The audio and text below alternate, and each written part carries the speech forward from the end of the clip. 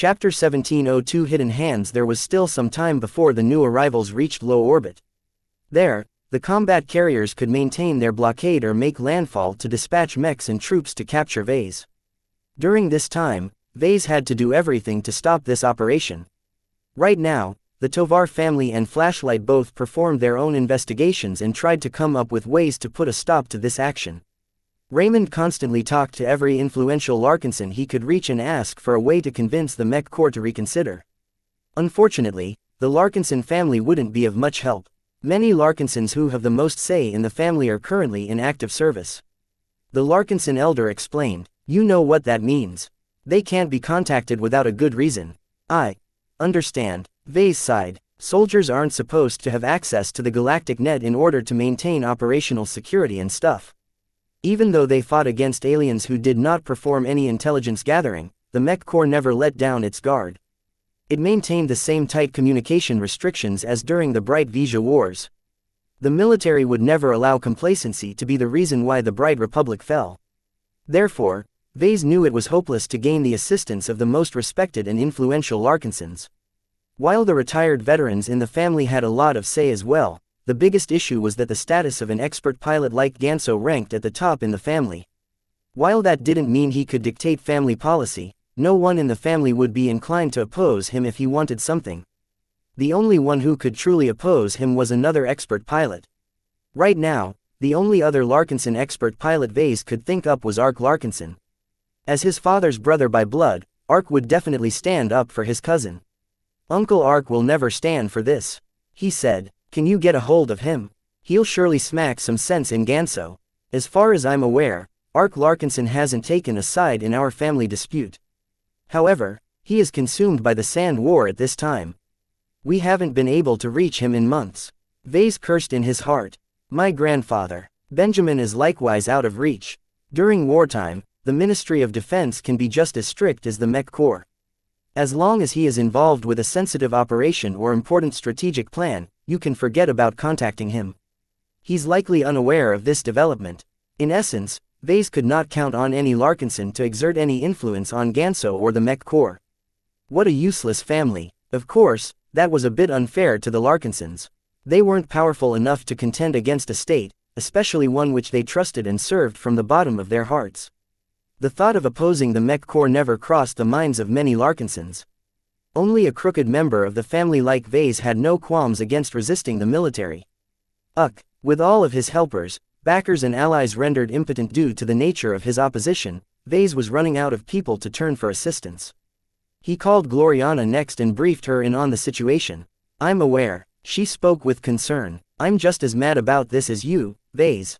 I won't let anyone take you away if I have anything to say about it. I'm doing everything I can to stop this travesty." Vase thought of the detachment of the Glory Battalion assigned to protect her during her stay in the Bright Republic. While they didn't number very much, each second-class mech was a force to be reckoned with. While a third-class expert mech still possessed some advantages, a Hexer mech company could easily suppress Ganso. "Can you move the Glory Battalion?" Her face suddenly turned glum. "I can't. I tried, but Melody and the Glory Battalion are abiding by my mother's orders before my own. Their only duty is to protect me. They won't lift a finger to help you.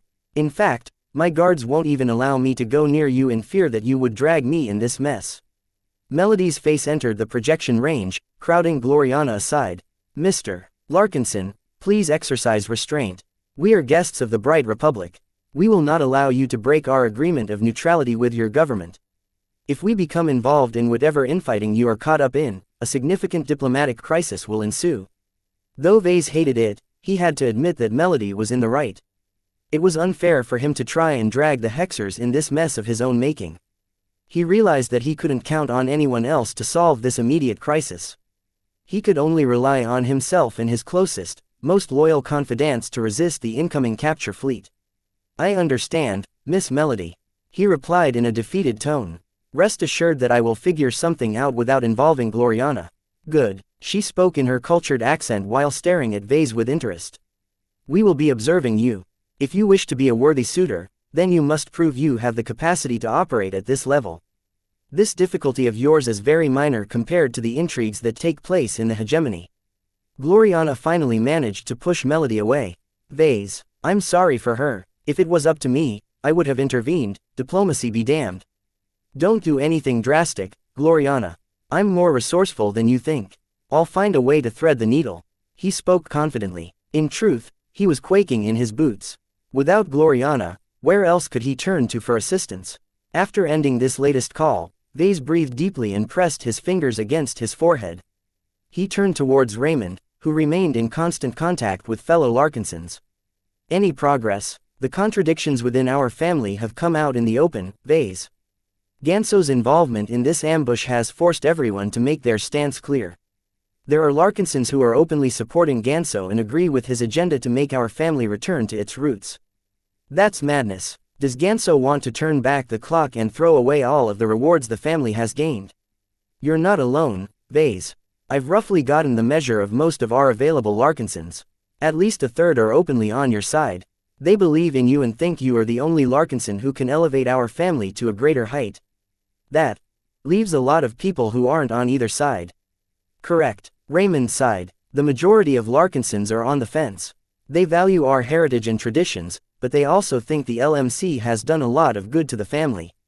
However, the main reason why they aren't taking any sides is because they don't believe this conflict is all that serious.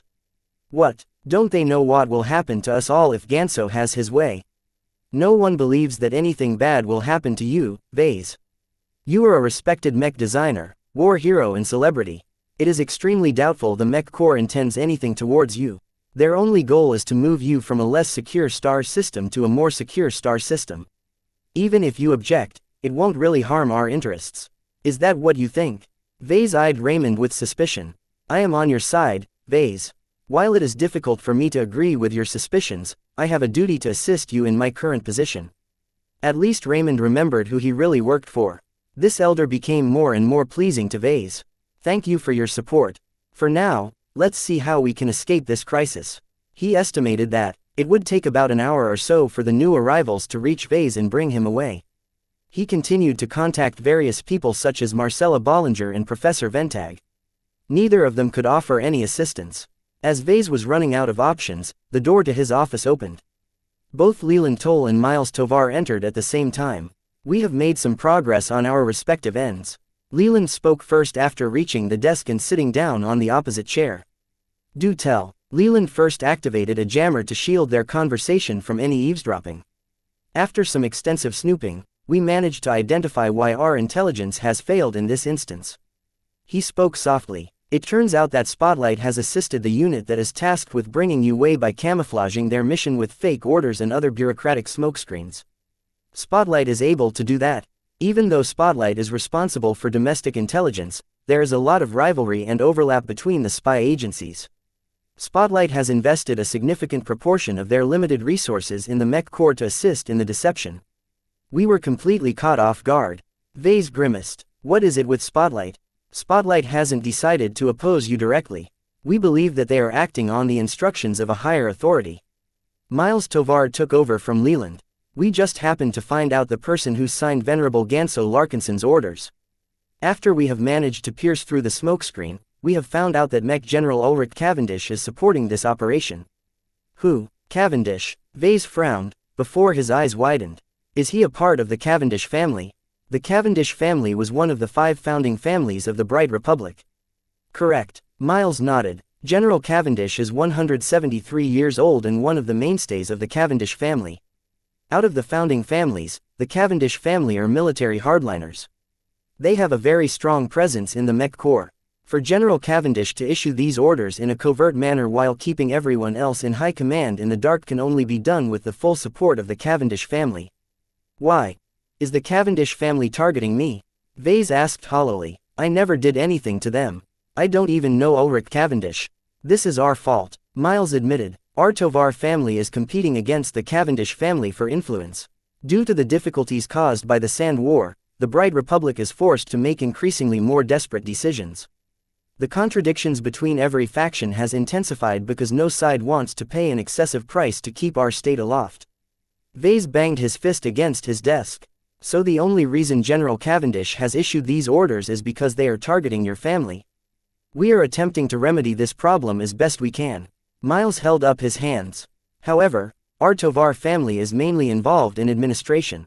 While our influence in the government is considerable, we don't have much say in the Mech Corps. Don't forget what time we are in right now. In times of war, the military has the most say. The Mech Corps is able to act with near impunity, especially when martial law has been declared throughout our entire state. Leland reminded Vase. Goddammit, it gets worse. Miles Tovar spoke. From what we have gathered, the Cavendish family hasn't acted alone in this. The hand of the Ramza family is also evident. While they are mostly engaged in commerce, they possess a decent influence in the government and the military. Let me guess, the Ramzas have a beef with you Tovars as well, right? The Tovar mech designer reluctantly nodded.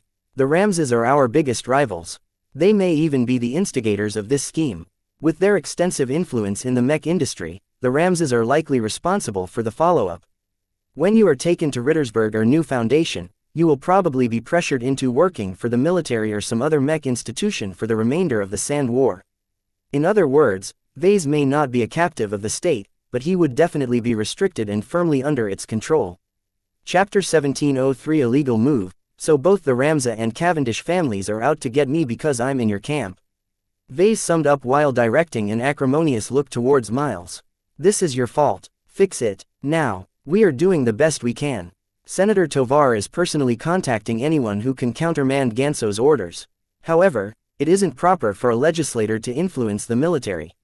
Not only do the Cavendishes have deep roots in the Mech Corps, there are only a few military officials outrank General Ulrich Cavendish. The wartime situation wasn't helping them either. The military possessed the most say right now. The civilian government could only cede ground in order to make sure the Mech Corps had what it needed to defend and save the Republic. Tell me what you can accomplish, then. Give us at least 3 to 4 hours. Miles spoke. Senator Tovar informed me that he needs at least this much time to access the right officials and countermand the orders.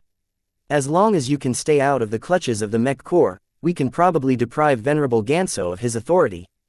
3 hours? This is way too long. Don't you see how close the combat carriers are? They can be on top of us in less than an hour. This is the best we can do, Mr. Larkinson. While Vase appreciated the help, it wasn't enough to bail him out. Should he play hide and seek or something in order to stall out his capture? With his stealth toys, this might actually be a viable plan. It was just that Vase was not very confident about it. His stealth and sensor shielding drained a lot of energy, so he could only hide himself from the Mech Corps for only so long. The main difficulty was that it was too late to go into hiding. The Mech nursery was isolated, but that also made any departure extremely obvious to enemy scans. Right now, Cloudy Curtain's ever-present cloud cover was very helpful in obscuring most orbital scans. That did not mean the military possessed no solutions, however. There were doubtlessly some assets in the vicinity that kept an eye on the Mech nursery. Perhaps Spotlight placed a lot of watchers in and outside of the company to stare at him specifically. When Vase shared this suspicion, Leland immediately concurred. This is likely the case. Spotlight and Searchlight has never given up on keeping you and the LMC under observation. Even if you've cleaned out their spies a few months ago, it isn't in their nature to give up after a single setback. Great, and I take it Flashlight can't help. We are all on the same side, Vase. We never act directly against each other. Is there anything Flashlight can do that's actually helpful? Our organization may be vast, but most of our resources and personnel are dispersed. Our headquarters might be able to make some small actions, but you are better off relying on the Tovars to solve your problems. I see, Vase flatly replied. Whether Leland lied to him or not, clearly Vase could not rely on Flashlight in this situation, which was a massive disappointment. Leland noticed Ves's disappointment. Please keep the precariousness of our situation in mind. 2 founding families have moved directly against an ally of another founding family. 2 spy agencies are directly entangled in this confrontation. A detachment of the Mech Corps is acting under secret orders that can't be countermanded on a whim. Different institutions and factions of the Bright Republic opposed each other at this time. It would be very bad if relations between each other deteriorated over this spat. Each side had to act with restraint and play by the rules in order to avoid any undesirable escalation. This was why no one ever seriously thought about opposing Venerable Ganso and his comrades with force. Yet what most people considered taboo, Vase thought differently. We need to buy time. He concluded after understanding the complete picture so far. I have only less than an hour of time to remain free. I might be able to extend this time if I go into hiding, but it's obvious our opponents have prepared for this operation for a while. He strongly suspected that the Ramsay and Cavendish families might have laid the groundwork for this operation a few months ago. These clever and well-prepared opponents probably took most of his possible actions into account. They likely had a countermeasure ready for any decision he might make. It was as if his opponents put him in checkmate before he even became aware that he was playing a game. Their plan was almost airtight. Just an expert pilot of the Mech Corps alone was enough to suppress every open opposition. Vase was not willing to accept defeat. There had to be a way to resolve this impossible situation. The only way for him to outfox his opponents was to flip the board or make an illegal move. Perhaps he wasn't strong enough to flip the board at his current state, but he happened to be an expert when it came to illegal moves. He first thought about messing with Ganso's spirituality. By himself or with the help of an F-stone, he could probably inflict considerable mental damage to his stuck-up cousin. Vase experimentally concentrated his mind and cast a piece of himself in the imaginary realm. He had a very strong impression of Ganso Larkinson, and the expert pilot also happened to be pretty close to him. It did not take much effort to find his spiritual presence in the imaginary realm. Unfortunately, Vase could immediately tell that attacking it was unlikely to succeed. The spiritual presence was not only active and in its most guarded state, but its strength and resilience was also far stronger than anything he had seen before. After exploring it from a distance, Vase understood why Ganso looked so spiritually unassailable. Ganso was interfacing with his expert mech. Vase had never succeeded in messing with a mech pilot's mind when they interfaced with a mech. The man-machine connection was so strong that Vase had a much easier time attacking expert pilots in isolation rather than affecting the combined strength of a regular mech pilot paired with a regular mech. If the regular man-machine connection was already that bad, then the bond between an expert pilot and an expert mech was far more formidable. Unless Ganso stepped out of his cockpit, Vase could forget about messing with his mind and spirituality. He pulled back his concentration and began to contemplate another solution. Is Ganso leading this operation? The commander of this unit is probably a confidant of General Cavendish. However, if you manage to affect the Venerable in some way, he might be able to hold back his comrades. This was what Vase wanted to hear. He hardly had any options left. The only one he could turn to was to make full use of his devil tongue.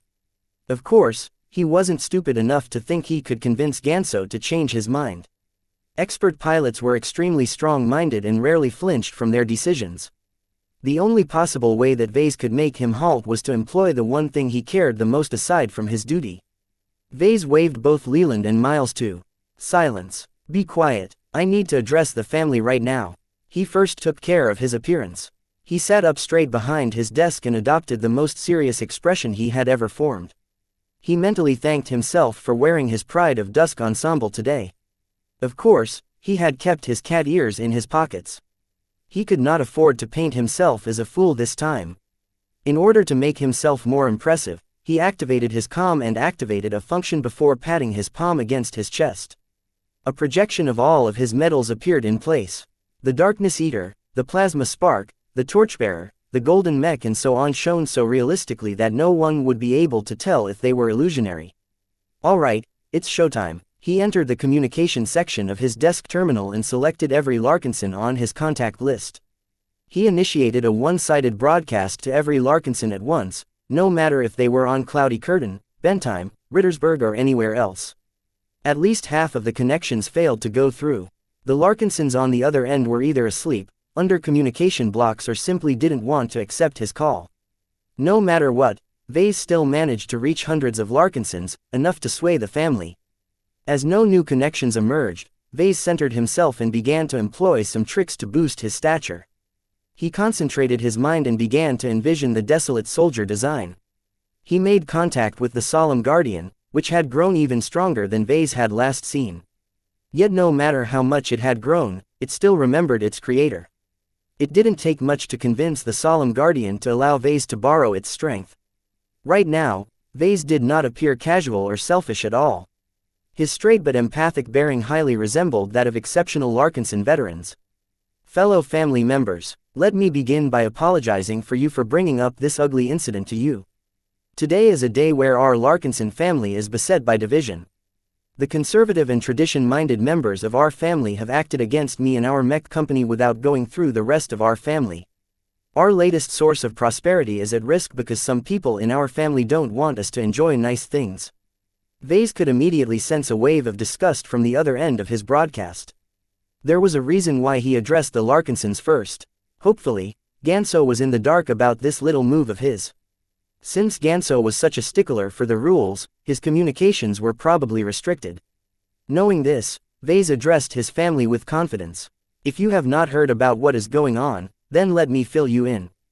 Two of the founding families, the Ramses and the Cavendishes, are conspiring to take down the LMC and remove me from my home in order to stop me from enriching and empowering the Larkinsons.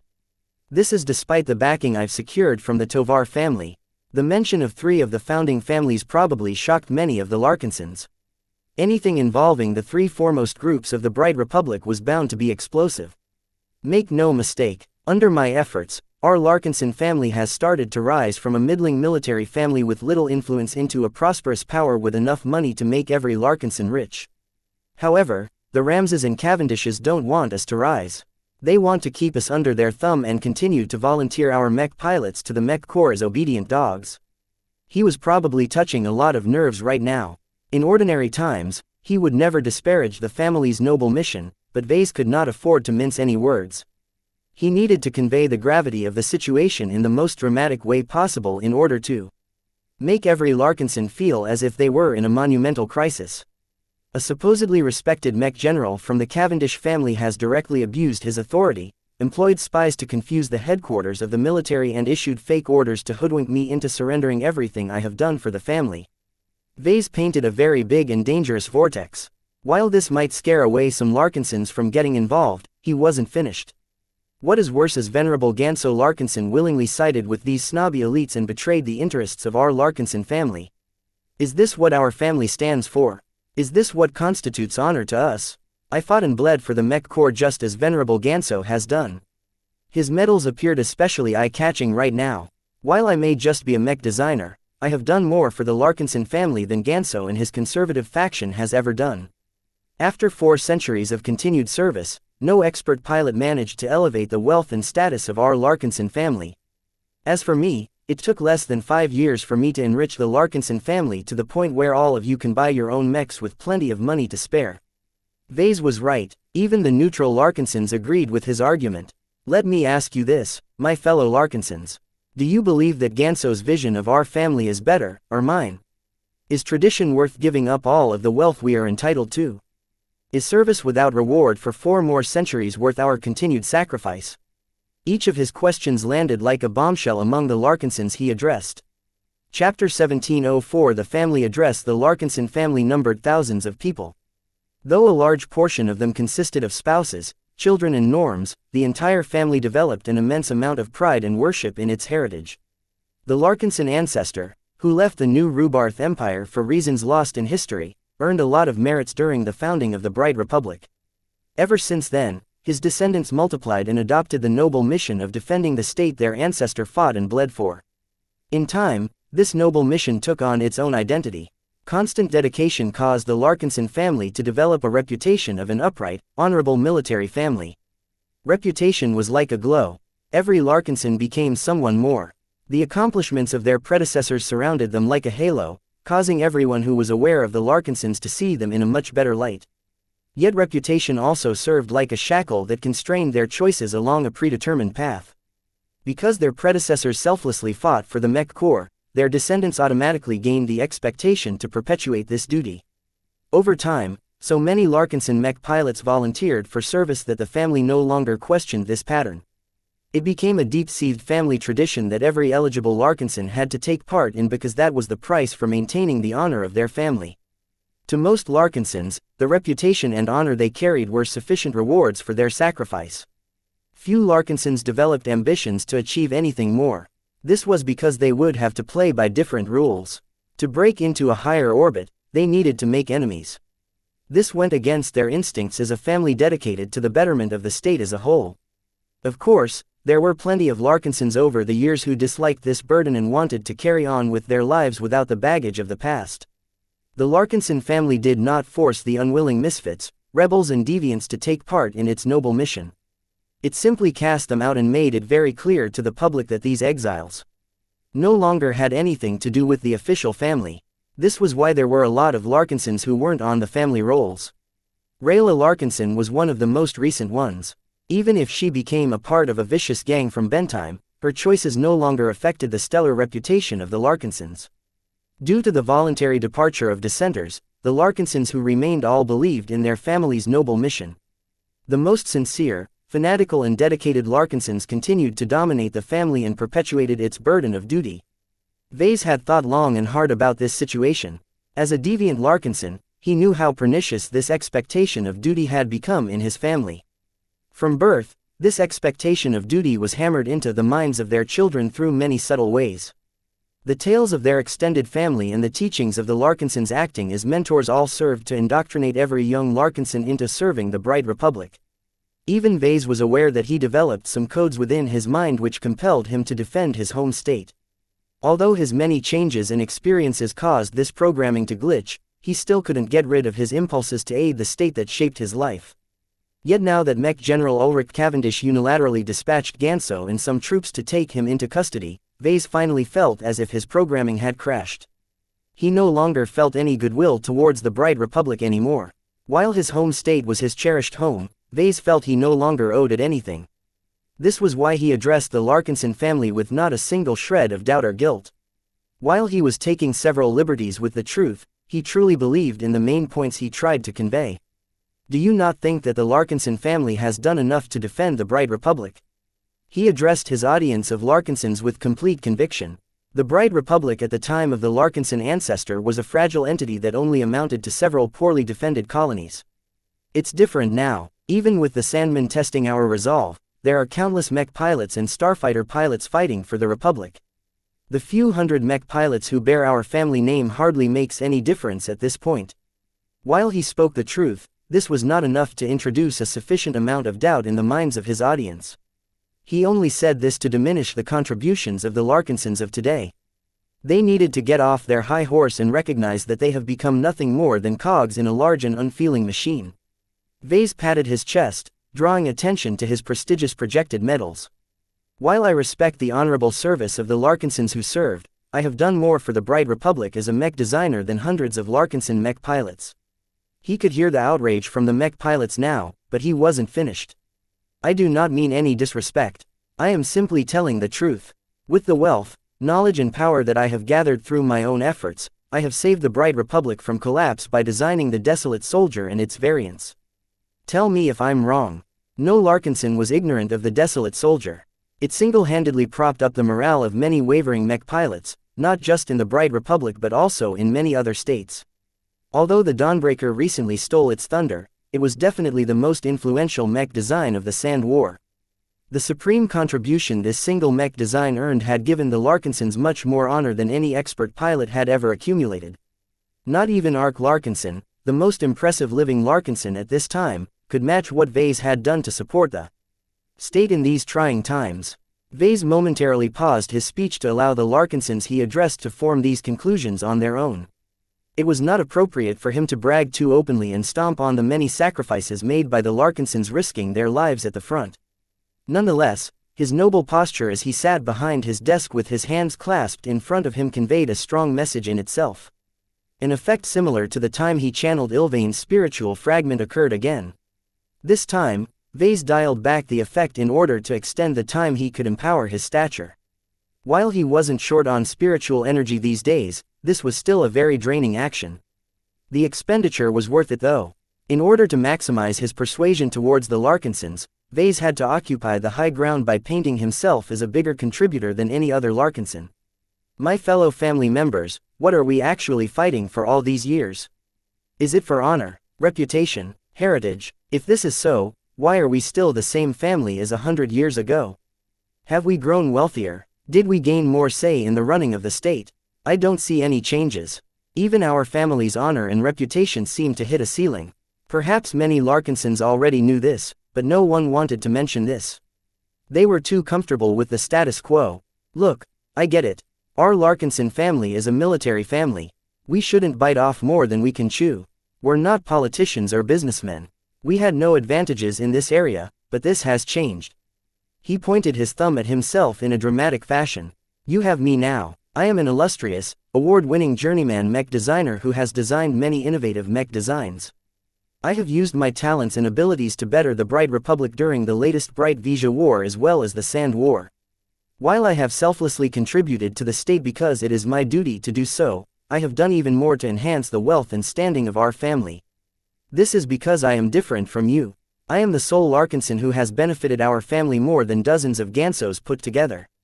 Vase grinned as he brought up his killer point. Yes, while Ganso Larkinson and his band of selfless Larkinsons have served the Mech Corps with distinction, how have they actually benefited our family? Merely maintaining our current level of honor and reputation is not enough. Have you never considered that while our Larkinsons are constantly dying and bleeding to fulfill our noble mission, the state has never really rewarded us in a substantial fashion? A silence stretched among all of the Larkinsons listening in on his address. Do you know what I think? He swept his arm in a half-circle. We have all become unwitting slaves for the state. If our Larkinson family truly received the remuneration we deserve from all of the sacrifices our predecessors have made, we should have been equal to the Cavendish family. Instead, this jealous founding family is deliberately trying to suppress me, the only Larkinson who can make our family rise to the top. What is worse is that venerable Ganso Larkinson has willingly become General Cavendish's tool. Attacking an expert pilot, especially a Larkinson expert pilot, was not something that anyone could do lightly within the family. Yet Vase boldly targeted the latest and most prominent expert pilot of the younger generation. The sheer daring of this action astounded even the most experienced Larkinson veterans. It is one thing if venerable Ganso is acting for the betterment of the Larkinson family. Yet how much has he contributed to our family compared to me? Why does he think his way of empowering the family is better than mine?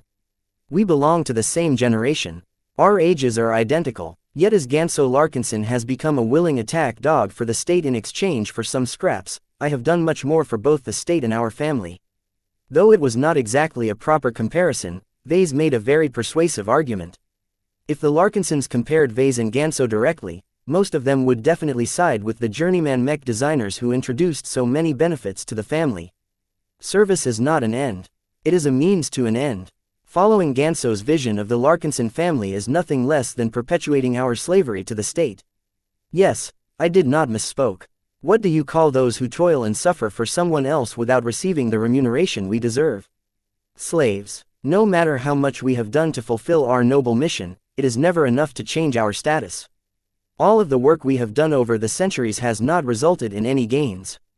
Do you think it's ridiculous to regard ourselves as slaves under these circumstances? He was sure that a lot of Larkinsons were thrown into doubt. Very likely, a lot of veterans were doing some soul-searching right now. What had their suffering and sacrifice accomplished? Vase figured it was ready to unveil his main goal. He calmed down and tried to look as authoritative as possible. In my opinion, we have sacrificed enough. We do not need to perpetuate our noble mission any longer. Whatever debt we owe to the Bright Republic has long been repaid. If you don't think that is enough, then add my contributions on top of that. I have saved our state from imminent defeat with my desolate soldier mech, and I will save it yet again with my upcoming mech design. He boldly cast his arm towards his audience. Allow me to free you. Allow me to release you from your burden of duty. As long as you appoint me as the patriarch of the family and invest me with power, I promise to improve your fortunes and lead you all to prosperity. This change is long overdue. If you believe our family deserves better, then do not follow Ganso's hopeless trajectory. Instead, believe in me and my ability to elevate our family. Every Larkinson became stunned yet again. Vase wanted to become the sole leader of the family, depriving the expert pilots and the steering committee of their say. The Larkinson family never concentrated power in a single person in its entire history. However, at this time, the broadcast suddenly took a different turn. "VES Larkins on." Ganso's angry voice interjected. "Do not spout your poisonous lies. You have no right to lecture our family." Before Vase could utter a reply, his broadcast suddenly shut off. The Mech Corps forcibly interrupted and blocked his transmission. Chapter 1705. Bound by tradition. Vase stared at his empty desk terminal in astonishment. He knew that what he was doing would not escape the Mech Corps spotlight. Eventually, they would find out about his attempt to address the Larkinson family. Even though it wasn't very obvious how he could extricate himself from this current situation, it was bound to be bad for the people targeting him. Overriding the broadcast through the back doors in the planetary communication network was trivially easy to his enemies. Unfortunately for them, Vase already anticipated this problem. A vicious grin appeared on his face as he made a small internal call. At the very least, the internal network of the LMC was fully intact. Few spies or saboteurs were in place that could mess with this network because Vase had already cleaned most of them out during the mass firing spree a few months ago. Mr. Larkinson, Crinden greeted, please assist me in maintaining my upcoming transmission. The forces targeting me have shut me out of the network, but we both know that's not enough. I will do my best to monitor our network for any attacks. After he finished notifying Crinden, he turned to Lucky. Meow, you know what to do. Let me use your CFA protocols to override the overrides of the Mech core. Hey, do they really think they control their own networks? No backdoor under their control can trump that of the Big Two. Ever since Lucky gobbled up his CFA officer comm, he somehow inherited some of its functions. What was even better was that Lucky possessed the most up-to-date protocols, which was fully usable on any modern communication equipment, especially the quantum entanglement nodes regulated by the COM consortium. He had already taken advantage of the CFA's backdoors before, and knew how pivotal it could be. Vase always refrained from using it again. He treated it as a trump card that should only be employed when he had no other choice, just like the Amastendira. Vase was afraid that the CFA would get wind of his use of this backdoor. He was very certain that its uses had been logged in some CFA database. However, the CFA performed countless actions every day. As long as Vase wasn't too blatant about his misuse of their protocols, he could probably avoid triggering some alarms. After issuing some instructions to Lucky, his desk terminal lit up again. The interrupted broadcast suddenly resumed as if it only experienced a momentary glitch. This time, his broadcast directed off-planet routed through the Barracuda's quantum entanglement node. Since his ship was fully under his control, there was no way his opponents could block his broadcast. Different from last time, the projection of Ganso Larkinson in his cockpit appeared at the side. Obviously, Ganso hijacked the broadcast in an attempt to undo the damage that Vase had done. Are you surprised, Venerable Ganso? Vase spoke lightly. He had already wiped the unsightly grin off his face in order to leave a better impression on his audience. If I was an ordinary person, you would have gotten away with your attempt to silence me. Don't you think it's rude to cut me off so you can hoodwink our family with your misguided beliefs? Anger and resentment simmered in Ganso. Since he was an expert pilot, he always exposed his emotions. It was too easy for Vase to manipulate his opposing cousin's emotions. In contrast, Vase maintained a calm facade that exuded dignity, superiority and confidence. His connection with Solemn Guardian constantly made him come across as righteous. If Ganso was aware of how bad he looked, he didn't show it. Expert pilots possessed too much confidence in themselves to engage in deception or duplicity unless their force of will was crooked from the start. As a tradition-bound Larkinson, it was impossible for Ganso to center his will around deception. His will exuded strength and aggression that was somewhat similar to that of Venerable Foster's will. This only gave Vase more confidence in this confrontation. He knew how expert pilots like Venerable Foster worked. Dealing with the known was far better than dealing with the unknown. You are blowing this situation way out of proportion, Vase. Ganso hissed. I am acting under legal and valid orders to escort you to a safer location. In no way is there a conspiracy at foot that seeks to silence or imprison you. The higher-ups merely want to keep you safe so that you can keep contributing to the war effort in complete safety. Vase shook his head. What an awful lie. You are tarnishing the dignity of expert pilots by parroting the excuses of a political enemy of ours. First, those orders you are acting upon represent the will of a single general instead of high command. Just because General Cavendish managed to confuse the headquarters of the Mech Corps doesn't mean his orders are right. As long as the other generals have their say, I am confident that your orders will be rescinded. If that is the case, you have nothing to fear. You have no right to resist authority. You should just allow us to do our jobs and wait for a resolution. Ganso huffed. Instead of doing that, you would rather resist the state. Not only do you refuse to surrender to authority, you are also trying to drag in innocent Larkinsons who have nothing to do with your misgivings towards the Republic. Vase wanted to laugh. Did you not hear what I said earlier? I admit that I have misgivings towards at least some of the factions that are in power. I also admit that I want to involve every Larkinson. Is that wrong? I am merely doing what you have never done, which is stand up against the Republic's exploitation of our family. I think we deserve better than being treated as slaves. All that is wrong right now is that you have decided to stand in the way to perpetuate our thankless service. Thankless? Absurd. We are a family of soldiers. Helping the bright Republic exist and prosper by fighting its enemies should be enough of a reward. You say that we have never been properly remunerated for our services, but that is completely wrong. The personal glory that our mech pilots have earned is enough to give them opportunities after they have done their duty. Do you think your own grandfather Benjamin could have become an influential advisor at the Ministry of Defense if he was a nobody? We Larkinsons are better off than 99% of Brighters. More and more Larkinsons heard about what was going on and started to tune into the family broadcast.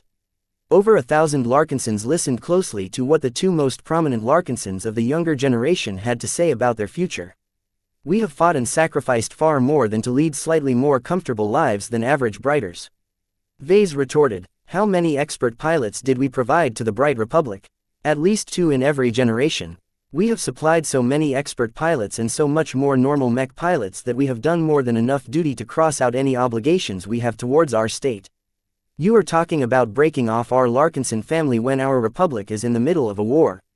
I can think of nothing more disgraceful than to cease supporting those in need when they need it the most. We are serving the Bright Republic in order to protect its citizens, not its higher-ups. You have forgotten what it means to serve. Our duty is not to the powers of the state, but the people who depend on its institutions. As I have already stated, I do not mean to pull our support for the Bright Republic during this war. I have already done more than enough to prop them up, and I will surely be able to do it again in the coming weeks as long as I stay free and in control of my work. What you are trying to do is nothing less than sabotaging the introduction of my latest mech design, one that is definitely more decisive and impactful than my desolate soldiers. Are you talking about that marksman mech your company has tested in orbit? That machine is too ordinary to be able to swing the war. Ganso sneered. Vase found it interesting that Ganso was aware of his deliverer. Obviously, the information he received wasn't very complete. Either that or he simply didn't believe in the more outlandish claims surrounding the deliverer. Venerable Ganso, I have already done the impossible once by releasing the desolate soldier. I am definitely capable of doing it again. My upcoming mech design will single-handedly save the Bright Republic. You can bet on that. Whatever the case, you can save the Republic when you are safe in Rittersburg. Again with the kidnapping. Why are you so eager to take me away? Don't think I am ignorant of what will happen once I fall into your hands. Your combat carriers will quickly shut off all communications in the name of operational security and travel straight to Rittersburg without any interruption. By the time you've arrived, it's too late for you to receive the revised instructions that countermand General Cavendish orders. Do you think we are bandits, Vase? I am a soldier. Even if I think you are a cancer to the Larkinson family, I am committed to following the rules and regulations of the Mech Corps. I can hardly believe you served in the Mech Corps as well if you think our men and women are allowed to pursue our personal interests over the military's interests. It doesn't surprise me that you are willing to upend centuries of tradition and seize absolute power over our family. Only a selfish, greedy and immoral individual will do something like that. You are not a true Larkinson. If being a true Larkinson means becoming a selfless drone who automatically enlists in the Mech Corps because that is what tradition is compelling them, then I would rather be different. Your vision of the family is absolutely thankless and will never benefit the family in any way. In order to change our direction, it is better to allow someone with the courage to buck the old ways to be in charge. What you plan to do is no less than usurping power in order to corrupt our family. Our heritage built over 4 centuries of sacrifice will be tainted in your hands. All of the honor and reputation that we have painstakingly built through continued service will become a thing of the past. All future Larkinsons will lose what their predecessors have fought so hard to secure for their offspring. Is it wrong to be a little selfish? If you had your way, our Larkinsons would continue to be selfless to the point of paying everything we have. I don't think this is the right way for our family anymore. What you are trying to do is nothing less than to destroy our family and replace it with a different one that is unworthy of the Larkinson name. Vase dramatically released a sigh. We can argue this over and over, Ganso, but you're only stalling for time so that your combat carrier can get close enough to kidnap me in order to suppress your own family. I won't let you have your way. Instead, I propose we allow our family members to decide who is right. We are not in a steering committee meeting right now. You have no right to call a vote. Unlike you, I value our family members over our harmful traditions. Let them have a voice. To any Larkinson who is listening in on us, please issue your votes in the upcoming prompt. Do you believe the Larkinson family should continue to bow its head in service to the Mech Corps in perpetuity, or do you believe we can rise to greatness with the help of the prosperity that I am providing to you all? Vote for what is best for the family, not for a state that we don't owe anything anymore. Ganso looked livid. VES. Don't you dare do this. Your actions are too divisive. You'll tear our Larkinson family apart. After Vase inputted some commands on his terminal, every Larkinson tuning into the broadcast was presented with a choice. Would they agree to stick to tradition? Were they willing to allow Vase to take charge and lead their family in a new direction? This choice directly put the Larkinson family at a crossroads. Chapter 1706A Pivotal Choice. Expert pilots were amazing individuals. They possessed strength beyond the reach of average humans, especially when paired with expert mechs. They were a force to be reckoned with on the battlefield and could single-handedly turn a large battle around by their deterrence factor alone.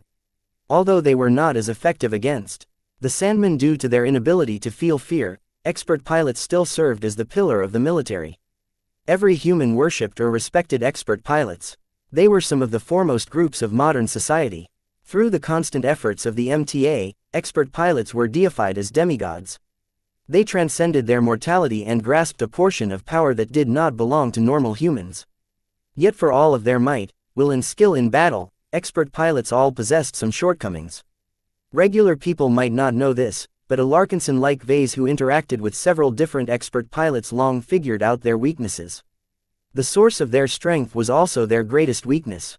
Every expert pilot developed an obsession or pursued an ideal to the extreme. This was a consequence to developing a force of will.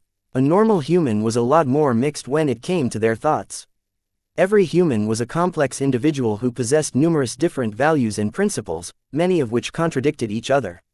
While this sounded messy and flawed, this was exactly why humanity managed to rise through various difficulties. By acting duplicity and deceptively, they managed to fool many stronger alien empires. If every human was truthful, they wouldn't be human anymore. A human society that adopted the same strong principles as expert pilots would be one which wouldn't be able to hide anything and could only fight its opponents honestly. This was a very bad thing to Vase because humanity only came out on top by playing dirty. Of course, this was his analysis on the official history of the rise of the human race during the Age of Space and Age of Conquest. Vase was not entirely sure how much of a role the Five Scrolls Compact played in humanity's rise and how much it affected his narrative. In any case, expert pilots all lost a part of humanity when they broke through the extraordinary threshold. It kind of made Vase feel relieved that his life did not follow this trajectory. Who knew what kind of simpleton he might become if he became a mech pilot and advanced to expert pilot on account of his strong spirituality. As an expert pilot, his mind and spirituality developed in a completely different direction. Whereas high-ranking pilots seemed to pursue strength through purity, high-ranking mech designers opted to pursue strength through complexity. These directions were very suited for their chosen professions. Expert pilots did not need to think too much or develop their intelligence. Instead, they needed to harness their minds and spirits to handle the enormous load of interfacing with their powerful mechs. In contrast, high-ranking mech designers had no need to go through such a burden. They had to master the sciences and polish their design ability in order to create new mech designs. To give them an edge in this aspect, they focused on developing new innovations that developed as a result of combining knowledge, inspiration, their own traits and some spiritual sauce. As a result, high-ranking mech designers were much more capable of navigating the commercial sector and upper society than high-ranking mech pilots. The latter was just too unsuited to play politics. Right now, Vase engineered a verbal confrontation against Venerable Ganso. Once Ganso fell into his trap, he soon managed to turn their semi-public argument into a political contest by letting their audience decide who was right. Vase refrained from grinning or showing any undue pleasure while he waited for the Larkinsons to issue their votes. Throughout the entire debate, Vase had continued to do his best to cast himself in the best light. Meanwhile, he threw as much shade as possible at his opponent, not even caring if he lied or exaggerated some of his accusations. Though Ganso did a reasonable job at parrying the attacks, his nature as an expert pilot did not exactly make himself look good. He was extremely honest in showing his contempt and disdain, which worsened the impression he made. While this wouldn't do much damage to expert pilots considering they enjoyed a very high regard, Ganso hadn't refuted every argument either. At the very least, the unwitting expert pilot was more concerned about his mission than winning a popularity contest. In his opinion, as long as Vase was taken away, his influence in the family would eventually collapse, or at least diminish to the point where Ganso could regain the upper hand. How could he possibly guess that Vase outright ignored the rule that he could propose drastic changes when the steering committee convened? Vase did not wait for such a useless, tradition-heavy meeting. He also didn't limit the vote to the elders of the Larkinson family, and neither did he wait for the Larkinsons on active duty to come back from their deployments. Instead, he gave each and every available Larkinson a choice to decide their own future. He even offered this choice to the minors of the family. He made these choices deliberately to maximize his share of the votes. It was no secret that most of the Larkinsons who sided with Ganso and valued their duty were serving in the Mech Corps. The old and retired veterans who felt they still needed to offer their services to the Bright Republic due to the outbreak of the Sand War had left as well. This meant that most of those who remained behind consisted of Larkinsons who were much more inclined to take his side. Each of them would probably agree that the Larkinsons deserved more, and that prioritizing duty to the state above everything else was not worth all of their sacrifice. While the decision to give the minors a chance to vote was not entirely proper, Vase doubted that anyone cared at the moment. While the older generation were more set in their ways, the younger generation had adapted to the recent changes in the family the fastest. While many young Larkinsons still dreamt of serving in the Mech Corps, even more were lured by the promises of working for Vase. Though Ganso sputtered with outrage, Vase continued to sit while projecting confidence as he waited for the Larkinsons to make their choices known. After several minutes, most Larkinsons who wanted to make their choices known had issued their votes. "All right," Vase spoke. "Every available Larkinson has spoken. Let me announce the results." Ganso narrowed his eyes as he couldn't help but be curious how many Larkinsons took his side. "I will only be mentioning the Larkinsons who took part in this vote today. 39% of you have abstained. No one from this group has offered any support to Venerable Ganso or myself. That's all right. I understand if you don't really have a preference or simply wish to avoid taking sides. Those who wanted to abstain simply didn't vote at all. Perhaps if Vase was more scrupulous, he would offer the choice of abstaining as a third voting option. The reason why he left that out was because he feared the abstainers would amount to 80% of the Larkinsons.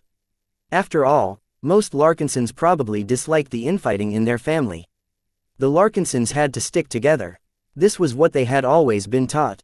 Strong disagreements were never allowed to fester to the point where they produced a schism. Of course, Vase stomped on this rule like many other rules formed by his family. No one aside from Ganso were there to rebuke his decisions at the moment, so he was free to trample on tradition whenever he liked. 46% of the family has voted in favor of letting me assume command of the Larkinson family. Vase cracked a modest smile this time. Each of you believe in my vision for our family, and for that I thank you all for your vote of confidence. Hey, this vote is farce. It's not representative of the family at all. Only our wisest, oldest and most honorable Larkinsons should be making these decisions. Ganso objected. Even if I let this go, you should at least include every Larkinson instead of excluding those like Colonel Ark Larkinson who is busy saving us against the Sandmen. Though Ganso had a point, Vase outright ignored his protests, thereby diminishing their weight. The remaining 15% of you have chosen to side with Ganso, who wishes to perpetuate our current traditions. I think it is clear who has won this vote. Instead of shouting at him again, Ganso suddenly retracted his outrage and looked at Vase with an anticipating grin. Do you believe you've won, Vase? This vote of yours has no basis in our family's rules. As far as I am concerned, the Larkinson family is still the same. Just wait for my arrival to your little headquarters, Vase. I will be arriving soon to escort you to safety. As for our family, we should do everything properly and make a decision by convening the steering committee after the Sandman invasion has passed. Perhaps knowing that Ganso would not be able to accomplish anything, he cut the connection, leaving Vase to face the Larkinsons alone. While it appeared that Vase had gained an absolute advantage over Ganso as a result, he knew that his victory would only be empty as long as Ganso succeeded in taking him away. Right now, Vase had to return to his primary goal and convert the gains he made into a way to extricate himself from this crisis. To do that, he needed to make use of his newly gained authority and appeal to the Larkinsons once again. My fellow Larkinsons, you have heard Venerable Ganso. His dislike towards me is evident. He hates me because I want to change the Larkinson family for the better. While I do admit that this vote is not fully representative, I have won a majority of your support. Whether the Larkinson family would truly acknowledge his victory remained to be seen. However, it was difficult for other Larkinsons to band together and argue against his decisions at the moment. This gave Vase the opportunity to make use of the halo he gained from winning the vote. I hope that those of you who disagreed or abstained will respect the opinions of the majority of our family. As your temporarily appointed leader, let me begin with a request. Those like Ganso and the paltry 15% of our family do not wish to see me follow through with my promises. They wish to deprive you all of the wealth and fortune that only my Mech company and I can provide. He clasped his hand and tried to look a little desperate. Let us stop Ganso by showing how much we disapprove of him by standing in his way. To any Larkinson on Cloudy Curtain who is serving with the Avatars or Sentinels, please lend me your support today. I am granting every Larkinson permission to board any Mech they like and deploy in front of my headquarters. He could sense the shock from his audience.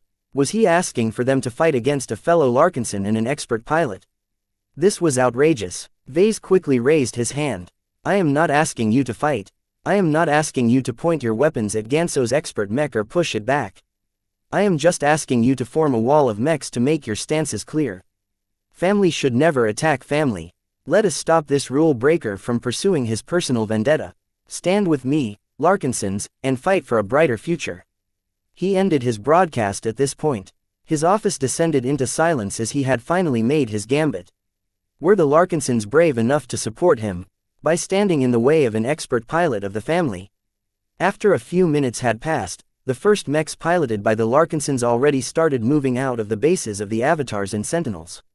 Vase inadvertently smiled as the Larkinsons started to show their support. Chapter 1707 Taking Sides. Hundreds of Larkinsons lived on Cloudy Curtain. Many of them left the Larkinson estate on Rittersburg in order to take part in the new and promising ventures of Vase and LMC. Most of them were at least partially inclined towards Vase and his bold new vision for their family. Even so, most Larkinsons disliked turning against their own family members. The Larkinson family had never been good at politics and infighting. They never raised their children to scheme and to turn against each other to gain an advantage. To be honest, they abhorred such conduct. They much preferred the entire family to get along with each other. Open conflict between family was very taboo because it disrupted the camaraderie between every member of the family. This was also why the steering committee convened behind closed doors. Not even the Larkinson family could escape division. The best way to control it was by allowing the most influential members of the family to hash out their differences of opinions in a formal gathering. This was a tradition formed in the early days of the formation of the Larkinson family. Now, Vase outright ignored this tradition and deliberately aired his conflict in full view of every available Larkinson. None of the Larkinsons had ever encountered a situation like this. Even though disagreements between Larkinsons were common, no family member ever dared to do anything in public for fear of disrupting the harmony among their own kind. Most Larkinsons, even the oldest veterans who had survived multiple wars, reacted to this explosive incident with horror and confusion. What is this kid Ganso doing? Family never goes after family. How can little Vase be so outrageous to trample on every rule that has allowed our family to remain strong? I don't want to see our family getting torn apart by these two knuckleheads. Can anyone contact Ark? He should be able to sort this crisis out. I've already asked my contacts, but to no avail. It seems that Ark in the 1st Havensworth Division is currently locked in a battle against a large Sandman fleet. There is absolutely no way the Mech Corps will allow us to disturb his mood as he is leading his troops in battle. This was an extremely unfortunate coincidence. Ark Larkinson was not only a strong and respected expert pilot, but also a Mech colonel who possessed a strong foundation in the Havensworth Mech Army. It was not very rare for expert pilots to become qualified Mech officers able to command a Mech company or two, but very few of them became senior officers due to various reasons. First, expert pilots were generally disinclined to meddle too much in the affairs of mortals. Most of them pursued greater strength and considered the heavy responsibilities of a senior officer to be a detriment to their growth. Second, Anyone who wanted to surpass the rank mech captain needed a certain degree of political skills or at least learned how to curry favor. The reason why Venerable Ark Larkinson managed to climb up the ranks was because he was very charismatic. While most expert pilots were rather difficult to get close to, Ark Larkinson maintained both a friendly and dignified demeanor, which turned him into a very good leader. Ark Larkinson became known as an expert pilot who was impeccably upright and moral. At the same time, he was also compassionate and inspirational. By relying on these strengths, Ark easily became a mech colonel some years ago, but stalled ever since then. It was far more complicated to become a mech general. Even so, Ark's ability to become a high-ranking officer brilliantly proved his ability to work with people. If Ark was reachable, he would definitely be able to mediate this disastrous conflict between Vase and Ganso. The absence or inability to contact any Larkinson who could de-escalate the situation forced every Larkinson to take a stance. At this time, everyone who watched the broadcast and heard Ves's appeal began to make their own decisions. Very few Larkinsons sided with Ganso. This was not only because the most duty-minded Larkinsons were currently in the Mech Corps and therefore difficult to reach, but also because the young expert pilot did not appear very likable. His abrasive attitude and his insistence on following unpalatable orders did not paint him in a good light. Many retired Larkinson mech pilots ordinarily held much respect for the Mech Corps they served for many years. Yet they were not blind to the factionalism within the military. The Larkinsons were never taught to navigate the political currents within the Mech Corps, so they ordinarily avoided them altogether. When Vase accused Venerable Ganso Larkinson of acting as the lapdog of Mech General Ulrich Cavendish, a lot of veterans unconsciously expressed disgust. While it was not a problem in itself to obey a superior who belonged to a faction, it was a different matter if the orders aimed at their own family. Whether Vase was truthful or not, Ganso never refuted this accusation, which likely signified that it was true. Therefore, despite the feelings of the Larkinsons towards the Mech Corps, they did not associate Ganso's conduct with the service as a whole. Instead, they recognized that Ganso improperly involved himself in some kind of private scheme. This has led to the indignation of many Larkinsons who would have otherwise remained neutral. I don't really agree with how Vase is handling things, but at least his heart is in the right place. Someone like him is worth protecting. While Vesey here has broken a ton of rules, at least he believes he is doing what is best for our family. On the other hand, Ganso has shown that he is willing to follow orders and adhere to rules no matter what harm they do to our Larkinson family. If I had to choose between the two, I would go for the one who actually cares a damn about our lives. The galaxy is inherently chaotic, and no rule lasts forever. Most of these crotchety Larkinson veterans were still able to interface with a mech, though only barely. Their bodies and their brains deteriorated significantly due to aging, causing them to be less responsive and less able to handle the flow of data from a mech. However, this was still enough to activate a mech and move it to the headquarters of the LMC. A lot of retired Larkinsons moved into action. Those who were enjoying their retirement at the Cloud Estate entered into some of the mechs bequeathed by the patrolling Sentinels. Those who were teaching at the Larkinson Basic Academy at Freslin hopped into mechs as well and headed to the mech nursery as fast as possible. Though Vase hadn't explicitly appealed to the Larkinsons outside of the Avatars and Sentinels, they nonetheless offered their support on their own accord. This was because they wanted to do what was best for the family, and believed that they could do so by showing up and stopping Ganso from doing anything outrageous. Though these old and wise Larkinsons were aware that they would be opposing the Mech Corps if they did so, right now the family mattered more. Of course, this also led to a lot of inner turmoil among these older Larkinsons. Director Clinton Larkinson, who led Ves's charity, was one of these conflicted veterans. "I never thought I would be stepping into a cockpit again, let alone stand in the way of the service," he muttered with turbid eyes. The old Blackbeak he borrowed from the Sentinels had been stashed for many months as its assigned pilot shifted to a desolate soldier. The night mech only received a minimal amount of servicing during this time, making the mech a bit difficult to move. It didn't help that Clinton was actually a disabled mech pilot. The damage he incurred in a past war had crippled his ability to pilot mech. Such damage was actually fairly common among veterans. In truth, the damage to a mech pilot's ability to pilot a mech varied a lot. Clinton happened to have suffered enough damage to reduce his battle effectiveness but not enough to prevent him from moving a mech entirely. As it was, he could only slowly move his Blackbeak around, and had to take careful steps in order to avoid tripping his machine or crashing against other objects. There was no way he could fight an expert mech in his state. This was not the point. Clinton simply wanted to show his attitude and hope that Ganso would refrain from doing anything worse. I only have to show up. This fight can't go on any further. He believed. Naturally, aside from these veterans who wanted to show their stance, stop Ganso from doing anything radical or support Vase in leading the family to greatness, a lot of younger Larkinsons made their decisions as well. Unlike the older generation of mech pilots who mostly experienced a lot of wind and rain, these inexperienced Larkinsons were much more straightforward. The Mech Corps should not be our only destination. Vase is right, we don't owe the state anything. I think we can go much further in our careers if we stick with Vase.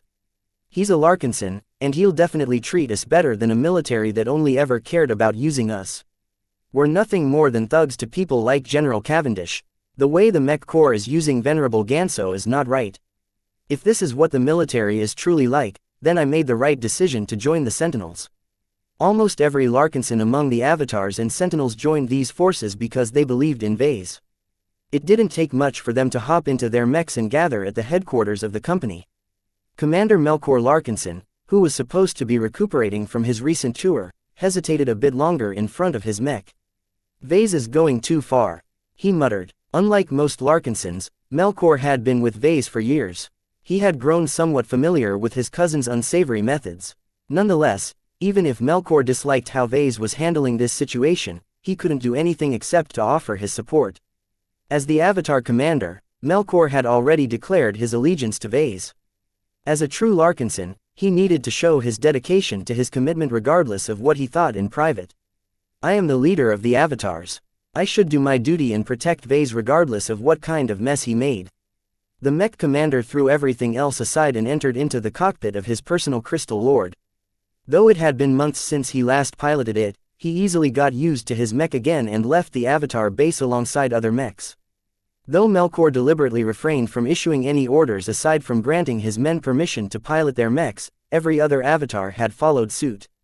The battle-hardened survivors who served alongside Melkor had entered their mechs and moved out even earlier than Melkor. With the example of these loyal mech pilots, every other Avatar followed their example. Only a small portion of them consisted of Larkinsons. Even if these Avatars possessed no ties to the Larkinson family, they still remembered their obligations to Vase. The Avatars existed solely to protect their only employer, and to stand at the times at this difficult time was doubtlessly the wrong thing to do. Even though many of them did not possess any confidence in stopping an expert pilot, they still needed to do their duty. Perhaps the only notable mech pilot that remained behind was Silent William. He wasn't an Avatar or a Larkinson, so he wasn't obliged to meddle in this situation at all. The mute mech pilot simply leaned against the wall of a mech workshop and looked out in the distance. The departing mechs made for an awe-inspiring sight. The support personnel all stepped out and watched them leave. Chapter 1708 True Support. Those who supported Vase or wanted to use this opportunity to cool everyone's tempers all brought their mechs to the headquarters of the LMC. Almost 80 mechs showed up in the following half hour. In the meantime, a single combat carrier of the Mech Corps descended from orbit. It did not take much guessing that this vessel carried Ganso Larkinson and his expert mech. The vessel made a straight trajectory towards Freslin without obscuring it at all. This was because the Mech Corps did not need to resort to caution within the territory controlled by the Bright Republic. Cloudy Curtain was still firmly in the hands of the state. No power residing on this planet should ever have the guts to oppose the military. Yet Vase managed to accomplish something many Brighters considered impossible. He managed to persuade many Larkinsons in siding against the Mech Corps and one of their own family. The local journalists smelled a scoop, and they eagerly flocked to the Mech nursery in order to document this exceptional event. The Larkinsons have gone crazy. We have to let everyone else witness this historic clash. Expert pilot versus journeyman mech designer. Which Larkinson is the prodigal son? Find out today. Unfortunately, with martial law in place, few of them managed to sneak out, and none of them could circumvent the lockdown of the local communications network. Only a handful of resourceful reporters managed to solve these problems. Once they arrived at the Mech nursery, the guards did not hinder their entry after searching them thoroughly. Vase had already issued a command to the gate guards to let every journalist inside. In addition, he also opened the Barracuda's quantum entanglement node to their equipment, allowing them to stream their footage live onto the galactic net. Of course, with the Sand War raging hotter than ever, not a lot of people paid attention to this event at first. Vase stepped away from his desk and moved over to the high windows to view the mechs that moved to him in support.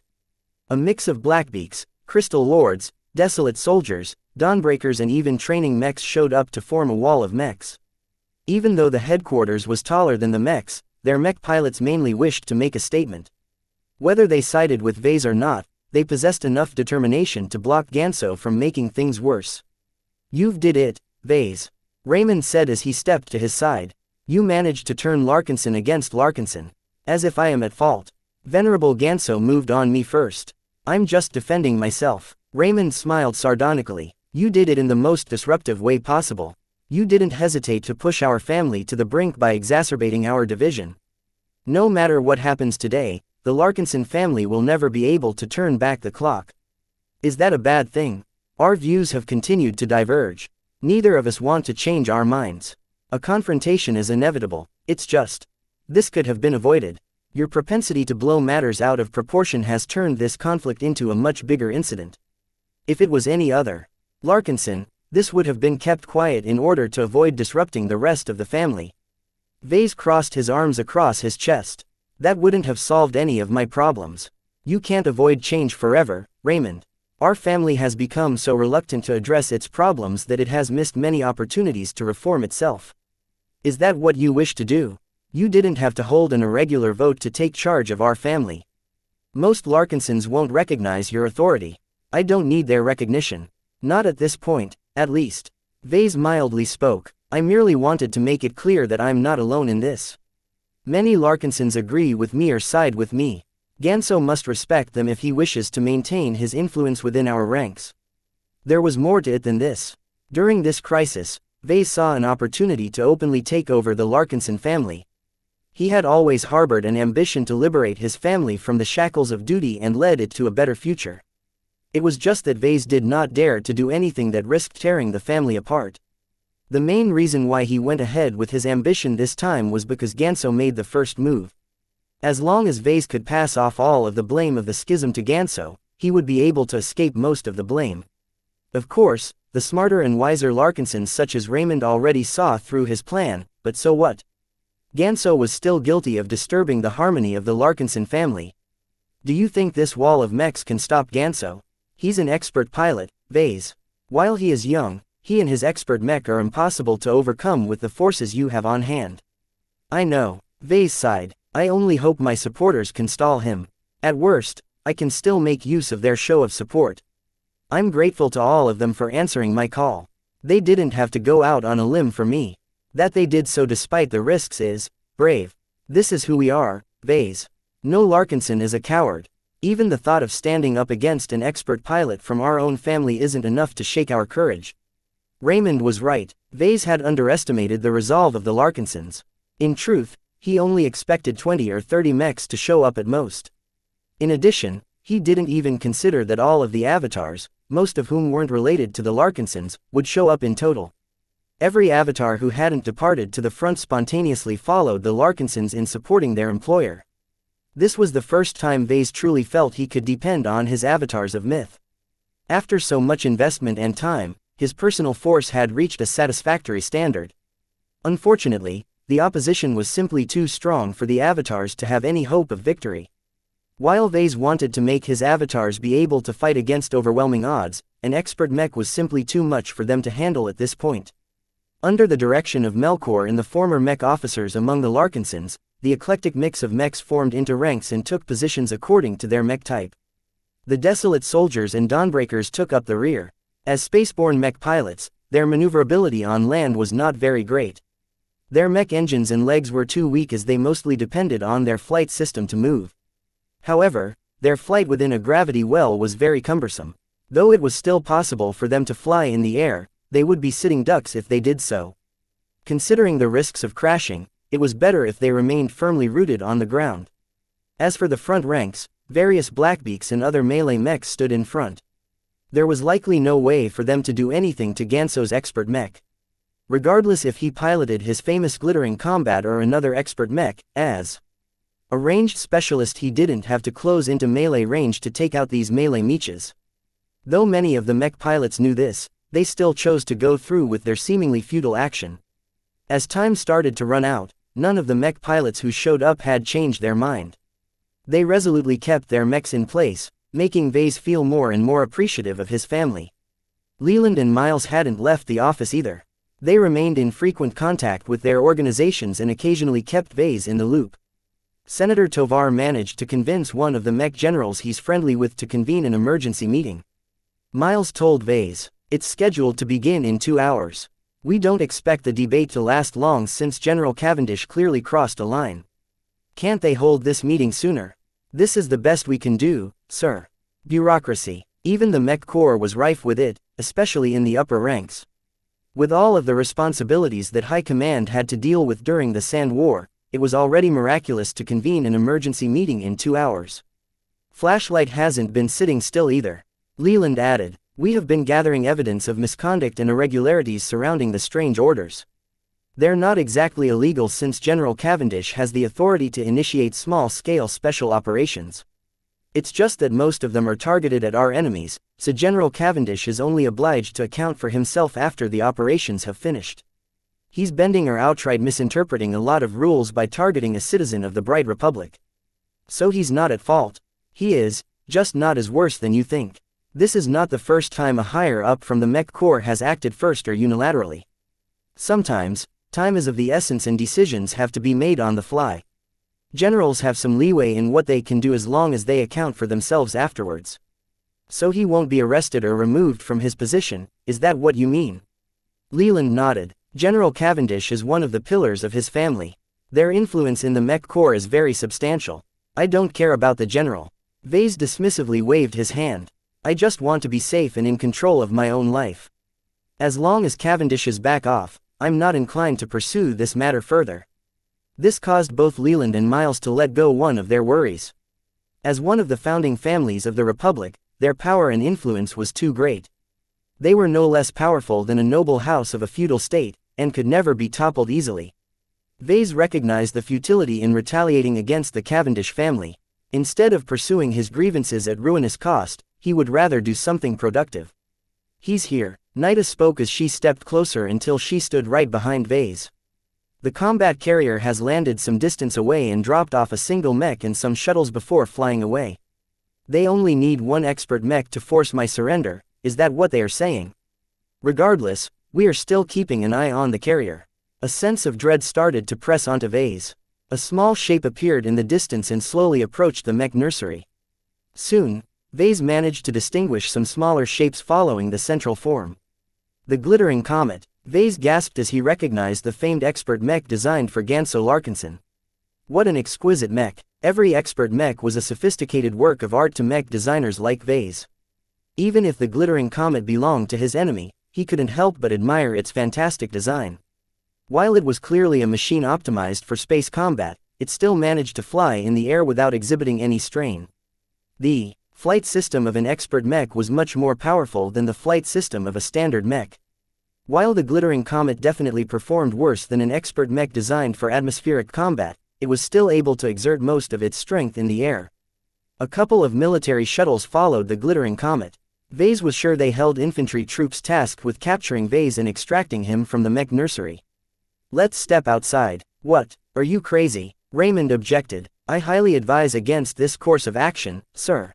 Nida protested as well. Vase shook his head. "It makes no difference if I'm inside or outside. I would rather face my enemy up close." He turned around, picked up Lucky, and headed for the exit without another word. His followers had no choice but to follow him and keep persuading him to shelter somewhere else.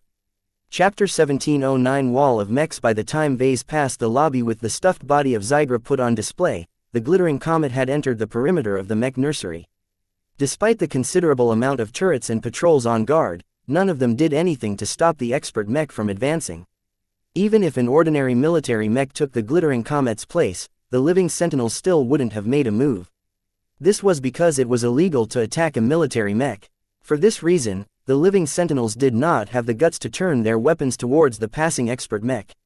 Even if they were willing to break the law in order to express their loyalty, they still wouldn't be able to inflict any meaningful damage. This was because the glittering comet was far too resilient. Though Vase himself judged that Ganso's expert mech was far from impervious to damage as Venerable Foster's Belisarius, it could still mop the floor of every mech of the avatars and sentinels. This was the terror of opposing an expert mech. Even now, Vase felt a little shaky at the prospect of facing one that was hostile towards him. The impression that expert mechs such as the Beliarius had made on him had infused him with a very considerable amount of fear towards these extraordinary machines. Make room, spread out, don't crowd too close to the headquarters or put it in the firing line. Now that Vase stepped out of the headquarters, the wall of mechs shifted in response to his movements. After a brief discussion with Melkor, they decided to move to the open garden area in the middle of the campus. The mechs formed into several ranks in front of Vase while facing the approaching expert mech. You should leave, I'll be fine here with Lucky. Vase spoke to his followers. Meow. Lucky leisurely clung to his shoulders, ready to move into action if necessary. As for Nida, Raymond, Leland and Miles, Vase doubted they would be useful in this instance. You don't have to face Ganso alone, Vase. Raymond said, I'm a Larkinson elder as well. I doubt he'll pay attention to you. You'll only be risking your life here for no reason. Don't think that I'm vulnerable here. I have enough gear on me to protect from attacks or flying debris. After a brief argument, Vase managed to persuade the others in retreating. Vase did not fault them for leaving. This was his battle to fight, and he did not wish to put others at risk. Besides, they wouldn't be of any help in instance anyway. The only exception was Nida. As his loyal Kinner bodyguard, she was compelled to obey, but also compelled to protect his life. Please don't convince me any further, sir. She spoke as her combat armor's helmet swept over her head. She brandished her heavy ballistic rifle. I will not do anything to aggravate the situation unless you give the order. Hopefully, it won't come to that. Vase softly whispered, feeling very appreciative of Nida's loyalty. Ever since this crisis erupted, Vase learned how much support he truly enjoyed. Many partners and allies turned out to be ineffective, cowardly, out of reach or unreliable. The Tovar family which he relied upon to secure his place in the Republic directly caused General Cavendish to move against him. The Tovars hadn't been able to shield him from their troubles at all. Calabast and her secret band of sword maidens were completely absent. Vase had no idea what they were doing and how their actions benefited him, but he trusted her intelligence network to warn him about these dangers in advance. How could she have possibly missed this threat? Speaking of spies, Flashlight might not be as good as Calabast in spycraft, but it should have infiltrated the Mech Corps extensively. Yet because of Spotlight's interference, this military intelligence agency had been completely fooled. Gloriana was not in control of her own organizations. Her mother and the Woden dynasty provided everything for her, but that meant that she was powerless when she acted outside of her dynasty's intentions. The alliances and partnerships he formed in order to protect him from these kinds of threats all failed because a single enemy managed to outfox these powerful people. Vase did not blame them for their inability to detect this scheme in advance. From what Vase had heard from Leland and Miles, General Cavendish masterfully manipulated his authority to spring this ambush. What he was really disappointed about was their lack of ability to provide more help. The Tovar family arguably did the most as Senator Tovar personally applied his influence over several influential officials and generals. Yet 2 hours was too long to save Vase. He could see the details of the glittering comet at this distance.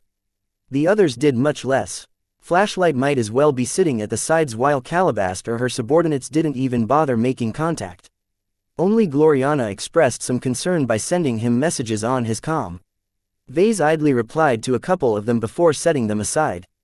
Ganso had arrived. The glittering comet hovered in the air just a few hundred meters away from the front ranks of the wall of mechs.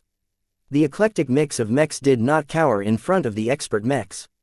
They did not brandish their weapons either. They merely stood in place as if to block the glittering comet's approach. Due to the potential risks to Vase, the wall of mechs had dispersed a bit, leaving plenty of gaps around the machines. A very significant distance formed between Vase and the nearest mechs. None of the mechs stood in front of Vase directly, as if the mech pilots were afraid that a single mech could crush him if it toppled backwards. To be honest, the wall of mechs resembled a honeycomb. The glittering comet could easily make use of its superior mobility to pass through the gaps of the formation and reach Ves's side before anyone else could react. In fact, the glittering comet did not even have to race across the ground or hover just above the surface. It could outright fly over every mech's head and land behind the formation instead. It was just that an expert mech did not need to resort to such theatrics. Step out of my way. Ganso broadcasted to the mechs in the open. You are impeding an officer of the Mech Corps from fulfilling his mission. None of the mechs moved. They maintained formation in a silent protest against Ganso. Evidently, the stubbornness of the mech pilots rubbed him in the wrong way. You fools. Vase has been spouting lies all this time. Ganso blasted against the Larkinsons who chose to pilot a mech in opposition to him. This is not the time to argue about the appropriateness of my orders. We can sort out these issues after I have completed my mission. Nice try, Ganso. Melkor sardonically replied on the open broadcast. It doesn't change the fact that you should have never executed your orders in the first place. Melkor Larkinson. Ganso sneered. How times have changed. I used to look up to you. You used to win against me in every marksmanship bout. Now look where you've ended up. Instead of serving in the Mech Corps with distinction, you instead became a young and clearly unqualified commander of a band of mechs barely better than a mercenary corps. My career is not up for discussion today. While I acknowledge that you have surpassed me, at least I haven't done anything to harm the interests of our family. I can't say the same for you, since you seem determined to follow General Cavendish's orders. Orders are orders, Ganso rebuked. We have an obligation to obey our superiors. Any problems will be sorted out in time. The Mech Corps is an honorable institution. There are safeguards in place that prevent any commanding officer from pursuing any private vendettas. Vase decided to interject and patched into the communications channel. The system has already failed, Ganso. If you weren't so caught up with the rules and regulations of the Mech Corps, you should have been the first to stand up to General Cavendish. I don't know why you keep mentioning the general's name. I do not care a whit about the Cavendishes or the disputes of the founding families. Do you know what I think? You deserve to be targeted by them. What did you think when you tried to reach beyond your station? The primary reason why our Larkinson family never pursued greater power is because we are not the opponents of the true rulers of our republic. That sounds like cowardice to me. We Larkinsons should never flinch from a little danger. You fool, our courage is all about overcoming our fear in battle. Outside of that, too much courage will only lead to disaster. Our Larkinson family is not suited to enter politics or the business sector. Too many families have gone to ruin by competing against families and organizations that are much more able to navigate these spheres than us. The future that you are advocating for is nothing less but a dead end. Vase scowled. If you had your way, our Larkinson family would be performing its duty for thousands of more years for free. Just because you're a scaredy cat doesn't mean you should spread your cowardice to the rest of the family. Unlike you, my supporters and I are brave enough to face the unknown. Vase SS. You have gone too far. I have fought against too many Visions and Sandmen to be accused of a coward. This farce ends here. The glittering combat flew forward, only to halt as a number of desolate soldiers and Dawnbringers flew up to block its way. Get out of the way. You are interfering in military affairs. I won't warn you again. It's useless, Venerable Ganso. An elder Larkinson replied, We have made our choice. If you want to pass our mechs, you have to take us down. A brief pause ensued as both the glittering comet and its opposition faced off against each other in the air. For a moment, Vase thought that Ganso calmed down. Then, the glittering comet brandished its custom ballistic rifle. It aimed the weapon straight at a Dawnbreaker. Ganso spoke a little gentler this time. On account of your honorable service, I will give you the opportunity to step away. Don't make things worse. The Dawnbreaker did not fly away or point its Sandbreaker rifle at the glittering comet. It simply hovered in place. So be it, he spoke again, this time with a touch of finality in his tone. Before anyone could process his words, a loud boom cracked in the air. Vase instantly lowered himself into a crouch while pressing his palms against his ears. The glittering comet fired a shot. Not only that, the expert mech fired a round at the left leg of the opposing Dawnbreaker, causing it to disappear entirely. The immediate aftermath of this event was just as horrendous. The leg detached from causing a small amount of debris to spray everywhere. The heavy limb itself fell onto the ground in a heavy thud that caused Vess's footing to be destabilized. The powerful round penetrated right through the Dawnbreaker's legs as if its compressed armor didn't mean anything. It flew onwards at a downwards angle until it impacted the campus a kilometer away, throwing lots of dirt in the air. The Dawnbreaker itself wasn't doing so great either. Though it had only lost a leg, some of the force transmitted to the rest of the mech, causing some of its components to malfunction. Its mech pilot had no choice but to fly away and make an emergency landing.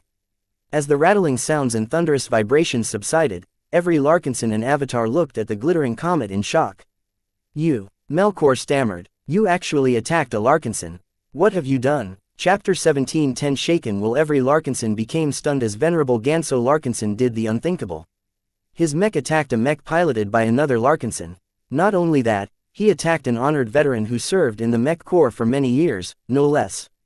Though Ganso employed great skill and careful aim to disable the Dawnbreaker without imperiling the life of its mech pilot, that did not change the fact that he violated one of the family's most fundamental rules. By shooting another Larkinson, he implicitly conveyed that the laws of the Bright Republic trumped the rules of his own family.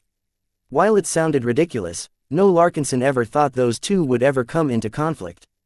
The Larkinsons were an upright, military family who served the Bright Republic with honor and distinction. They possessed a lot of faith in the justness and properness of the state. The Larkinsons wouldn't have dedicated their lives so wholeheartedly if the Republic they served was corrupt. Of course, to Vase, the Larkinsons were mostly treated as unwitting grunts by the true powers of the Bright Republic. The level his family operated never ascended to a height where they became exposed to the dirty dealings that took place at the top. Perhaps Ganso's mission was the first time the Larkinsons became exposed to the true face of the Bright Republic. Vase held some blame for dragging the Larkinsons into the pit. If he hadn't become such a successful mech designer, the Larkinson family wouldn't have been exposed to the sharks that operated at this greater stage. Naturally, Vase did not feel guilty at all. In his perspective, he was doing his family a favor.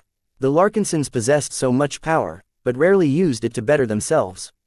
They should thank him for opening their eyes. Ganso, an old female veteran, shouted. You have taken up arms against your own blood. Do you have no shame? Even if you are on a mission, there are some lines that you should never cross. The glittering comet did not seem deterred at all.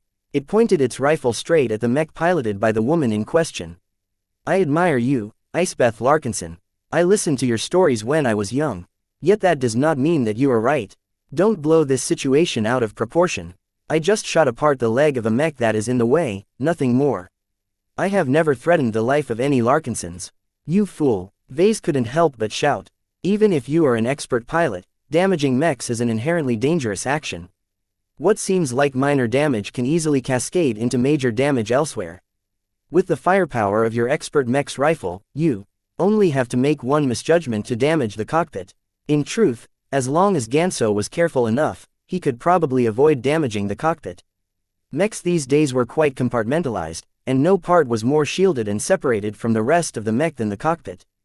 The degree of compartmentalization depended heavily on the mech type, design style and budget of the mech design. The Dawnbreaker, which had been explicitly designed to preserve the life of the mech pilot, was a lot safer to pilot than a desolate soldier. This meant that out of all of the mechs that made up the wall of mechs, it was the cheaper and poorly armored desolate soldiers that posed the most risk to their mech pilots. Vase knew his own mech designs the best. When he estimated the immense firepower of the glittering comet, he knew that his desolate soldiers were as fragile as leaves. Ganso's expert mech already crippled a Dawnbreaker with a single shot. Even though its armor coverage mainly converged around its torso and its formula was mainly configured to resist energy damage, it was still an astounding sight. The glittering comet began to fly forward again. Since you've explained the risks of standing in my way, please tell the rest to stand aside. Don't force me to fire again. Instead of quaking in front of the glittering comet, the mechs instead remained rooted in place. They would not allow Ganso to proceed further. Ganso, Clinton Larkinson shouted, I originally sympathized with your views. Now that you have fired your weapon at one of our own, I've realized how far you have gone. Duty does not equal serfdom. The degree in which you dedicate yourself to the state has gone too far. When the Republic wants brothers to fight against brothers, perhaps it is time to question whether it is still worthy of our loyalty. Though Clinton's words weren't specifically meant to support Vase, he nonetheless encapsulated every Larkinson's grievance against Ganso's stance. Go back, Ganso. Don't turn yourself into a kinslayer. You are no brother of mine, anymore. I looked up to you. How could you have tarnished our Larkinson name today? Get lost. The glittering comet's shiny exterior shook as Ganso momentarily lost control. The scolding by his fellow family members started to affect his mentality. This was normally impossible. Expert pilots possessed a near unshakable will. They never faltered against even the most awful odds. They would rather die than betray their principles. However, the root of their strength was also their vulnerability. From his understanding of expert pilots, so long as they began to doubt their principles, their will would probably exhibit flaws. Though Vase wasn't sure what Ganso's principles actually were, following the rules and valuing his family probably ranked very highly in his mentality. Vase began to look up to the glittering comet. Would they be able to defeat Ganso in this fashion? Was attacking other Larkinsons a step too far to someone who always admired his own family's heritage? Ganso spoke, I am not at fault. If not me, then the 100 other mechs of the Mech Corps would have shot at you. They don't have the control that I have. The reason why I asked to confront you alone is because I am the only one capable and willing enough to exercise restraint. You still haven't given up? Melkor asked in astonishment. Isn't it enough that you shot at a Larkinson once? Shut up, Melkor. You are not qualified to look down on me, you dropout. Family or not, we are citizens of the Bright Republic. What you are doing is already intolerable to the Mech Corps. If I refuse to execute my orders, I will be condemned as well.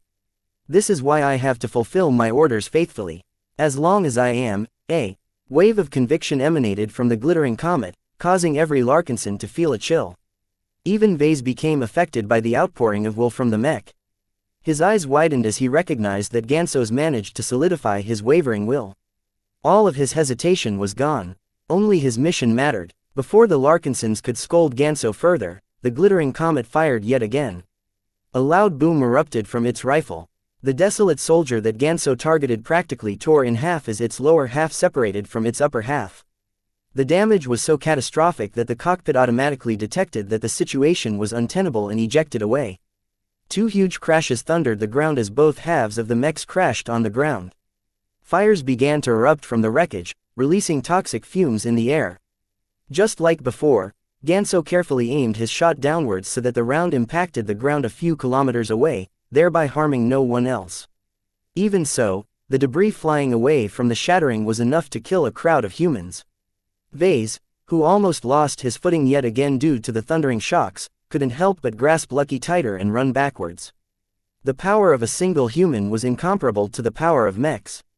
Even with his abundant protection, he had no confidence in protecting himself against the power of mechs. Merely the aftershocks was enough to overload his shield generators and turn him into mincemeat. As Vase hurried away, the glittering comet no longer held back. Venerable Ganso methodically fired his rifle after taking only a second or so to aim. This was enough time for an expert pilot specializing in marksmanship to control his damage output to a very precise degree. While he wasn't too proficient in figuring out the extent of his damage against different mech models, his intuitive understanding was very high. His rifle continued release round after round. Ganso had configured his rifle to the lightest setting, yet it was still enough to crush any mech opposing him with plenty of damage to spare. A battle between an expert mech and more than 100 regular mechs shouldn't have been so one-sided. At the very least, if the Larkinsons and Avatars did anything else stand in place, then they might be able to overwhelm the glittering comet through sheer weight of numbers. Unlike the Belisarius, the glittering comet was still a pure ranged mech. Its defensive prowess was fairly limited compared to other melee mechs, so its defense shouldn't be as perverse. As the mechs piloted by the Larkinsons and Avatars continued to break apart and collapse on the debris-strewn ground, the mech nursery began to resemble a graveyard of mechs. Vase inwardly bleated at the sight of mechs getting downed. Most of them belonged to his Avatars and Sentinels. In the current stage of the Sand War, it was incredibly difficult to procure more mechs or the materials required to build them. Each desolate soldier and Dawnbreaker was precious to him and the LMC. A part of him wanted to give up and tell his fellow Larkinsons to stop their futile actions. He recognized that his plan to stall Ganso had failed. Outside of his expectations, his stubborn cousin decisively attacked the mechs piloted by family in order to complete his mission. Well, at least I have made a point, he muttered. Support for Ganso's faction within the family will probably drop to rock bottom after today. Those who were neutral would probably be repelled by the depths that Ganso was willing to go in the name of duty. Ganso unwittingly validated every accusation that Vase had made. Of course, the more savvier Larkinsons would probably recognize that Vase played Ganso like a fiddle. If he hadn't provoked the irascible expert pilot so much, the situation wouldn't have deteriorated to this extent. Therefore, Vase was sure that the hardliners in his family would not easily give up on tradition. That was fine. As long as Vase won over the majority of the Larkinson family, he would definitely be able to grasp it completely. This was an extremely important goal for him due to one important reason: the family's 25% ownership of the LMC. As long as Vase took over the family, he could essentially control the family's stake in the company, thereby regaining absolute control of his company. If not for these shares, Vase wouldn't have bothered so much with the Larkinsons. As it was, he could never allow the conservative and traditional faction led by Ganso to control a portion of his company. He shook his head. All of this was up for the future. For now, he still had to make it through the current crisis. An expert mech confronting numerous standard mechs almost always led to the same outcome.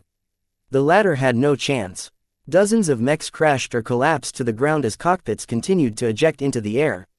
With the help of his supreme marksmanship, Ganso precisely controlled his aim to the point that not a single mech pilot came close to losing their life. As Ganso continued to disable mech after mech, his understanding of their properties deepened. Less and less explosions and fires erupted, and the amount of debris being flung had lessened as well. Soon enough, not a single mech opposing Ganso was left. All of them lay shattered and broken beneath its feet. The hearts of every Larkinson who witnessed this sight or survived Ganso's attacks had frozen. Even the spectators tuning in on the broadcasts of the journalists in the field were shocked. Chapter 1711 Hidden Bulge. Vase had run all the way back to the front entrance of the headquarters of his company. A fair distance away, piles of broken and ruined mech parts soiled the green and idyllic gardens of the Mech Nursery's campus. In destroying every mech that stood in the glittering comet's way, Ganso Larkinson exhibited complete disregard to the value of those machines. Each of those mechs could have contributed to Cloudy Curtain's defense. The fall of so many Avatar and Sentinel mechs weakened Cloudy Curtain's security and risked the lives of millions of citizens and billions of settled refugees. Vase partially blamed the stubbornness of his family members. Their misplaced courage caused them to stand their ground and let themselves get shot by Ganso like they were target dummies. The Larkinsons had already made their point. There was no further use in allowing their mechs to get wrecked. Of course, the Larkinsons who showed up today did not see it that way. It was all about showing their attitude against Ganso's conduct. They hoped that by showing how firmly they stuck to their principles, they could convince this young but rash expert pilot of the family to reconsider his stance. Sadly, their hopes were bound to get dashed, as expert pilots never wavered so easily. It was twice as bad when it came to Larkinson expert pilots. After becoming demigods, the bravery and conviction instilled in their minds turned into the pillars of their will, causing them to become more determined than any mortal Larkinson. There was no contest between the two. The 100 Larkinsons that piloted their mechs to form a wall thought that they already possessed sufficient determination. Ganso wouldn't shoot every Larkinson in the way, right? Shouldn't he feel guilty with each Larkinson mech he shot? Yet the expert pilot gritted his teeth and steeled his heart to do what he thought was necessary. As his glittering comet's sensor arrays scanned the debris field, Ganso tried to make sure that none of the wrecks posed any threat to any lives. While he had already justified his actions in his heart and mind, he still did not wish to have any actual blood on his hands. Harming a mech was just an issue of money to him. It still fell short of wounding or killing an actual human being. After verifying that no cockpit or life was at risk, Ganso cast his worries aside and focused on his target. While Vase could have retreated in his headquarters or sneaked away by resorting to stealth, he didn't think it would buy him more than a few minutes' time. The military shuttles carrying infantry already started to approach once Ganso dismantled the wall of mechs. The vehicles already pointed a number of high-powered, directional scanners in his direction. The energy passing through his body was so strong that Vase doubted that he could evade pursuit for long. He did not wish to put his headquarters and the people working inside at risk. The soldiers sent to hunt him down might not be as concerned with collateral damage as Ganso, especially since they were just mortals. "Looks like this is the end of the line for me," Vase muttered. "Do you wish to?" Nida, who had stuck with him, brandished her rifle. "No, don't think about it. I explicitly order you to attack my captors unless they actually intend to kill me or something." Vase could never resist the might of an entire state. Perhaps the story might be different if he became a master mech designer, but for now his power, influence, wealth and reputation were wholly insufficient to resist lawful authority. This was also why he never considered activating the defenses of the Mech Nursery and ordering his supporters to open fire. He would just condemn himself and his fellow Larkinsons to persecuting them by their own state. Fortunately, it was not as if he was surrendering his life. He would just be taking a forced vacation for some time. Despite disparaging the state, Vase still had faith in its institutions. The Mech Corps should never mistreat him or arbitrarily sentence him to death. The glittering comet slowly flew towards Vase, as if anticipating a further stunt. When nothing else happened, the expert mech reached within 20 meters of Vase and landed on the ground with a strong enough impact to whip a lot of wind in Vase's face. "Did you run out tricks, Vase?" The mech broadcasted Ganso's exulting voice. He didn't show any remorse for what he did. "If you weren't family, I would have squashed you like a bug for setting my own relatives against me. You are way too poisonous to be a Larkinson. My Larkinson blood is just as pure as yours." Vase retorted with forced calm. He showed neither fear nor regret. "Don't worry, Venerable Ganso. I won't run any further. Tell your goons to come here and take me away. Do not put my employees in danger." Vase had already exhausted his limited cards.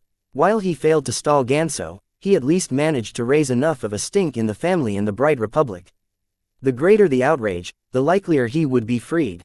There was no way General Cavendish could ever hope to succeed in his scheme after blowing up this confrontation so massively. The glittering comet loomed over Vase like an unfeeling statue. Ganso no longer bothered to talk to Vase as they both waited for the shuttles to land.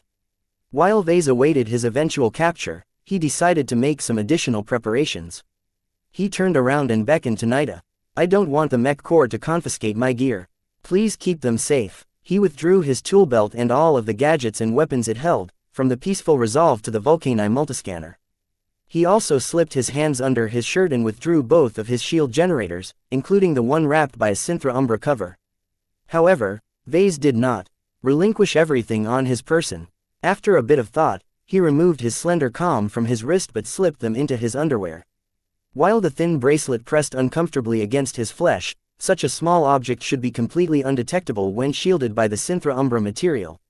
While Vase never intended to use his special pair of underwear in this fashion, he had to admit it came in really handy under these circumstances. Since he still possessed some room in his pants, Vase searched the tool belt held by Nida. He withdrew a small cylindrical jamming device before stuffing it in the inside of his underwear as well. Though his pants bulged similar to how the Adonis Colossus codpiece protruded outwards, it was still within an acceptable range.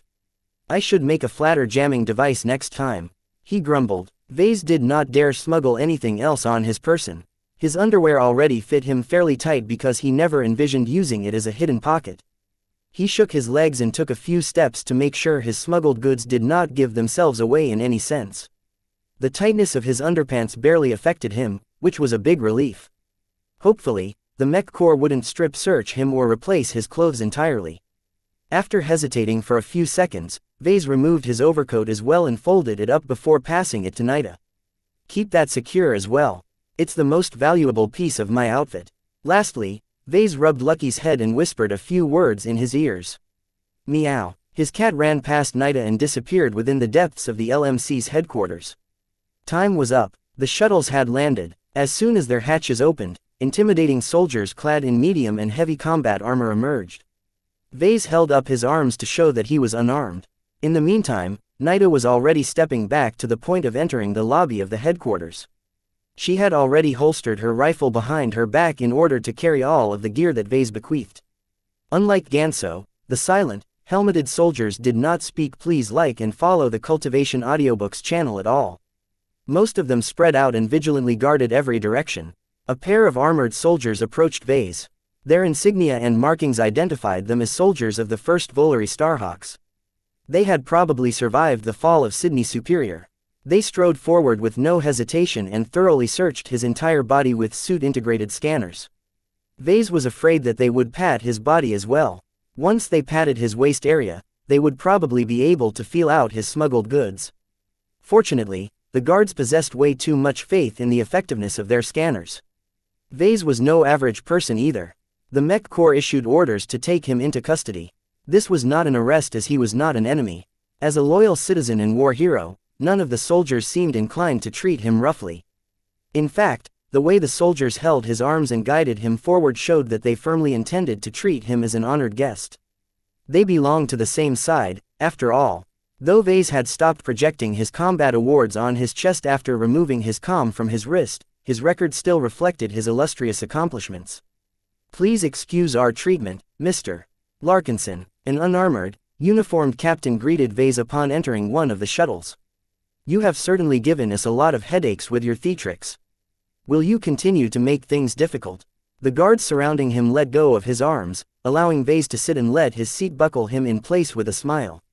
I am alone now. How can I possibly stir up any trouble? I am at your mercy. That only makes me more concerned. The officer replied suspiciously. You are surprisingly accommodating right now, if I may say so. I expected you to continue your resistance. You already forced our venerable to tarnish his reputation. Hey, that's not my fault. If you didn't want Ganso to disgrace himself, then your superiors shouldn't have assigned him on this mission in the first place. Whoever thought it was a great idea to dispatch a Larkinson to capture a Larkinson? As the shuttle rumbled and lifted off the ground, the captain crossed his arms and sighed. We never expected you to overreact to this extent. You are reacting as if we are Ilvanan inquisitors plotting to execute you after holding a show trial.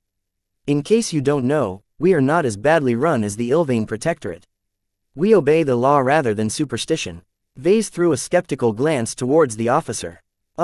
If you truly know the Bright Republic as well as I do, you wouldn't be so charitable to our state. Do not attempt to confuse me, devil tongue. My loyalty won't be shaken by your deceptive words. The officer regarded Vase with such caution that Vase quietly gave up his attempts to shake the other man's views. There was no use even if he succeeded in befuddling the man. This was because there were plenty more soldiers where he was heading to. Unless he was an exceptional politician and orator, he could forget about changing everyone's minds. About 15 minutes passed before the shuttle slowed down and thudded onto a metal deck. The hatch opened up, allowing the soldiers and Vase to exit the vehicle and step onto the shuttle bay. Vase inspected the interior of the combat carrier and noted that it looked much more modern and well-equipped than the combat carriers of the flagrant vandals. The technicians and other crew working here did not gawk at Vase or the soldiers. Instead, they continued their duties without any interruption, which showed that they were very disciplined. These were tough customers. None of the soldiers he had seen so far exhibited any sloppiness. Everyone was too professional. Chapter 17:12 Larkinson to Larkinson. Outside of his expectations, his captors did not drag him to some sort of interrogation chamber or pump him for any information. His escorts merely escorted him through the corridors of the combat carrier. Vase did not blank out during this time, but carefully observed his surroundings and tried to form a mental map of the interior. While there was an endless variety of combat carrier classes in existence, the Mech Corps still applied the same standards to all of them. Their designs possessed many similarities which was meant to aid spacers in fitting in. The combat carriers of the flagrant vandals did not differ so much from this vessel. Their current route allowed Vase to guess where his escorts were taking him. While they treated him gently, they did not go too far in treating him as an honored guest. After a few minutes, they arrived at the security department of the ship. His escorts handed him off to the security officers, who subjected him to a more powerful scanning device that surrounded his entire body. Vase could feel the energy rays passing through his entire body. It was extremely uncomfortable. Only his waist area escaped this uncomfortable sensation. Fortunately, the special properties of Synthra Umbra did not outright block the scans in an obvious way. It could even camouflage its properties to a limited degree to avoid standing out too much. Synthra Umbra wouldn't be classified as a high-grade exotic if it wasn't so effective in deceiving scans. Luckily, the security officer behind the monitor only watched out for alerts rather than inspecting the scanning data closely. If he was a bit more attentive, then Vase would surely be in trouble, but fortunately no other search took place. Vase was a brighter after all. Was he really going to whip out a gun from nowhere and shoot his fellow citizens? Please follow me to your temporary accommodations, the captain told him after the scanning had ended. Vase quietly followed until he reached a cell in the brig. Wow, can't you offer me some dignity here, Captain? I used to be a head designer when I was in the Mech Corps. Major Verl of the 6th Flagrant Vandals treated me very well when I worked directly under him. He would never have the guts to treat me like a prisoner. The officer looked unsympathetic. He gestured to the cell, causing the armored soldiers behind Vase to gently push him inside. An energy screen immediately emerged, blocking Vase from exiting the mostly barren metallic cell. We have our orders, Mr. Larkinson. We initially planned to hold you somewhere comfortable, but your actions earlier have caused us to reconsider. Ganso personally told you to throw me into a cell, right?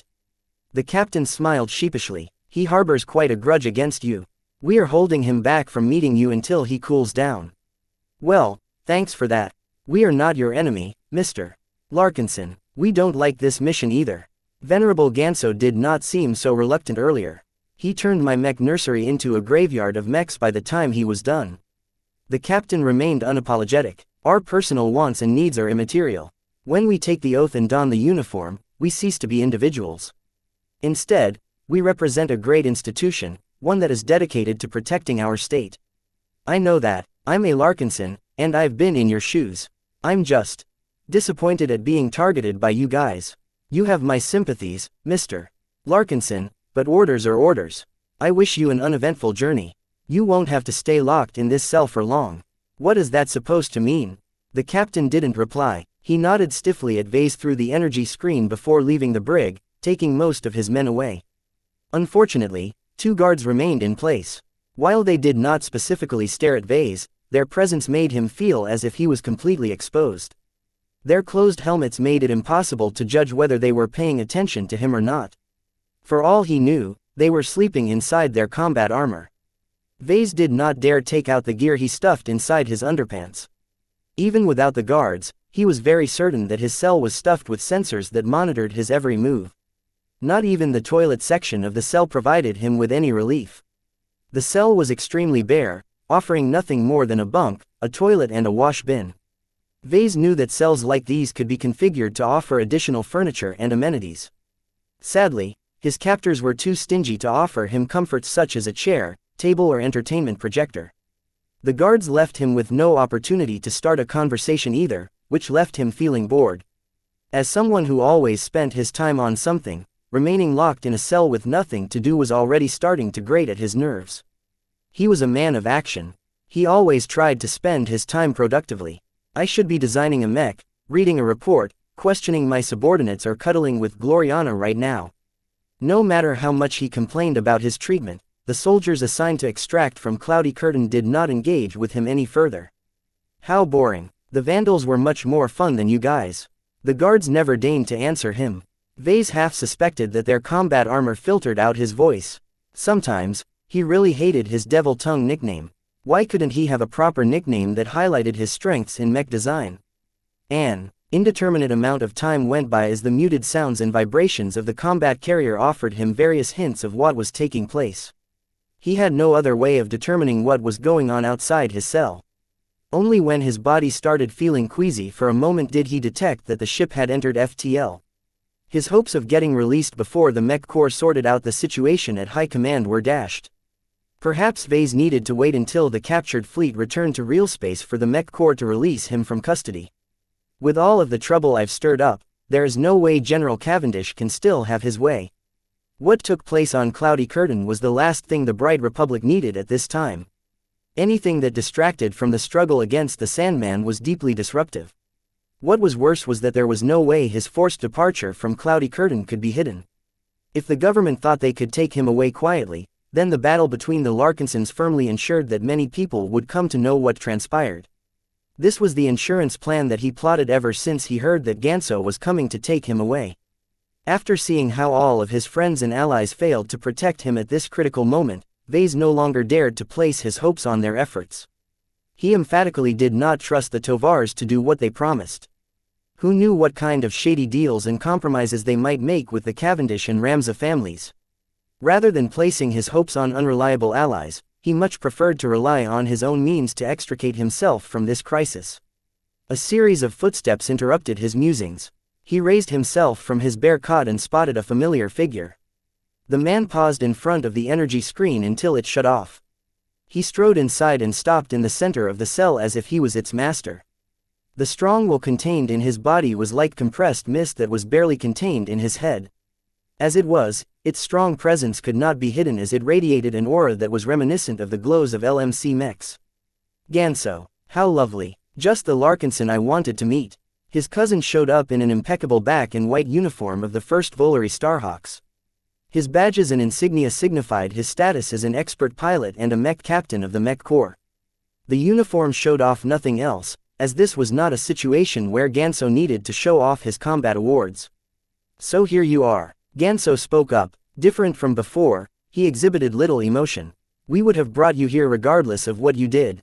Instead of accepting the inevitable, you launched a futile resistance and shook the foundations of our family.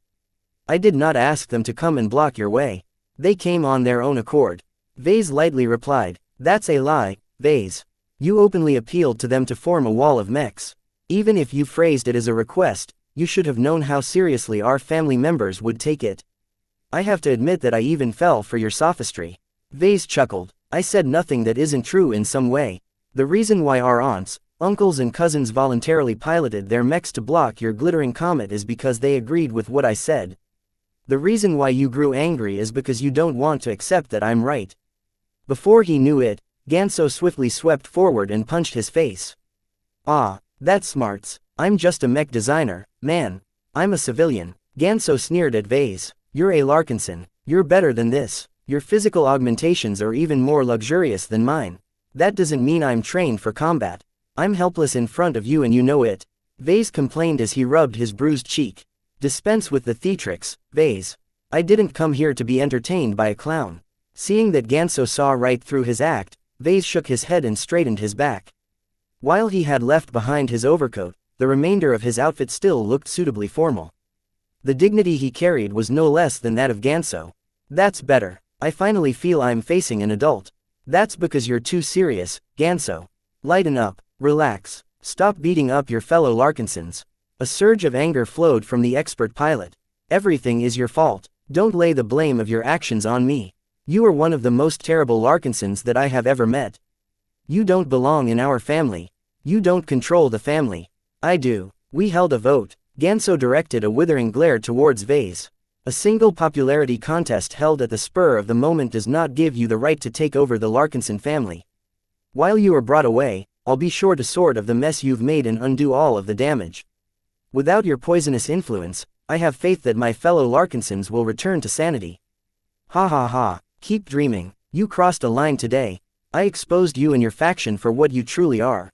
If the Mech Corps orders you to kill off our entire family, you would definitely jump to obey. Outside of his expectations, the expert pilot did not take the bait this time. Instead, Ganso adopted a smug expression as he looked down on Vase as if he was an ant. Keep barking like a dog. It's all useless. Ever since you fell into our hands, you're finished. You'll no longer be around to pollute the values of our family after we reach our destination. Don't worry, you will still be safe. I am a Larkinson, after all. I would never agree to anything that harms your life. Ganso's ominous words inspired vigilance in Vase. What do the Cavendishes and Ramses have in store for me? You sound as if you know something. This time, it was Ganso's turn to chuckle. You'll find out soon enough. Rest assured that you will be contributing to the Bright Republic in a much better way than leaving you on your own. Let me thank you in advance for your valiant service. With that, Ganso turned around and left the cell. Chapter 17:13 Confinement. Ganso did not visit Vase again, and neither did anyone else for that matter. The crew of the combat carrier took their mission seriously and maintained a professional demeanor. The Sandmen had reached far and wide, and they could show up anywhere. While the ship was currently safe in FTL travel, who knew what they might encounter at the other end? The carrier had to be ready to face an ambush. Venerable Ganso needed to prepare himself for battle at any time. How could they possibly have the time to play with their prisoner? Vase felt as if he was a piece of cargo thrown in the cargo hold of a transport. The crew were just responsible for bringing him from A to B without any superfluous steps. He hated it. After spending a lot of time around people, this forced isolation was grating at him. He missed Gavin's dutiful reports, Raymond's advice, Nida's dedication, Gloriana's warmth and the energy of his design team. It was only now that his captors deprived him from what he took for granted that Vase realized how much he depended on his friends and subordinates. Loneliness swept through his mind and spirit, causing him to feel more and more depressed. The bear cell didn't help any matters either. For some reason, security officers neglected to offer him any form of distraction or entertainment. They didn't even provide him with a single projector that allowed him to watch old dramas or something. The lack of amenities forced Vase to depend on himself to pass the time. He first attempted to develop some ideas for his next design project. Now that he completed the Deliverer design, Vase did not really have anything else on his plate. It was difficult to figure out what mech he should design when he did not even know his future trajectory. I don't know where I'll stay next, he muttered. With everything that happened today, his trust in the Bright Republic had dropped close to the bottom. While he identified himself as a Brighter, he no longer held the same amount of trust and loyalty in his home state. Some of the words he spoke to the Larkinsons had come from the bottom of his heart. He truly meant it when he told them that they didn't owe the state anything anymore. While he and the Larkinsons should be grateful to the Bright Republic for offering them a good environment to develop, it was difficult to go any further. While Vase figured that the Bright Republic still offered more room for growth, the only way to do so was to grow under the tree of the Tovar family. A shelter is also a cage. My family doesn't necessarily have to rely on others for protection. Vase vastly preferred decoupling the Larkinsons from the Bright Republic and form a more independent existence. So long as his family could retain its most useful customs and traditions, it should have no problem sustaining a mercenary existence. That's not enough, though. Becoming mercenaries was a step down for the Larkinsons. Most of them would certainly rebel if Vase pushed them into adopting an identity devoid of honor. Only pirates and dark mercenaries ranked worse. He scratched his head. I'll have to consider this matter carefully. Ideally, Vase wanted to make the Larkinsons work exclusively for him. The problem was that he couldn't expect every Larkinson to follow this mold. They were unlike him, who did not really care about settling down somewhere else for the long term. He needed to find some way that offered various options for his family while retaining a firm grasp on its core. Since Vase had a lot of time on his hands, he methodically formed some ideas. Several hours went by as he explored every option he could think of. He eventually came up with a new vision for the family that entailed some radical changes. His expression brightened as he looked forward to how he could change his family to his benefit. Of course, plotting the future of his family only entertained him for so long. After he formed his ideas, he grew bored with pretending to be the architect of the new incarnation of his family. He began to spend his time on something different. No matter how much his captors isolated him and deprived him with something to do, they could not prevent him from utilizing his spirituality. Vase turned his thoughts inwards and began to check on each active design spirit. He checked up on xianxia, Ilvain's spiritual fragment, Zygra, Bravo, the solemn guardian, and so on. He made sure to keep track of their strength, maturity, personality, as well as their spiritual dividend distribution. Most of them reached a plateau in their growth. Pure quantity no longer provided them with measurable benefits. Fortunately, none of them appeared to be dissatisfied with their current lot. Vase believed that other spiritual entities would never be able to grow as fast and effortlessly than his design spirits. Your jobs are pretty cushy if you think about it. There's no reason for you to be dissatisfied with your current progress. The main downside to this easy growth was that none of his design spirits appeared eager to cultivate their strengths by themselves. They had grown completely dependent on the spiritual feedback provided by Mech pilots. This kind of relationship reminded Vase of the relationship between the blessed people and the sacred gods they used to worship. As a former sacred god herself, xianxia had adopted her new role with a lot of gusto.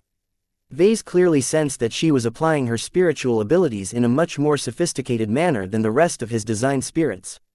Unfortunately, Vase did not have the guts to ask xianxia to teach his other design spirits how getting in touch with each of them alleviated his loneliness, though not very much.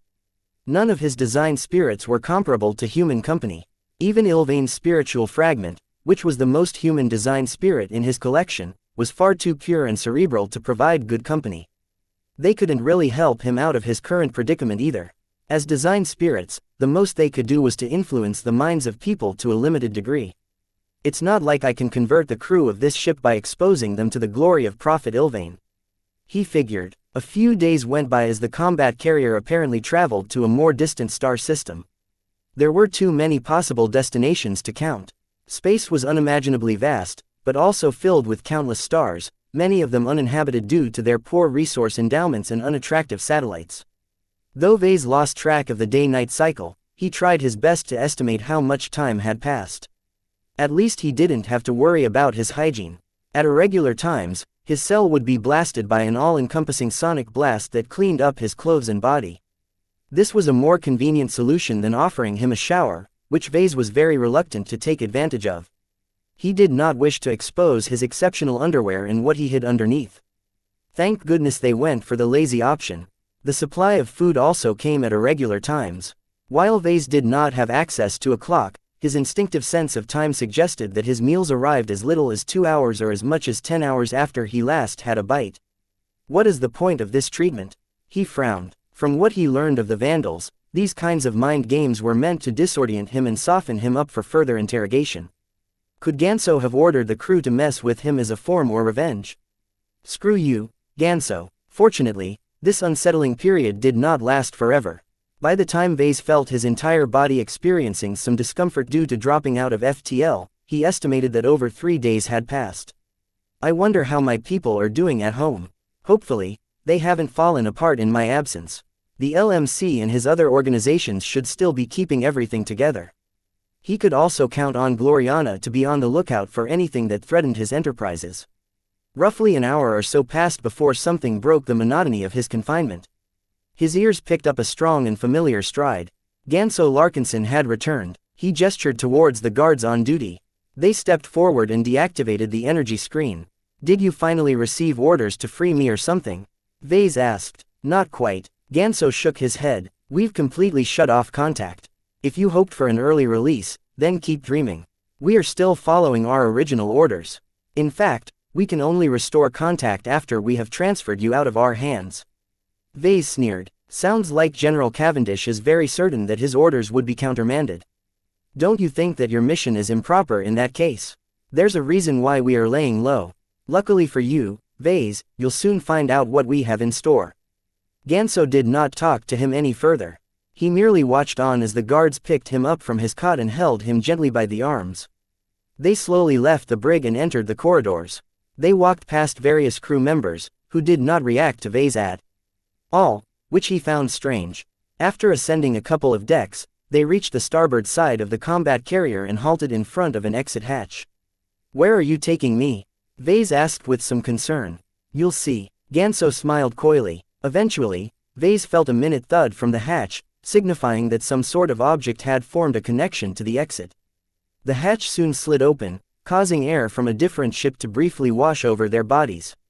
The temperature and filtering of the air was distinctly different. Vase became more and more concerned what lay at the other end. Let's go, Vase. Ganso prodded his back. Only the two of us are allowed to proceed.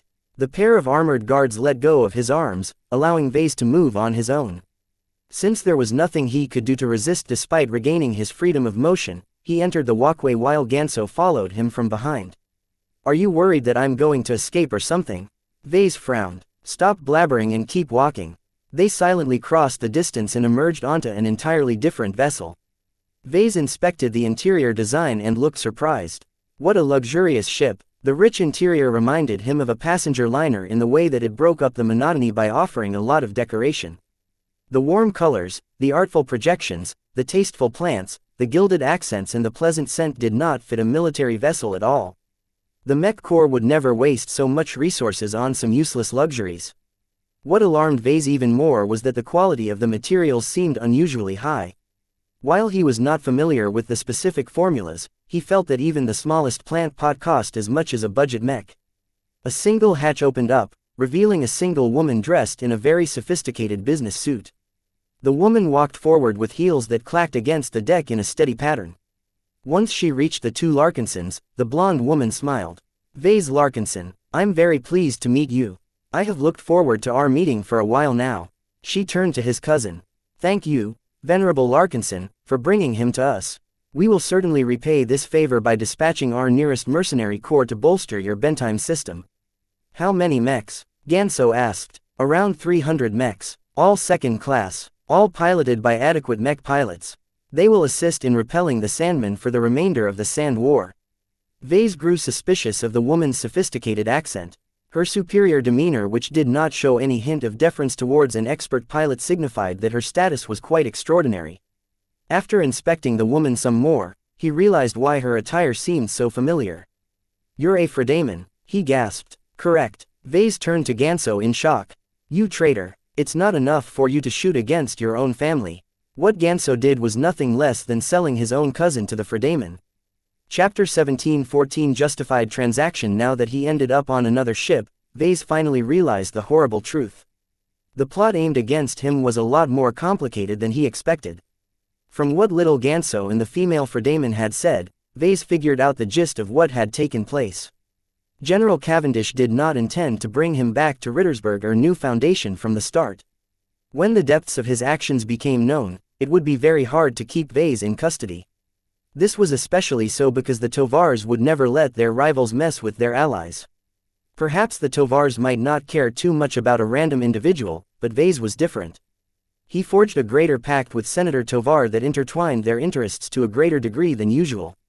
If the Tovars failed to meet their obligations, then they would not only damage their credibility, but also earn the ire of Gloriana for no good reason.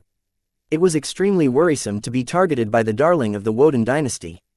While she was just a mech designer, she could easily pull a lot of strings to make life very difficult for the Tovar family or the entire Bright Republic. Therefore, the Tovars should be constantly lobbying on his behalf for his eventual release. Someone as old as General Cavendish should surely be aware of how difficult it would be to take Vase off the board and deprive the Tovars of an exceptional ally. Since the Cavendishes and the Ramses couldn't find a way to keep Vase confined, why not hand him off to someone else? It was no secret that the Bright Republic and its institutions developed some relationships with the citizens and organizations of the Friday Coalition. The founding families should have definitely forged very close ties considering how long they had been in power. While the Komodo War caused many states like the Bright Republic to adopt an openly neutral posture, their bonds to their greater patrons still existed. From what Vase had guessed, General Cavendish formed a clandestine deal with some Fredamen. In exchange for handing over Vase to them, the Fredamen promised to dispatch one of their powerful mercenary corps to relieve the pressure on Bentheim. 300 second-class mechs was incredibly powerful. While they weren't enough to fend off all of the Sandmen that barged into the Bentheim system, they could easily fend off entire Sandman fleets by themselves, thereby giving the local defenders some breathing room. Vase underestimated General Cavendish. If the mech general's plot succeeded, then Cavendish would be able to harvest several gains while minimizing the damage he incurred by abusing his authority. First, he could justify taking Vase away by pushing all of the blame on the Fredamen. If the general claimed that a powerful organization from the Friday Coalition really wanted to get their hands on Vase, how could he possibly refuse? Second, he could rightfully justify his actions as contributing to the Bright Republic by securing the assistance of a powerful Fredamen mercenary corps. So far, very few second-class outfits from the Friday Coalition and elsewhere deigned to fight the Sandmen. For General Cavendish to secure the aid of even one mercenary corps from a second-rate state was enough to mollify the rest of the mech corps. This was because the Bright Republic truly needed all of the help it could get. The best kind of help it could get consisted of immediate help that came in the form of mechs. In contrast to the tangible help that a powerful outfit could provide, the benefits to keeping Vase was much more ambiguous. Vase was just one of 1,000 journeymen hailing from the Bright Republic. He wasn't even a senior who possessed a much greater pedigree in designing mechs. While his small number of mech designs were all exceptional, few believed that Vase could design yet another mech that changed the overall war situation. Most Brighters did not pin their hopes on a specific mech designer to come up with a killer mech design. This was because their success was very variable. One day, they might come up with a winning product. The next day, their product might flop. Vase experienced both outcomes himself. His Desolate Soldier had been a smashing success while the Mech Corps produced only a couple of hundred copies of his Militant Soldier. Rather than gambling on a low-probability event by pinning its hope on Vase, the state was much better off trading him to the Fredamen to secure concrete benefits. Very well done. He couldn't help but chuckle uncontrollably when he realized how deep in trouble he was in right now. Falling in the hands of the Fredamen was much worse than ending up as an unwilling guest of the Cavendish or Ramsay family. At least the latter had to abide by the laws of the Bright Republic and the will of its people. The trouble that Vase stirred up back in Cloudy Curtain was meant to exert pressure on his captors by exposing their sordid schemes to the Larkinsons and the public. However, even if his entire family and the half of the citizens of the Bright Republic stood up in protest, what did that matter to the Fredamen? The Friday Coalition could effortlessly crush the Bright Republic without affecting their war against the Hexadric hegemony. Even Gloriana was rendered helpless as well. The Fredamen were mortal enemies to the Hexers. It was impossible for them to come to an accord this time, especially during a decisive war. Once Vase got over his dire realizations, he did his best to regain his composure. Sorry for that, I couldn't help but become absolutely crazy for a moment because of what you have done. I am truly sorry for the unpleasantries surrounding your Unusual transfer, Mr. Larkinson. The woman addressed him with respect. We hope you will allow us to treat you as our guest. We have kept our eye on you ever since you released your desolate soldier. We hold immense respect for your accomplishments. Vase sneered at the woman. While he usually preferred to be more diplomatic, especially towards someone who was in control over his life, he didn't give a damn at the moment. The betrayal he just witnessed still made him mad beyond reason. I already cut ties with you, Ferdamon. I want nothing to do with you. I have already committed myself to Gloriana. You should forget about that vixen, Vase. Ganso suggested with a smirk. You know how hexers are. They only acknowledge women as equals. Men like us are destined to be regarded as pets or toys. A star sector ruled by hexers is the last thing our bright republic needs. You've been aligning with the wrong side all this time. What I've done is merely to correct your mistake and put you back on the right track. Absurd. Don't pretend you are doing what is best for our state and myself. What if the hexers win the war? Did you think about that, Ganso? You, the Larkinsons and our state will definitely face a reckoning if that happens. Ha ha ha. Ganso erupted in laughter. Unlike a weasel like you, I see no need to hedge my bets. I'm going all in on the Friday Coalition. Their values and their culture are highly compatible with our bright republic. It's madness to even consider adopting hexer customs. I don't know what kind of fetish you have for mistresses, but leave the rest of us out. The men of our Larkinson family would much prefer to keep their dignity in front of women. The blonde woman lifted her hand. That's enough, Venerable Ganso. Let us not give Mr. Vase here an unpleasant farewell. You're right, miss. Ganso retracted some of his smugness. He turned to Vase with a much more serious expression. For what it's worth, you're right. I sold you to the Ferdamon. To be more exact, I participated in the action that resulted in this outcome. You don't sound remorseful. I won't apologize for what I've done. Everything I do is for the betterment of our family and the state I have made an oath to defend. The Sandman race is not our greatest enemy. The hexers that you've unilaterally sided with are much worse. The former just wants to kill us. The latter wants to destroy our identity. Though Vase wanted to argue back, he couldn't muster up a convincing response. He was too angry and unbalanced to think straight. Your intentions are good, but your means are dishonorable. Since when did the Larkinsons believe that the ends justify the means? Some actions are too reprehensible to be acceptable. When my actions end up saving the lives of trillions of people and keep the bright republic in existence, I am more than willing to shoulder the guilt of my actions. While I acknowledge that I am wrong, I will sleep easily knowing that I have made the galaxy a better place. After patting Ves's shoulder in a patronizing manner, Ganso exchanged a few words with the woman before returning back to the combat carrier. The hatch closed after the expert pilot's departure. Presumably, the walkway was being retracted as well. Vase turned to the woman and tried to estimate whether it would be a good idea to storm up to her and take her hostage. He immediately crossed out this stupid idea. Even though no guards were in sight, Vase did not delude himself into thinking he was in control.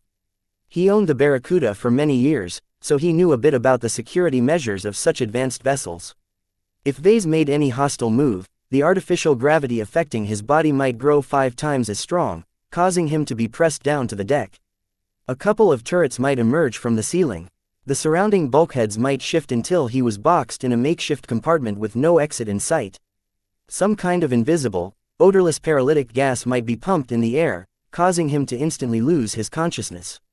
In short, there were at least a dozen ways for Vase to get taken out by the internal ship defenses alone.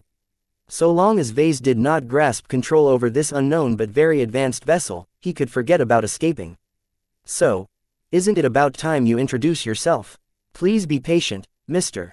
Larkinson. My lady wishes to introduce herself to you in person. For now, let us settle you in and allow you to freshen up. My lady desires to meet you at your best. I see. That sounded bad for Vase. If he was forced to shower or change his clothes, he might expose his hidden goods. The woman led the way while Vase obediently followed like he was marching to his execution. A sense of resignation suffused his body as he kept looking around. The ship he was on was a lot larger than his Barracuda, that was for sure. The vessel might even outclass Gloriana's stellar chaser. The more formidable his current captors, the more his confidence sank. He already ruled out trying to escape from this unknown ship by himself. There were way too many systems and redundancies for him to sabotage the vessel with his limited means.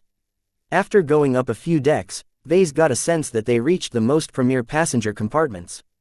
The woman guided him into a resplendent stateroom that was much more grand than his stateroom on the Barracuda. This shall be your accommodation for the remainder of our journey to the Friday Coalition. We hope you have a pleasant stay aboard our ship as our honored guest. Please forgive us for disabling or restricting many of the functions here. To ensure your good behavior, we have decided to limit what you can do. You have a reputation for trouble, after all. Isn't that right, Mr. Larkinson? Vase smiled grimly at the caution in her words. How much did these Fredamen research his exploits? It sounded as if they were a lot more aware of what he could do than his usual enemies. Chapter 17:15. Freshening up. After issuing some brief instructions, the woman granted Vase an hour to himself. He was supposed to come to terms with his new situation.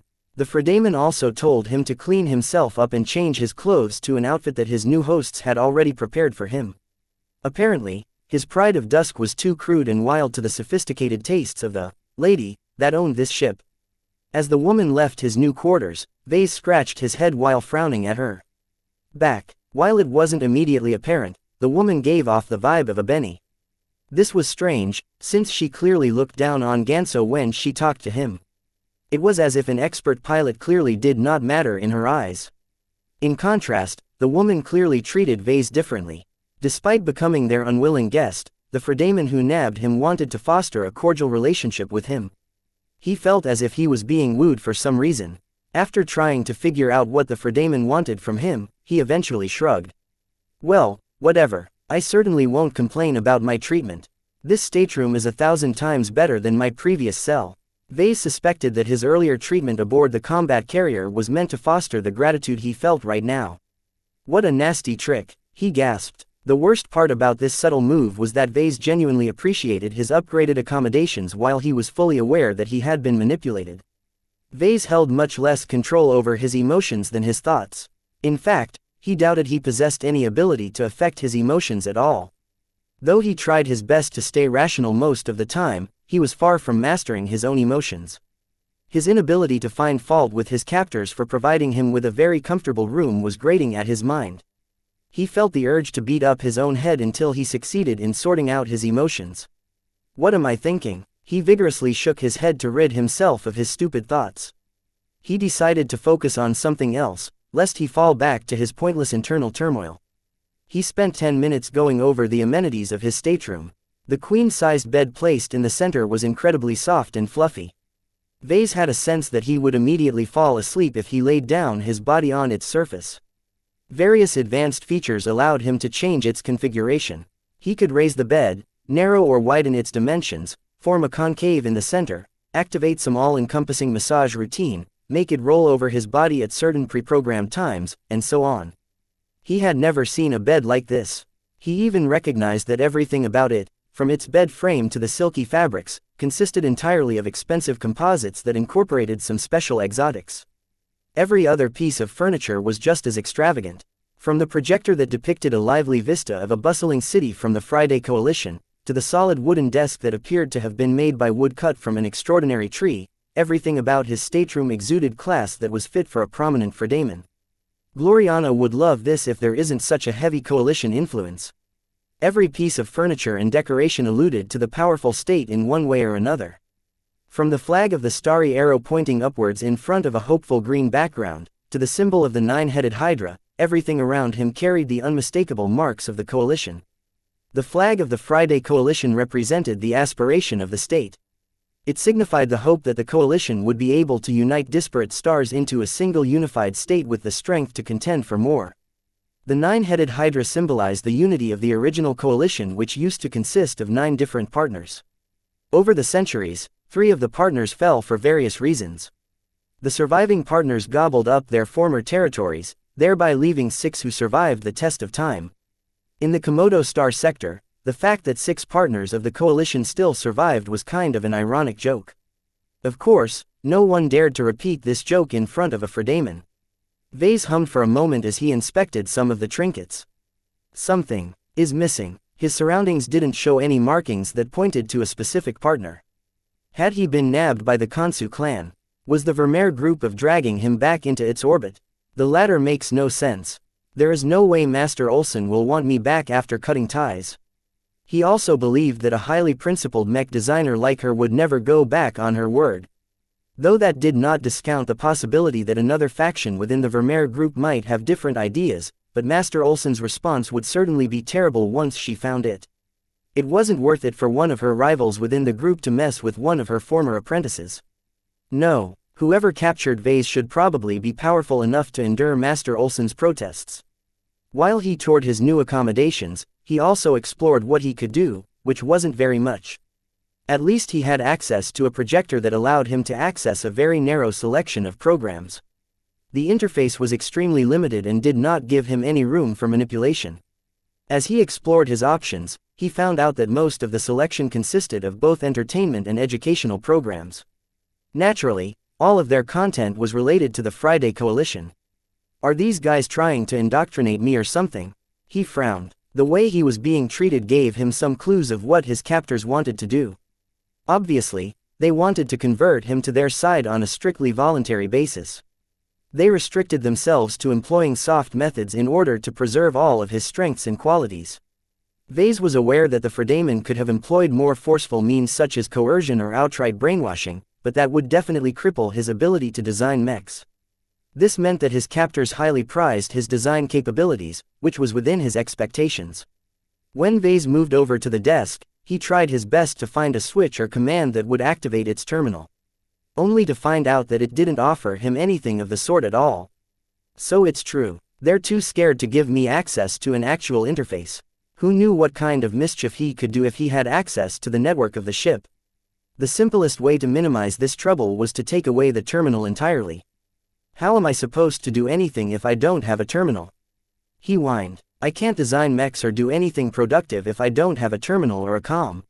He explored his stateroom once again and approached something that looked extremely anachronistic and out of place. Is this a genuine bookcase? He withdrew a book and tried to get used to the foreign sensation of holding something so archaic. He cracked it open to browse its contents, only to widen his eyes at the complex diagrams printed on its pages. This is a textbook, and an advanced one at that. He flipped the pages and surmised that the textbook was about energy transmission systems of high-value mechs. More specifically, it taught its readers plenty of theory and applications on how to design the energy transmission system of an advanced second-class mech. He abruptly chuckled and snapped the book shut before putting it back on its place. They sure know me well.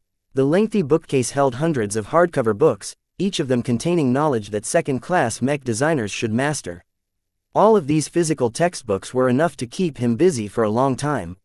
He did not mind being deprived of a terminal as long as he could devour all of these books. Vase glanced at a nearby clock and remembered his upcoming meeting. Oh, I should really prepare for my upcoming meeting. He headed into the bathroom and inspected the outfit that his captors had prepared for him. It was a very understated business outfit that exuded class without looking too gauche. This was the kind of outfit that a long-established noble would want to wear. Vase could tell, because Gloriana already taught him some of this during her occasional lectures. Naturally, the specific fashion of this outfit fully conformed with the current trend of the Friday Coalition. Vase would look no different from a Fredaman if he donned these clothes. If Vase had a say, he would much rather stick to his current outfit. The Pride of Dusk was something that truly belonged to him. Its cut completely conformed to the fashion of the Bright Republic. Well, that woman didn't leave me with any leeway. He grimaced. He decided that it was best to play along despite knowing that it was a mental trap. The only issue was his underwear. He did not wish to expose his contraband, which he would surely do if he removed his clothes. You better not be spying on me. I'm a very private person. Vase angrily raised his fist in a random direction. He came up with an unconventional solution. He stripped all of his clothes aside from his underwear and did his best to pretend the bulge was something else aside from his cylindrical jamming device. After carefully folding his clothes, he jumped into the shower and just let the water flow down his body while he was half naked. If you think you can enjoy a show, think again.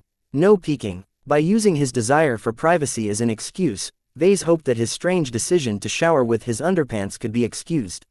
He did not worry about his hidden comm and jamming devices. Both of them were waterproof and would never malfunction after being submerged in water. Vase pretended that there was nothing wrong and nonchalantly washed his before allowing the shower cabin to dry off his body and underpants. After that, he stepped out and slowly began to don his new outfit. He had to admit that the suit fitted his dimensions perfectly. As he looked at himself in a three-dimensional mirror projection, he had to admit he looked very sharp. He rummaged around the bathroom and found a small beauty bot. Once he activated it, the bot automatically floated to his head and began to style his hair in a neat comb-over that was much slicker than his usual messy hairstyle. After applying some subtle makeup to his face, he finally felt confident enough to meet the person responsible for taking him away from his home. Here goes nothing, he sighed. Once he exited the bathroom, the blonde female assistant was already waiting for him inside his stateroom. Follow me. My lady will see you now, Mr. Larkinson. Unlike before, they didn't traverse the length of the ship this time. They merely crossed a fairly short distance before entering a lounge compartment. As soon as Vase stepped inside, the assistant led him up to some couches where two women awaited his arrival. Mr. Larkinson, a very gorgeous blonde, greeted him with a very gleeful smile. She wore a sophisticated red dress that accentuated her figure while not showing anything off. Welcome aboard the Scarlet Rose. I hope you are happy with your assigned room. I personally configured it for your needs. As Vase seated himself on the opposite couch, he awkwardly smiled back at the woman who seemed to be around his age. I am appreciative of what you have made available to me. Can you introduce yourself? Why, certainly. I am Aisling Curver, a journeyman mech designer from the Gage dynasty. I am also a junior monitor assigned to observe and manage some of the Friday Coalition's affairs in the Bright Republic. I see, you're a spy, then. Oh, goodness, no. Her voice tinkling like bells. I am strictly a monitor. I merely accepted this duty to earn some merits. I wouldn't have stumbled upon a mech designer as fantastic as you if I turned down this boring assignment. And your companion, is she the same? She's my helper. She accepted a similar duty to earn merits as well. She's been very helpful to me since she's very familiar with the lay of the land. Vase grimly nodded. I'm aware. Hi, Patricia. Hello, Vase. Patricia Schneider greeted him back in a demure tone. Chapter 17-16 Lady Aisling Curver. Ever since he realized he fell in the hands of the Fredaman, Vase tried to guess the identity of the ultimate beneficiary. He half expected to meet a familiar face, and he did in the form of an old classmate. Of all the people he expected to meet, he never thought he would meet Patricia Schneider under these circumstances. Oh, it should be Patricia Kane by now. She recently married a random apprentice from the Carnegie Group. Patricia should no longer be a brighter now. She abandoned her former state and moved up to a better one. Yet even if she had abandoned her roots and become a Fredaman by marriage, Vase never expected that she would stoop so low and be part of his kidnapping. Being betrayed by Ganso was already bad enough to Vase. Getting stabbed in the back by Patricia somehow sparked an irrational fury within his heart. The mild glare he directed towards her only encompassed a small part of his desire to take revenge. He tried his best to temper his fury. It had already been boiling for a while, but in this precarious circumstance losing control would not help matters further. He forcibly suppressed his desire to kill Patricia. Looking at her demure posture and her deference towards Aisling Curver, she should be, just as she said, a helper. In order to hide his temper, Vase decided to distract himself by satisfying his curiosity. He restored his composure and tried to maintain a calm smile. Patricia, why are you here? Everyone must contribute to the war between the Friday Coalition and the Hexadric hegemony. She replied with a calm voice. As an apprentice under Master Null, I must also do my part. Due to my limited foundation, I decided to leverage my familiarity with the Bright Republic and applied to be part of Lady Curver's monitoring team. Did you target me, Patricia? She shook her head. It was never my intention to aim at you specifically. My assistant is right, Aisling Curver spoke, obviously intending to direct his attention away from Patricia. In fact, we never acted proactively. I intended to abide by my mission and monitor your state's resistance against the Sandmen without intervening. It was just a complete coincidence that General Ulrich Cavendish approached me with an interesting proposal. You are supposed to be a monitor, right? Vase frowned. Doesn't that mean you shouldn't interfere at all in our state's affairs? Lady Curver grinned. That is ordinarily true, but General Cavendish approached me as a representative of his state. The Bright Republic is really desperate, you know. I should know since I have been monitoring your state for some time. Its infrastructure is falling apart and Bentheim is starting to crack under the pressure. While we Fredaman don't particularly care about your state, it is not that difficult to lift a finger and increase its chances of survival. The Friday Coalition didn't care about the Bright Republic. However, if the latter fell, the coalition would have to expend some effort and time to recultivate relations with the state that succeeded it. That cost the coalition far more than dispatching a single mercenary corps to help ease the pressure. Vase sighed. He couldn't really fault Lady Curver for being generous enough to lend a hand to his state. It was just that the deal was too sordid. The price for her assistance was by handing him over as if he was nothing. More than a commodity. Vase hated being treated as a commodity. While I admit that the help you offered is very helpful to our state, I object to the means you have employed. I had no say in this. No one asked me if I wanted to fall into your hands. He couldn't hold his anger this time. Fortunately, Lady Curver did not blame him for showing his resentment. She merely smiled at him as if everything was okay. You're upset. You have a right to be. While I am not proud of what I have done, I think it is a very great opportunity for the both of us. I have always kept my eye on you, did you know? As the illustrious designer of the Desolate Soldier, I have tracked your accomplishments very closely. If that obsessive pig Gloriana hadn't stolen you first, I would have already introduced myself to you. Luckily, General Cavendish's scheme gave me an opening. You're a fan. Oh, yes, the blonde woman gushed. I just love your glows and the way you managed to influence your mech pilots in a strange but gentle manner.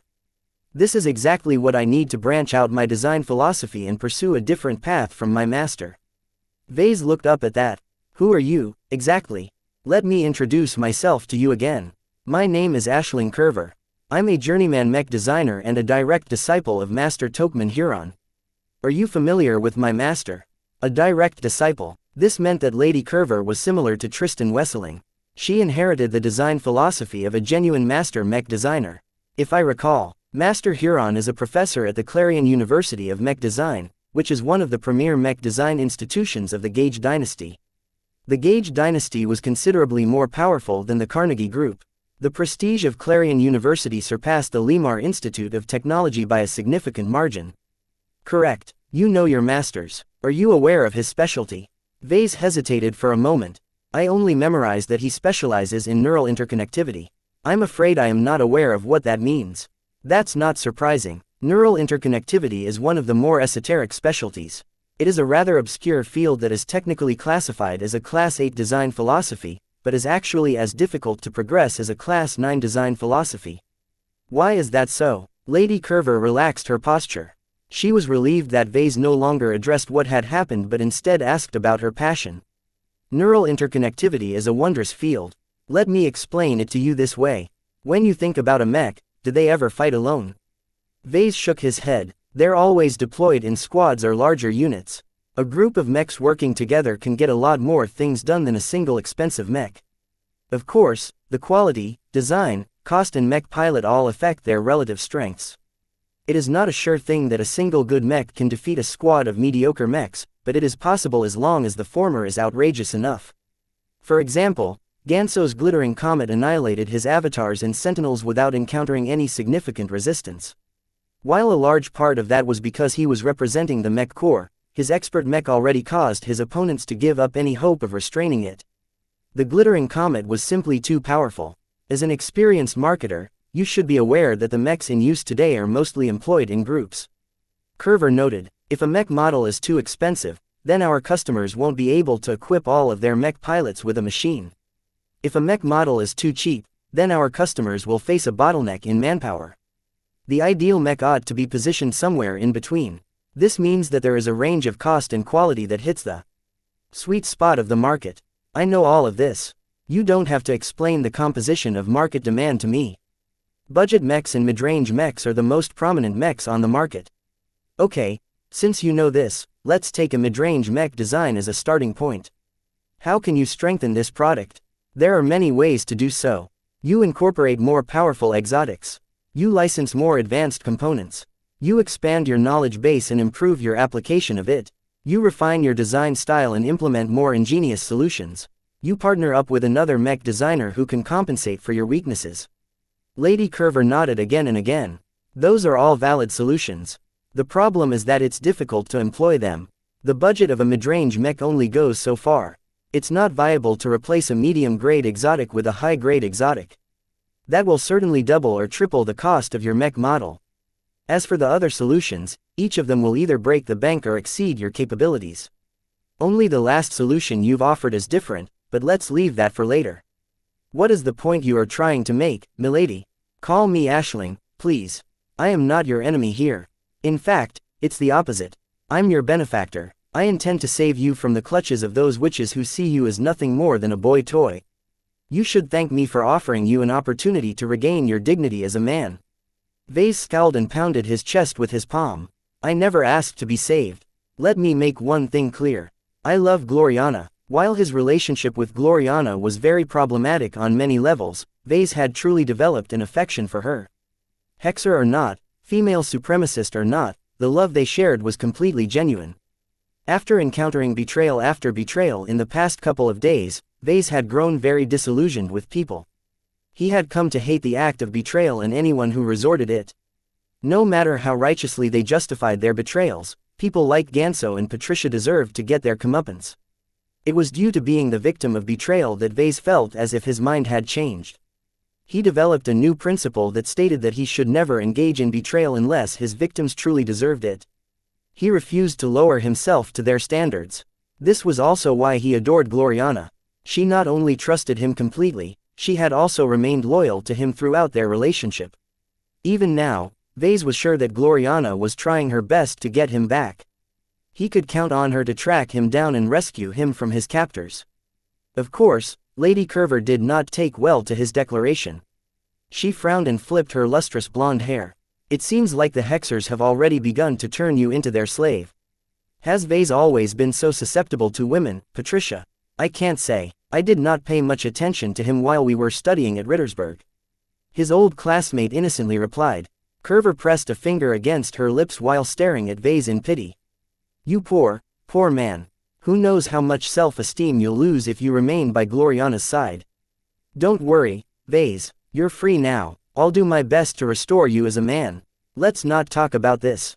Vase waved his hand. You still haven't explained what neural interconnectivity is all about. Oh, yes. Well, getting back to my explanation, neural interconnectivity is simply an alternative solution to the problem I've mentioned. Aside from employing those other solutions, some mech designers in the past decided to increase the performance of their mechs by relying on teamwork. As long as the mech pilots are all trained to coordinate and act in unison with each other, the strength they can bring to bear will absolutely be more than the sum of its parts. This does not sound very odd to me, Aisling. All mech militaries, from my Bright Republic's mech corps to your Gage Dynasty's sundered phalanx, rely on teamwork to gain an edge over their opponents. Ah, but the teamwork I'm talking about goes beyond regular coordination. The woman tapped her head. Have you ever wondered what would happen if you expand the man-machine connection to more than a single mech and mech pilot? What if you connect multiple mech pilots together? As long as they achieve a certain degree of synchronization, the coordination they can exert will make their unit fight like a single entity. What? That sounds crazy, Vase uttered in shock. Messing with the man-machine connection is extremely dangerous. Any deviations can easily inflict permanent brain damage to the mech pilot. Chapter 1717 Neural Interconnectivity. Vase encountered plenty of design philosophies over his career. His recent tour throughout the Star Sector allowed him to come into contact with plenty of journeymen who each developed their own ideas on how to design better mechs. He admired the creativity of those journeymen. The galactic mech industry was incredibly huge and countless competitors had already come up with their own solutions. It was very difficult to develop an original design philosophy that still hadn't been explored. Out of all of the design philosophies he learned, Master Huron's design philosophy was probably one of the most extreme ones he heard. It sounded even crazier than Class 9 design philosophies. Not only did Master Huron decide to dedicate himself in the very sensitive field of neural interfaces, he opted to explore one of its most extreme applications in the form of connecting neural interfaces together. Lady Curver allowed Vase some time to get over his shock. Many mech designers like you react like this when they first learn what neural interconnectivity means. Before you attempt to lecture me, don't forget that my master has managed to realize his design philosophy. Neural interconnectivity is a real thing, and he's not the only mech designer in the galaxy who succeeded in applying it in a safe and useful manner. She was right. While Vase was imagining all sorts of horror stories, A mech designer would never be able to reach master with this specialization if he didn't find a way to apply it without excessive risk. Vase grew curious how Master Huron managed to grapple with the risks of experimenting with neural interfaces. The premise is simple, though the application is much more complex. She replied, two peas in a pod are very similar to each other. One of the simplest ways to form a stable neural network that connects the mind of a mech pilot to the mind of another mech pilot is by finding and pairing identical twins. Since they are already identical in many ways, there isn't much incompatibility if we form a small connection between their minds. It can't be that simple, right? One mistake can instantly ruin both of their brains. That is true. My master and I have never dared to open the floodgates. We only open up a tiny slit so that only a limited amount of data can be transferred back and forth. The bandwidth of this connection can be expanded gradually to strengthen the coordination between the mech pilots as they get more familiar with operating in this fashion. Identical twins, especially naturally born ones, should be rare. Are those the only customers your master is catering towards? That was just his starting point, Vase. As he developed his design philosophy, he focused on expanding the pool of eligible mech pilots. He developed a way to pair brother to sister, father to son, mentor and student, and so on. My master also engaged in a lot of research to expand the size of what we call the neural network. While this was incredibly difficult, he managed to find a way to pair an entire squad with each other. Once he achieved this breakthrough, it became easier for him to expand the neural network to encompass an entire mech company and mech battalion. That sounded incredibly powerful. Vase knew the importance of coordination in battle. If a mech battalion numbering 500 mechs all fought in perfect sync with each other, Vase could easily imagine it beating twice its numbers. Even when the quality of the mechs and the skill of the mech pilots were identical between the two forces, the side with the better coordination possessed an absolute advantage. Vase understood why neural interconnectivity was such a worthy goal to pursue despite all of the inherent risks surrounding neural interface technology. If Master Huron truly managed to develop a safe application of connecting mech pilots together, then this was absolutely a way to circumvent the conventional limitations of increasing the battle performance of mechs. Unlike adding more expensive exotics or incorporating high technology in a mech design, the cost to set up a neural network was not that significant. The only requirement to form a stable network was to upgrade the neural interface and some other components in the cockpit. Nothing more was necessary. While the underlying tech was very complicated and abstruse, this was not a significant problem as long as Master Huron specialized it to the point where he could design a specialized neural interface in his sleep. Vase couldn't help but convey genuine admiration for Master Huron's success. However, he quickly grew suspicious. If neural networks were so fantastic, why hadn't he heard of it? Why hadn't this tech become more widely known? There has to be a catch, right?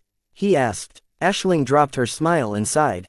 Sadly, my master hasn't been able to develop a way to solve all of the issues surrounding neural interconnectivity. The risks you've mentioned still exist. It is just that one of the main solutions my master has come up with has mitigated them to an extent. What is his solution? It's very simple. He only designs mechs for elite, highly trained outfits and military units. When a mech regiment has developed a strong martial tradition and identity, all of its mech pilots share the same values, mindsets, training and fighting spirit. The greater their commonalities, the easier it becomes to unify them in a neural network. There should still be a lot of differences between the individual mech pilots, right? Correct. The neural networks my master has formed for mech companies and mech battalions are only the shallowest versions of what he can provide. We don't dare to expand the bandwidth of the connections for fear or unpleasant side effects. Only smaller units such as squads made up of close companions are safe to form a greater network. I see. That makes sense. It sounds like your master still has a lot to go. This field is far from mature. That's where you come, Vase. Aisling directed an intrigued glance at him. The hunger in her eyes was not that different from how Gloriana stared at him sometimes. Your specialty has a lot of potential. While I'm not sure what metaphysical man-machine symbiosis really means, it is obvious that it bears close relations with my field. What? What do you want to do? Why, combine our specialties together. Just imagine it. What if we add one of my specialized neural interfaces to your desolate soldier? We'd create a revolutionary new mech. The biggest issue concerning neural interconnectivity is that it's hard to sustain a neural network if there is too much discordancy between the mech pilots. The further their thoughts and attitudes diverge, the greater the risk of adverse effects. Vase realized what she was after. You want to make use of my glows to increase the synchronization between connected mech pilots. Exactly. I've performed a lot of research on your customers in my free time. It is not difficult to discover that every mech pilot of your desolate soldier and other mechs have each come under the influence of the glows of their machines. This essentially means that when they are put in battle together, they have already started to exhibit a rudimentary form of close coordination. This did not sound very strange to Vase. He knew that when a bunch of his mechs were put together, their mech pilots always exhibited greater coordination. The overlapping of glows created some mysterious effects that subtly enhanced the performance of the mechs in many ways. Vase had always wanted to explore the potential of using glows to connect different mechs and mech pilots together to achieve better results, but he didn't have the time to explore this tangent. Nonetheless, he couldn't help but imagine what it would be for him to collaborate with Aisling. You're a direct disciple of Master Huron, right? Does that mean you are already set in your way? I see you aren't very familiar with what it means to inherit a master's design philosophy. She said, it merely means that my starting point and my early progression is entirely shaped by my master. Once I reach journeyman, I can diverge from my master's research direction and explore a branching direction. Perhaps one of the best ways to describe it is that I'm specializing in a possibility that my master has once considered but rejected in favor of another possibility. Vase understood this explanation. It was as if he decided to choose a different direction than the path of balance to progress his design philosophy. While the path of determinism, the path of balance and the path of life ultimately led to different outcomes, they still shared the same root. How is your research direction different from that of your master? Aisling lifted her head in pride. I chose to develop a dream that Master Huron has never achieved. I wish to widen the application of neural interconnectivity so that every outfit and every group can form a neural network without any cumbersome prerequisites. That sounded incredibly difficult. Vase couldn't help but admire the audacity of her ambition. If your own master hasn't managed to achieve this, then you'll certainly have a difficult road ahead of you. However, if you succeed, you can absolutely revolutionize the mech industry with this innovation. One of the biggest shortcomings of her field had always been its limited applications. No mech designer who specialized in neural interconnectivity ever managed to make their tech safe and accessible to the wider public. Only very close family members or highly trained elites possessed the ability to sustain a coherent neural network. I've long tried to explore a way to achieve this on my own. It wasn't until I found out about your design philosophy that I've realized that my ambition is too impossible for me to achieve by myself. I have a very strong hunch that if I combine my specialty with yours, we can absolutely invent a new application of mechs that will astound the MTA and immortalize our names. As a fellow mech designer, surely you can see the potential of our collaboration. Vase nodded in reflex. I can imagine how it can work in theory, but that is just a guess. I can already tell that it is absolutely not simple to form a neural network between mech pilots who aren't very similar. We can explore the solutions of our problems in time. Aisling stated with confidence. I have left you some primers on neural interface technology in your quarters. You should read them first to develop a basic understanding of my specialty. After all, how can we design a mech together if you can't follow my design choices? Isn't that supposed to be restricted knowledge? The MTA never provided me with the authorization to study neural interface technology. It's fine. Aisling brushed the matter off. I'm only giving you a basic introduction, which isn't enough for you to design your own neural interfaces. I just want you to understand its mechanisms and some of the basic underlying theories. Vase would have studied the textbooks regardless of whether it was allowed, but it relieved him to hear that he wouldn't get in trouble with the MTA. Seeing that Vase already had a lot to think about, Aisling decided that she had revealed enough for today. You have just arrived aboard my ship. Take a break and think about your new future. You don't have to pretend to like Gloriana anymore. Unlike her, I'm not a hexer who looks down on men like you. As a brighter, I'm sure you'll come to appreciate our Friday coalition as you have done in the past. She flicked her fingers at Patricia. Please escort Vase back to his quarters. Yes, milady. Patricia rose from her seat and looked at Vase with expectation. When he stood up, he silently followed after his former classmate to the exit. Chapter 17:18 Scarlet Rose. An awkward silence formed between Vase and Patricia as they walked back to his quarters. Once they reached the entrance, Patricia unlocked it and led Vase inside. As Lady Curver's guest, Vase did not have the authority to enter or exit his own room at will. Despite his excellent treatment and warm welcome by his host, Vase did not forget that he was a prisoner. Everyone aboard this ship was his enemy, including Patricia. When Vase became aligned with the Hexadric hegemony, he knew that he would never be able to maintain his friendship with Patricia. Her close entanglement with the Friday Coalition meant that they belonged to opposite sides. Though he strongly opposed the beliefs espoused by Hexers, he didn't want to upset his girlfriend by rooting for the Fredaimon. To be honest, he recognized that he was locked in an impossible dilemma. As a brighter and a man, he admired the Friday Coalition. As Gloriana's boyfriend, he had an obligation to support the Hexadric hegemony. Vase had never managed to resolve this contradiction. He could never bring himself to cheer on the Hexers, but neither did he dare to express any sympathy for the Fredaimon. It would have been so much easier if Gloriana belonged to the opposite side, but Vase had to make do with what he got. His current plan to resolve this tradition was to attempt to bring Gloriana far away from her toxic state. So long as he managed to bring her to the Red Ocean, there would be a vast intergalactic void between them and her home state. There was no way that Gloriana would be able to perpetuate her Hexer culture further. They could make an entirely new start in an entirely new frontier. Of course, all of this was moot if he remained in Aisling Curver's company. While Aisling was clearly saner and more wholesome than Gloriana, she was clearly after the same thing. Vase felt very helpless about the fact that two different mech designers desperately sought to collaborate with him. His design philosophy was simply too attractive to their respective ambitions. Both women believed that they would be able to realize their ambitions with his help. Patricia. Yes, the two had fallen silent after entering his luxurious cell. For some reason, Patricia hadn't left immediately, giving Vase an opportunity to ask some much-needed questions. He had a lot of questions he wanted to ask, some of which he didn't dare to voice in front of Aisling. Though Vase resented Patricia, he believed she wouldn't lie to him or mislead him in any way. Who is Aisling Curver? Why is she called a lady? Lady Curver rose up from the common folk of the Gage dynasty. Patricia calmly answered. She immediately stood out due to her intelligence and learning ability. She managed to enter Clarion University on a scholarship and soon attracted the notice of Master Huron. He became so impressed by her that he took her in as a direct disciple. As for becoming a lady, this is because she has gained the appreciation of the Gage dynasty. In the Friday Coalition, she deserves equal treatment to a trueblood descendant. It sounded as if Aisling was similar to Oleg. Both of them started off as average citizens in their respective locales. He knew how frightening Oleg's intelligence and other cognitive traits had reached. If Aisling was the same, then she had earned everything she achieved. In contrast, Gloriana was born with a silver spoon.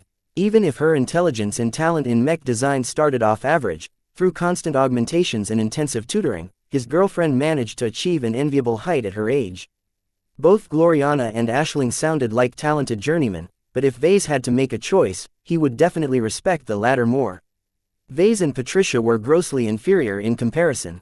Though Vase had the confidence to surpass them, for now these second-class mech designers held the upper ground. How does she intend to treat me? Will you guys allow me to leave? I'm sorry, Vase, we can't allow you to leave. Lady Curver is determined to have you. Unless your collaboration with her doesn't work out, she will not let you go. I'm sure you can understand why. When it comes to her design philosophy, she won't miss this opportunity to overcome her hurdles. Vase pressed his lips into a line. I can't imagine how Aisling can think she can convert me while I remain as her unwilling captive. Are you serious, Vase? Patricia scrunched her nose. Do you truly want to become a Hexer? He hesitated for a moment. Not exactly, but then you should not look at a gift horse in the mouth. While it's unfair for us to treat you this way, think carefully whether you are better off with Miss Gloriana or with Lady Curver. If Vase did not refer to his feelings, then there was no contest. He would definitely wish to side with Lady Curver. Yet, his heart simply didn't allow him to betray his lover. It would be one thing if he broke up with Gloriana, but until they maintained their relationship, Vase was committed to stay loyal. This was his principle as a man, a Larkinson and a mech designer. The thought of betraying her trust and love invoked so much revulsion in him that he simply discarded the idea entirely. Let's not argue about this further. Vase shook his head in disgust. Tell me what will happen to me. How does Lady Curver plan to keep me in her company? Patricia didn't hide Curver's plans. After pulling some strings, she managed to apply for an early end to her assignment. With the help of Master Huron's powerful network, she managed to obtain an early release from her duty. She has already ordered the Scarlet Rose to leave the Bright Republic and return to the Warsaw Giant System, which is where Clarion is based. Where is the Warsaw Giant System located? In the interior of the Gage Dynasty's territories. For a mobile supply frigate like the Scarlet Rose, it will take about 2 months for her to reach the Warsaw Giant System. Vase looked a little brighter when Patricia mentioned the Scarlet Rose. Right now, he really needed to know as much as possible about the ship he resided on. His old classmate just gave him an opening to satisfy his curiosity. What is a mobile supply frigate? It's a frigate-sized ship class that is favored by mech designers. The Scarlet Rose is built for speed and independent operation. Many mobile supply frigates are specifically configured for mech designers. She features a full-scale mech workshop and enough cargo space to hold a decent amount of materials. What about defenses? The Scarlet Rose possesses a small mech hangar that can deploy 4 mechs. As a non-combat vessel, her armor isn't the best though, and she mainly relies on speed to avoid dangerous situations. Now that he thought about it, the Scarlet Rose sounded similar to Gloriana's Stellar Chaser, but he had the feeling that the latter fell a bit short. Why is the Scarlet Rose so empty? I haven't encountered a lot of people ever since I stepped aboard this ship. Trained spacers are precious, especially in wartime. The Scarlet Rose is designed to operate with a high degree of automation. She doesn't belong to Lady Curver.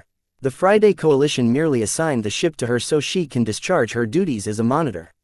She will have to relinquish the ship to the Coalition upon her return to Warsaw Giant. Vase rubbed his smooth-shaven chin as he fell in thought. If the ship belonged to the Friday Coalition, then the quality and capabilities of the Scarlet Rose was likely superior to the Stellar Chaser.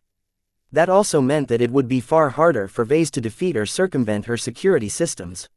While he was tempted to ask more, Vase did not wish to give himself away. He reluctantly shifted his questioning. "What do you think of all this?" he asked. "Pardon, do you agree with Aisling's actions? Are you committed to the Friday Coalition?" Patricia closed her eyes for a moment instead of answering immediately. I never intended to oppose you. I had very little choice of assignments when the Komodo War broke out. Choosing to serve alongside a monitor sounded harmless since we are strictly ordered to observe the Bright Republic without intervening. I never thought that Lady Curver would directly contradict her orders and accept General Cavendish's offer. Well, she did it anyway, and it seems the Friday Coalition doesn't really mind her transgression.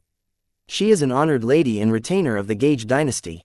Patricia sheepishly smiled. The Gage dynasty was the most powerful partner of the Friday Coalition and its most important pillar during the war. It was no big deal for Lady Curver to bend some rules, especially if her actions benefited the Coalition in some way. From a diplomatic perspective, Lady Curver merely facilitated a mutual transaction between the Friday Coalition and the Bright Republic. The only one involved who didn't agree with this transaction happened to be himself. Compared to the interests of entire states, his own wants and needs didn't matter the slightest.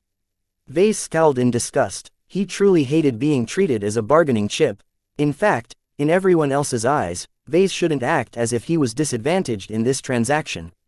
Lady Curver ostensibly wanted to liberate him from Gloriana's evil hexer's clutches and restore his manhood. How could any normal man say no to such a deal? Instead of hating Aisling, he should instead see her as his knight in shining armor. However, Vase was still unwilling to acknowledge this in his heart. The betrayals he suffered stung him far too deeply to allow him to appreciate Lady Curver's goodwill. As if sensing his boiling anger, Patricia turned to leave. "I will leave you here for now. Though our assignment ended early, we had to compensate for it with some other tasks. Lady Curver and I won't have the time to entertain you often. I suggest you pass the time by taking advantage of the books that she has provided to you. Much of the textbooks consist of exclusive Clarion teaching material." Vase offered the departing woman a brittle smile. "Please convey my thanks to Aisling for putting some of her library at my disposal." Once Patricia left his quarters and locked the exit, Vase loosened his collar and slumped on his bed. He swept his gaze across his room and noted some new symbols had appeared on his furniture and decorations. Symbols and emblems related to the Gage dynasty and Clarion University occupied a prominent place in his stateroom. How swell. Vase ignored it all and slipped into his bed as if he wanted to sleep. Lights off. All of the lights dimmed until Vase was left in the dark. Instead of falling asleep, Vase went over his options. There was no way he was resigned with his current situation. He idly lowered his arm to his pants and caressed his hidden bulge. While he didn't have an opportunity to make use of his smuggled gadgets right now, he intended to bide his time. 2 months. I have 2 months. Should he attempt an escape or play along with Lady Curver? Once he allowed her to bring him to the Warsaw Giant system, he was sure that it would be 10 times as hard to escape his captivity. Therefore, the following 2 months were crucial. He needed to make a very important decision during this limited window. Should he follow his conscience and do what was best for himself, Lady Curver, the Bright Republic and the Friday Coalition by accepting his current fate? Or should he follow his heart and do his best to return to Gloriana and affirm his loyalty to his Hexer girlfriend? As Vase silently grappled with his difficulties, Vase suddenly sensed a very familiar presence creeping up from beneath his bed. He concentrated his mind towards the subtle presence. Lucky. A slight pressure formed beneath his other hand that rested on the mattress. Lucky had secretly snuck onto Ganso's combat carrier in the Scarlet Rose without letting anyone else know. This was because Lucky maintained a completely intangible state. With the help of his miniaturized stealth generator and his CFA-derived ECM, his cat managed to remain completely undetected. As long as Vase had Lucky, he was confident he could subvert the Scarlet Rose's security systems within 2 months.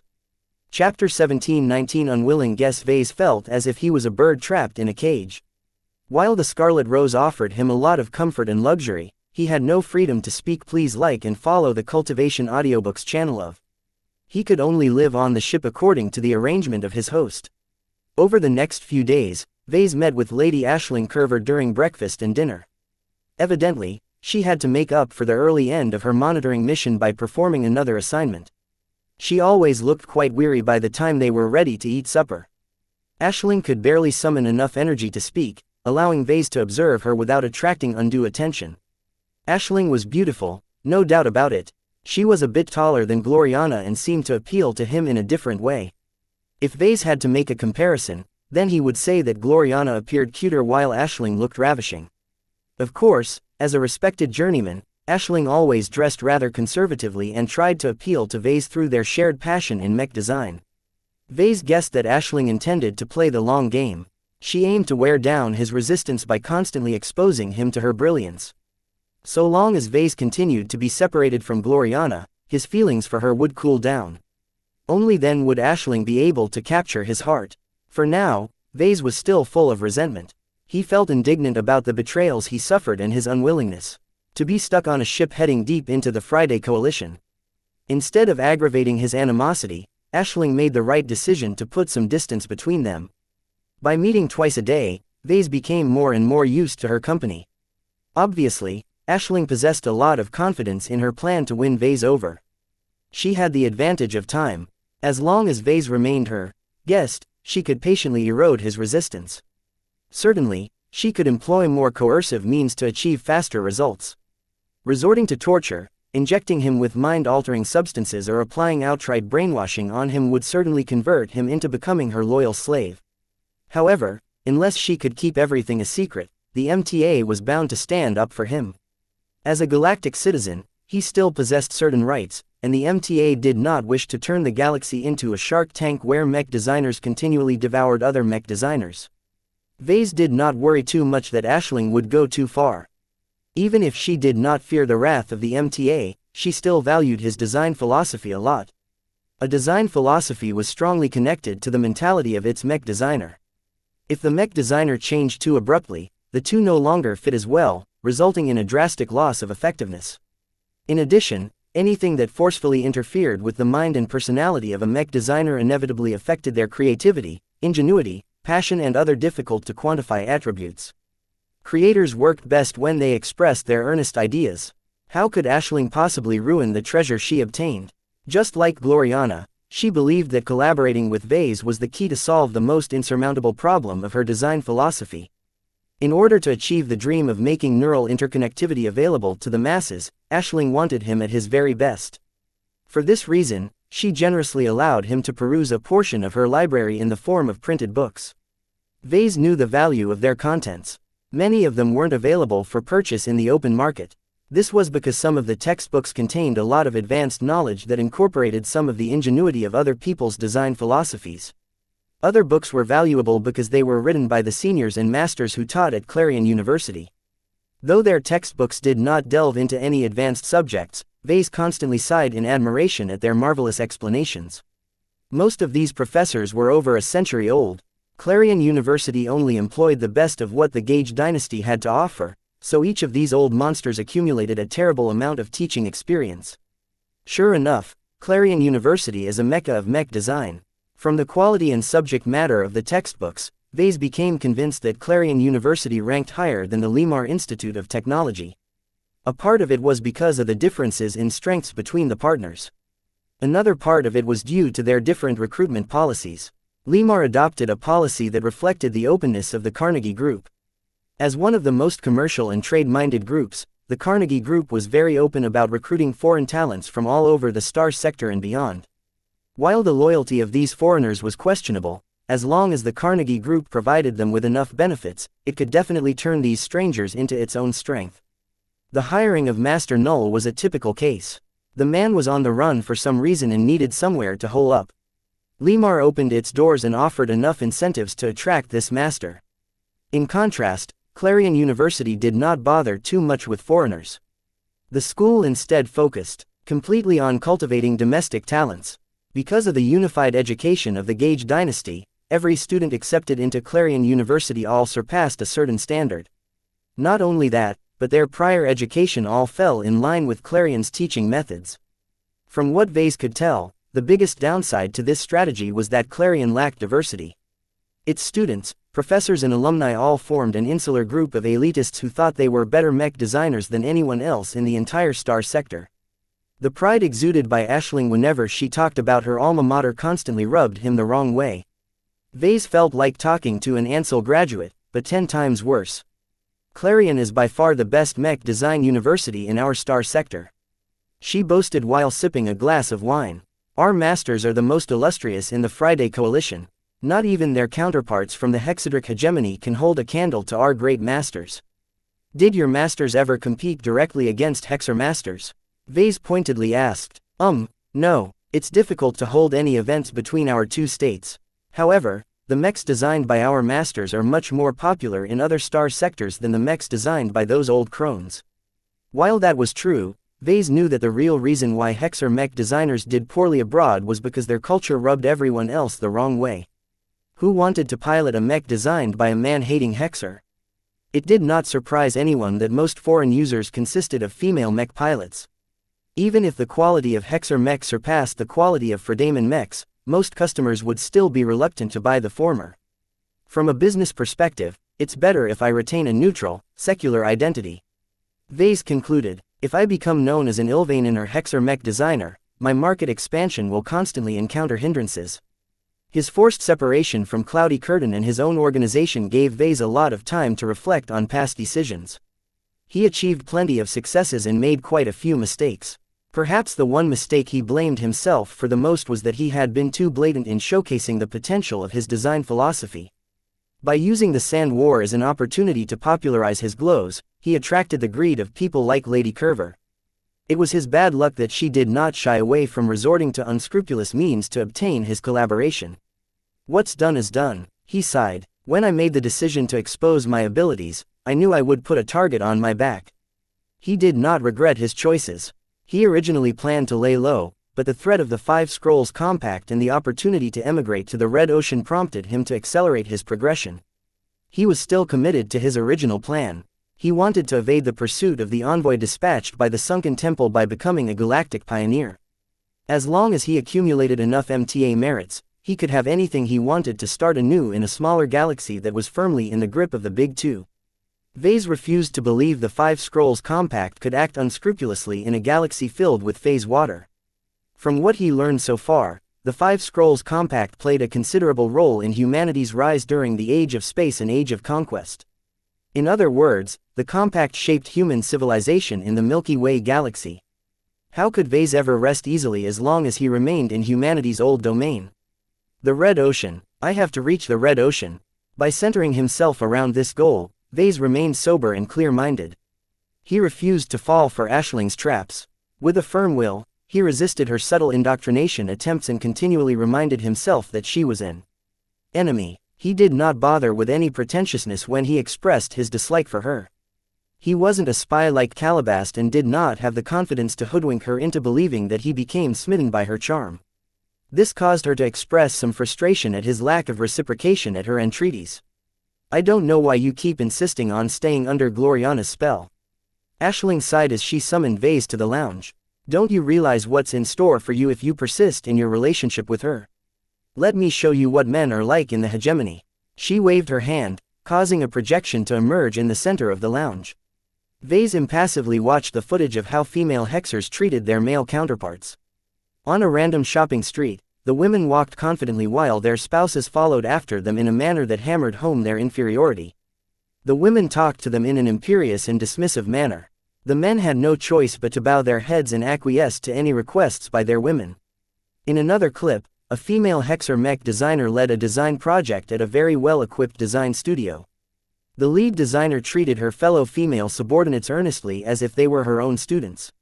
She corrected their mistakes, taught them something new and delegated important assignments to them. Clearly, women went along well with other women. The conduct of the lead designer changed enormously whenever she addressed women. Even when she faced male mech designers who were just as competent as their female counterparts, the lead designer still treated them as nothing more than coolies. The third clip depicted the treatment of hexer mech pilots in the Hex Army. Male mech pilots were relegated to piloting cheaper, less capable mechs. Female mech pilots almost always received the privilege of piloting better mechs. It was easy for Vase to distinguish which mechs the hexers valued more. Unlike most other states, the hegemony distinctly favored mechs with feminine counters. Their mechs were slimmer and more concave than the larger and less mobile mechs piloted by males. This did not mean that males gained no opportunities at all. They could still earn merits and increase their capabilities. However, it was impossible for males to become officers. One of the most central myths of the hegemony was that males were unsuited to be leaders. How could the hexers ever allow men to gain a leadership position? Every single officer in the Hex Army consisted of women. A lot of talented men were trapped in low positions because the female hexers never allowed them to climb further. No woman wanted to take orders from a man. The men themselves had grown up enduring constant attacks on their gender. Their self-esteem was so bad that their subservience towards women was rooted in their bones. As Vase watched clip after clip, he knew that Aisling did not serve him with doctored footage. She had no need to resort to falsehoods when the real hegemony already provided her with a wealth of material. Chapter 17:20 Stubborn boy. Vase already knew how hexers treated men in their society. It was actually a mistake to call them man-haters. Hexers didn't hate men, they just considered them inferior. It was not a contradiction for female hexers to adore male gender but simultaneously treat them as lessers. In fact, if hexers treated men like slaves or abused them on a daily basis, the Big Two would not tolerate their conduct. The basic rights of humans had to be respected. Just because the hexers only treated half of its population like dirt did not mean it could get away with such rampant abuse. The hexers therefore propagated an alternate vision on how human civilization should be run. They ran the hegemony like a model that other states should adopt. Both men and women had a place in their society. Women deserved to be in charge and occupied all of the upper-level positions. Even if female hexers weren't good at anything, they still had the right to boss around males in the workplace. As for the boys, they were continually treated as juveniles at best or pets at worst. They received much fewer opportunities than women and had to work a lot harder to get anywhere. This strangely led to the phenomena where the rare male successes became incredibly successful in their chosen vocations. Male expert pilots were one of the rare species of boys who earned genuine respect from female hexers. Male high-ranking mech designers also existed in the hegemony's vast mech community. Each of them gained some appreciation and were treated better than other boys. Of course, just because they were better than most women in their professions did not mean they deserved equal treatment. Every male expert pilot had to answer to a female officer. This was because hexers regarded them as powerful brutes that had to be controlled lest they run rabid. Boys were still boys. As long as they were given free rein, the boys would surely give in to their worst impulses. Male journeymen and seniors received similar treatment.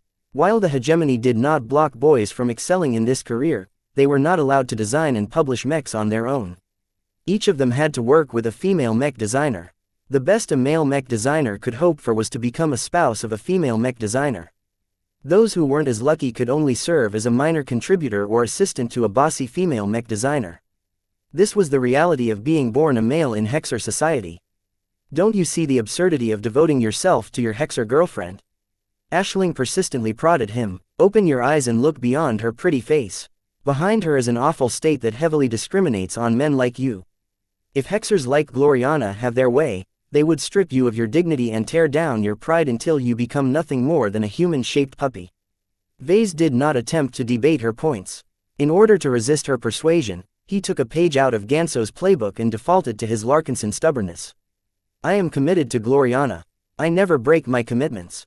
To change my mind is to betray the promises I've made to her. I will never stab her in the back. Aisling threw a perplexed look at him. She didn't understand how someone so brilliant in mech design could be so stupid when it came to women. Do you enjoy being treated this way, Vase? The Friday Coalition can offer you so much more. As long as you stick with me, I can give you a new status in our state. As Master Huron's direct disciple, no one will hinder me from settling you in the Warsaw Giant system and giving you an opportunity to participate in my design projects. So long as we achieve some success in our collaborations, my master will definitely put his full weight behind our partnership. I have already cut ties with the Friday Coalition. Vase flatly remarked. That's not entirely correct. You merely cut ties with Master Olsen and the Limar Institute of Technology. At most, you're blacklisted by the Vermeer Group and the Carnegie Group. Our Gage dynasty never pays attention to what they do.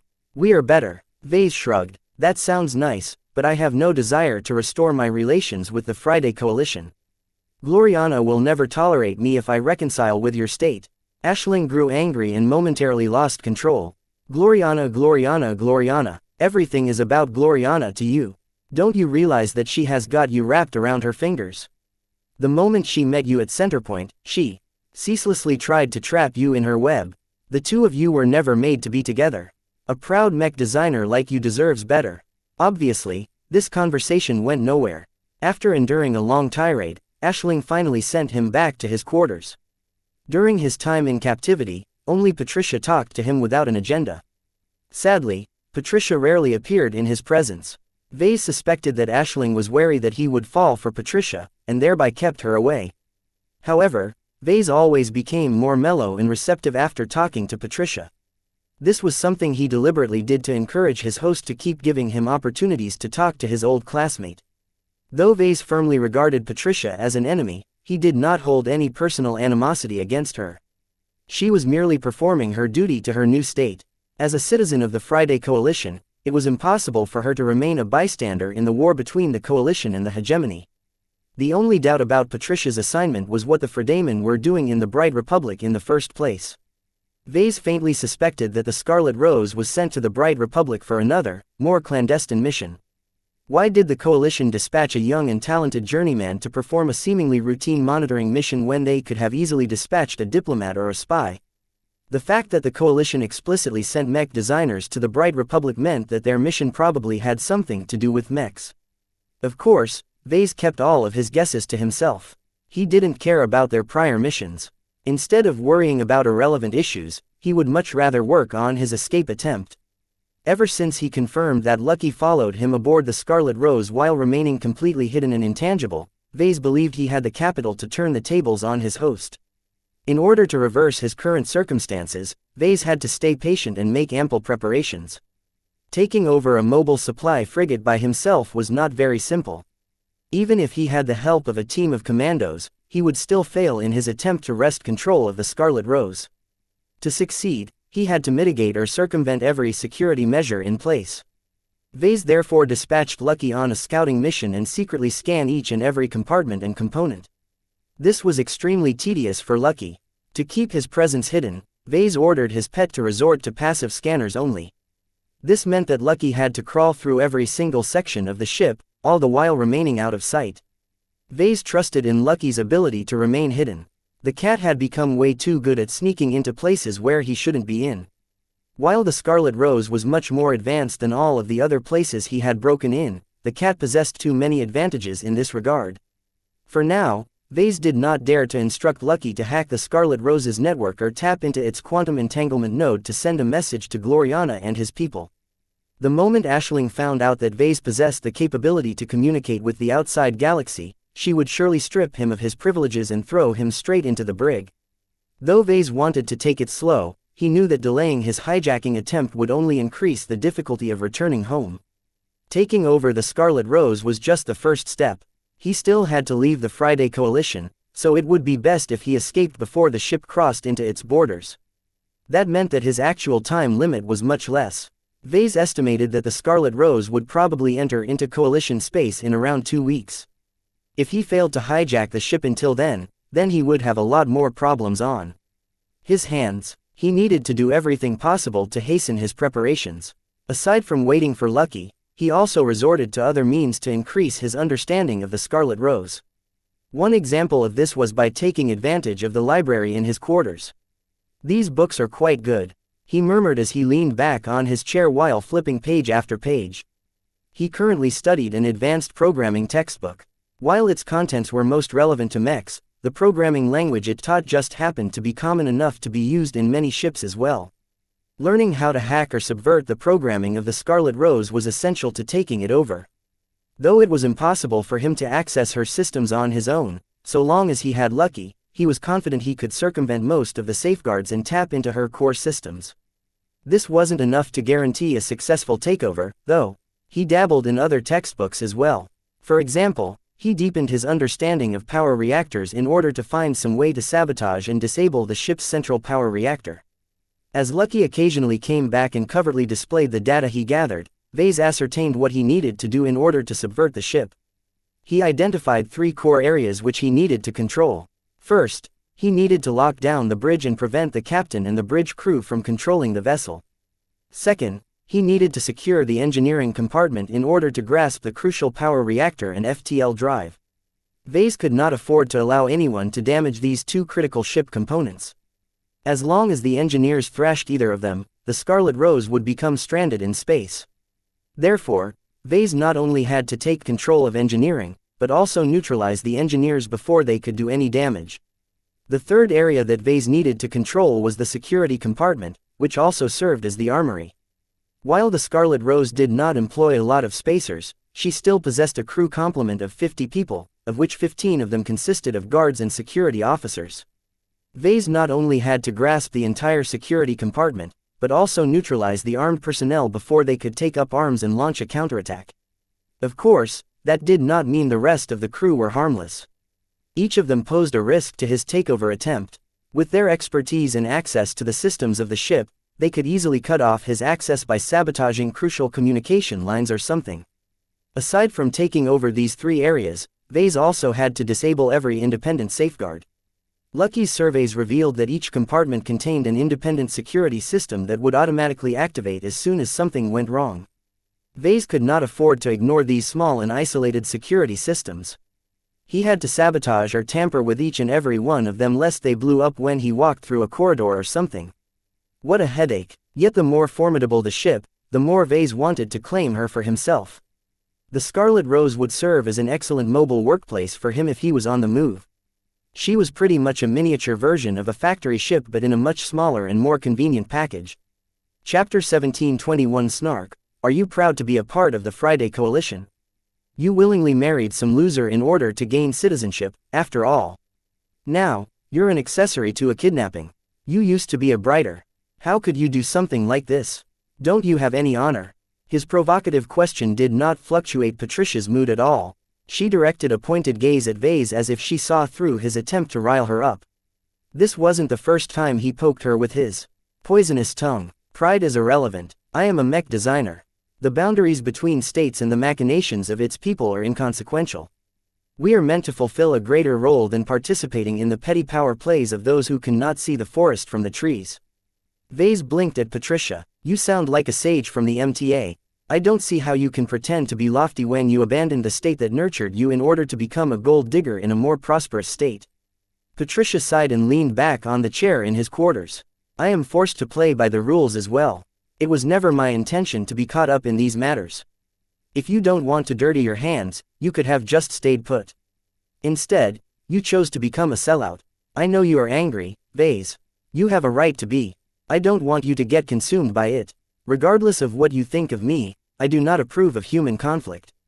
I would much rather be a part of the struggle against alien civilizations. Too bad you're not a part of the MTA. Did they reject your application? The MTA is very strict when it comes to hiring mech designers. Patricia replied in an indirect answer to his question. In fact, even the most talented and brilliant mech designers might not necessarily be able to become an internal of the MTA. While the MTA maintained a rather open recruitment policy, their exact hiring criteria were very random. No one who applied knew for sure whether the MTA took a liking for what they had to offer. Otherwise, how could a mech pilot such as Charlotte Hoffmeister enter the MTA while countless second-class mech pilots fail?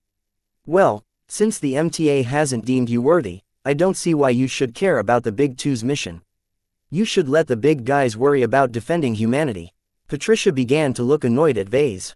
This was a rare occasion as she always controlled herself carefully. Ever since he encountered her when he studied at Rittersberg, Patricia always gave off the sense that she existed on a different plane than everyone else. It was as if she was the only galactic citizen in a mob of space peasants. Her refined conduct and reserved behavior drew a lot of admiration from everyone else. That was all in the past. While Patricia still acted as if she was holier than thou, Vase had grown up from the naive little boy who had nothing to go on but his passion for mech design. Her charm no longer impressed him. After falling for Gloriana, every other woman fell short in his eyes. In fact, the more he interacted with Patricia, the more he started to grow suspicious about her origins. Was she even a brighter? Who were her parents? Why was she so smart? Why did she study at an average mech university like Rittersberg as opposed to Ansel? Why stay in the Bright Republic at all when she was clearly capable of studying at Limar? Patricia never elaborated about herself. Whenever he attempted to satisfy his curiosity, she flatly disregarded her inquiries. Fortunately, she was more than willing to talk about other matters, which made her much more bearable. The main reason why he insisted on talking to her was because she was a font of information about the Scarlet Rose. While Vase did not have the courage to pump Aisling for information, he was not as apprehensive towards his old acquaintance. For her part, Patricia did not put up her guard against his questioning. Like Aisling, she was completely assured of their security. Vase was not only alone, but also under their control. There was no way he could do anything to change his fate. Sadly, none of the Fredamen on the Scarlet Rose could ever anticipate that Vase wasn't alone. Not only did he have Lucky and his smuggled gadgets, he also had more potent trump cards in reserve. Therefore, Vase took his questions a lot more seriously than Patricia, who apparently saw no harm in elaborating about the Scarlet Rose.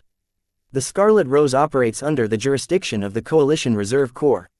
The CRC is one of the few organizations of our state that is allowed to operate throughout the coalition. That's because the Friday Coalition is still a coalition of different groups. Vase sneered. Even after 4 centuries, the coalition partners still haven't managed to unify. The only reason why the 9 partners turned into 6 partners is because the weakest ones got devoured. Regardless, the CRC is not involved in the rivalry between the partners. The Gage dynasty has no more say than the Puffer clan. This is by design as the Friday Coalition cannot tilt the balance any further towards the powerhouses. Why does the CRC even need a ship like the Scarlet Rose?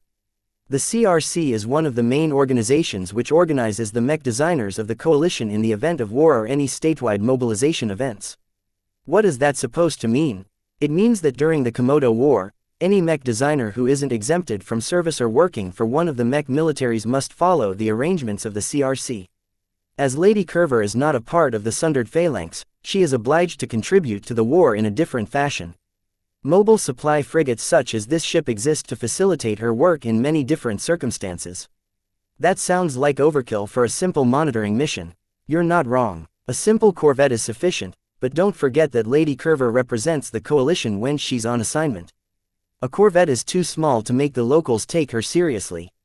A capital ship is too excessive, but a sophisticated frigate-sized vessel is just right. That made sense, but that didn't explain why the Scarlet Rose featured a full-sized mech workshop. This was far from standard when it came to other frigate-sized vessels. Vase pretended to buy into Patricia's explanation. What makes the Scarlet Rose so great for this purpose? A monitor is supposed to be a non-threatening presence in the state they are permitted to stay in. In line with a diplomatic treaty that the Friday Coalition has signed with a collective of third-rate states, a monitor is only allowed to bring a limited escort. That is why the Scarlet Rose can only field 4 mechs at most. That sounds dangerous. What if some ambitious mercenary corps covet this ship? She snorted dismissively. Just because the Scarlet Rose has limited protection doesn't mean it's vulnerable. The 4 mechs we carry are very high-quality mechs. While the treaty limits the quantity of mechs we can carry, it says nothing about the quality. The mech pilots themselves are highly trained elites. That sounds a bit strange to me. With the Komodo War raging like a firestorm, how come the CRC is able to get their hands on elites? While the Friday Coalition is a lot larger and more populous than the Bright Republic, the standard for second-class elite mech pilots was incredibly high. A second-rate state only had so much elites, and Vase figured that all of them were needed to battle the Hexers. The elites aren't as you imagine. They aren't military. Instead, they're drafted from the private sector. You mean they're mercenaries? Vase raised his eyebrow. Some of them are. Others come from personal forces or security companies. A significant portion are even mech athletes. Most of these mech pilots won't fit in the military, so the CRC offers them an alternate way to contribute to the state. Are the mech pilots of the Scarlet Rose any good? She hesitated for a moment. I'm not sure. I don't interact with them. They keep to themselves. They don't respect anyone on this ship except for Lady Curver. Vase felt rather indignant that Patricia wasn't afforded the same treatment. How dare they? It sounds like they all need a good kick in the butt. They are only here to deter opportunistic pirate raids. Everyone else doesn't dare to lay a hand on us. The Scarlet Rose represents the entire CRC, which in turn represents the coalition as a whole. There have been a few times in the past where unknown forces attacked our monitor ships, but each time the CRC moved in full force to investigate these incidents. The people or states responsible have never escaped the CRC. They paid a very heavy price for their transgressions. That sounded rather bad to Vase.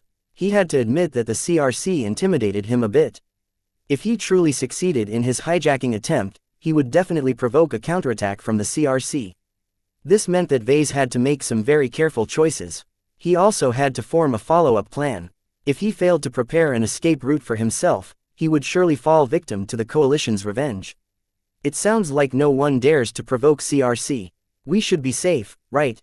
Patricia confidently nodded. The Scarlet Rose is nearly as fast as the Barracuda. Your corvette is a purely civilian vessel. The CRC is a paramilitary organization, so our mobile supply carrier is built with slightly better tech and materials. Her FTL drive cycles nearly as fast as that of your corvette, so the Scarlet Rose is fully capable of escaping nearly any opponent that can threaten our safety. What about pursuit by a Hexer force? That's unlikely. The Bright Republic and the surrounding states are all aligned with the Friday Coalition. The CRC and coalition organizations keep track of any Hexer elements in the region. If any of them tries to intercept our ship, we'll know well in advance. Besides, it will only take 11 days until we enter the Friday Coalition. We will be absolutely safe once we return to our territory. 11 days. Vase felt some urgency when Patricia revealed how little time he had left. In fact, his safety margin was even less considering that a ship would be traveling to a coalition-owned star system a few days before this deadline. While it was possible to interrupt the FTL drive and throw a ship back into real space, this was extremely dangerous and sometimes led to disintegrating the entire vessel after suffering the equivalent of a dimensional crash. Is there any chance you could drop me off along the way? Patricia shook her head. I don't know why you keep asking this question. Lady Curver is determined to have you. I suggest you accept your situation. It is not all that bad. Hee hee. Vase chuckled. I'm done with people telling me what is best for me. Even if I'm wrong, I keep my commitments. She looked at him as if he was an idiot. I truly don't know what is going on in your head these days. You are so much different from the classmate I used to know at Rittersburg. I got better. I doubt that. To me, you've regressed. The fact that a man like you still supports the hegemony over the coalition is proof of faulty judgment. Is that an insult? Vase grinned. I never thought you of any people would employ snark against someone. It's tiring to argue against someone like you. Every time I talk to you, I feel as if you are dragging me to your level. Why do you keep coming back, then? He cheekily asked. I don't know, Patricia whispered, looking a bit lost for a moment. Chapter 1722 Damaged Soul. When the Mech Corps took Vase away from Cloudy Curtain, Ganso left a graveyard of mechs behind. What started off as a simple retrieval mission ended up in an exaggerated public spectacle. It was all the fault of Vase. If he hadn't overreacted to the admittedly strong-handed request from the capture fleet, this matter wouldn't have attracted so much attention. Everything that ensued from his refusal to play along became known throughout the remainder of the Bright Republic and beyond. The famed Larkinson family, known for its honor, valor and uprightness in battle, erupted into a schism. One side was the young expert pilot who many people regarded as the next Ark Larkinson. Ever since he advanced to expert, Ganso constantly distinguished himself in battle against the Visions and the Sandmen. Baptized in 2 different wars, his proficiency in piloting his glittering comet constantly increased by leaps and bounds. His marksmanship constantly grew more and more precise to the point of reaching an uncanny level. On the other side was the first and most impressive mech designer of the Larkinson family. Almost every Brighter heard of Vase Larkinson by now, not just because of the awards he received during the war against the Visions, but also because of the soldier product line he conceived. The influence of the Desolate Soldier and variants couldn't be overstated. Its glow was so useful that the soldier mechs sold over 1 million times. Almost every mech pilot and a large chunk of civilians personally experienced the legendary glows, and each of them gained an unforgettable impression of duty. Aside from the Bright Republic, the soldier mechs had also played a pivotal role in other states such as the Ilvain Protectorate and the Reinald Republic. An uncountable amount of people were grateful to Vase Larkinson for delivering a mech that single-handedly saved them from catastrophe. The fame, honor and prestige of Vase far surpassed that of Ganso. Therefore, when this matter initially blew up, by far the most sympathized with Vase. Though most Brighters held a lot of respect for the Mech Corps and expert pilots, Venerable Ganso Larkinson's conduct during the incident had been far too ugly. Through his mule-headed actions and words, he practically disgraced himself and his beliefs. The public no longer recognized the dignity he possessed as an expert pilot, and instead hurled insults at his name for being such a stubborn tool. The consequences of blowing up this matter was dire. Though the government acted quickly, none of them had been prepared to suppress this matter. Many Larkinsons witnessed the events in person or through a live feed. Plenty of them had a bone to pick with Ganso, so they readily spread the footage all over the galactic net. Ganso's betrayal and the mysterious capture of Vase became known throughout the Bright Republic and beyond. The Mech Corps became furious. How could High Command stab one of the heroes responsible for helping them fight off the Sandmen in the back? Due to the weird and exaggerated events, no one believed that the mission to capture Vase was about relocating him to a safer location. If that were true, Vase wouldn't have resisted so strongly. The Larkinson family became angry as well. All of the Larkinsons serving in the Mech Corps heard about the incident one way or another. To say they were mad was an understatement. Though the influence of the Larkinsons wasn't much, when they united around a single issue, their clout turned out to be quite formidable. When Colonel Ark Larkinson himself paid attention to this matter, he started to investigate the matter behind the scenes. He and every other Larkinsons were beginning to stir the hierarchy of the Mech Corps. Plenty of servicemen were more than willing to support them due to their impeccable honor and the injustice they suffered. For now, Ark and the other influential Larkinson mech pilots remained silent. Yet once they opened their mouth to the public, the Bright Republic would definitely listen. The government of the Bright Republic could not afford this outcome. Give them what they want. Where is Vase Larkinson? Spit him out. The pressure on the government and the Mech Corps increased as nothing happened for a few days. Because of their inaction, the matter boiled over to such an extent that even the Ilvain Protectorate began to knock on their doors. The Bright Martyr enjoyed an exalted status within their state. His disappearance alarmed the entire Protectorate, causing every Ilvainan to detest the Bright Republic with a passion. Where is Vase Larkinson? Did the Mech Corps kill him? Why would they do such a thing? He's not dead. If he was, the soldier mechs would have lost their powers by now. The pressure on the government increased to such an extent that the slow-moving Mech Corps had no choice but to break its own rules and force General Cavendish to answer. Even the full might of the Cavendish family and the Ramza family failed to resist the overwhelming pressure from the masses. Yet General Cavendish remained mum. As a distinguished mech general, he knew that it would be very bad if he told his interrogators the truth. At the same time, Venerable Ganso Larkinson came under immense pressure himself. Both Benjamin and Ark Larkinson used all of their power and influence to corner Ganso. Throughout this crisis that threatened to grow into a fatal distraction that might end the Bright Republic, the three Larkinsons faced each other in a three-way comm call. In ordinary circumstances, it was impossible for two current expert pilots and a former expert pilot of the Larkinson family to gather together during a war. Each of the three held a lot of responsibilities. Both Benjamin and Ark stared at Ganso's resigned expression with indignation. While Benjamin hadn't talked to Vase very often, he already regarded Vase as his favorite grandson.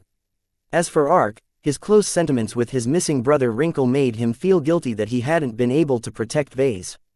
Who could guess that the Mech Corps he unflinchingly served for decades would start with his own cousin?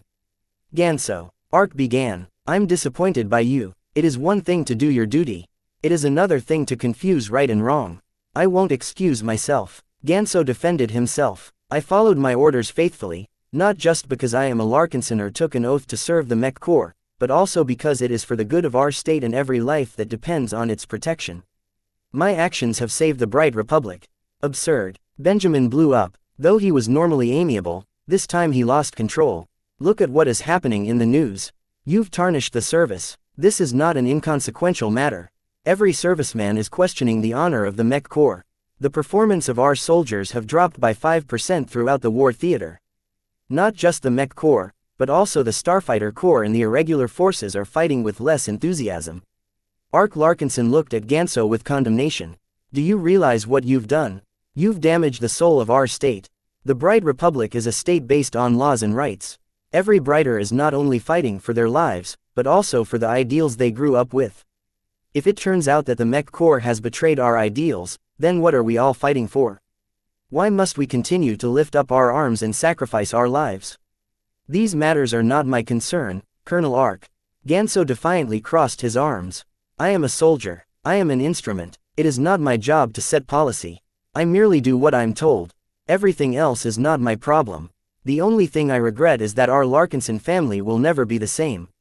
I share some blame for that, but if I had a choice, I would do the same thing again. What are you talking about, Ganso? What does disappearing Vase have to do with saving the Bright Republic? I'm sorry, Colonel Ark. My lips are sealed. I'm under strict orders not to reveal any details about my mission.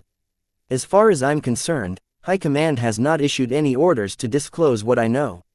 Until that happens, I won't tell you anything. Both Benjamin and Ark exchanged a silent glance. Due to the entanglement between three different founding families, it was unlikely for High Command to resolve this problem quickly. The oldest Larkinson closed his eyes and spoke. If that is how you want to play this game, then so be it. Let me send you something, Ganso. A priority alert quickly sounded out from Ganso's comm. An unsettling feeling overcame his mood. His intuition warned him that something very bad might happen. Even though Ganso did his best to ignore his comm, the data package he received forcefully triggered its backdoors. His comm automatically projected a very official-looking document in front of his face. He wouldn't be able to avoid it unless he destroyed his comm, but that was disallowed under the regulations of the Mech Corps. The moment he saw the very prominent-looking seals, Ganso instantly knew who issued these orders. This comes directly from the office of the Bright President. Ganso uttered in shock. How could you obtain an exception? Do you think I have been keeping my head down at the Ministry of Defense? Benjamin smiled. The Bright President himself wants to resolve this matter as fast as possible. Now, will you spit out the truth, or choose to defy the lawful authority of our state? Choose carefully. Ganso's face turned ugly as he read through the official document. He reluctantly took a minute to verify its authenticity. Nothing was wrong. Everything was completely in order, which meant that the Bright President truly signed these orders.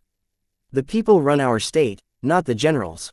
Benjamin reminded Ganso. While the emergency laws that have come into effect have empowered the military, don't forget the person who holds the title of Commander-in-Chief.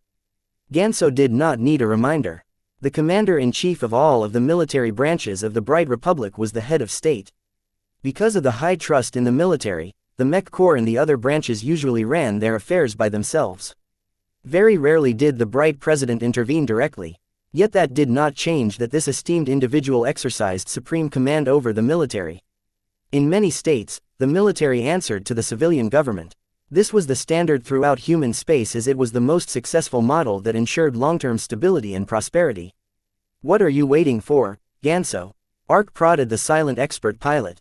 You are an obedient expert pilot, are you not? Your mission has already been declassified. There are no more excuses for you to hide behind. Whatever backing you are relying on to support you won't be able to exceed the authority of the bright president. He was right. Seeing that the orders sent by Benjamin were completely valid and unambiguously clear, Ganso had no choice but to obey them. Even though he really didn't want to, he had his principles. Vase Larkinson is not at Rittersburg or New Foundation. When we brought him out of the Cloudy Curtain system, we did not dump him at some secret military base or transferred him to another government branch. Where is he, Ganso? Where is my grandson? Under General Cavendish's unders, we met up with a monitor from the Friday Coalition and handed him over to her ship. She's a famous mech designer and she appears to be very interested in working with Vase. If I am guessing correctly, the monitor has long brought Vase away. What? Why? Have you noticed the Fredaman mercenary corps that recently participated in the battle for Bentheim? General Cavendish made a deal with the monitor. In exchange for trading away Vase, she would dispatch a second-class mercenary corps to defend the Bentheim system for the remainder of the Sand War. Both Ark and Benjamin Larkinson became shocked, before turning incredibly angry. Such a trade was not only dishonorable, but also broke the bottom line of the Larkinson family. There was no way both of them approved of this scheme. Even Ark, who felt very sympathetic about Ganso's commitment to following orders, felt his trust for his state beginning to break apart.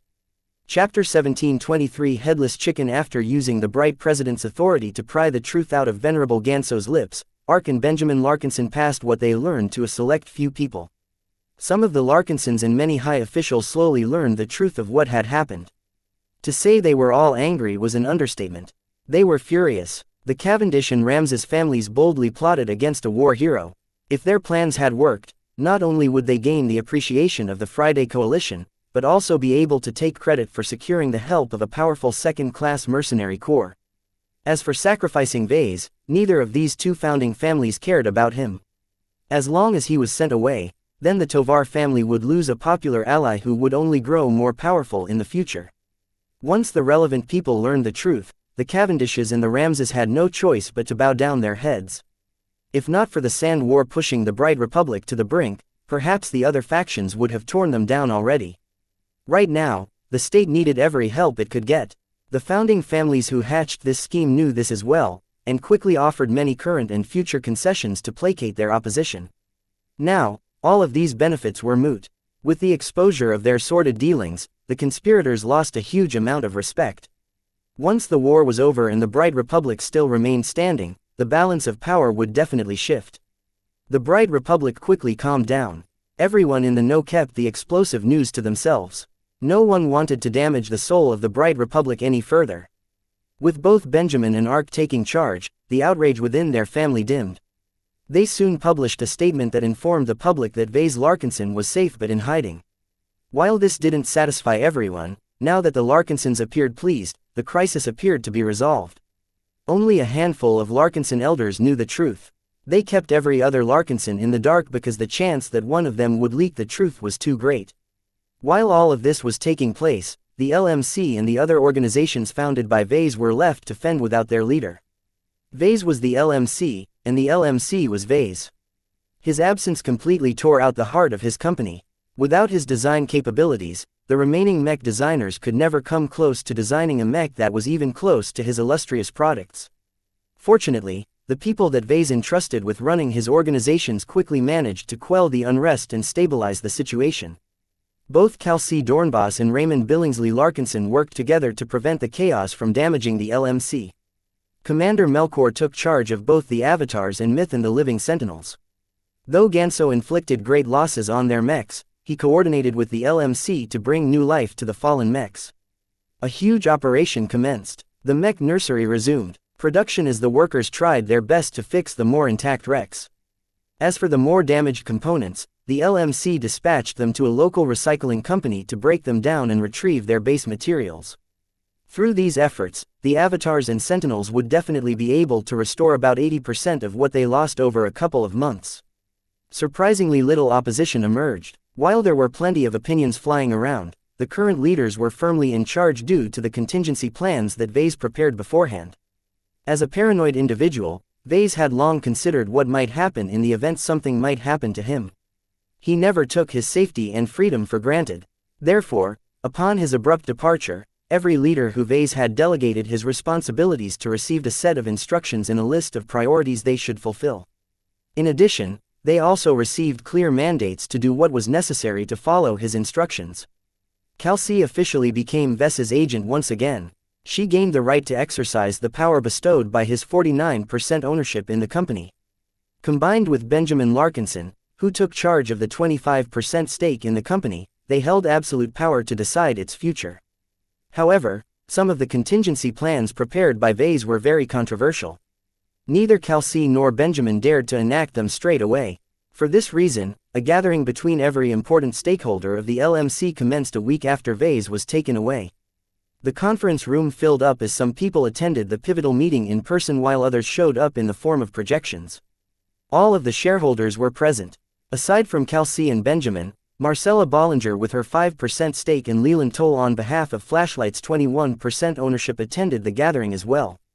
Commander Melchior Larkinson stood up for the avatars of myth. Commander Magdalena Larkinson gained permission from the Mech Corps to set aside some time to take part as well on behalf of the living Sentinels. Calci tried to reach out to Commander Cinnabar of the Battle Criers, but none of them were accessible at this point of time. Who knew what kind of mission Vase had given them? The rest could only hope that the Battle Criers would not object to any decisions they made today. While Director Clinton Larkinson only represented the Vase Larkinson Foundation for Wounded Veterans, his valor during the confrontation against Ganso earned him a lot of respect. Miles Tovar attended on behalf of both the design team and the Tovar family. Kedis appeared as well as a student and confidant of Vase, though she looked as if she would rather be elsewhere. In truth, the only reason she agreed to attend the meeting was because Calabast reached out to her.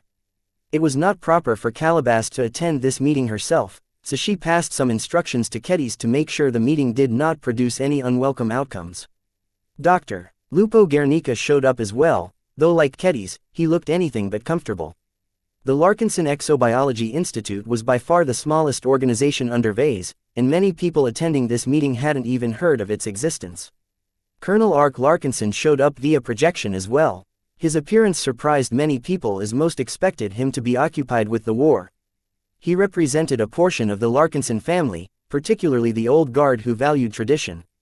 There was no way that anyone present would allow Venerable Ganso Larkinson to attend this meeting. He was currently the biggest black sheep of the family. Of all of the people who showed up, none of them could ignore the presence of the only person who was qualified to be described as Vase Larkinson's equal. While Gloriana Woden owned no shares in the LMC, she absolutely deserved to have a say. Vase officially designated her as a lead designer of his mech company. When Vase was absent, she was the sole lead designer in charge. As a contributing mech designer to the Desolate Soldier and every other recent mech released by the LMC, she deserved much of the credit for their design. Of course, no one could possibly forget that she was Vase Larkinson's girlfriend and partner. It would be bad if she agreed with any of the decisions made during the meeting. As a prominent hexer, she could exert a lot of influence if she wanted. Everyone looked solemn as the conference room filled up. No matter if they were present by remote or in the flesh, everyone felt the weight of this gathering. Ladies and gentlemen, thank you for answering our call and attending this meeting. Calci spoke. Though she felt slightly nervous, her years of experience as the caretaker of the LMC had long turned her into a capable speaker. Everyone here is doubtlessly aware of the current state of the LMC and its affiliated organizations.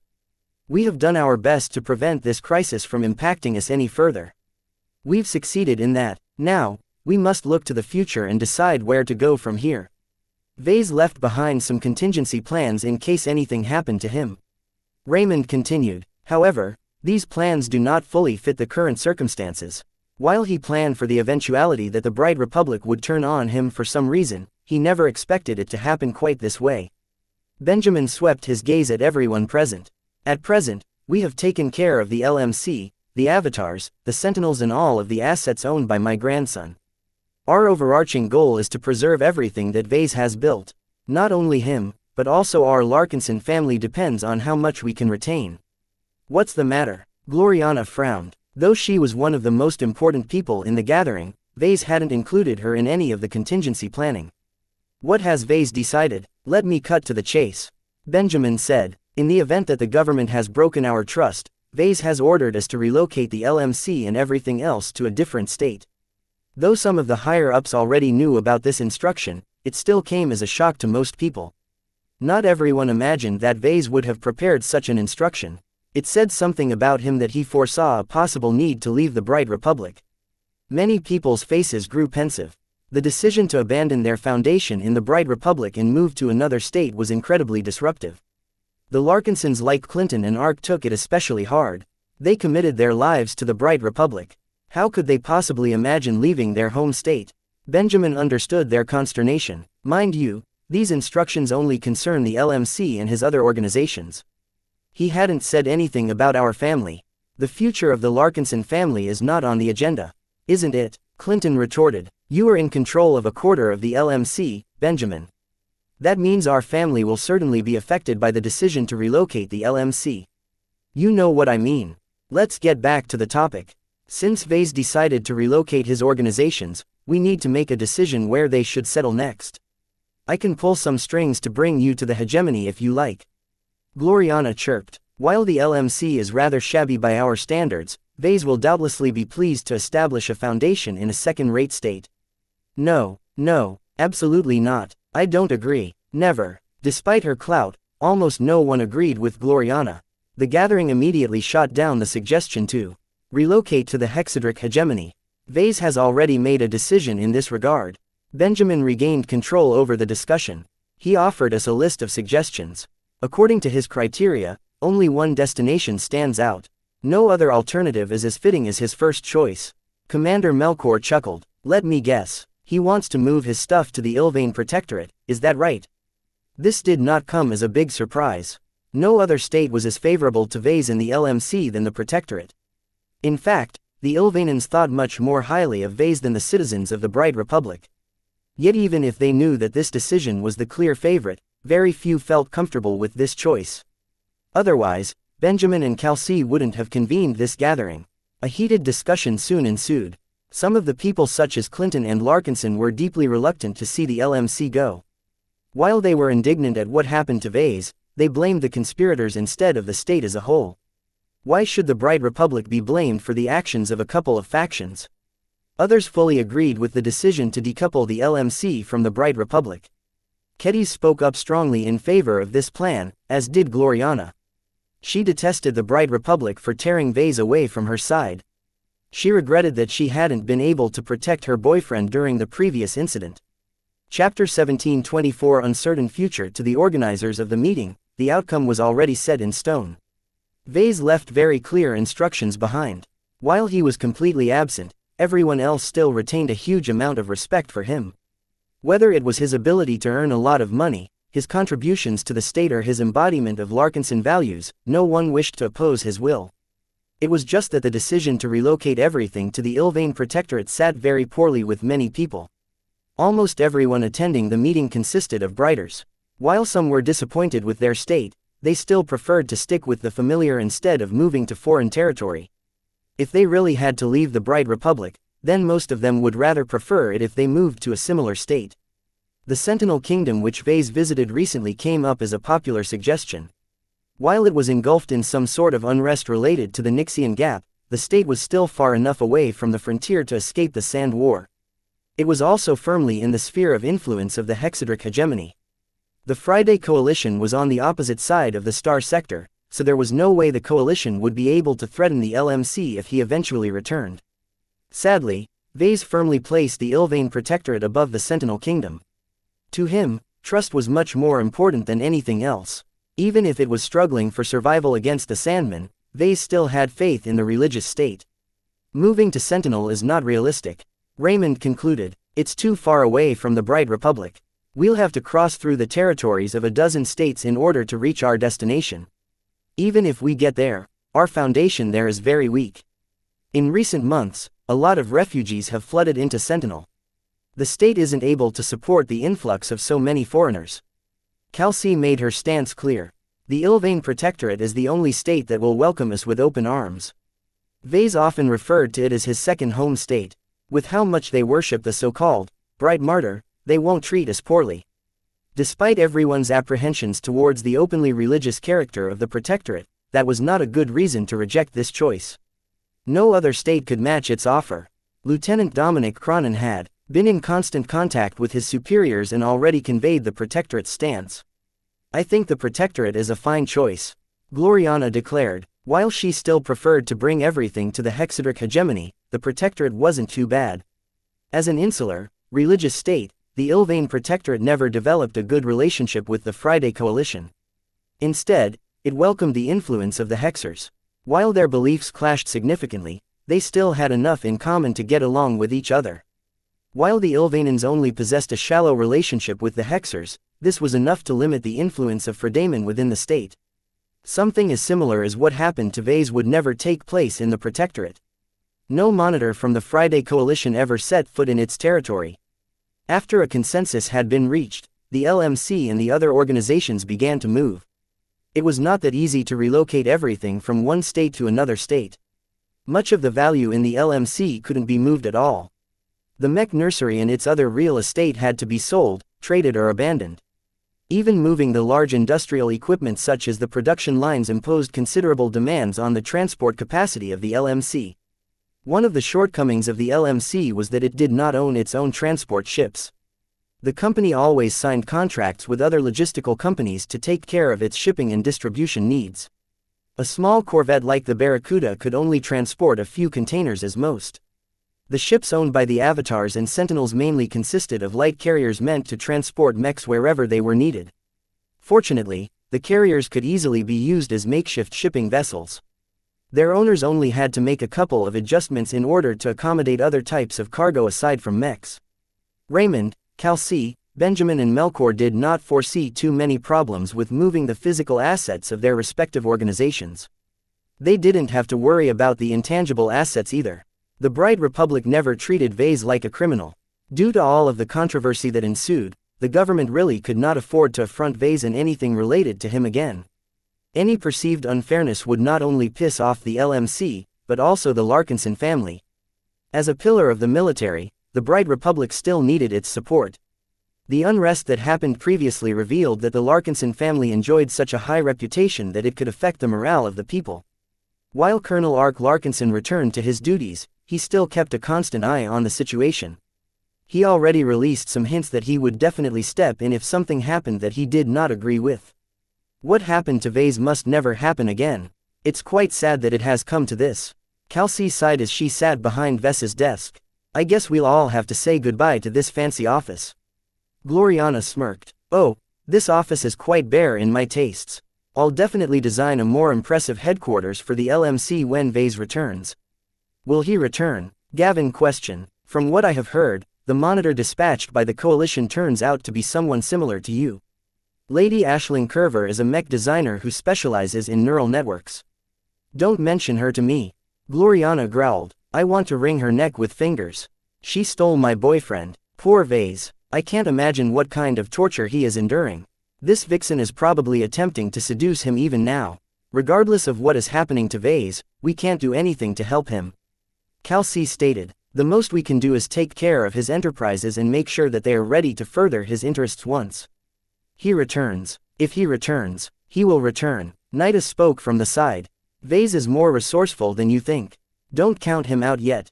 If any of you have any ideas on his properties, then... Gavin raised his hands. Calm down. No one here can get away with any shenanigans. You should trust the people that Vase put in charge. No one knew what the future had in store. While it wasn't secret to them that Lady Curver received Vase from the capture fleet, no one truly understood what this meant. Only Gloriana possessed a greater understanding of Lady Curver's identity and possible actions. While they never intersected with each other, Clarion University was quite famous even in the Hexadric hegemony. She was sure that Aisling would bring Vase back to Clarion University and take advantage of Master Huron's support to settle her captive. Once that happened, it would be extremely hard to rescue Vase. The Warsaw Giant system was situated in the interior of the Gage dynasty. The Hexers would have to gain a decisive edge in the Komodo War and thrust deep into the Coalition in order to reach this well-protected star system. The Gage dynasty would have never invested so much in Clarion if the school was situated in the periphery. I hope your confidence isn't misplaced. Vase must get through this. If he's absent for more than a couple of years, it's doubtful whether we can keep the LMC together. Calci looked concerned. Gavin sighed. If you ask me, our company is already falling apart in some ways. We can take away the production lines and such, but we can't take all of the people with us. Who wants to abandon the Bright Republic and move to a state that every Brighter has looked down upon? Our employees have already started to tender their resignations. How many people will drop out? Melkor asked. According to our projections, we'll lose the majority of our workers, say 70 to 80%. Many people can't bear to leave their friends and family. Others don't want anything to do with the Ilvanan faith. Up to 80% of the workshop exhibited signs of quitting. That was a very drastic figure that cut deeply in the workforce of the LMC. Should we do something to retain them? Gloriana questioned. It will be difficult for Vase to pick up where he left off if our new headquarters is empty and if there aren't any mech technicians left to produce his mechs. It's fine, Kelsey reassured everyone. We have already anticipated this outcome. In truth, letting go of these people won't necessarily affect our operations. At most, we'll be stifled a little until we hire enough replacements. We don't even have to fill up all of the vacated positions as the LMC will certainly downsize in the near future. It's highly unlikely for us to sell a mech as popular as the Desolate Soldier. We'll still be losing lots of valuable knowledge and know-how, Gavin warned, some of which are common to all professions, but some are very critical to the running of our company. Think of how much expertise and familiarity our top management team has accrued. We can't do anything about that. Gloriana adjusted her mindset. In my opinion, this ordeal is actually quite good for us. I'm sure the Ilvanans are much more willing to commit to Vase and the LMC. While not everyone was comfortable with this statement, they did not refute it. Ever since they communicated their intention to move the LMC to the Protectorate, the state had practically laid down the red carpet for them.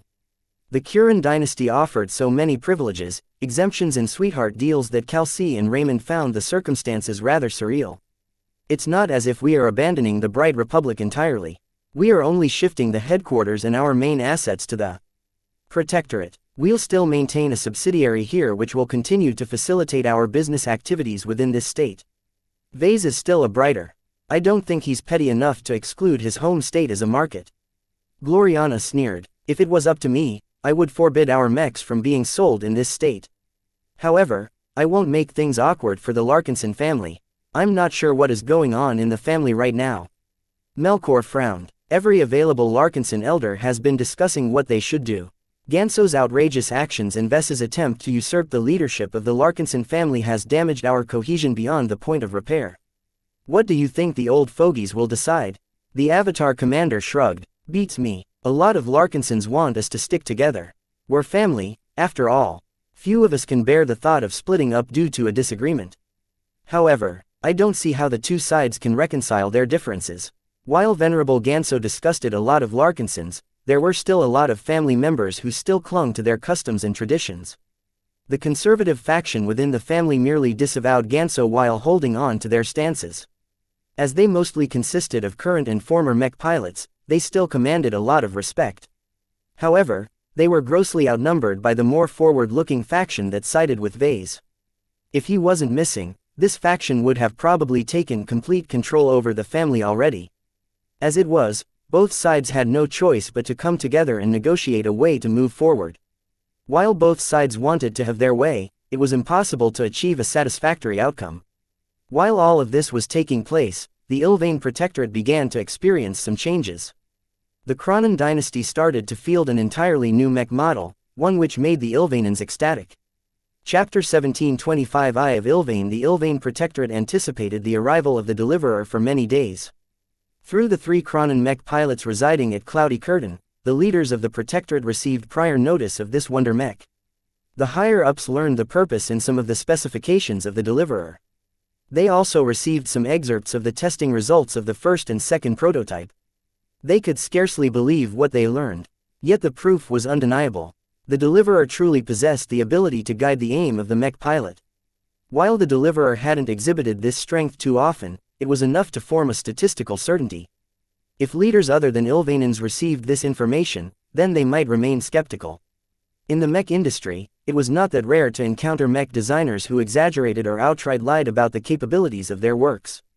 Of course, in many instances, the mech designers did not set out to deceive their customers. They merely believed too much in their own specialties to gauge the actual strength of their applications. Too many mech designers were prone to overselling the strong points of their mech designs. After all, those who did the opposite often failed to achieve commercial success. The mech market was too competitive to provide any space for low-key mech designers. Fame, prestige and brand recognition were all essential to stand out in the market. In this regard, Vase acted rather conservatively. Though he consented to sharing some of the details of the Deliverer to the Protectorate, he did not dare to make any bold promises. This was because the actual performance of the Deliverer depended on the whim of Ylvain's spiritual fragment. Without its assistance, the Deliverer was nothing more than an uneven marksman mech with an oversized Gauss rifle. The Ylvainans nonetheless put their faith in the Deliverer. The Transcendent Messenger and the Holy Soldier already burnished the Bright Martyr's credentials. Even if they hadn't actually seen the Deliverer in action yet, most Ylvainans who became aware of this upcoming product already believed in its promise. The Deliverer will deliver us from death. The Great Prophet acts through the Bright Martyr's mechs. No other vehicle is more appropriate to carry his will than through his mechs. The Bright Martyr hasn't abandoned us. Our faith hasn't been in vain. While the Ylvainan people possess the highest morale out of all of the states in the third line of defense, the constant losses and setbacks grinded away at their hope. For this reason, the three leading dynasties decided that it wouldn't do any harm of publicizing the Deliverer. The hype around this mech that promised to end the Sand War built up overnight. With reputation of the Bright Martyr backing up his upcoming product, hardly any Ylvainan doubted that the Deliverer would become a dud. After reaching an easy consensus, the Protectorate immediately prepared to make use of the Deliverer as fast as possible. The Kuran dynasty approached some of the best and most pious seniors to ready their best production lines. Both the government and the mech industry pooled their efforts together to build up a stockpile of materials needed to build the Deliverers. While some of the rarer exotics required to produce the Executor rifle were very hard to get, as long as the Ylvainans united together, none of these problems posed a hindrance. The top generals of the Kronan dynasty deliberated on the most appropriate use of the Deliverers. Initially, they planned to attach them to their existing mech regiments, but after finding out that their glows were as exceptional as the Transcendent Messengers, they changed their mind. Any mech that bore the Great Prophet's will must not be profaned. While the Kronans did not intend to treat the Deliverers as special as the Transcendent Messengers, they still intended to form an elite mech troop based completely around the Deliverers. After entertaining a few suggestions, they finally settled on calling it the Eye of Ylvain. This was due to the distinctive third eye featured prominently on the forehead of the Deliverer design. The Eye of Ylvain will gaze upon the enemies of our faith and smite them from existence. Once the formation of the Eye of Ylvain became known, practically every Kronan mech pilot wanted to become a part of this exclusive unit. Not only did they wish to pilot the mech that promised to save the Protectorate, they also wanted to experience Prophet Ylvain's grace in person. While hundreds of thousands of mech pilots aimed to pilot a Deliverer, the selection requirements were extremely strict. The Ylvain Protectorate could only produce so many Deliverers at a time. Besides, it was impossible to field a force that consisted entirely of Deliverers. It wasn't economical, as the mechs were very vulnerable on their own. The Deliverer mechs only promised to neutralize the Sandman swarms quickly. There was no way the Deliverers could achieve much effect against the huge and formidable Sandman monoliths. No amount of excellent aim could make their Executor rifles bypass the all-encompassing layers of sand and other particles. Only brute force worked against the monoliths, which meant that the Holy Soldiers with their cheap and economic Sandbreaker rifles achieved more sustainable results. At the start, the Kronan dynasty only intended to field 500 Deliverers and test them in action. This was already a very significant investment. If the Kronans weren't so confident in the Bright Martyr and if the war situation wasn't so dire, they would have taken their time. Only the most deserving mech pilots gained the right to pilot the Deliverer. The Kronans formed a list of candidates. Every mech pilot who excelled in marksmanship became eligible to pilot the new mech. However, that wasn't enough. The Paksko dynasty combed through the candidates and thoroughly inspected their devoutness in the Ylvainan faith. It didn't matter if their beliefs differed a little from the orthodox interpretation. As long as they were earnest, they were eligible to wield Ylvain's might. The Eye of Ylvain officially came into being. 500 excellent mech pilots left their old positions to prepare for their upcoming duties. The fate of the Ylvain Protectorate rested on their shoulders. The 500 chosen had to go through a lot of training. In order to avoid wasting the opportunities that the Deliverers provided to their mech pilots, their marksmanship had to be as good as possible. It would be a shame for their mechs to single out a critical target, only for the mech pilots to botch their aim. With how chaotic Sandman swarms tended to be, it wasn't always possible to track a Sandman drone once someone figured out that it contained a Sandman admiral. If the deliverer missed, the exposed Sandman admiral would certainly order a bunch of drones to meld together and split apart, thereby forcing the mech pilots to start from scratch. This training regime only lasted for 2 weeks, give or take a few days. This was because the mech manufacturers contracted to produce the sacred mechs had delivered their first batches at this time. Each and every hunter of Ilvain as the chosen mech pilots came to be called looked up at the deliverer mechs with awe and devotion. Even the guards and mech technicians were stunned into silence. Some of them had already experienced the glows of the transcendent messengers. The glows emanating from the deliverers felt exactly the same, but much more pure. While none of the deliverers emphasized any virtues such as zeal or sacrifice, their seemingly empty purity brought peace to every Ilvanan. Everyone bowed in front of the mechs. They completely became immersed by the holiness of these sacred mechs. The fact that tens of deliverers arrived together enhanced their holy appeal as their glows overlapped. Only 6 transcendent messengers existed, and all of their glows were different. In contrast, the deliverers were all completely identical as many of the mechs shipped to the various bases that hosted the Eye of Ilvain came from the same manufacturers. With the high requirements imposed by the Kuran dynasty, the mech manufacturers did their utmost to achieve a high and consistent level of quality. The right to produce the deliverer was a supreme honor to every mech manufacturer. Even senior mech designers did not look down on this design, because they knew they could never make their mechs as holy as the mechs designed by the Bright Martyr. Each mech designer responsible for the production of the deliverer took this privilege as a badge of honor. There was no way they wanted to suffer the indignity of losing this contract. In fact, those who weren't lucky enough to supply deliverers to the Eye of Ilvain also produced some mechs for themselves. The LMC officially released the deliverer as a commercial mech design, which meant that anyone with a license could legally produce this mech. Vase didn't want the Ilvainans to restrict the production of the deliverer too much. Who knew what they would do if they gained the sole right to produce the mechs? He didn't forget his earlier resentment towards the Kronan dynasty. In his eyes, the Kronans didn't deserve to monopolize the deliverer. Of course, even if various private sector outfits already planned to field some deliverers, the effect wouldn't be as good. The Protectorate did not possess a very strong mercenary tradition.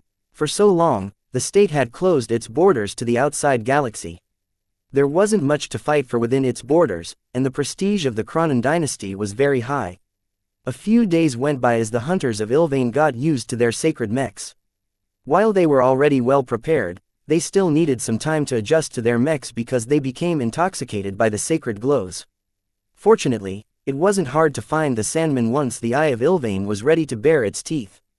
Town Melon, a chosen mech pilot of Zeal, was one of the mech pilots who tested the first delivers in battle.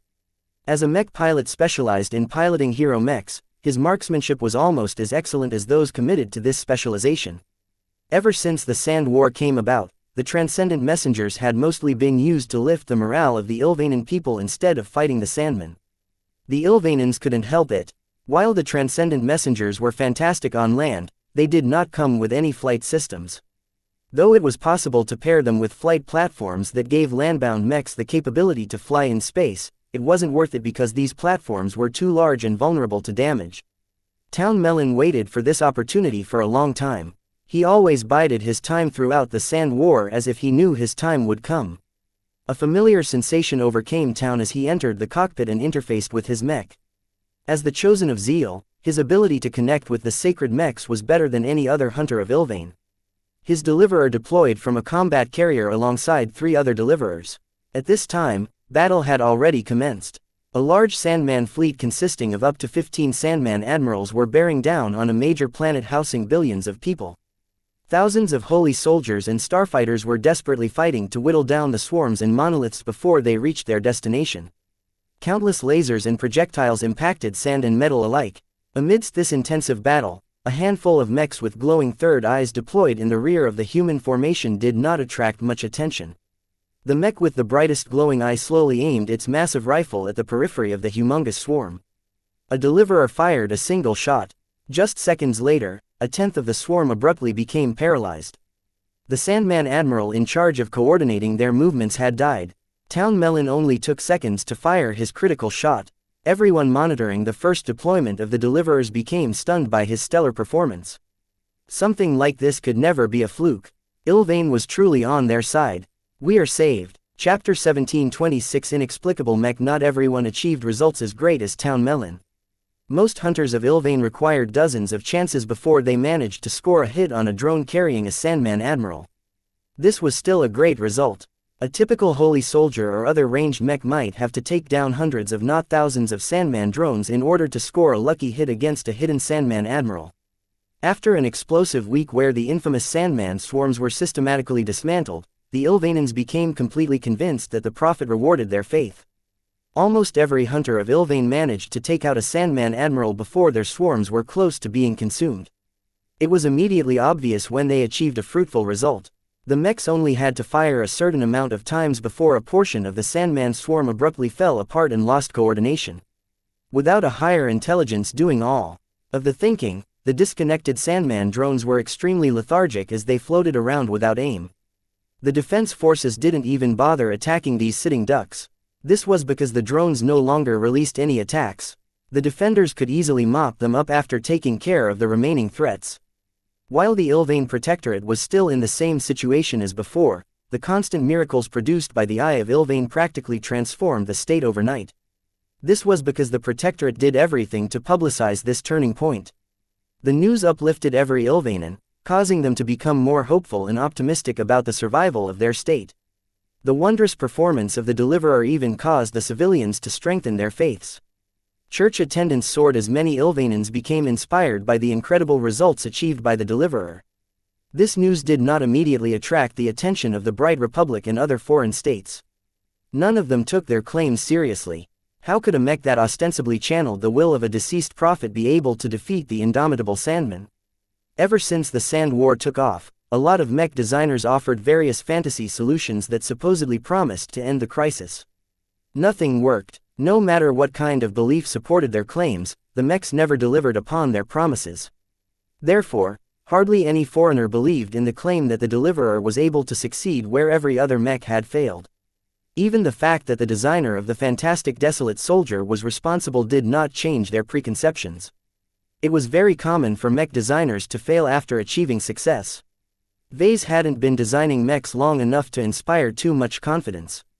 This was especially so when the claims of the Deliverer were too ludicrous. How could a mech that did not incorporate any sophisticated sensor systems be able to identify a Sandman drone hiding within a vast and confusing swarm? No amount of conventional science could explain how the Deliverer would be able to succeed where thousands of mech models had failed. Are we supposed to rely on a god to achieve victory against the Sandman? I would rather die than convert to a different faith. Gods are outdated. How can humans keep falling for superstition? The Bright Republic, which possessed a better understanding of the Ilvain Protectorate than most, suspected other motives behind the promotion of the Deliverers. Is this some kind of ploy to boost the reputation of that kidnapped mech designer? Vase Larkinson is a Brighter. How can he possibly design a religious mech? Haven't you heard about the Transcendent Messenger and Holy Soldier? Vase already managed to seduce the Ilvainans. Doing it a third time shouldn't be any problem. That's different. From what I've heard, those two mech models are mainly valuable because they are very effective in hypnotizing gullible believers. The Deliverer is different because the Ilvainans are claiming that it can impact a battle more directly than affecting their moods. While the Bright Republic was aware of the peculiarities of the Transcendent Messengers and Holy Soldiers, its agents never experienced anything special about the mechs. Just like the Desolate Soldier, the value of these mechs lay in their ability to increase the morale of the mech pilots and inspire confidence in the bystanders affected by their glows. It was a little far-fetched to state that these glows were capable of doing what their best sensors failed to accomplish. How come these Deliverers keep assassinating the Sandman Admirals? Maybe the Ilvainans have implemented some secret new sensor technology. It must be something built into their ships instead of their mechs. As the Deliverers continued to produce excellent results, foreign agents kept investigating the forces involved in the battles. No other mech or ship stood out. None of them released any powerful emissions that denoted some active scanning system at work. Can it be that their claims are true? Are the Deliverers truly guided by their prophet? Don't speak. Please like and follow the Cultivation Audiobooks channel. Any nonsense. Ilvain died hundreds of years ago. His entire dynasty perished as well. Before accepting the claims of the Ilvanans, the agents and investigators dispatched by foreign states tried to exhaust every other possible explanation. They refused to accept that the Ilvanan faith had an actual basis in reality. Yet no matter how much the Brighters, Visions, Reinaldans and such tried to pierce the truth, all of their conclusions came down to the Deliverer Mechs themselves. Each Ilvanan defense force that fielded a Deliverer Mech almost always achieved better results. Without the Sandman swarms tearing apart the cannon fodder, the starfighter pilots became immensely grateful to the Eye of Ilvain. The introduction of the Deliverers paired with the elite hunters of Ilvain drastically affected their chances of survival. Casualties dropped by as much as 70%. Such an achievement was too great to be dismissed. The Bright Republic and other skeptical states had no choice but to take the claims of the Ilvanans more seriously after a couple of weeks. How can this be? Is the supposed Bright Martyr truly so blessed? The Deliverers are too miraculous. We need to try them for ourselves. Not even the MTA could explain how the Deliverers were able to defy the odds and consistently target the Sandman admirals over and over again. When their own evaluators validated the mech design, they did not have much good to say about its design. While its offensive ability was excellent, its mobility and armor dragged down its overall performance. The Mech Corps, the Mech Legion, the Honored Ones and many other organizations started to experiment with the Deliverers. Yet when they licensed the mech and produced some copies to verify their amazing abilities, the foreigners completely failed to elicit anything notable. Because the Deliverers had been produced by non-believers, their glows weren't as strong and pure as those produced by Ilvanans. The foreign mech pilots assigned to test the Deliverers all experienced varying degrees of rejection. None of the third eyes lit up as the glow of the machines intensely rejected the pilots who dismissed or looked down on the Ilvanan faith. How can this be? Why doesn't the Deliverer work for us? Did we produce a counterfeit or something? It can't be. Our Deliverers are exactly the same as the ones fielded by the Eye of Ilvain. Maybe the warning that comes with this mech is actually true. Only those who are sincere believers in the Ilvanan faith can unlock the full capabilities of this model. The Deliverer was too enigmatic. Not even the seniors assigned to study the mechs could figure out its secrets. They studied the schematics over and over again and failed to figure out what made them special aside from the faint glow they exuded. Plenty of mech designers wanted to scratch their heads until they turned bald. Each mech design from Vase Larkinson was too inexplicable. Whatever mystery he imparted to the mech designs was not something that they could understand. Whenever the befuddled mech designers questioned the Ilvanans, they only received answers in the form of religious dogma. The great prophet is watching over us from above. He loves us all and will never abandon his faithful. The past, present and future is fully in prophet Ilvain's grasp. You cannot imagine the vision he possesses. Do you have a moment to talk about our Lord and Savior, Prophet Ilvain? Not even the most intellectual Ilvanan mech designer provided a straight answer. Each and every Ilvanan kept praising the great prophet as if they were competing to be the most devout believer. There's no way we can hold a normal conversation with these religious nuts. Let's approach the LMC instead. At least it's a sensible mech company. Yet the lead designer of the Deliverer recently fell victim to a conspiracy. Vase Larkinson just happened to be missing just before the Deliverers began to make their mark in Protectorate space. Fortunately, Vase was not the only mech designer involved in the design project. Another journeyman mech designer contributed materially to the Deliverer design, while a small design team made up of apprentices assisted on the side. While Gloriana was busy with supervising the evacuation of Vess's property from Cloudy Curtain, her comm suddenly became engulfed with inquiries by various different parties. They finally took notice of our Deliverer. It's about time. Since she didn't have much to do right now, she replied to some of the inquiries. Opening square bracket ... The Deliverer is not just a mech, but also a god in the making. Every Deliverer is a vessel that carries the touch of a proto-god, which in this case is Prophet Ilvain himself. By relying on the power and generosity of this male god, the believers of his faith will be able to receive some blessings that will aid them in performing some miracles. The questioners all received answers like these from Gloriana, which drove all of the mech designers completely mad. This is complete nonsense. It turns out that Miss Gloriana Woden is an even greater religious nut than the Ilvanans. How can a Brighter possibly tolerate a girlfriend like her? He must be the greatest nut of them all. In desperation, the mech designers approached the Tovar mech designers with the LMC's permission. While Miles Tovar and his cousins at least answered normally, they were just in the dark as everyone else. Vase Larkinson never shared his trade secrets to them. None of them figured out the mechanics behind Ves's characteristic glows or the secrets behind the Deliverer's extraordinary capabilities. Damn it, where the hell is Vase Larkinson? Only he should be able to give a reasonable explanation. All these other helpers of his are either useless or crazy. All of the professionals and officials with an interest in the Deliverer became frustrated by the answers they received. It seemed that anyone other than a devout Ilvanan mech pilot could make full use of the Deliverer. Any foreign mech pilot, even those who had been encouraged to convert to the Ilvanan faith, were unable to tame the picky mechs.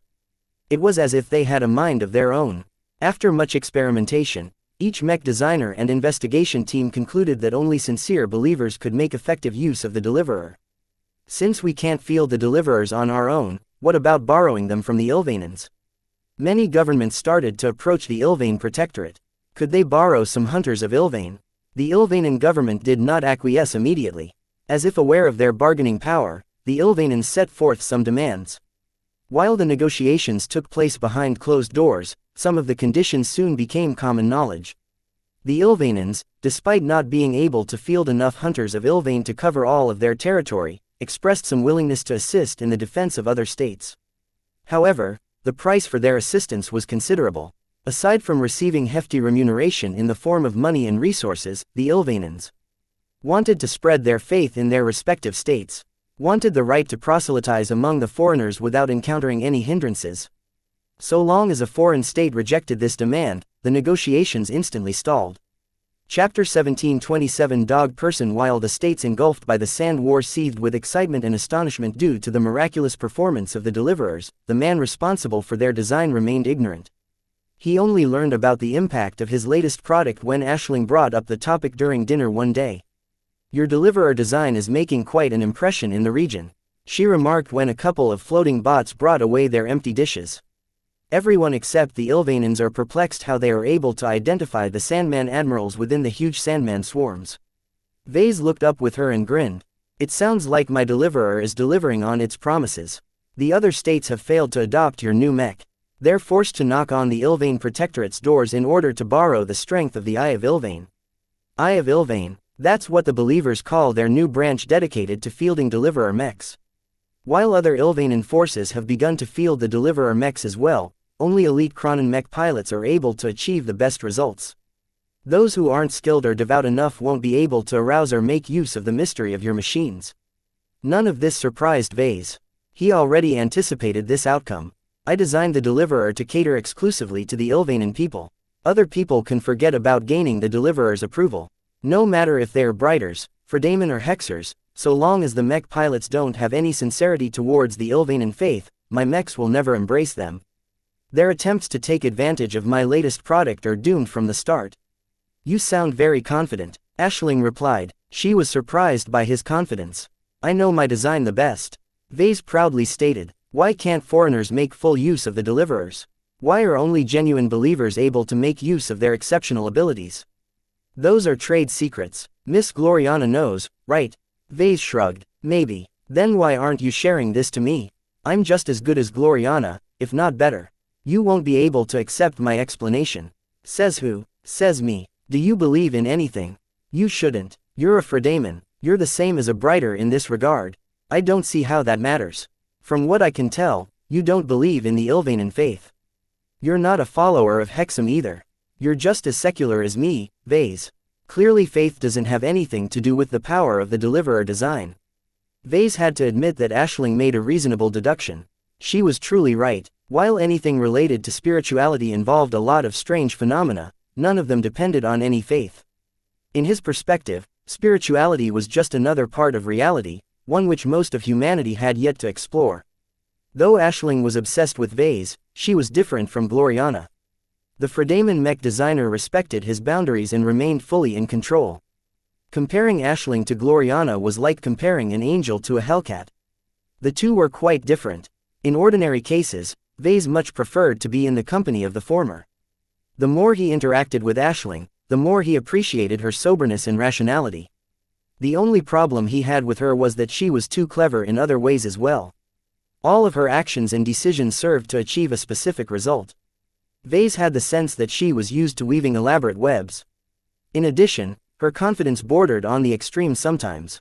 She was so assured that vase was in the palm of her hand that she practically took his eventual defection for granted. There was no possible way that he could ever resist her charm. "You'll tell me your secrets one way or another." She modestly grinned at him. "Once you forget about Gloriana, you'll find out that partnering up with me is a great decision. We are made for each other." Vase frowned. "I already told you that I'm not attracted to you. I am still committed to Gloriana." He spoke from his heart despite how unwise it was to pop Aisling's bubble. Fortunately, she was way too confident in her plan to take his rejection seriously. "Poor man," she shook her head in pity. "The Hexers have thoroughly succeeded in mesmerizing you. If you stayed with Gloriana any longer, you would have turned into her puppy." "I never asked to be rescued, Aisling." She didn't take him seriously. In her opinion, spending so much time with Gloriana impaired his judgment. He couldn't be trusted to take care of himself. He needed someone sensible and wise to turn him back to normal. Naturally, Aisling just happened to be the woman willing to rehabilitate him into a normal man. "Did you have a good time perusing my library?" she asked, changing the subject. "I have to admit that the textbooks are great. I've learned a lot while reading them, though I don't exactly enjoy handling actual paper books." He was too used to scrolling seamlessly through text that he couldn't get used to discrete pages. "This was just a minor gripe, though. I think it's nice to have something solid in my hands. Projections in virtual reality are too fake for my tastes. My biggest complaint about the library is that it's obviously complete. There's a lot of subjects that I'm interested about that are missing." Aisling shook her head at Vase. "I've already broken some rules by making those books available to you. If not for my master, I wouldn't have the guts to expose you to core Clarion textbooks. Even then, I only granted you access to the literature accessible to any student at my university. The specialist knowledge that delves deeper in a subject are restricted to those who contribute to the school." Though she didn't mention it, Vase figured that she was referring to a club similar to the Clifford Society. Vase still regretted that he no longer had access to the society or any other club that was comparable in nature. He missed the ability to exchange merits with exclusive goods, services and knowledge. Fortunately, he still had the system, which offered similar benefits. "Can I request some extra books?" he tentatively asked. "I'm getting bored with the existing selection." "Why, I don't believe you've mastered the contents of my books. There is too much material for any journeyman to comprehend at our age." "It's not that. I always learn at least something new whenever I crack open a book. It's just that I'm not very interested in their topics." "What do you want to study, then?" "FTL drives." "Pardon, you heard me. I want to learn more about FTL drives. I'm too bored to study anything else." With his high intelligence and prior knowledge, he easily supplemented some of the knowledge he needed to hijack the Scarlet Rose. Unfortunately, all of the books pertain to either mechs or fundamental science. "I don't see why you would possibly want to study the workings of a ship component." Aisling frowned. "As a mech designer, I thought you knew better. Studying FTL technology is notoriously difficult. Even to us, it probably takes decades to comprehend the theory as well as a chief engineer. It's not worth it to waste your time on this subject." "Ordinarily, you're right, but haven't you paid attention to the recent announcement by the MTA? Facewater changes everything. With the Red Ocean supplying an abundant amount of exotics, FTL-capable mechs will become a staple in the future. It might take a century or two for this new mode of mechs to become viable in the galactic rim, but we should be ready to exploit it once that happens." Essentially, he stated that it wasn't a waste to start studying FTL technology early. Aisling looked thoughtful at that. While it was far too soon to learn how FTL drives worked, perhaps every ambitious mech designer in the future had to master how they worked. Otherwise, how could they have the confidence to add a mini drive to their mech designs? "I'll think about it," she eventually replied. "I still don't think it's a good idea considering that our star sector will be one of the last ones to adopt the mini drive. We can focus on designing plenty of other mechs. It will be too late by then. At my age, I'm still mentally flexible enough to handle something that is radically new. I'm afraid I won't be able to switch gears after a few decades. I don't want to start studying FTL theory when I'm already set in my ways." He didn't make up this phenomenon. It only happened to some mech designers, though. Most of them tended to be older and isolated. Their views hadn't been challenged for a very long time, causing them to solidify their mindsets. Most mech designers knew that they had to exercise their minds and challenge their assumptions to prevent this outcome. As long as they were receptive to something new, they were capable of adapting to something different. Eventually, Aisling nodded her head. If you insist on it so much, I'll find some engineering textbooks and print them out for you. I won't allow you to get muddled by theory that is way too advanced for mech designers like us. I'll select some basic ones at first that are suitable for engineering students. That's okay. I've only touched the surface of how an FTL drive works. I'm mostly concerned with building up a good foundation. He really didn't need anything more, as his goal wasn't to produce an FTL drive from scratch. He just wanted to understand enough about FTL drives to identify which parts he should pull out to safely shut it off. A basic first-year textbook already sufficed in this role. Whatever else he managed to learn was extra. He'd be glad if he gained a shallow but undeniable understanding of FTL drives over the next few days, but that was a bit unrealistic. Once Vase secured this concession, he relaxed a bit as he got what he wanted. For her part, Aisling became pleased as well for meeting one of his requests. She estimated that Vase would approach her again. Once it became a habit, Vase would slowly form a favorable impression of her. It would only be a matter of time before their relationship grew intimate. Though Vase was aware of her intentions, he hoped she would never be able to succeed. If Vase got his way, he could use the knowledge he learned to hijack the Scarlet Rose. Once he gained control over the ship, Aisling would cease to pose a threat to him. He could get rid of her any time he liked. Just the thought of killing her amused him to no end. Aisling misinterpreted his happy smile. She approached him and lay a hand on his shoulder. Don't be afraid to ask if you need anything. While I can't promise anything, I'll do my best to make you comfortable. Vase brushed off her hand and stood up from his chair. Dinner is over. I should get back. Once Aisling left, Patricia escorted him back to his stateroom. Lady Curver is very nice. So, I don't understand why you keep rejecting her advances.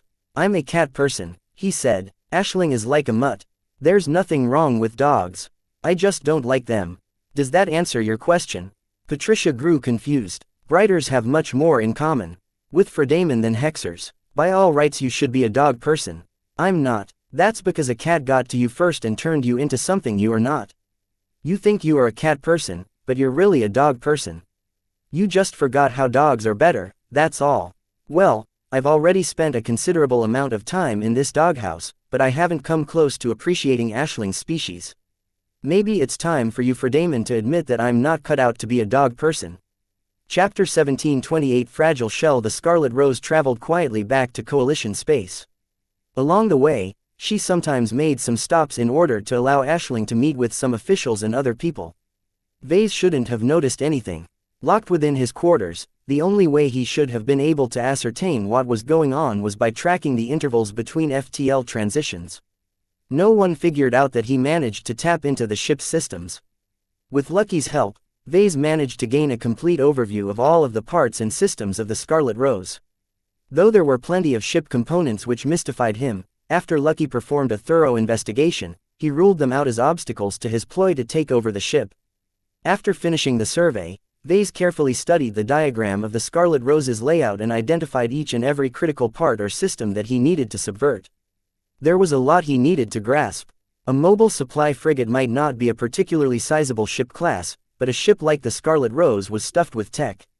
As a ship commissioned by the Coalition Reserve Force, she was built to a very high standard. Only the military ships of the Friday Coalition contained more safeguards and backup systems. Vase sighed and shook his head as he held Lucky while soaking in his bath. He couldn't find any other reasonable opportunity to interact with Lucky aside from holing up in the bathroom. To open this window of opportunity, Vase pretended to be extremely indignant about being spied upon while he was doing his bathroom business. He acted like he was immensely shy about his body and thoroughly searched the entire bathroom compartment from top to bottom. He destroyed each and every optical sensor until he was sure there was nothing left. He gambled that Aisling wouldn't intervene for fear of upsetting him. Luckily, she only admonished him a single time during mealtime before dropping the topic. The monitoring system of a modern second-class vessel was very pervasive. Optical sensors only consisted of a portion of the monitoring in each compartment. There were heat sensors, sound sensors, gravitic sensors, radiation sensors, mass sensors and a multitude of other ways to track what went on inside a compartment. Vase did not touch any of them. He only cared about disabling the only sensor type which could expose Lucky. As for the other sensors, Lucky's ECM systems effortlessly fooled them into thinking that nothing was there. Once he satisfied this condition, Vase interacted with Lucky without any issue. He could even summon his system comm and purchase some gadgets in order to assist him into taking over the ship. However, with how easily Lucky could infiltrate and sabotage the various systems and subsystems of the Scarlet Rose, Vase would rather keep his design points in reserve. Who knew what kind of surprise he might encounter during his hijacking attempt? Keeping over 1 million DP in reserve would definitely be able to save him in a pinch. For now, Vase felt confident he could take over the ship by relying on his existing means. The engineering section, the security compartment and the bridge all needed to be secured. At the same time, Vase had to sabotage or subvert every backup system that activated in the event of some sort of failure. As a ship built to a high standard, the Scarlet Rose featured a lot of backups and redundancies. Not even his Barracuda offered so many redundant systems. Every starship is just a fragile shell that protects the people inside from the ravages of space. Radiation, vacuum, frost, space dust and other threats constantly bombarded space-faring vessels. Unlike astral beasts, humanity never adapted to space. Fragile humans like Aisling and Patricia had to rely on external tools to master space. Humanity's reliance on starships was the main reason why the race came to dominate the galaxy. Though mechs had become ascendant in the age of mechs, no human dared to neglect their civilization's dependence on starships. Humans are rather helpless. He sighed and idly splashed some bathwater over his head. Ships give us strength, but they are all potential death traps. A starship was not so easy to run. They consisted of many different interconnected compartments, components and systems. The complexity of a mobile supply frigate like the Scarlet Rose exceeded that of a mech by at least 100 times. This was not just due to her immensely larger size, but also due to all of the functions she was supposed to run on a continuous basis. The more systems a ship possessed, the greater the chance that something might go wrong. If the inertial dampeners of the ship suddenly shut off, all of her passengers might slam against the bulkheads the moment the vessel accelerated or decelerated. If the life support systems failed, the oxygen and temperature levels might drop, causing every human to suffocate while shivering in the cold. These were just a handful of the many essential components and systems that the crew and passengers of the Scarlet Rose relied upon to preserve their lives. If I wanted to, I could instantly kill each and every person aboard this vessel. Vase muttered darkly. Due to the potential risks, expensive ships tended to offer several redundancies. For each primary system, there was at least a secondary system on standby that was ready to step up in the case of a crisis. All of these systems were spread out. This was because a ship could easily be rendered impotent if some important compartments incurred catastrophic damage for some reason. When it comes to ship design, you can never put all of your eggs in a single basket. Fortunately, with Lucky's thorough scouting, Vase identified every relevant system. He only had to program some malicious code and pass on some instructions to his cat in order to subvert their functioning. Vase did not dare to penetrate these systems too thoroughly. He only affected them as little as possible. The main goal of his sabotage was to make them unresponsive to any commands.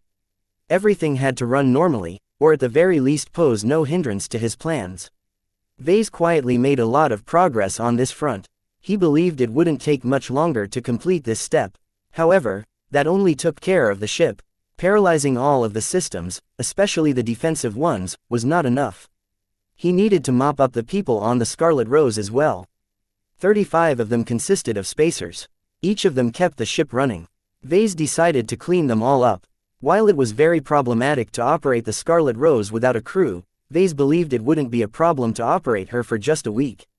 As a highly automated vessel, the Scarlet Rose was designed to rely less on humans. Vase believed it was feasible to return to Cloudy Curtain without relying on the existing crew. Each of these spacers posed a threat to him. Vase was far too paranoid to keep them alive and continue their duties under his command. They only had to perform one act of sabotage out of spite to massively screw him over. The crew shouldn't be left alive, particularly the captain and the chief engineer. Only the captain and the chief engineer can mitigate my sabotage. The two possessed extremely high authority. As long as Vase gave them some time, they could easily reverse his sabotage and restore the systems to normal. Vase had to take them out right away before he did anything else. The problem is that the bridge and engineering sections are located too far apart. Vase was confident he could sneak into either the bridge or engineering and take out the crew inside. However, the moment he made a move, he would undoubtedly expose himself. Even if he somehow took care of both, he still had to contend with the remainder of the crew as well as the security officers aboard the ship. He wasn't too worried about the crew in the short term. As long as he moved quickly and took out his priority targets, the remaining spacers should be confused of what was going on. As long as Vase sabotaged the communication systems, he should be able to prevent them from coordinating their actions. He had two more priorities to deal with after he took care of the bridge and engineering. First, I have to kill all of the guards and security officers. They're already pretty capable by themselves, but they are a lot more threatening once they make use of the internal defenses. Each compartment and corridor section possessed an isolated defense system that was completely cut off from any other system or network. In the event some hostiles boarded the ship, the guards could fortify themselves in each and every section by activating these independent defense systems. There are way too many of them for me to sabotage them all. He sighed. If he had 2 months, then he could surely subdue all of these defenses. Yet Vase wanted to make his move before the Scarlet Rose crossed into Coalition space. For this reason, he settled for sabotaging only the minimum amount of internal defenses. Vase planned his route and settled for tampering with the defensive systems located along the way. This meant that he could not deviate from his route. As long as he stepped into a compartment he didn't control, he'd be vulnerable to the ship. Well, as long as I deal with all of my essential targets, the rest of the ship won't pose a threat. Aside from the security department, Vase had to take care of one more potential threat. The mechs. The Scarlet Rose carried 4 spaceborne mechs. As long as even a single one deployed into space, it could easily apply a lot of leverage to Vase. He did not wish to expend a huge amount of effort and succeed in taking over the entire ship only for a mech to threaten to blow her up shortly afterwards. Therefore, he had to find some way to neutralize the mechs quickly enough. He first thought of trying to kill the mech pilots, but that led back to the same problem of trying to kill the captain or the engineers. Once someone died or got attacked, the entire ship would definitely be alerted. Instead of killing the mech pilots, why not sabotage the mechs? As a mech designer, his understanding of mechs is immensely great. Even though Vase did not entirely understand the second-class mechs, he could easily think up many different ways to sabotage the machines. The challenge was to do so without letting anyone else get wiser. For now, the mechs were stowed in the mech hangar, and each of them were constantly being checked and maintained by a team of mech technicians. Though mech technicians were normally easy to fool, Vase did not underestimate their capabilities. Unlike the mech technicians from the Bright Republic, these ones came from the Friday Coalition. They were smarter, more educated and more competent than the mech technicians he was used to. Vase had to approach this sabotage very carefully in order to keep them in the dark. Time was beginning to run out on him. If he didn't launch his escape plan in the next few days, the Scarlet Rose would successfully cross over into Coalition space, which meant that Vase would have to escape hostile territory. Vase did not relish his chances. The Vandals barely managed to cut through the territories of the Vija Kingdom, and only managed to succeed due to various factors. This time, Vase didn't think the Friday Coalition would be that incompetent. In fact, even if Vase launched his hijacking attempt right away, the CRC would not let go of him so easily.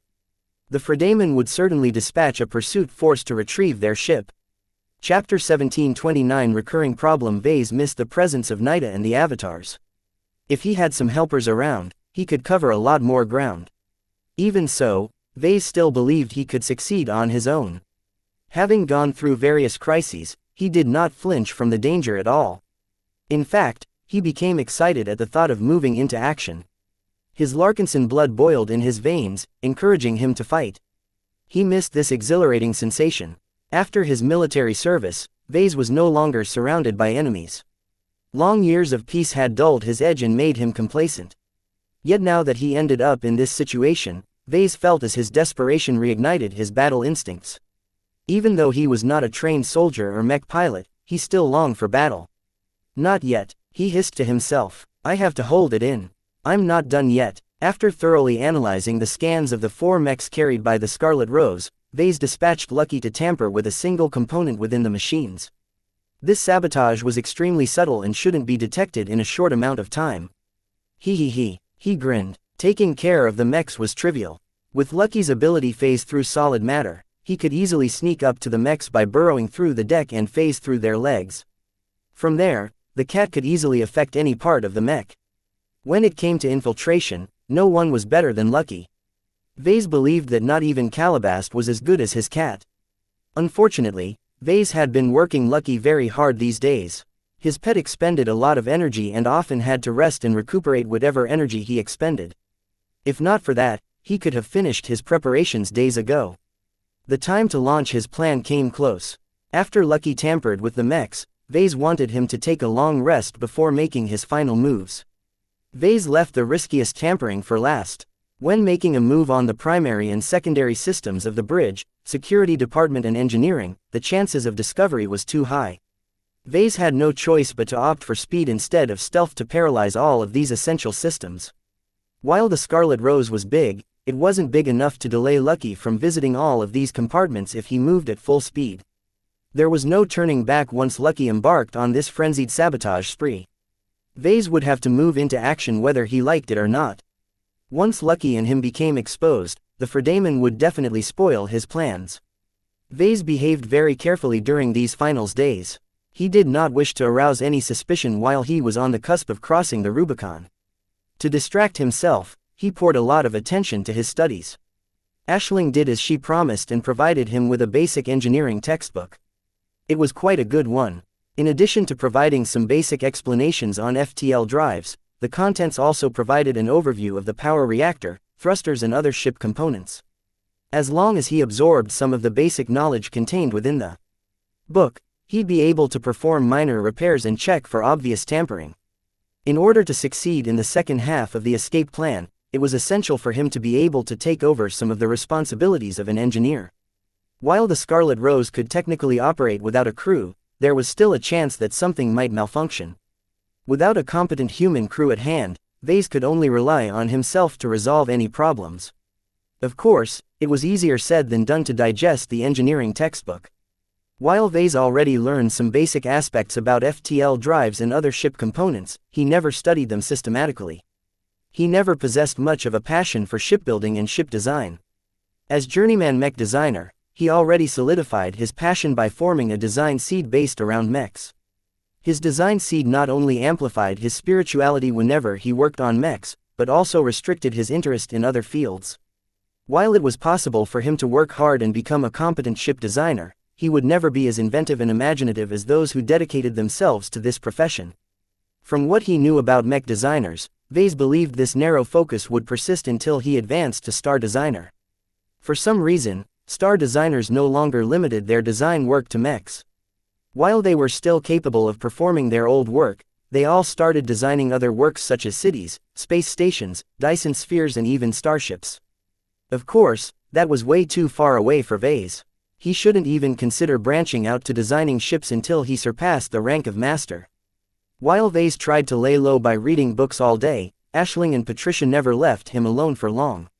He often talked with Aisling during mealtime. Each time they met, she constantly persuaded him to turn his back to the Hexers and side with her instead. Vase found it rather tiresome to reject her advances every day. Aisling seemed to have no shame and always presented the same arguments next time. The Friday Coalition is much better for you. Only by settling down in our state will you be able to progress without any hindrance. Gloriana is a mean and selfish witch. She'll never treat you like an equal. Like any Hexer, she'll definitely seek to turn you into something less than a man. Why don't you look at me, Vase? I'm prettier than Gloriana. Should I dye my hair black for you? Do you have a thing against blondes? The approach adopted by Aisling slowly eroded his resistance. Her arguments were very sound, after all. His mind partially agreed with his captor. If not for his heart constantly rebelling against the indignity he suffered, he might have actually agreed to embrace the Friday Coalition once again. If Aisling had more time, Vase feared that she might succeed in dousing the fire raging within his heart. While it wasn't easy to affect his deepest emotions, as long as she persisted for a couple of months or years, she might actually succeed. Even if she failed, Aisling probably had many other means to convert him to her side. With Master Huron and Clarion University ready to assist her, Vase would never be able to resist forever. This made it all the more important to avoid the Friday Coalition. Why are you so fixated on me? Vase asked in an exasperated tone while they hung out at the lounge after dinner. Aren't there a lot of talented mech designers in the Friday Coalition? The Friday Coalition encompassed a huge amount of space. Its 6 partners colonized thousands of star systems. An enormous amount of second-class citizens resided in its territories. With a huge population base, the amount of mech designers in the state had reached a terrible figure. At least some of these mech designers should have been compatible with Aisling. You're right, Vase, she replied and placed her palm on top of his hand. I do know some men who I've kept my eye on for some time. Vase immediately yanked his hand away. Though Aisling pouted at him, he remained impassive. Why aren't you chasing after those other men, then? While their qualifications are all good, I don't feel their design philosophies can help me as much as yours. Most mech designers don't specialize in fields like ours. Too many mech designers focus on enhancing the aspects that directly strengthen a mech, such as making them faster or more resilient. Specialties such as neural connectivity and metaphysical man-machine symbiosis are too esoteric. What about those who are different? They're interesting. She briefly smiled as she reminisced about the mech designers she met at Clarion and elsewhere. I know one mech designer who is obsessed with designing multi-pilot mechs. I thought those types of mechs went out of vogue, at least in this part of the galaxy. That's not entirely correct. There is still demand for multi-pilot mechs, but mostly for specialized purposes. A multi-pilot mech was simply a mech piloted by multiple mech pilots. Vase still remembered long ago, he designed a virtual mech featuring a large cockpit that was designed to accommodate multiple mech pilots. That was not his proudest design, that was for sure. I recall the reason why multi-pilot mechs went out of vogue is because it's too risky. Connecting 2 mech pilots to a single mech at the same time is bound to pose some risks.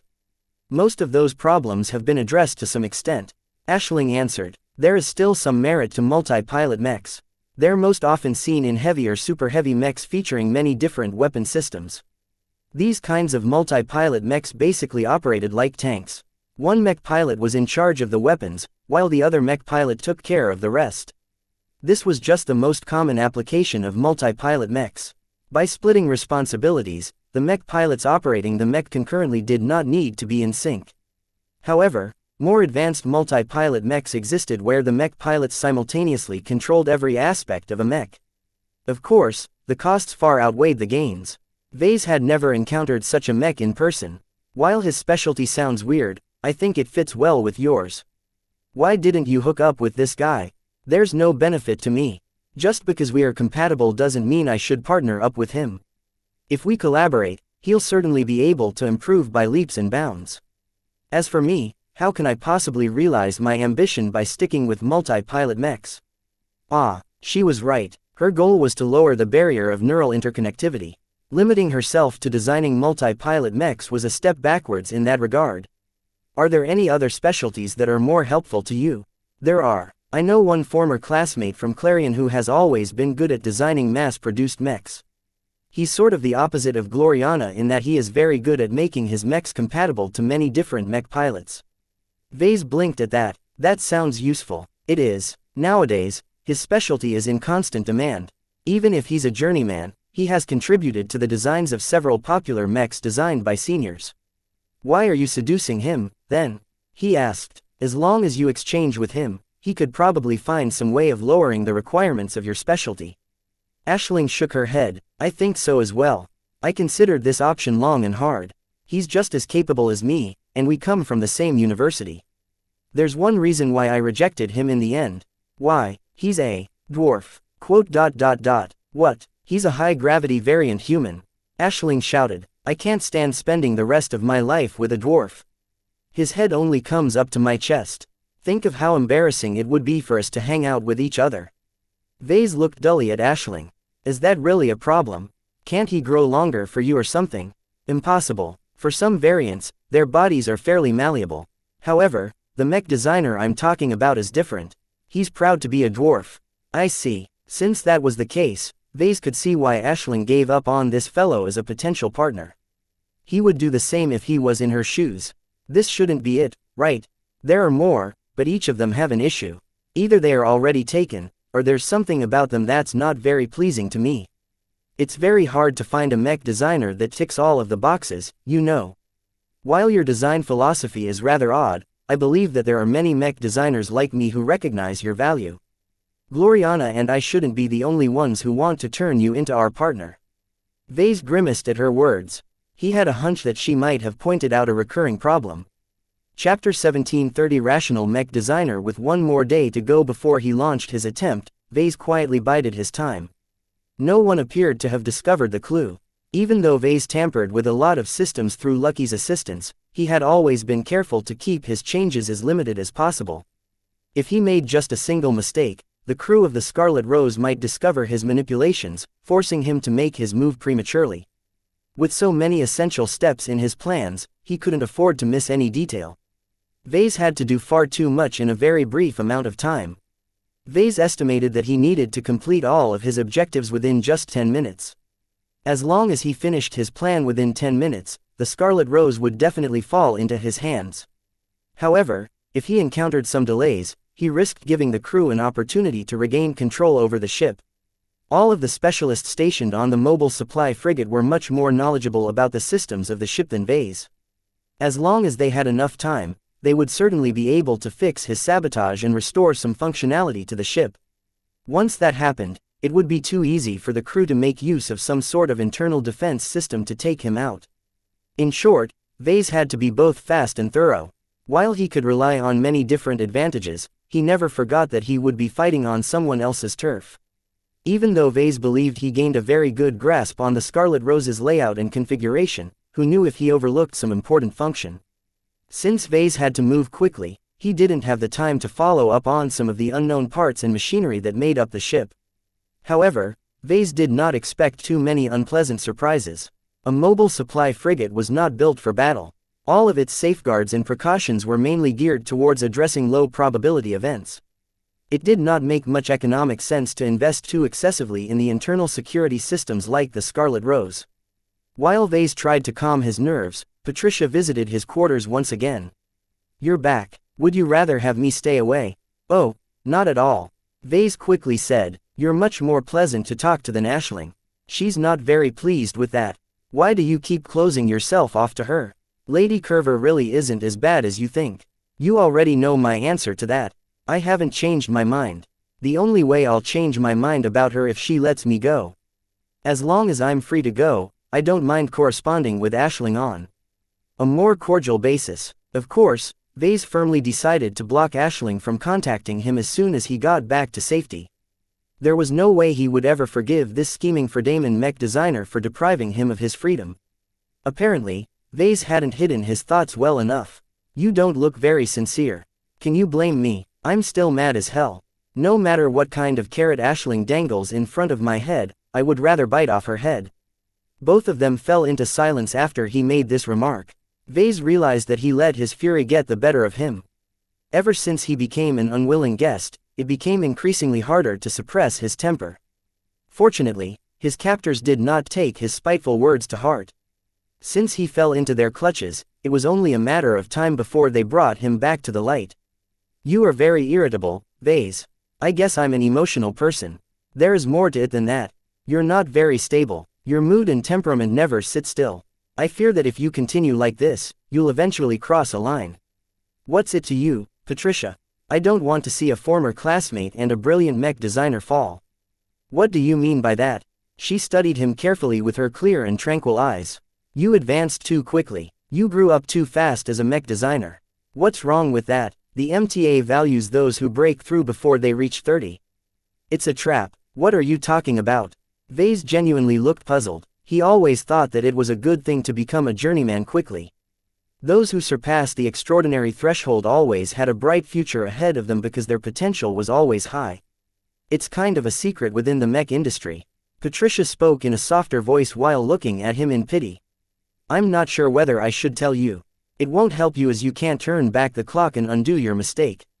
Just tell me. Don't tease me with your hints." Vase slammed his hand against his lap. After a brief moment of hesitation, Patricia bowed her head. "If you insist, let me ask you first.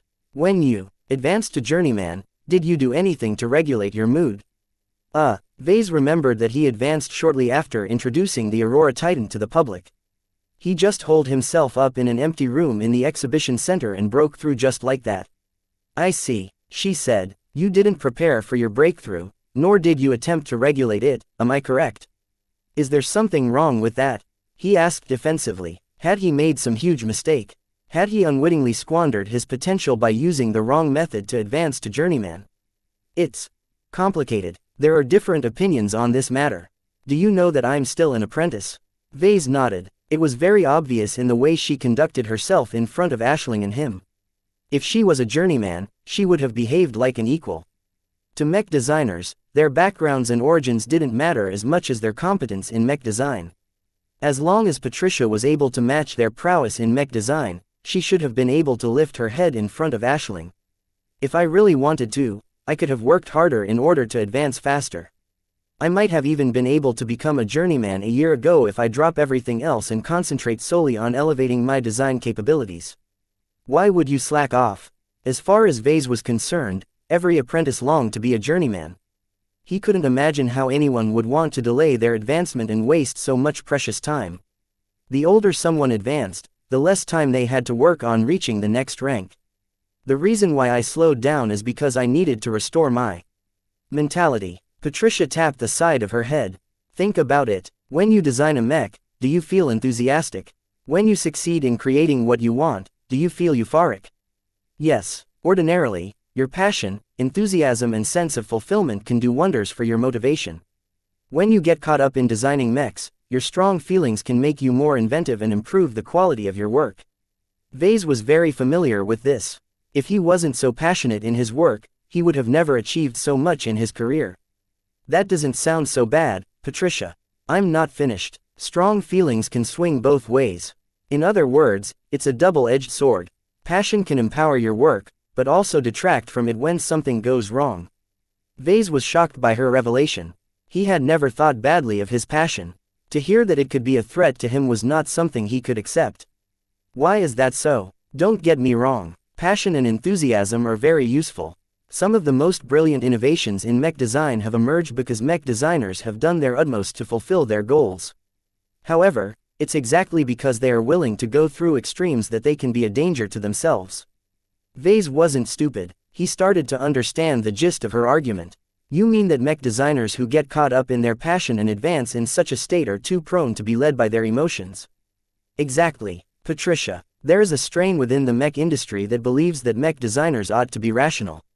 One of the most essential demands is to keep a very tight control over your emotions.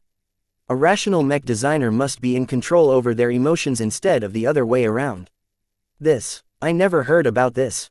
Vase responded with astonishment. Is this what you are trying to become? She nodded. This is why I've delayed my advancement. It's not wrong for me to feel passionate about my work, but I don't want to be consumed by it. I want to design mechs with a clear mind and purpose. To do so, I have to temper my emotions and unconscious impulses by letting them fade over time. Is it that easy? Not exactly. She shook her head. If I paused too long between every successful design project, I'd be delaying my career progression too much. There are certain methods that can regulate your mood. Letting some time pass is just one of the simplest options.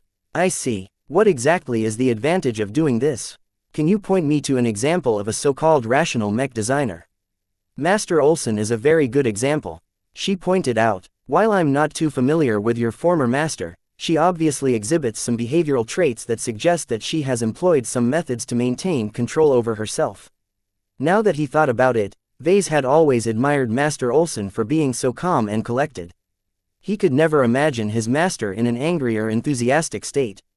How can she advance to master so quickly when she's suppressing her passion? Patricia shrugged. I don't know. It's not a rule that rational mech designers are supposed to be slow in progressing their careers. Master Olsen is very brilliant for becoming a master while simultaneously maintaining a clear mind. What is so bad about a mech designer who doesn't bother with all of this stuff? He asked. From what you told me, mech designers who care a lot about their work can make brilliant achievements. Vase had a very high interest in the answer to this question.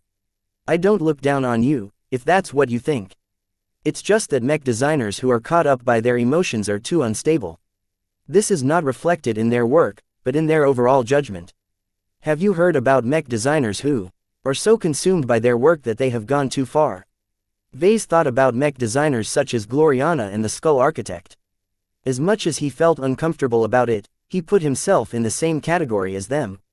After all, Vase couldn't deny that he often let his emotions and unconscious feelings override his rationality. I think I understand what you are getting at. However, are rational mech designers really better? There is no consensus on this subject.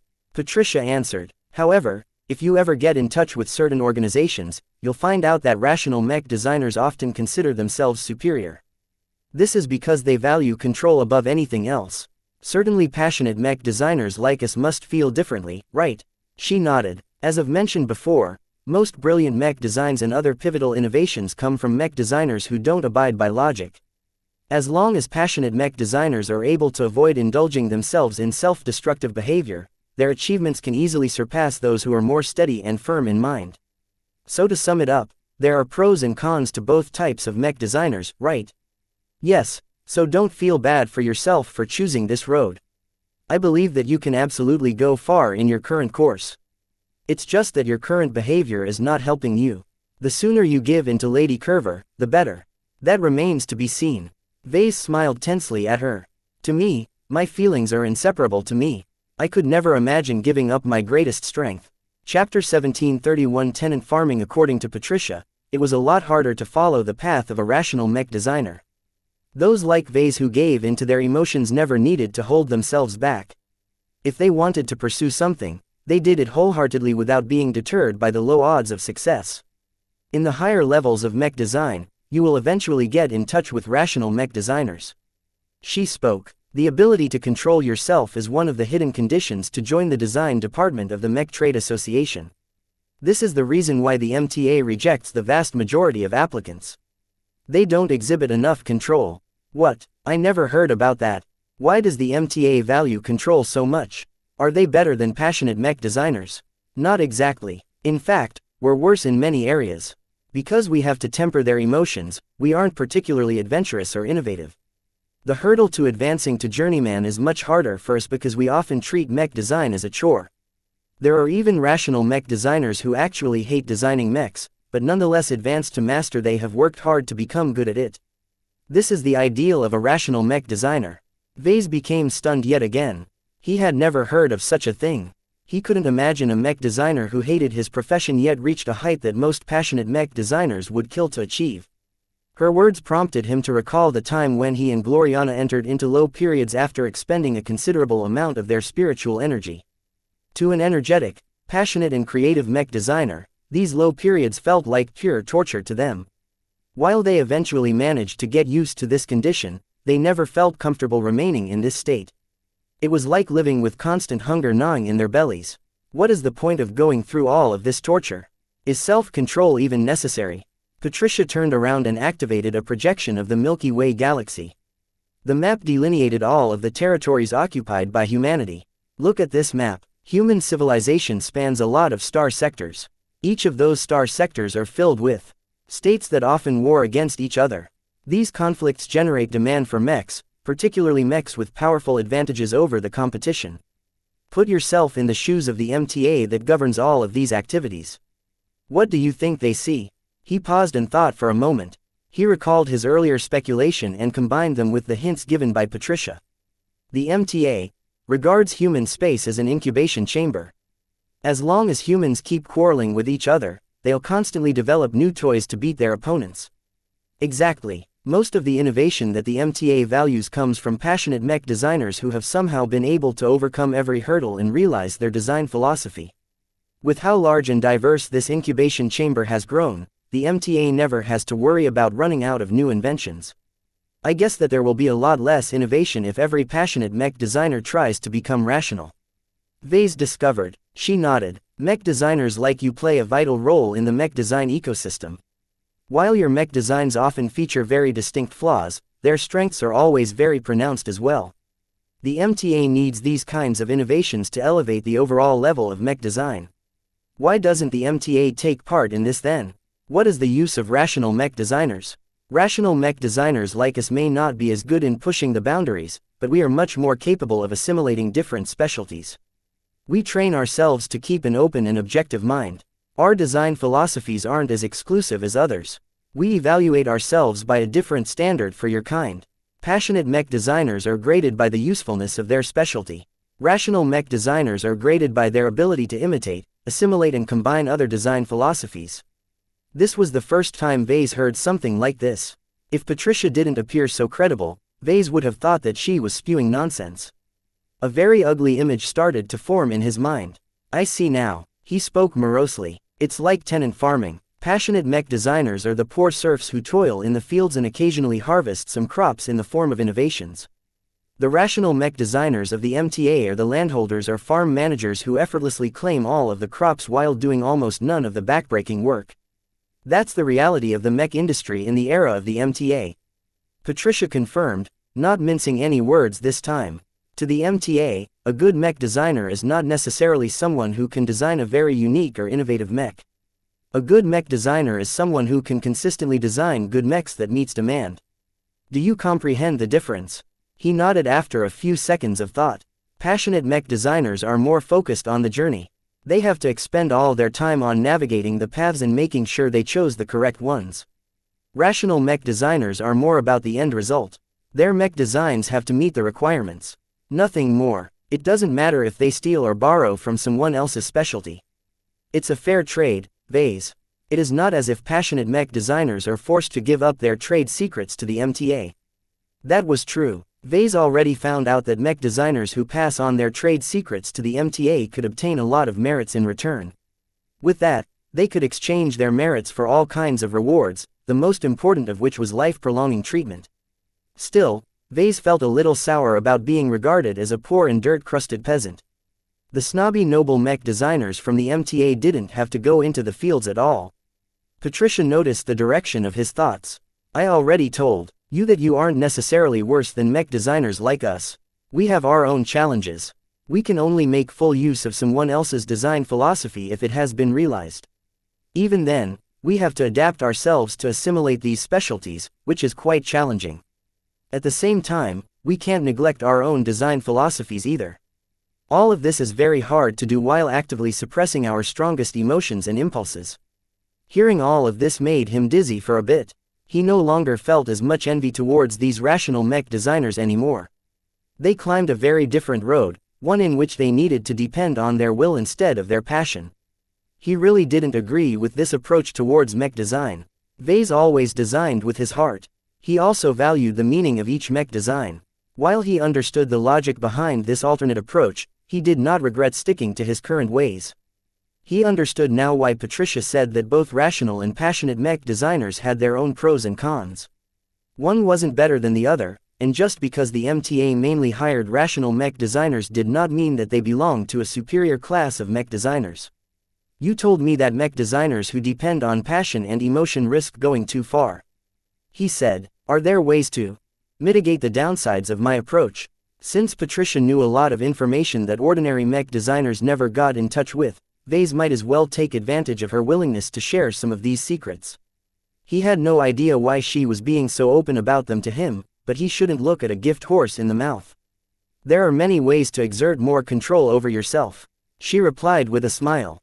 In fact, when mech designers advance to senior and master, they generally learn about the importance of control. They adopt various means to restrain their passion and prevent themselves from being consumed by their strong emotions. So they're basically trying to become more rational. It's not a dichotomy, Vase. A mech designer is never 100% emotional or 100% rational. You can view it as a spectrum. For example, I tend to view myself as 80% rational and 20% emotional. This means that I'm purposefully muting my emotions by more than half. Vase didn't dare to guess where he stood on the spectrum. One thing was for sure. He was definitely more emotional and rational when it came to mech design. I think I understand your point. When mech designers continue to pursue their passion, they are probably sliding further towards the emotional side of the spectrum. If they go too far, their judgment will get more and more skewed. In order to regain their common sense and restore some of their humanity, they have to force themselves to become more rational. Patricia looked impressed by his guess. That is correct. I see that you have already thought a lot about this matter. I'm sure you're familiar with the phrase that mech design is an art as well as a science. We humans are emotional creatures, but one of the reasons why we rose up as a dominant species is because we are able to suppress our instincts and avoid giving into our emotions in order to achieve a greater goal. I'm guessing there is a downside to these control methods, right? Yes, rational mech designers are naturally less prone to mood swings. It's different in your case. Reducing your emotions directly affects your productivity as a mech designer. The key therefore lies in tempering your mood when you don't need it, but unleashing it when you are actively designing a mech. I understand. Vase became enlightened. However, it's probably not as easy as I think, right? She nodded. Emotions are an indispensable part of you. It is against your instinct to suppress them. Many mech designers who live with their emotions for decades have failed to suppress them because they simply can't function without them. It is very difficult to explain their pain. In truth, Vase already garnered a guess about it. Such a state sounded similar to his low periods. So is there anything concrete that you can suggest to me at the start? She thought for a moment. I'm not sure it's wise for you to adopt any of the strong and systematic control methods. I believe you're better off learning to adjust your mentality through natural means. Even though they won't have a strong effect because you've already become a journeyman, they will still help in preventing you from going over the edge. Tell me then. Vase looked at Patricia with earnest anticipation. He no longer viewed her as an enemy. Privately, Vase thought that when he initiated his hijacking attempt, he should spare her life if she was at his mercy. It was the least he could do for her generous advice. There are 3 general methods which I think are useful to you. She spoke, and raised a single finger. I've already mentioned the first one. You should slow down between design projects. The passage of time will allow you to regain your center and reflect on yourself. That sounded like a huge waste of time to Vase. She raised a second finger. The second method to control yourself is to develop a set of principles. As long as you impose some limits to yourself, you'll recognize when you are about to go too far and can pull yourself back in time. This sounded very familiar to Vase. Though he hadn't always been honest with his principles, he felt very attracted by this method. Patricia raised a third finger. The last method I recommend is to find a hobby that you can direct your passion towards instead. Whether it's learning how to play an instrument or tinkering with gadgets, as long as you can vent your excess passion and emotion towards a harmless hobby, it's worth pursuing. This sounded familiar to Vase as well. The problem was that he already attempted this before. He had no other hobby aside from designing mechs. Chapter 1732 Guiding Principles. Mech design was a very demanding profession. Mech designers had to be rational. They had to be capable of absorbing and applying an enormous amount of scientific knowledge. Mech designers also had to be passionate. Those without feeling were no better than auto designers that were incapable of designing groundbreaking mechs. As Patricia explained, mech designers had to straddle the line between these two extremes and find a position where they could maximize their success. Patricia was very suited to become a rational mech designer due to her excellent ability to control herself. Vase never saw her exhibit any strong emotion. He met quite a few mech designers who impressed him with their level of control. Now that he thought about it, Master Olsen truly came across as someone who was in absolute control of herself. He suspected that a handful of other mech designers he met in the past adopted the same approach as well. Professor Ventag and Myra of the Sword Maidens stood out as 2 distinct suspects. It wasn't easy to determine whether other mech designers fit this mold as well. The existence of a spectrum meant that every rational mech designer expressed at least some emotions, while every passionate mech designer exerted at least some control over their urges. When Patricia left after she enlightened him, Vase threw all thoughts about his violent takeover plan to the back of his mind. What he learned was simply too shocking for him to ignore. He calmly went over what he learned. He adjusted his perspective on mech designers and tried to judge whether he should do something with what he learned. Am I satisfied with myself? Do I need to change my position on the spectrum? He knew he depended on his emotions to design his mechs. He didn't see anything wrong with that. I'm doing great so far. Obviously, that means my self-control is already sufficient. He felt very confident about his conclusion. In his opinion, Patricia thought too poorly about his ability to remain in control. He could be very rational when he wanted to be. Right. As for the 3 methods Patricia suggested Vase to adopt, he promised to get back to them once he overcame his current predicament. I can't afford to take it slow, he muttered. Pausing in order to regain my center and reflecting on my gains is a waste of time. He had to keep progressing as fast as possible. As long as he remained weak, he continued to remain vulnerable to people like Lady Curver. In order to take control of his life and resist enemies such as the Five Scrolls Compact, he had to advance to Master as soon as possible. Once he reached this exalted rank, he believed he could finally make his voice heard. The second method sounded much more interesting to him. Vase had already spent a lot of time on formulating a set of principles. The only problem was that his own principles diverged substantially from the ones propagated by the MTA.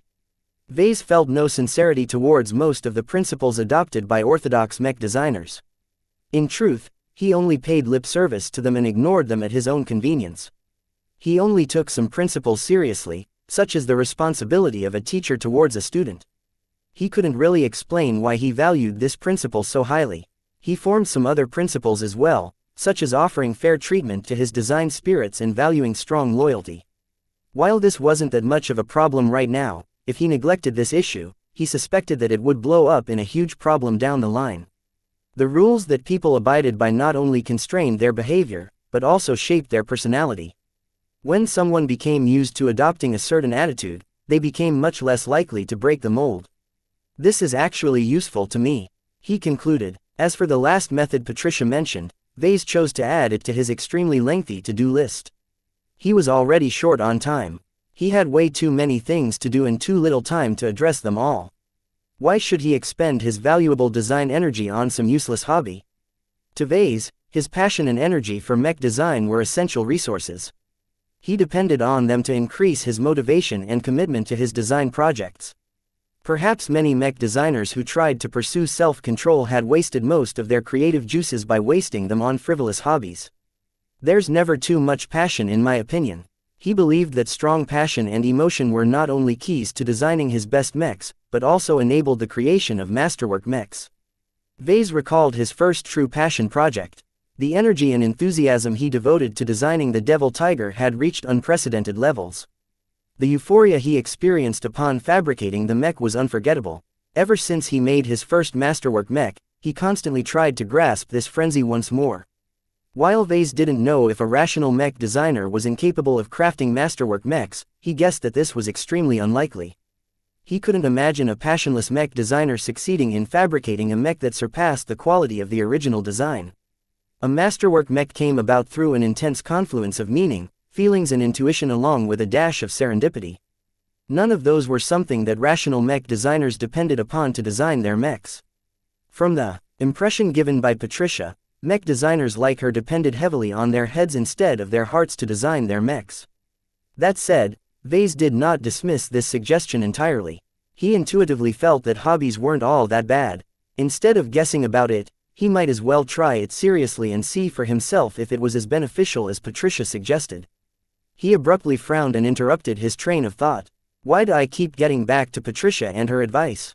He looked at the clock and found out to his consternation that 3 unsuspecting hours had already passed.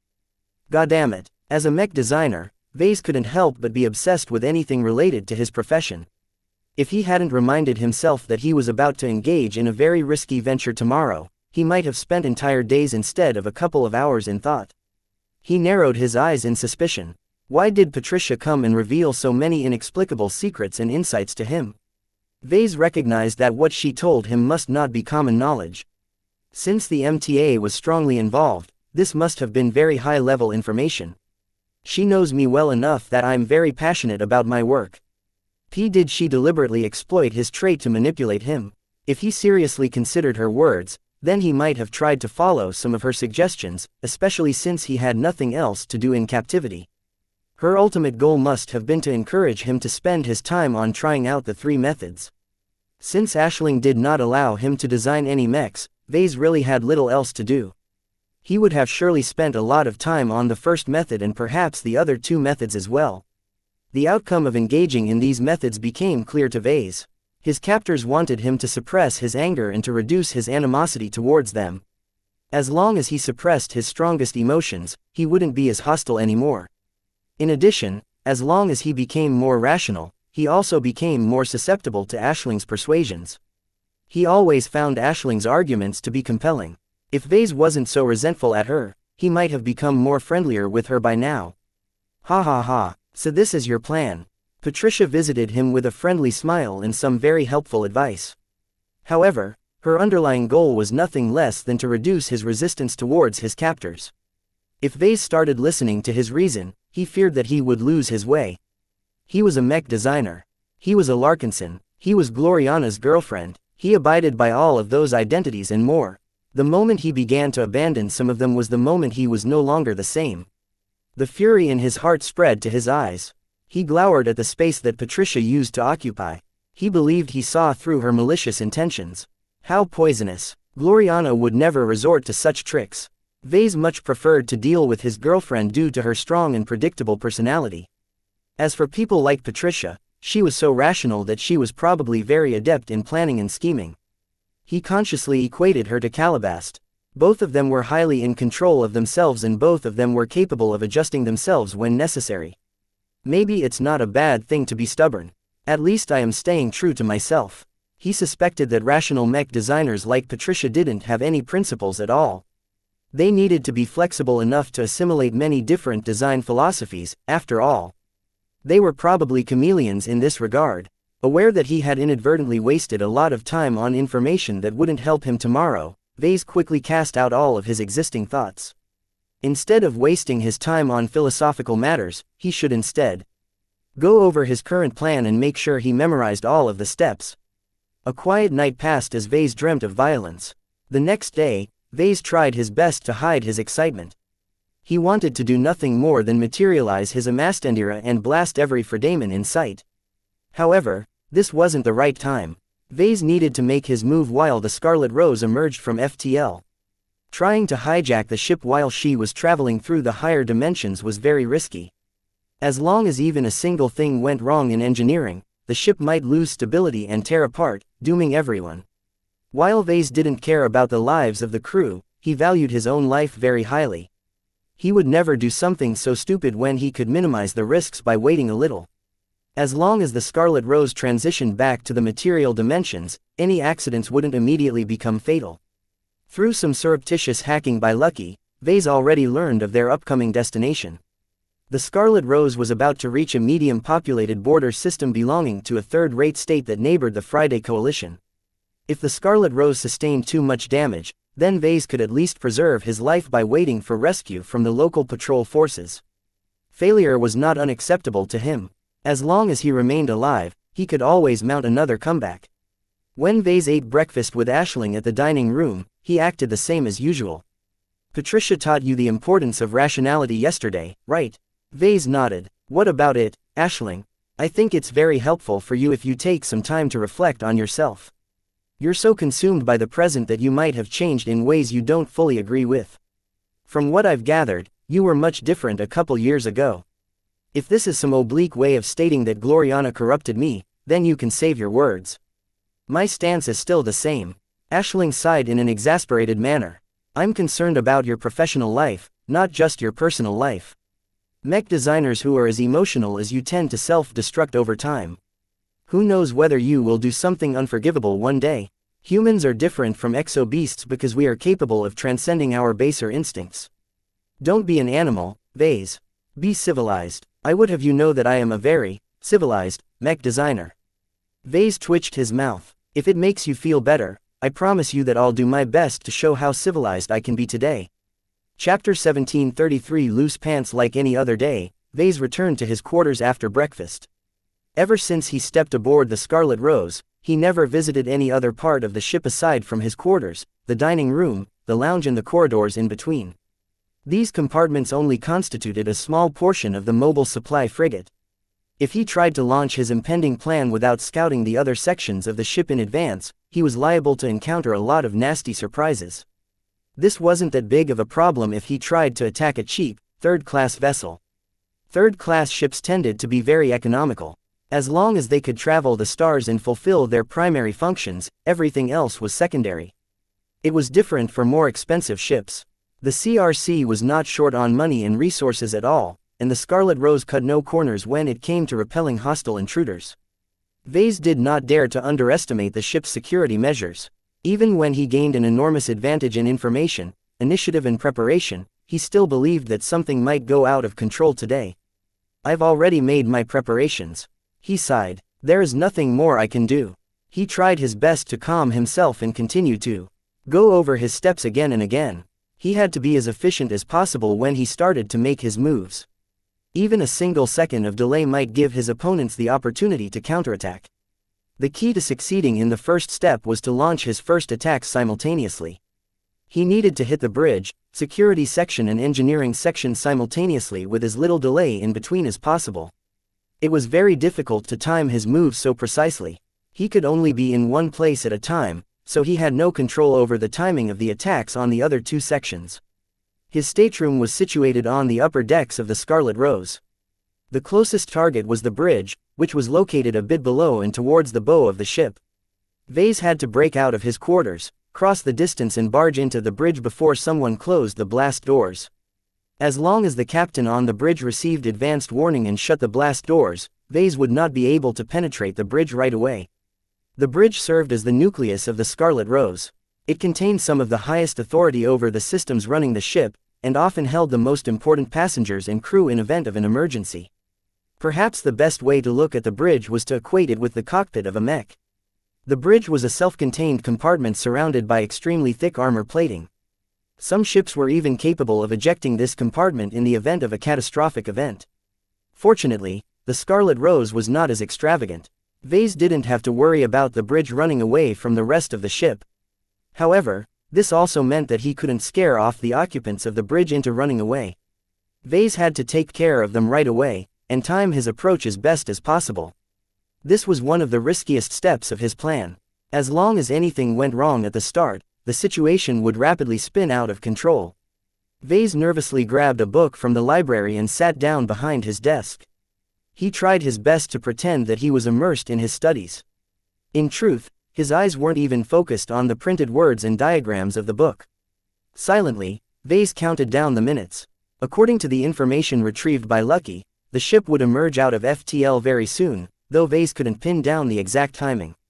Due to the influence of gravitic tides and the inherent instability of FTL travel, a ship might arrive at a destination a day before or a day later than estimated. However, Vase did not expect the Scarlet Rose to exhibit so much variance. Right now, she was traveling through low-energetic space. The barren star systems were largely devoid of highly energetic exotics that increased the gravitic turbulence in the surrounding light years. Since the Scarlet Rose was designed to travel through coalition space, her FTL drive was much more stable and solid than cheaper ones. This was why Vase expected the Scarlet Rose to arrive at the next star system on time. After several hours of waiting, the time had finally come. Vase experienced a strange sensation of transitioning out of FTL.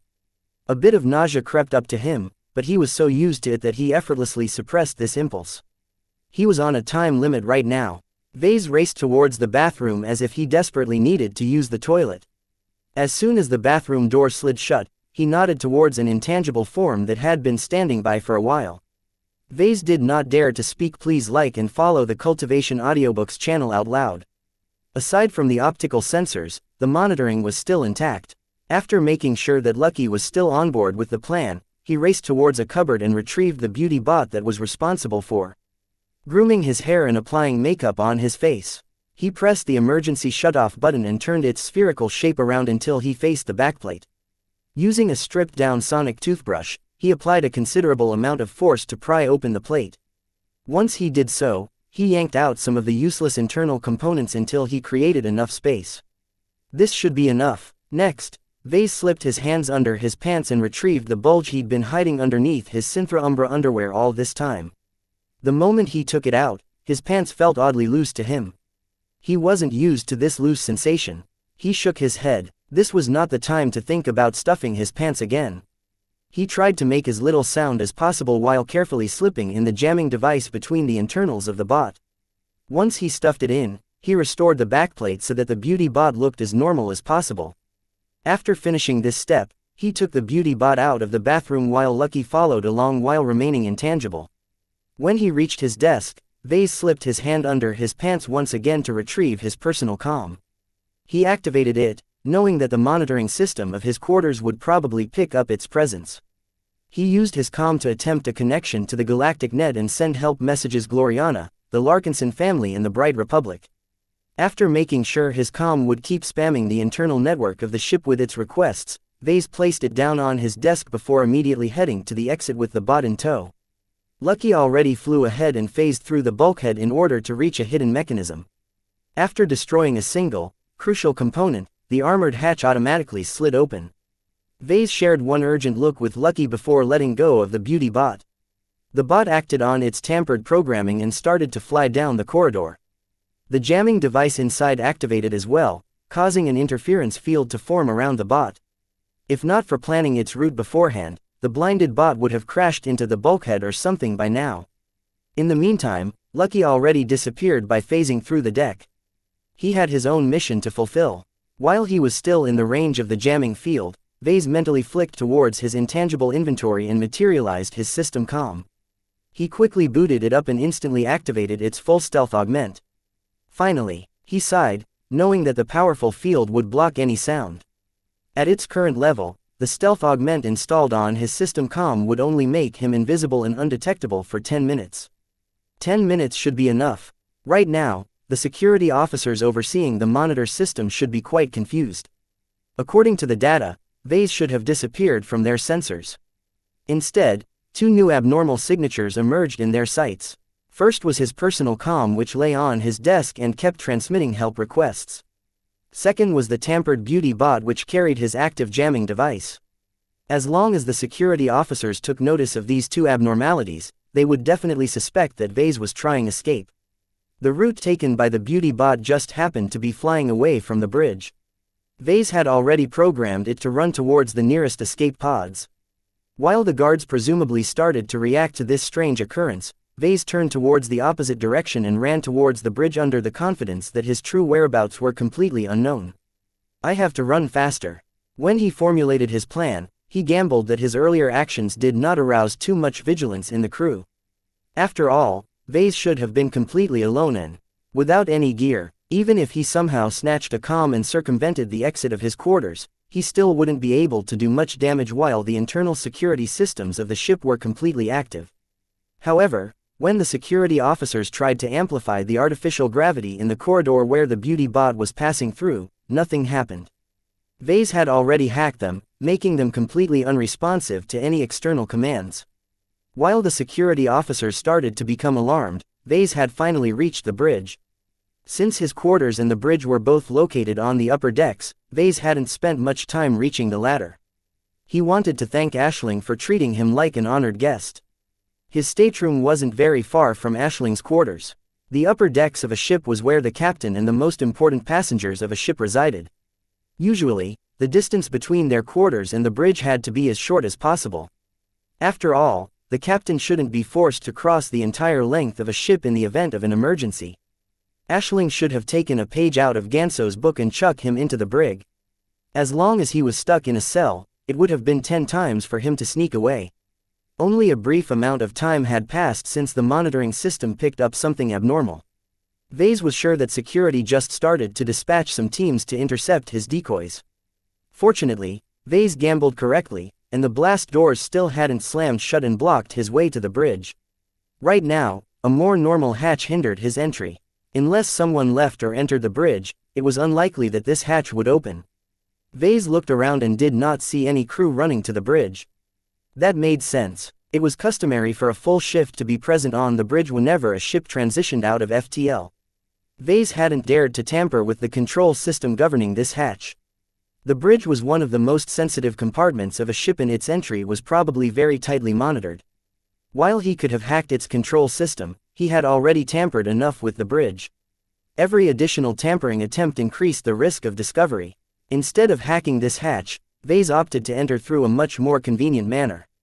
As expected, he grinned as he heard some footsteps approaching. He half expected Aisling to approach. Instead, her executive assistant emerged from the corner. She looked concerned as her heels clacked against the surface of the deck. Vase stood to the side of the hatch and watched the assistant go through a brief verification process. The hatch slid open as soon as the ship recognized her identity. As soon as she entered, Vase slipped behind her body as close as possible without touching her and neatly slipped into the bridge with no one else the wiser. He couldn't help but form a grin on his face. Now that he managed to enter the bridge, he overcame his first major hurdle. Chapter 1734 Simultaneous Action. The bridge of a starship functioned as the primary control nexus of a starship. The captain held supreme authority over the vessel by virtue of his position and extensive experience. Not even Lady Aisling Curver had the right to override the commands of the captain. This was because the captain worked for the Coalition Reserve Force. The captain appeared to be a middle-aged looking man with graying hair and steady eyes. He seemed to have spent all of his time on ships due to his pale skin that bordered on unhealthy. None of the other bridge crew looked as remarkable. Vase, still invisible and undetectable, distanced himself from Aisling's blonde assistant. Though he retracted the field of his stealth augment in a very small radius, he didn't want to risk enveloping her in its range. That would have given him away. He swept his gaze through the rest of the bridge. Frigate ship classes weren't as cramped as corvette ship classes. The Scarlet Rose was also a lot larger and more complex, so the bridge had to be large enough to accommodate at least 6 bridge officers and operators at minimum and double this figure at maximum. Right now, the bridge only housed 10 people, 1 captain, 6 crew, 1 assistant and 2 armored guards. The latter concerned Vase the most. Both of them wore heavy combat armor that turned them into tall, metal beasts. Vase did not dare to underestimate them. Unlike the infantry armor in places like the Bright Republic, the guards wore very resilient second-class combat armor. These suits of armor not only protected their wearer from damage, but incorporated a huge amount of functions. They were like mechs in miniature form in that regard. Due to their extreme threat, Vase had to take them out first. Fortunately, Vase already expected their presence. Despite their intimidating gear, he just regarded them as obstacles to overcome. His primary target remained the captain. Taking him would deprive the Scarlet Rose of a crucial leader during a crisis. He quietly materialized the Amastendira. After spending so many days in peace, his supreme quality laser pistol felt a bit unfamiliar in his grip. Each time he took the Amastendira from his inventory, he marveled at its craftsmanship. Now that he had built a masterwork mech, Vase possessed a much greater sensitivity towards masterwork objects. He could tell that the Amastendira had touched this realm as well. Too bad it was just a copy. Vase often dreamt of the true Amastendira. The original version should have been an awe-inspiring piece of gunsmithing. Oh well, the system-generated copy he owned still exhibited most of the power of the original. He adjusted the settings of his weapon before holding it firmly in a two-handed grip. If he wanted to forestall any unpleasant surprises, then he had to kill each and every person on the bridge within a second. Vase had 2 ways to accomplish this goal. First, he could fire a wide-angle scatter blast, diffusing the energy of his weapon over a large area. Second, he could employ a powerful penetrating cutting beam and rake the muzzle of his weapon from one end to the other end of the compartment. When Vase formed his plan, he was torn over which option he should choose. The first one would definitely kill the captain and every other unarmored crew member in an instant. However, depending on the energy and heat resistance of the terminals and control panels, Vase might render every interface useless, which would pose significant hindrances to his attempts to take over the ship. The second option would certainly be deadly enough to cut through the armor of guards, but the brief amount of time needed to sweep over the rest of the crew might give them some time to activate some defense functions. In addition, while the cutting beam wouldn't demolish the entire bridge at once, it would probably cut through a lot of delicate systems beneath the surface. Between the 2 choices, Vase eventually settled on the first one. He wanted his attack to encompass as many people as possible. In addition, so what if the scatter blast melted all of the surface equipment? As long as the internal electronic systems remained intact, he could easily tap into them with some replacement interfaces. Therefore, Vase crept up to a good position right in front of the hatch he just passed through. At this position, the angle of his attack would definitely encompass the bridge crew sitting at the periphery. He raised his pistol and waited for the appropriate time. In the meantime, he listened to the dialogue between the assistant and the captain. "Captain, please lock down the ship. Mr. Larkinson is on the loose. We are trying, but half of our signals aren't getting through." The captain gritted his teeth as he continually manipulated his projected interface. There is something wrong with the primary and secondary command networks. According to the diagnostics, many systems aren't responding. The assistant looked alarmed. What? How? Sabotage. As the two exchanged their worries, the bridge suddenly shook a bit. At the security department, a couple of off-duty guards approached the armory in order to don their combat gear. The monitoring system detected both the comm calling for help and the active jamming field heading for the escape pods. This immediately alerted the guards, prompting them to prepare for action. As soon as the armored hatch slid open, the interior of the armory became exposed. At this time, all kinds of equipment suddenly exploded. Their abrupt and simultaneous blasts damaged many other equipment such as grenades and explosive rounds, causing a portion of them to detonate almost instantly. The entire armory became awash with fury. Not only that, but due to the opened hatch, the high-energy explosions also poured into the main security compartment, causing many armored and unarmored guards to be swept up by a wave of white-hot heat and energy. Back to the bridge, some of the consoles blared in alarm. Report, sir, an explosion occurred within the armory of the security department. Preliminary analysis suggests that every energy cell and every explosive ordnance has blown up. We have lost contact with over half of our security officers. Shortly after this, bad news came from another direction. Captain, engineering has been attacked. What is the status of the chief engineer?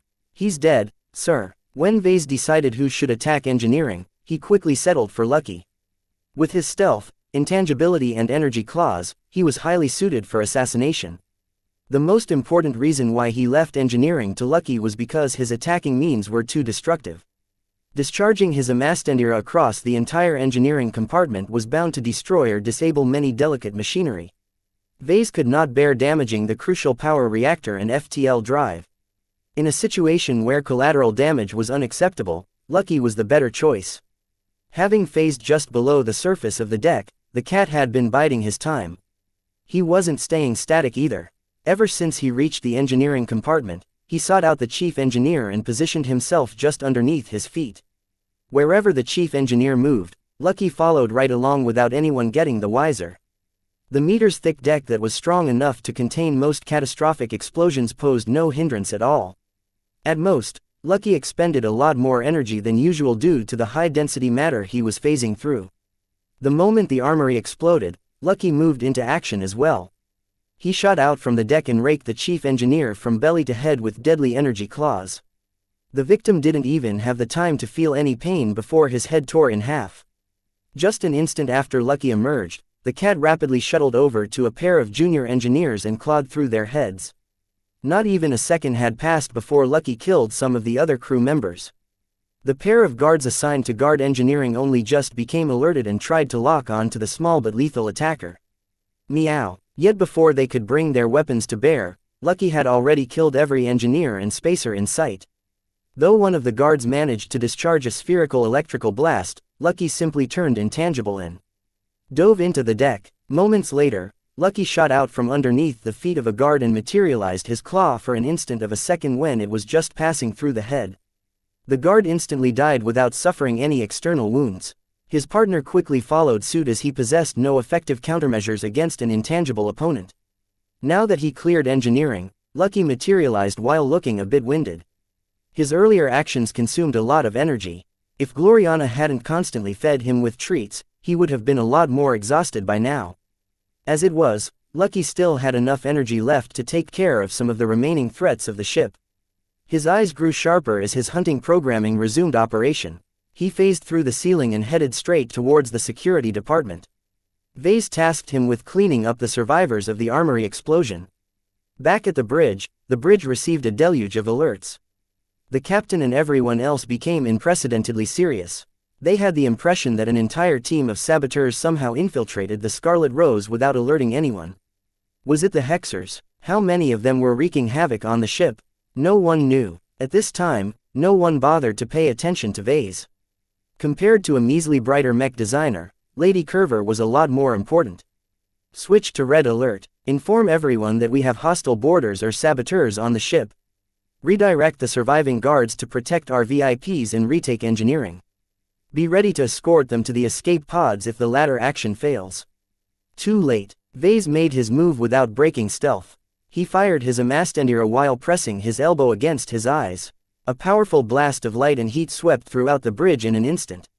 A huge amount of heat elevated the temperature in the compartment to lethal degrees, causing Vase to feel scorching hot. If not for his Jutland organ absorbing all of the excess heat sweeping over his body, he would have suffered severe burns. Discharging a wide-area energy attack in a closed compartment was very dangerous. While Vase merely suffered from a wash of heat and reflected light, his target suffered the brunt of the energy discharge. Many crew members didn't even have time to scream before their uniforms vaporized and their flesh followed suit. Some of the luckier ones died with a portion of their flesh charred beyond recognition. Shortly afterwards, a lot of air sucked out as the air management system of the bridge rapidly siphoned away the hot air. A fresh, cool breeze encompassed the bridge as various other measures cooled down the piping hot deck and bridge consoles. Vase withdrew his arm from his face and moved his position. He grimaced a bit as he found that the soles of his shoes had not entirely survived the heat exposure. He ignored the damage he suffered and tried his best to move away from his earlier position. This happened to be a wise decision as a particle beam just shot through the location where he just stood. An instant later, a grenade exploded and encompassed a small radius with a powerful but contained explosions that rattled the ears. Sweat poured down his brow as he gripped his Amastendira like a lifeline. Though his offensive power was high, he was sorely lacking protection. Just one shot was enough to take him out.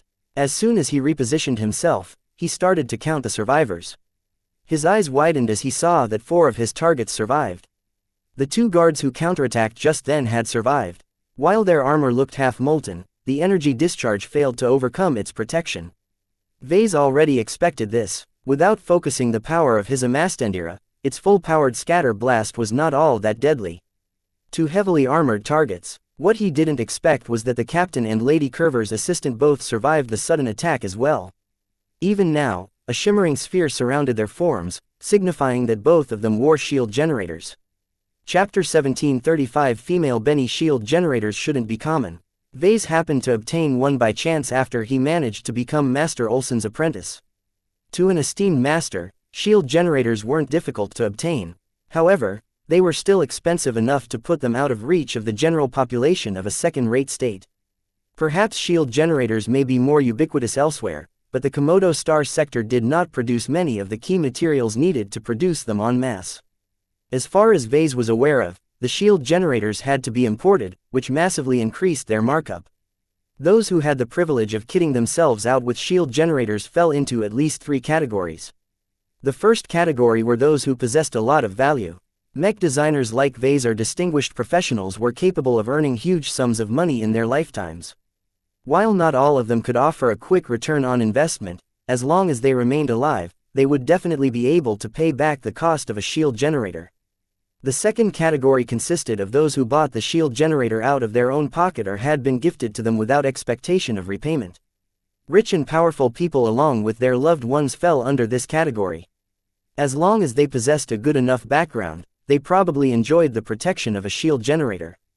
The third category consisted of those who scavenged or stole a shield generator. These people didn't obtain them through proper means, but that did not stop them from making use of them to protect their lives. When Vase launched his surprise attack, he killed almost every unprotected crew member in an instant. No one who wore a uniform and an underlayer vac-suit survived the Amastendira's full-powered scatter blast. That the guards survived was within expectation. Yet the survival of the captain and Ashling's assistant was outside of his expectation. Even though ship captains generally held a high status, was it really worth it to equip them with a shield generator? What was so special about this captain? As for the woman standing next to her, Vase realized he underestimated this female Benny. Many Bennies were more than they appeared on the surface. The original Benny acted as a steward and a body. His own Benny both assisted him and spied on him until recently. Ashling's Benny appeared to be sharp and combat-trained, because her expression was devoid of panic. While the captain sat paralyzed on his captain's seat, the blonde assistant quickly regained her composure. She withdrew a small laser pistol from a hidden holster in her suit before activating a command that caused her clothes to form into an airtight, flexible survival suit. Hostiles present. They're invisible. Activate scanning. The captain, though frightened beyond his wits, soon regained his composure. His professionalism kicked in as he processed the assistant's instruction. Though his projected interface had disappeared, that didn't stop him as he projected another interface from his comm. Activating anti-stealth measures. Powerful waves of energy encompassed the entire compartment, yet none of them managed to detect any invisible intruders. The assistant growled in frustration. Their stealth tech is too advanced. Switch to indiscriminate attacks. Attack every corner until there is no area left untouched. The internal defense systems aren't deploying. They're stuck, the captain noted with alarm as his commands failed to get through. Guards, open fire. The two surviving guards aimed their heavy assault rifles in different directions before firing energy blasts that dispersed over a wide area. Vase cursed in his mind. His enemies were resorting to the same tricks. Fortunately, Vase had already huddled behind a thick workstation to the side, which offered sufficient protection. Though the weapon discharges also sapped the energy of the shield generators, their two wares didn't show any concern. Shield generators were meant to protect people against mechs. While they didn't last very long against a full-powered attack from a mech, it was enough to give them a chance to survive. Against small arms fire, shield generators came under much less strain. Their effectiveness depended on the model and battery capacity. Vase feared that the ones blocking him from killing his primary targets might be able to withstand more than one concentrated attack. He was already wasting too much time. Even now, the captain was constantly tapping his fingers over the projected interface. Who knew what kind of emergency measures and executive overrides he was activating? He aimed his Amastendira at the captain, but quickly shifted his aim towards the blind firing guards. He had to take out the heavy guns first. The moment he made his choice, a narrow cutting beam instantly swept over the guards. Unlike last time, the Amastendira fully concentrated its firepower in a narrow beam as wide as a finger. Even though the guards managed to survive the first attack, this time was different. Their damaged combat armor already lost a lot of integrity. The highly concentrated beam swiftly cut through the armor and went on to cut through a workstation. There, the assistant called and somehow managed to pinpoint Ves's location. Vase barely managed to avoid getting hit by awkwardly rolling back into cover. Even though his Jutland organ shielded his heart and nearby organs against energy damage, the same could not be said for the rest of his body. The small laser pistol wielded by the female Benny packed quite a punch. The pulsed beam fired by her pistol was powerful enough to scorch the surface of the deck. If the beam hit his limb, he would probably lose it. Vase missed wearing actual armor. Fortunately, now that he escaped the earlier attack, his opponents lost his position. The assistant looked warily at her surroundings while firing her laser pistol in various random directions. Against an invisible opponent, doing something was better than doing nothing. In order to increase the probability of hitting her target, she switched the firing mode of her laser pistol to a wide-area blast. While her pistol was a lot weaker than the heavy assault rifles, Vase still couldn't afford to get hit. Right now, he wondered how much energy the laser pistol possessed. From how recklessly the assistant was firing her weapon, Vase suspected that it was feeding off an ultra-compact battery. In addition, the pistol didn't seem to overheat either. Any ordinary laser pistol of its size would have glowed hot from all of the energy it released. This meant that its wielder wouldn't be stopping anytime soon. That was bad news for Vase. She could easily keep up her reckless weapon discharges for several minutes, buying the captain enough time to regain some control over the ship. Vase couldn't afford to delay any longer. He briefly peeked over the workstation he was huddling behind. Though he wanted to take out the captain right away, the female Benny had to be taken out first. Vase waited for the woman to fire a shot. The moment she did, there was a brief delay before she could fire again. A full-powered cutting beam tore straight towards the assistant, only to encounter an invisible wall that stopped the energy from going any further. The shimmering shield absorbed some of the energy while withstanding the rest. When the Amastendira stopped firing, the assistant still remained alive. Not only that, she stormed over to the workstation that Vase was hiding behind while firing constant wide-area pulses with her laser pistol. Vase didn't expect her to approach his briefly exposed position. He hesitated a bit before deciding to bite the bullet. He refused to believe her shield generator can withstand another attack from his trump card. While taking advantage of his stealth, he silently managed to circle around the workstation in time to face her back. Before he fired, though, the assistant abruptly raised her weapon arm overhead and fired a blind shot behind her back. What an uncanny instinct! If Vase hadn't been so careful to keep most of his body behind the battered workstation, he would have gotten hit. Even now, an uncomfortable wash of heat and energy swept over his head. As soon as this wave had passed, Vase popped out of cover and fired straight at the woman. Though her shield generator resisted the attack as best as possible, it rapidly started to dim as it was rapidly losing power. Eventually, the shield broke, exposing the woman to the remainder of the cutting beam. Yet before the beam could manage to fry her to a crisp, she agilely cartwheeled to the side like an agile acrobat. Vase failed to adjust his aim, preventing him from scoring a direct hit. While the woman avoided a direct hit, she wasn't feeling but better as she dove into cover herself. The close proximity to a high-energy laser beam caused her armored suit to blacken and scorch. A portion of it even melted and fried some of her skin and flesh. Vase felt incredibly frustrated. Where did they train female bennies like her? He wanted one as well. She was much better than his own benny in this regard. Though Vase wanted to finish the job, he strongly suspected that the woman was preparing to ambush him. Even though he was completely invisible, her combat intuition was remarkable. Vase felt as if he was a Sandman admiral facing a deliverer mech. No matter how well he kept himself hidden, this woman would definitely find a way to pinpoint his position. At least she's out the way now, he muttered. He hadn't lost sight of his priorities. While he still wanted to take out this threat, he still hadn't killed the captain. At least a dozen seconds had gone by, giving the captain plenty of time to activate all sorts of commands. Vase became more concerned. His preparations weren't comprehensive or foolproof enough. The lack of time, manpower and expertise limited what he could do. He also held back on tampering the systems of the ships because he feared tripping off an alarm. All of this meant that the captain would definitely be able to restore some functionality given time. Whether this meant activating some internal defenses or sealing the bridge by closing the blast doors, Vase couldn't afford to delay any longer. He took a second to sneak behind another workstation before firing his weapon at the captain.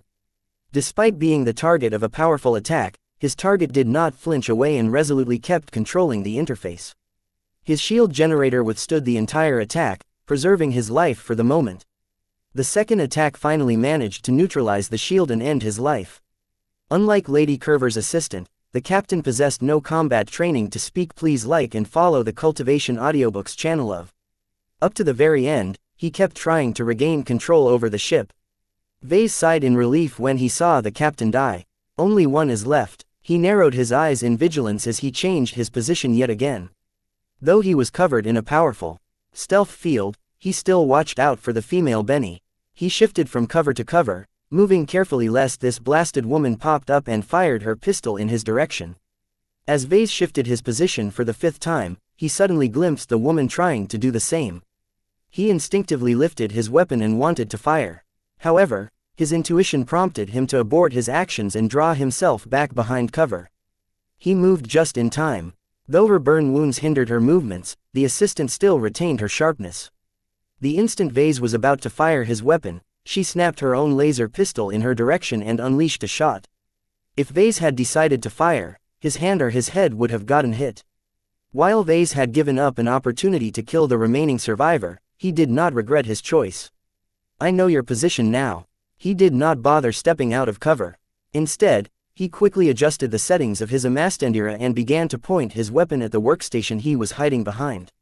He fired his weapon, releasing a sustained cutting beam that penetrated his cover and went on to cut through his opponent's cover.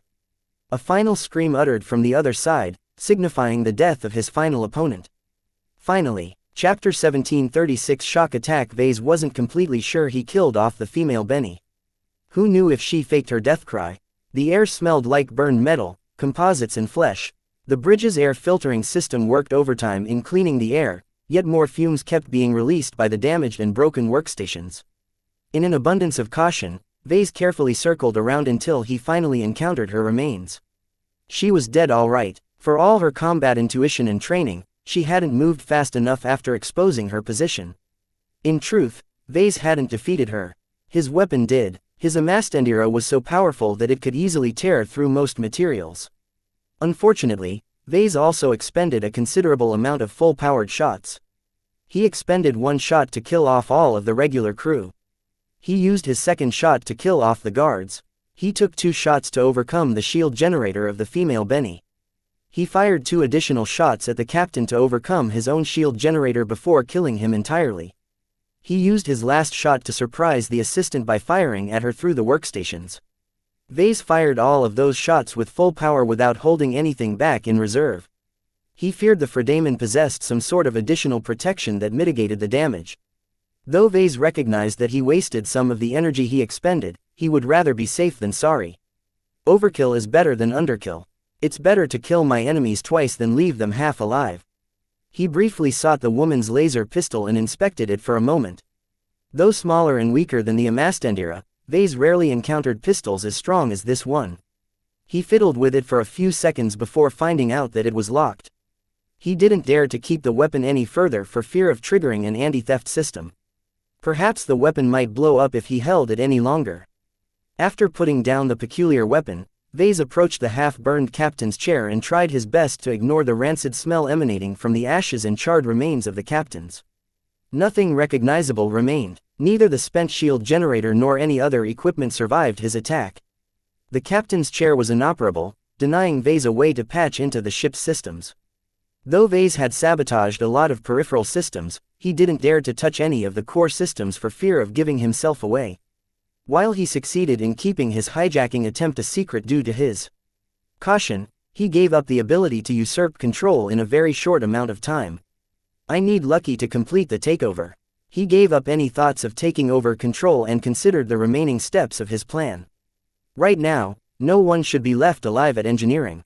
The security compartment should be in shambles right now, giving Lucky plenty of opportunities to clean up the stray security officers. Along with his takeover of the bridge, 3 most important sections of the ship should have fallen under his attack. Wiping out the captain and the bridge officers meant that the ship lost central control. Though it was still possible for the remainder of the crew to get up to mischief, Vase believed it was unlikely that they could organize anything substantial in a short amount of time. At least, that was what he tried to achieve with his original plan. The problem now was that he had given the captain a lot of time to respond to his attack. Without the ability to access the bridge systems, Vase was completely in the dark about the captain's final actions. This is going to be trouble, he muttered darkly. Right now, Vase had no idea what took place at the remaining 2 critical sites. The security department should be in a very bad shape. The armory stored a lot of gear, some of which contained a lot of energy. While it had taken Vase and Lucky some time, they managed to rig a lot of ordnance to explode. The calculations he performed gave him enough confidence that very few security officers stationed in this section managed to survive unscathed. The only guards that should have escaped this attack were those stationed elsewhere. The guards stationed at the bridge and engineering accounted for at least 4 of them, which was quite a lot. Vase doubted that any other security officers had slipped the net aside from those guarding Aisling. As the most important individual on the ship, at least 2 guards accompanied the Clarion alumni at all times. Now, the big question in his mind was what the survivors planned to do. His attacks on the 3 critical ship sections must have shocked the Fredaman completely. The captain and the female Benny even had the mistaken impression that the ship was under attack by a team of commandos. None of the Fredaman actually knew that the special forces actually amounted to just Vase and Lucky. This was rather fortunate. If Aisling and the crew knew that their opposition only amounted to a human and a mechanical cat, then they would definitely mount some sort of counterattack. As it was, the surprise attacks he launched at the start were incredibly forceful. Who could have suspected that one of their prisoners was responsible? When Vase failed to gain control over the ship, he gave up on trying to control it. He looked at his comm and saw that he still had at least 4 minutes left to make use of his full stealth augment. This was not enough to sweep every compartment of the ship, but he didn't have to. He merely wanted to intimidate the survivors into giving up any hope of retaking the Scarlet Rose. The ship was already halfway in his hands. He looked down at his Amastandira and winced. He only had 3 full-powered shots left, which didn't give him much leeway. Without the ability to overcome the locks of the weapons dropped by the crew, Vase couldn't afford to fight a protracted battle. He dialed down Amastandira's power setting to conserve its remaining energy and heat-absorbing capability. He didn't need much power to kill off the ordinary crew anyway. Before he left the bridge, Vase made sure to break the surviving consoles and workstations. He also sabotaged dozens of wireless receivers to prevent anyone from patching the bridge systems with their comms. This made the bridge inoperable for a brief amount of time, giving Vase the confidence to leave the bridge. One of the shortcomings of his assault was that he could never cover enough ground. Killing everyone at the 3 critical sections did not give him complete control over the ship. As long as at least one enemy remained behind, they could always mount a comeback. Perhaps they might take advantage of Lucky's departure from engineering and sabotage the FTL drive or something. Vase decided he needed to be proactive and actively hunt down the remaining crew. It's time to hunt. Vase left the bridge and began to follow a predetermined route. He had already memorized where the crew were supposed to be stationed. None of the hatches on his route barred his way. He already tampered with them beforehand. Each time the hatches slid open, Vase activated his stealth module and surprised the alerted crew with attacks coming out of nowhere. In 15 minutes, he swept through the living areas, life support, the mess hall and other compartments at the upper decks. At the same time, Vase had instructed Lucky to sweep past the manned compartments of the lower decks. As long as both of them relied on their tricks, there was no way the regular crew could stand a chance. None of the men and women Vase encountered posed a serious threat to him. The Coalition Reserve Corps only subjected its servicemen to a nominal amount of combat training. Vase feared that he might encounter an enemy as formidable as Aisling's assistant. Fortunately, none of the remaining officers and ratings carried any shield generators. They were completely vulnerable to his surprise attacks. After Vase finally rendezvoused with Lucky at the middle decks, he looked at his comm in distress. He had completely expended his stealth charge. It seemed that he needed to rely on Lucky to complete their sweep through the ship. "Are you okay, Lucky?" "Meow." Lucky replied tiredly. "How many guards did you kill?"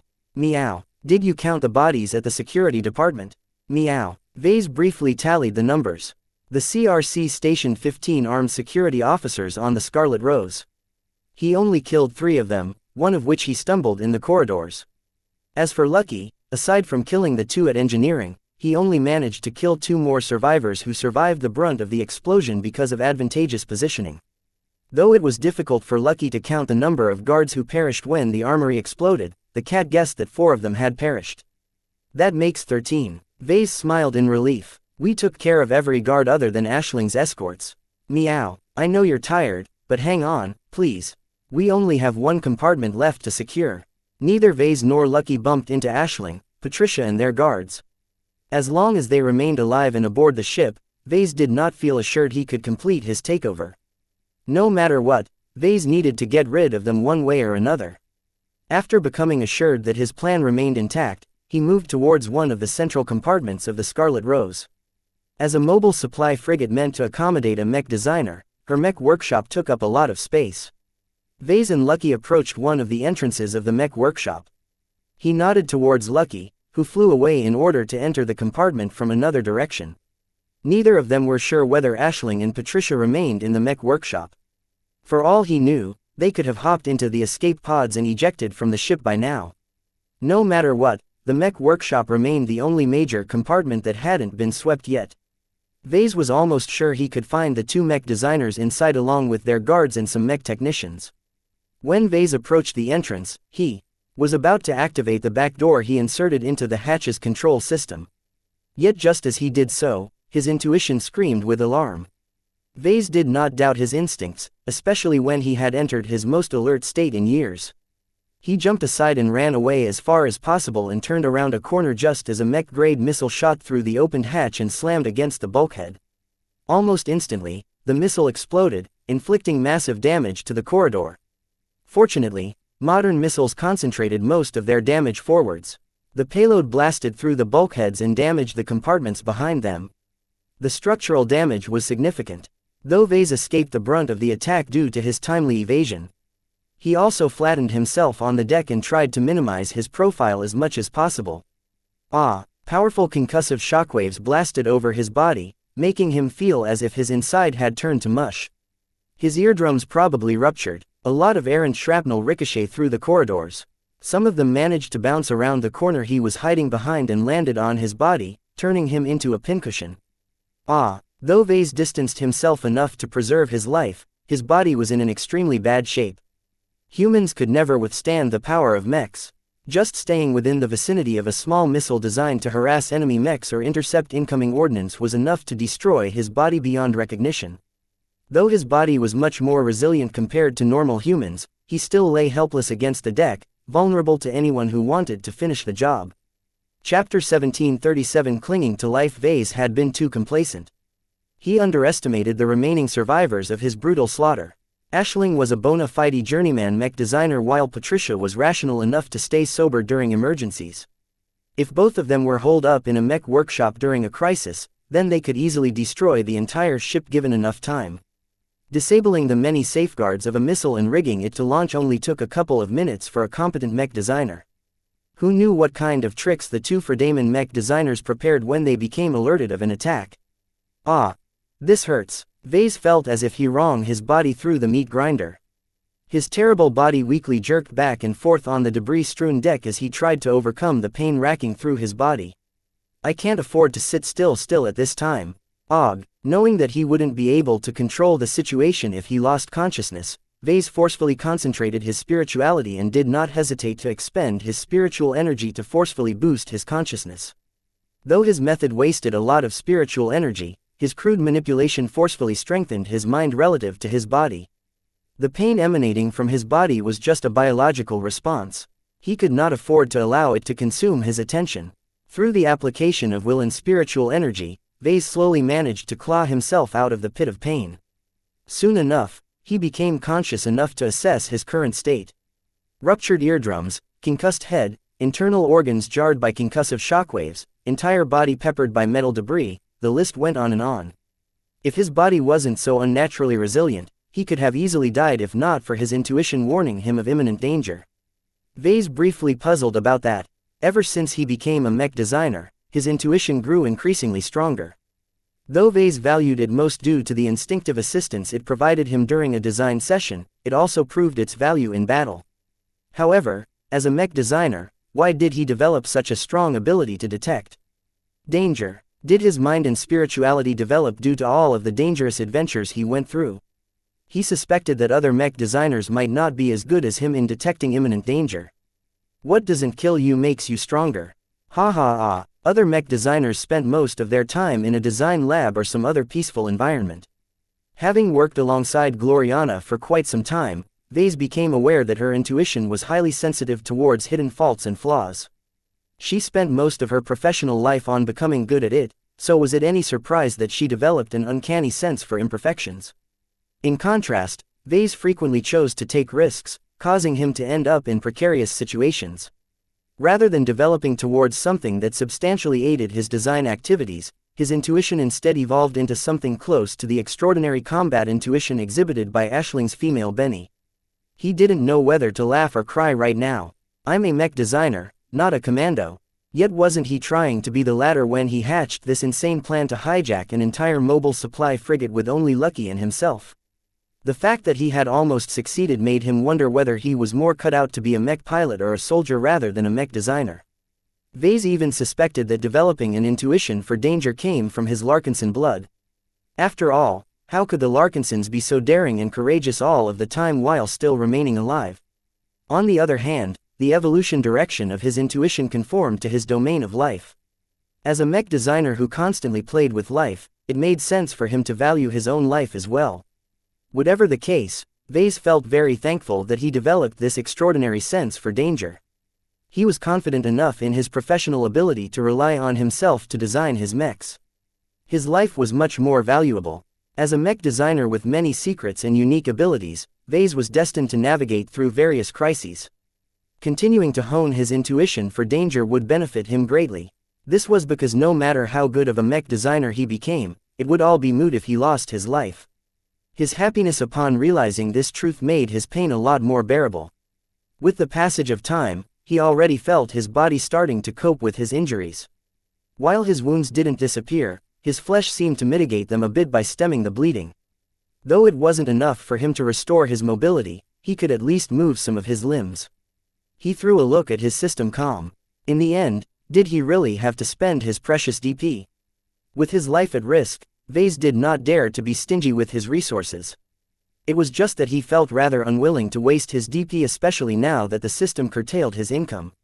He was no longer able to earn DP by selling his mechs. Though he earned substantially more DP when he completed a mech design, he had lost far more after the system prevented him from profiting off the sales of his soldier product line. Vase recalled that the LMC easily managed to sell over 1 million mechs since the Sand War. All of those sales should have showered with tens of millions of DP, which was enough to turn him into a super soldier. As it was, the system he owned was too defective to reward him properly. He never made any progress on its supply missions, so he pretty much had it coming. He weakly shook his head. Whatever. With what little control he had over his limbs, he activated the system and browsed the shop. Countless items dazzled his sight. Vase suppressed the urge to snap them up by looking at their price tags. The gadgets offered by the system were too expensive for him to afford. With less than 2 million DP on hand, how could he think of buying something that cost 30 million DP? The shop always offered the best, but their prices were commensurate to their quality. Forget about it. I have to get rid of this pain first. Vase studied some of the goods offered by the shop beforehand. He didn't want to waste time searching its catalog for something suitable in the middle of an emergency. Under the consumables category, Vase pinpointed an emergency remedy. AS1 Combat Trauma Stabilizer. Price: 100,000 DP. A fast-applying remedy meant to stabilize physical wounds and prevent them from deteriorating any further. The Combat Trauma Stabilizer is most effective on external injuries, but is very strenuous to the vitality of the affected body. The Combat Trauma Stabilizer also functions as a stimulant which energizes the recipient. After a short amount of time, this effect is lost and a prolonged period of weakness will follow. The shop offered a handful of ways to heal his wounds. Most of them tended to be extremely expensive and come with huge downsides. Those that didn't burden his body instead burdened his wallet. As someone who had always been frugal with his DP, Vase could not bear to use the more comprehensive remedies that cost at least 1 million DP or more. Vase could not bear to allow the system to take advantage of him so much. In his current circumstances, the AES-1 Combat Trauma Stabilizer seemed suitable. Though Vase worried about the short duration of the stimulant effect, he could still bear with this price. Regardless of what happened, Vase and Lucky had almost swept up all of his opponents throughout the ship. Only the survivors in the Mech workshop compartment remained alive.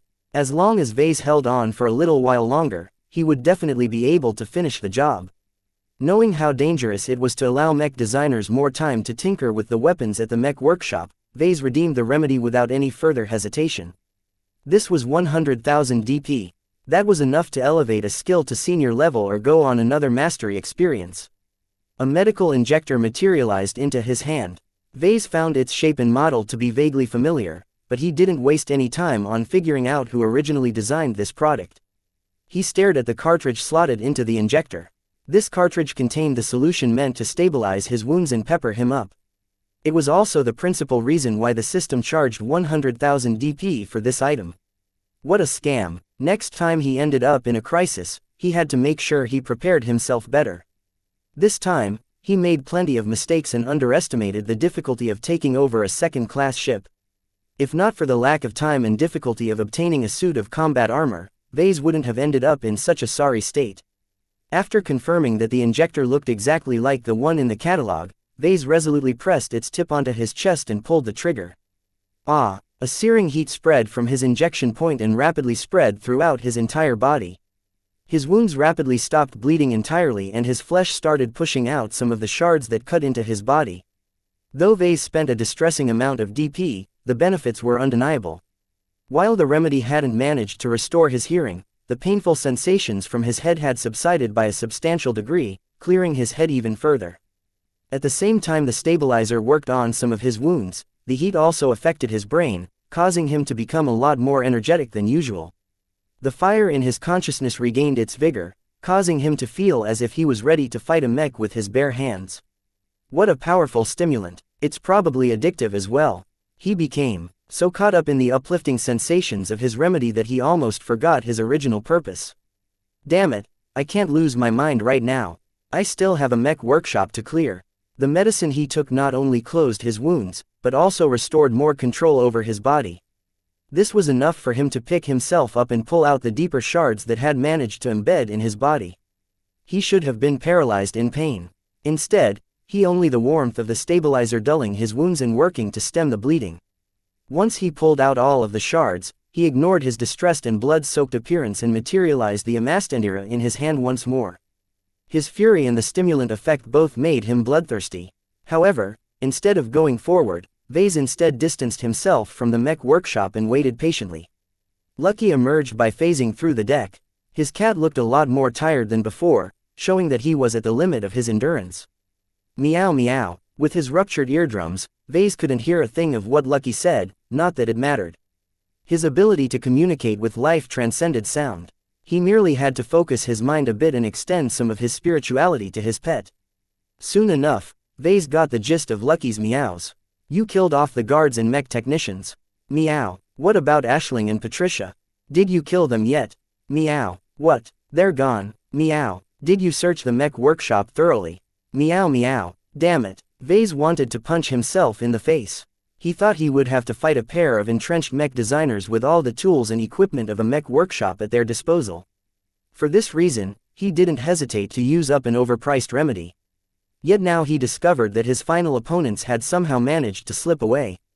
Find them, he ordered Lucky. If they're not at the mech workshop, they might be heading somewhere else. Meow. I know you're exhausted, but bear with it. The Scarlet Rose is almost mine. Chapter 1738 Burning Speary. While the combat trauma stabilizer forcefully boosted his body, Vase did his best to make the most of his hyperactive state. After Lucky confirmed that he cleaned up the mech workshop compartment, Vase only hesitated for a moment before entering it through another entrance. The original one he approached had long been blasted apart by the missile detonation. The entire deck along with the surrounding compartments sustained substantial damage. Vase winced when he saw the damage. The structure of the Scarlet Rose was very resilient, but it fell short of matching the resilience of mechs. Only the CFA invested a huge amount of high-grade exotics to construct their warships. While a state like the Friday Coalition was quite prosperous, it made no sense to allocate too many resources towards strengthening ships. In its war against the Hexadric hegemony, the quality and quantity of their mechs decided the outcome. This was the reason why Vase became very apprehensive about the state of the mech workshop and the mechs or parts stored within.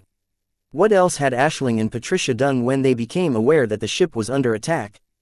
Just like how Vase rigged some of the ordnance stored in the armory to explode, the two Fredaman mech designers could have done the same to mech-sized ammunition.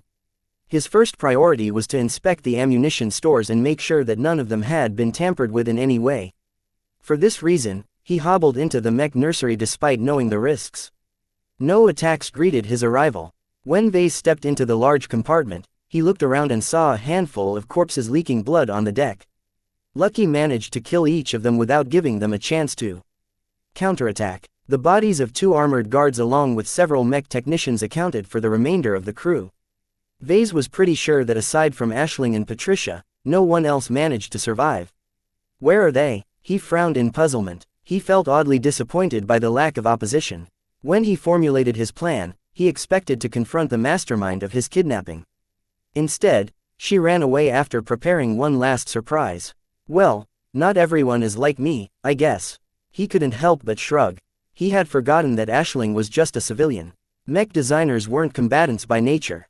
There was no reason for her to hole herself up in the mech workshop and fight for the faint chance of defeating the team of commandos that expertly cleansed the ship of opposition. Even Vase would not hesitate to abandon everyone else and flee the ship as fast as possible. Well, she certainly made the wisest choice if she decided to abandon ship. He muttered. Knowing that he couldn't sustain his active state for much longer, Vase hastily picked up a multiscanner and began to scan and inspect any equipment and ordnance that posed a potential threat. Aisling hadn't been building any mechs recently. He encountered various supplies and parts that corresponded to the 4 mechs standing by in the mech hangar. Evidently, the mech technicians used the mech workshop to service and maintain the stationed mechs. One of them employed a missile launcher system, which was the reason why the Scarlet Rose carried a batch of missiles in her ammunition stores. As Vase swept over the remaining missiles, he found to his relief that they hadn't been tampered with. It was actually quite hard to access them in person. Due to their potential threat to the ship, the Scarlet Rose stored them in shielded containers meant to expose them to as little external influences as possible. After he finished sweeping over the missiles, he inspected some of the other parts and gear that could pose a very significant threat if Aisling and Patricia rigged them to blow. Fortunately, second-class states generally did not make use of ballistic weapons. While it was possible to scale up their lethality by lacing their warheads with volatile exotics, most states prefer to invest in other weapon systems. The limitations of ballistic weapons made them very unattractive to states that could afford better. Missile weapons scaled much better with increased investment. This saved him the trouble of inspecting thousands of ballistic shells. The rest of the mechs stationed on the Scarlet Rose made use of other weapon systems such as laser weaponry and particle beam weaponry. The mech workshop was directly connected to the mech hangar, so Vase easily limped over to the mechs and beheld them for a moment. He only admired these machines from the scans that Lucky had made. Seeing them for real made him feel encouraged. Ha ha ha, all of the mechs looked ready to deploy. When Vase launched his attack, he knew for certain that the mech pilots attempted to activate their mechs and launch them into space. Whether to defend the Scarlet Rose against stealthed enemies or put the ship at gunpoint in order to force the hijackers into a compromise, the mechs served as a vital source of strength for the crew. Yet none of the 4 mechs succeeded in deploying. Although he couldn't see anything from the outside, he knew for certain that each of their cockpits contained the bodies of dead or dying mech pilots. Vase had taken advantage of Lucky's ability to phase into the mechs to sabotage one crucial component, the neural interface. As an amateur in neural interfaces, Vase was not very good at modifying them to perform better or safer. However, it was no problem for him to make things worse. He employed some of the lessons he learned from leading the Beast Rider project back at Eon Corona 7 to turn the neural interfaces into killer weapons. He already became curious whether his tampering resulted in exploded heads. Well, I can research that later. As he started feeling his body losing its stimulant effect, Vase quickly made use of the scanners and equipment at hand to inspect the permanent mechs. While he couldn't investigate them thoroughly, he found nothing else worth noting at this time. I should complete the takeover of the ship and get myself some treatment. Fatigue already started to creep up on him by the time Lucky returned. Meow. Are you sure? Meow. Through their spiritual communication, Vase found out that Lucky had gone over the entire ship for signs of life. Despite his best efforts, his cat failed to find the mech designers he was looking for. The trail that Lucky followed ended abruptly at one of the exterior compartments close to the mech workshop. Take me there. Vase wearily followed Lucky to a compartment that held a number of cylindrical escape pods. He was very familiar with escape pods as he made use of one in the Dietmann system some years ago. However, the escape pod model employed by the flagrant vandals was a lot more basic than the ones before him. Not only were they more advanced, a handful of them clearly didn't look standard issue. Did Aisling bring these escape pods to the ship? 2 of the slots next to the special escape pods were empty. Vase had no doubt that Aisling and Patricia had already slipped away from here. Perhaps the captain's warnings had already caused them to flee far away. The Scarlet Rose used to carry 4 special escape pods. They must have been prepared for Aisling, Patricia, the female Benny and Vase. Vase approached one of the special escape pods and booted it up in order to call up their specs. These escape pods are almost as good as shuttles. Their speed, armor, endurance and other parameters were very good. They also contained a powerful communication array that was very useful in calling for help. Even if help was slow in coming, the escape pods carried enough food, water and oxygen to last for at least a year by virtue of its excellent recycling system. However, the feature that Vase feared the most was that the high-quality escape pods also came with a stealth system. Although activating stealth consumed a lot of energy, it was no problem for the escape pods to remain hidden from most second-class sensors for a couple of weeks. Fine then, I'll let you go for now. Vase had precious little mercy left in his bones when the missile almost killed him. If Aisling hadn't made the right choice and fled before it was too late, he would have certainly killed her for taking him away from home. If Vase was in a better shape, he might have tried to track her down one way or another. As it was, his mounting headache and weariness prevented him from doing anything strenuous. Right now, his own safety and security mattered more than his desire to take revenge. He reluctantly gave up this impulse and tried to recall the latter steps of his plan. After he finished removing all of the opposition, Vase had to take complete control over the ship by usurping her command authority. If he didn't do so, the ship would continue to drift in a star system that was right next to the border of the Friday Coalition. Vase was sure that the captain or Aisling already notified the Coalition Reserve Corps of what transpired. The Fredamen will definitely be mad for losing one of their official ships. A monitor represented an entire state. Attacking one of their ships would definitely put a target on his back. If not for the urgency of the situation and the Komodo War consuming most of the attention of the Friday Coalition, Vase wouldn't have been so bold to challenge the CRC's prestige. I can't waste any more time. He headed back to the mech workshop and hastily fabricated some parts from a small 3D printer. By now, his combat trauma stabilizer already started wearing off. Mental and physical fatigue threatened to overwhelm his consciousness. In order to stave off the inevitable crash, Vase decided to expend his spiritual energy. He felt as if he was burning his mind as he kept his mind in a highly active state. He would definitely pay the price by entering a lengthy low period afterwards, but right now he didn't care about the consequences. It didn't take long for Vase to produce his desired parts. He placed them on a floater platform and sat down on it while instructing it to move to the bridge. The floater platform took a few minutes to exit the Mech workshop, navigate the corridors and ascend a few decks. As soon as the floater platform reached the bridge, Vase hopped off and began to install some of the parts. Once he did so, he activated his comm and managed to connect to the bridge system. Yes, Lucky, help me take control. It took 15 minutes of fiddling with the software and hardware to gain rudimentary control over the ship. Not only did he have to hack the bridge systems, he also had to undo some of his tampering. Otherwise, the bridge systems wouldn't be able to control the rest of the ship. Since Vase already prepared these steps beforehand, he soon managed to achieve some results with the help of Lucky's fantastic hacking capabilities. While he failed to gain as much authority over the ship as her captain, he acquired enough control to access the navigation and communication systems. The first thing he did was to lock down the ship's quantum entanglement node. Vase did not want the Scarlet Rose to broadcast her location en route to the Friday Coalition. With all of that information, the Fredaman could easily prepare an ambush at his next destination. Due to the security risk posed by an active quantum entanglement node, every ship came with the capability to isolate them completely. After Vase verified that the ship network disconnected entirely from the quantum entanglement node, he turned to the navigation system and started to activate the autopilot. He instructed it to follow a route that brought the Scarlet Rose away from the Friday Coalition. As long as the FTL drive finished cycling, the ship would immediately transition back into FTL, giving Vase some much-needed reprieve. Finally, he sighed. He practically collapsed on the floater platform. He instructed it to take him to the infirmary. Right now, he desperately needed treatment. Chapter 1739 Muted Emotions. Much of the sophisticated medical equipment at the Scarlet Rose Infirmary depended on medical experts to perform their most advanced treatments.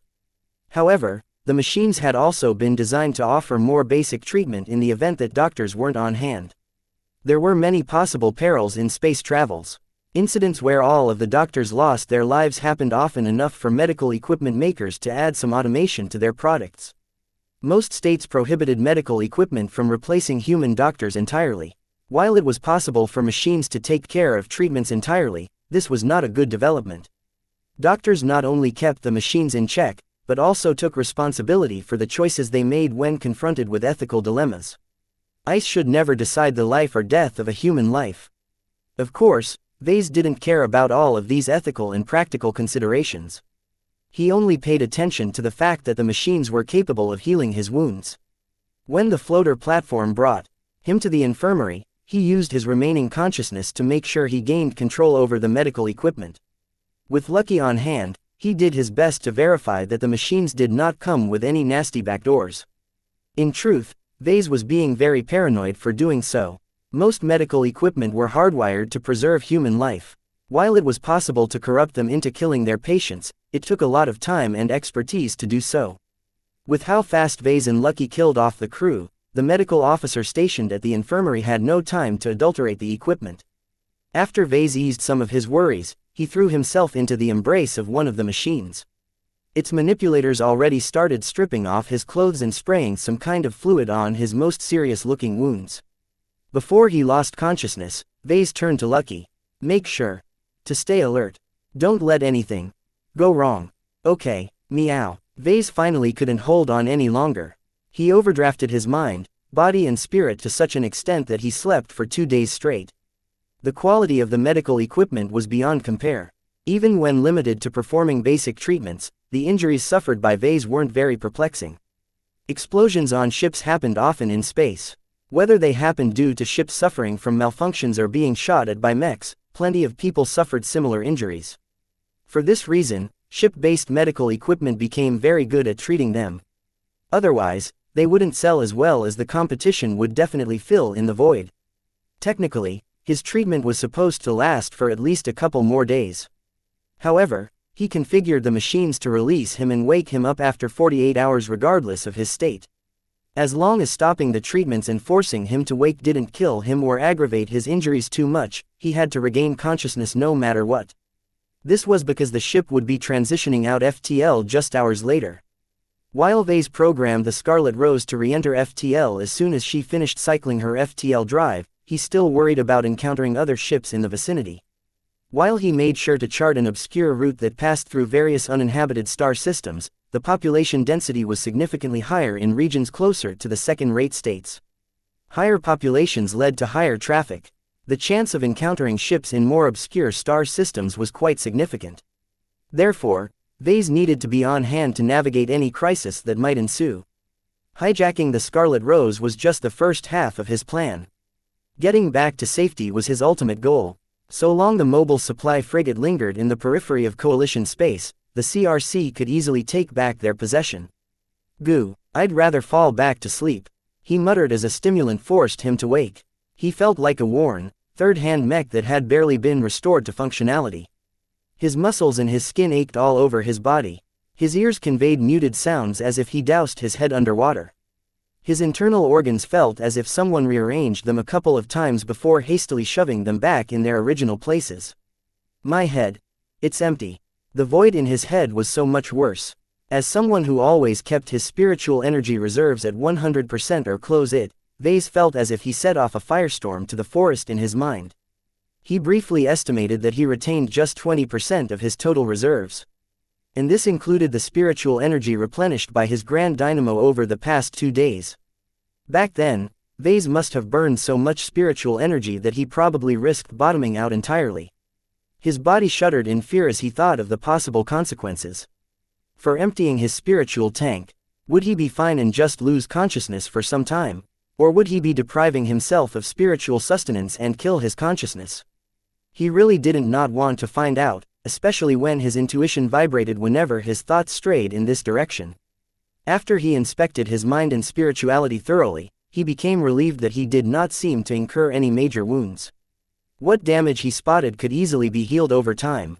While Vase estimated that he would be able to restore his spiritual energy reserves in 11 days or so, until then he had to cope with the consequences of burning so much spiritual energy. I'm in another low period, he moaned while holding his palm against his head. The void in his mind made him feel listless and unmotivated. The energy of life was largely absent from him, making him feel as if he was alive because his biological body was geared this way. His permanent passion for mechs no longer raged like a bonfire in his heart. Vase could not summon any particular enthusiasm for his profession, even knowing that there were 4 intact second-class mechs in the Scarlet Rose's mech hangar. Vase exhibited no interest at all in studying their designs. This was clearly unnatural to Vase. Ever since he started studying second-class mech design, he always wanted to get in touch with these impressive machines. Merely reading about them and observing their projections failed to satisfy his desire to work with something tangible. Vase had always been a mech designer who liked to get his hands dirty every now and then. The satisfaction he gained from fabricating them and tinkering with them was irreplaceable. For this desire to be absent from him jarred him quite a lot. If he was in a healthier mental state, then he would have panicked by now. His identity as a mech designer mattered a lot to him, so anything that affected his passion and motivation for mech design was a catastrophe. My emotions are muted. He never emptied out his spiritual energy as much as now. Not did his condition impact his passion, but also his other feelings and emotions. It was as if he started viewing reality in black and white instead of color. Everything seemed more lifeless and pointless in his consciousness. Why did he enjoy designing mechs? Why was he in a relationship with a hexer? Why did he reject the olive branch offered by the Friday Coalition? Why did he recklessly attempt to hijack the Scarlet Rose? If he was the Vase of before, then he would have just bowled through his doubts with his passion and conviction. Yet now, he couldn't help but doubt his decisions. His lack of feelings skewed his judgment, causing him to lean away from his empty heart. He couldn't help but be reminded of Patricia's description of rational mech designers. Had Vase inadvertently turned himself into a rational mech designer? The description fits. Rational mech designers did not necessarily like designing mechs. They had to find conscious reasons to engage in their profession. They also suppressed their feelings and emotions in order to stay as rational as possible. Right now, that seemed to describe his current condition. I have to get a handle on this strange state. Regardless of what I think, I have to see my decisions through the end. Instead of doubting his prior decisions, Vase decided that he should stick to his original will and ignore his doubts. Regardless whether he made the right decisions or not, quitting halfway would not lead to good results. This is just a temporary state, he reassured himself. In less than 2 weeks, I'll be back to normal. I'll thank myself for staying true to myself in this low period. After he finished inspecting his mental condition, he turned his attention elsewhere. He blinked his eyes and viewed his surroundings. The infirmary looked the same as always. No one moved him while he was out like a light. It was impossible for someone to sneak onto the Scarlet Rose when she was still in FTL. While there was a chance that some crew member survived the massacre, with Lucky on patrol they wouldn't be able to stay alive for long. Lucky, where are you? His cat was absent, which concerned him a bit. Due to his muted emotions, his paranoia and perpetual worries weren't as strong as they used to. Vase felt much more inclined to trust in his probability analysis. The chance that Lucky encountered a setback or that some survivor managed to regain control of the ship was very small. Well, before my new ship exits FTL, I have to make sure I complete the takeover of her systems. It took several minutes for him to crawl out of the machine. Because his treatment lasted too short, his body was still too weak. Even now, he didn't even possess the ability to walk. The only way for him to move around the ship was by relying on a floating chair. The infirmary had plenty of them on hand. As soon as Vase activated one of them, he was able to rest his worn-out muscles and command the chair to move by gesturing with his fingers. The chair actually provided him with an option to control it with his thoughts, but with his mind ajar, Vase did not dare to resort to this option. Once he left the infirmary, his first priority was finding Lucky. In order to call him back, Vase explored the settings of his floating chair and found a transmitter. Lucky, meet me at the bridge. After broadcasting this message through the loudspeakers in a short-range transmission, Vase commanded the chair to move him to the bridge. Once he reached his destination, Lucky playfully phased through the ceiling and landed on his lap. Meow meow. Vase narrowed his eyes at his cat in suspicion. Unlike him, Lucky looked anything but weary. Did you sneak into the material stores and eat the exotics reserved for repairing the mechs? Meow tilde. Lucky innocently looked up at him while swishing his tail with supreme contentment. Due to his muted emotions, Vase did not feel very angry about Lucky's actions. The ship didn't belong to him in the first place. From a logical perspective, he hadn't lost anything. He just gained less than he expected. In any case, as long as Lucky grew stronger, Vase did not mind if his cat gorged his stomach to bursting. Whatever. Help me gain complete authority over the ship. His goal was to usurp the position of captain of the ship. This was not something that could be done with an automated hack. Vase had to make full use of Lucky's CFA-derived hacking suite to navigate the Scarlet Rose's core command systems. However, with no virtual security expert opposing his blatant actions, he slowly made progress until he finally made the Scarlet Rose acknowledge him as captain. Finally, unfortunately, his earlier sabotage worked against him. Unless he undid some of his tampering, he wouldn't be able to exert full control over the ship. Even then, there was always the chance that the security systems would recognize that he wasn't actually the captain. He needed to make sure that the operating system did not contain any hidden safeguards or backup functions that forcibly robbed him of his command authority. This is going to take a lot of time. Chapter 1740 Decentralized. The Scarlet Rose entered a lifeless star system centered around a listless red dwarf. Due to the absence of terrestrial planets, there was no desire to found a settlement in the star system. The couple of gas giants and their tiny moons offered very little resources to pay back the investment. Nonetheless, the star system's close proximity to the border of the Friday Coalition demanded at least some presence. As soon as the Scarlet Rose entered the star system, her sensors detected numerous listening posts and sensor outposts. As Vase gained a greater mastery over the Scarlet Rose's bridge systems and other core command systems, he made numerous discoveries about his new ship. One of the more welcome surprises was that the mobile supply frigate possessed more powerful external sensors than he expected. As a ship purposed for monitoring duties, how could her sensor arrays be weak? Unfortunately, he found out too late. If he grasped better control over the Scarlet Rose back when he just hijacked the ship, he could have used the upgraded sensors to track down the stealthed escape pods carrying Aisling and Patricia. Even if he didn't kill them, he could have at least held them hostage. If Vase still possessed normal emotions, then he would have gloated at the irony of subjecting them to the indignity he suffered at their hands. No one kidnapped Vase and got away with it. At least that was what he would think if his spiritual energy wasn't in a sorely depleted state. As it was, from a rational point of view, he should be thankful that he managed to succeed in his hijacking attempt. His first priority should be getting back to safety. While taking revenge sounded nice, he wouldn't actually gain much aside from satisfying his vindictiveness. In any case, he wasn't sure whether the Scarlet Rose's sensors were good enough to overcome the stealth employed by the special escape pods. If Aisling was smart, then she would have configured their stealth systems to defeat the Scarlet Rose's detection methods. The key was that he was still too close in the sphere of the Friday Coalition's influence. Even this small red dwarf system his ship just entered was littered with listening posts. Vase knew that these unmanned outposts would soon transmit the whereabouts of the stolen ship to the Coalition. Fortunately, the star system was a bit too obscure. The sensors failed to detect the presence of any ships in the system. Of course, that didn't mean that Vase trusted the results. Stealthed ships might still be lurking somewhere in deep space. Even without such capabilities, as long as a ship minimized emissions or hid within an asteroid belt, it was too easy to escape the detection of long-ranged sensors. A more complicating factor was that most of the sensor systems employed by the Scarlet Rose were limited by the speed of light. Only a couple of long-ranged sensor types escaped this limitation, but all of them tended to return fussy results. Only the CFA excels in sensor technology, he muttered. As an organization devoted to space warfare, the ability to see everything across light hours was indispensable. Well, as long as nothing is close by, it's fine. Vase did not dare to be complacent. He instructed the Scarlet Rose to keep her sensor arrays working at full power. Knowing that the ship's location was not a secret, Vase did not hesitate to resort to full active scanning, focusing completely on observing the immediate vicinity. No ship or stealthed vehicle should be able to escape the Scarlet Rose's detection. While his actions meant that he was putting a lot of strain on the sensor arrays, thereby accelerating their wear and tear, Vase didn't even consider holding back.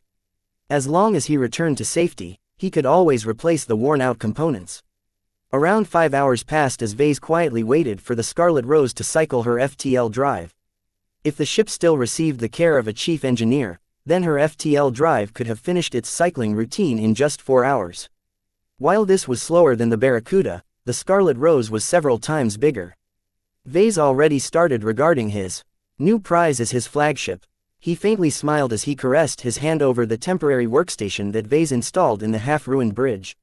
A muted sense of pride emanated from his restrained heart. With the Scarlet Rose, Vase finally possessed a ship that could stand equal to Gloriana's stellar chaser. Of course, right now his grasp on the ship was only tentative. During the tense 5-hour period of exposure, Vase constantly delved into the internal network and deepened his control. This was not an easy task. Just because he managed to fool the ship into thinking he was the captain didn't mean he grasped every other system and subsystem. Mechs were much less troublesome. Though their complexity had no limits, most mech designers tended to make them as simple as possible. The core concept of a mech was that it should be at the beck and call of a single mech pilot. Even the rare multi-pilot mechs only featured 2 or 3 mech pilots at most. There was never a case where 50 or 100 people simultaneously controlled a single mech.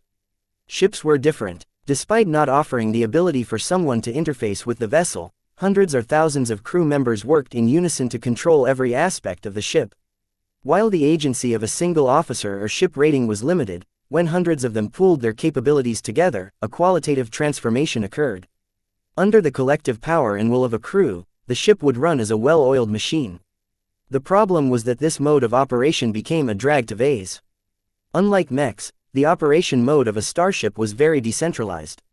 A mech always ran as a single whole. With just a single mech pilot in control, there was no need to split its control systems. Ships abided by a different paradigm. They were run much like a government, where the captain served as the president. The different officers in charge of engineering, security, life support, maintenance and so on acted as the ministers. Grasping the office of the president did not immediately mean that Vase also gained control of the ministries. The only way to secure more control over the ship was to take over these ministries one by one. All of this took time and expertise, both of which Vase was short of. Even with Lucky's hacking capabilities on hand, Vase had the impression that he had to siege dozens of castles, each of which boasted many layers of defenses. The officers in charge of the different departments each tailored the defenses of their castles to their own quirks and preferences. While not all of them were very diligent or paranoid, Vase encountered enough hindrances to give up on converting the entire ship. Even when the Scarlet Rose finally transitioned back into FTL, he barely made any progress. I don't have to take over every system. Vase shook his head. There is far too much work for me to do. His priorities shifted to gaining solid control over the most essential systems. As for the others, Vase either isolated them or shut them off if they weren't necessary for the functioning of the ship. Looks like we're in this for the long haul, Lucky. Meow. His cat glowered at him. Lucky had an entire storeroom's worth of exotics to consume. Spending hours on the bridge was pure torture for the cat with a bottomless stomach. Under his cat's repeated complaints, Vase finally let him go after a while.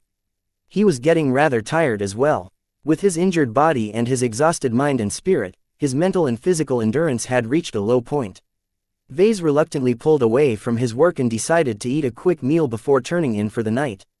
Once he shut down the interface, he looked around and saw that the cleaning bots had already scrubbed or cleared away the dead remains. As he commanded his floating chair to exit the bridge, he passed through various corridors and compartments. A large number of bots zipped back and forth, diligently closing holes and cleaning up the bodies and debris. Due to employing the Amastendira, the collateral damage at the upper decks was very significant. Vase encountered numerous scorched and melted traces along the way. The situation was different at the lower decks. Starting from engineering, hardly any collateral damage occurred. Lucky's close strike capabilities were unparalleled. The only damage the ship sustained at the lower decks came from the futile counterattacks of the armed guards and crew members. None of their weapons came close to hitting their fast-moving, elusive attacker. While Lucky's mode of attack resulted in much less collateral damage, the bodies he left behind looked much worse. If his victims were lucky, his scorching hot energy claws cauterized the wounds.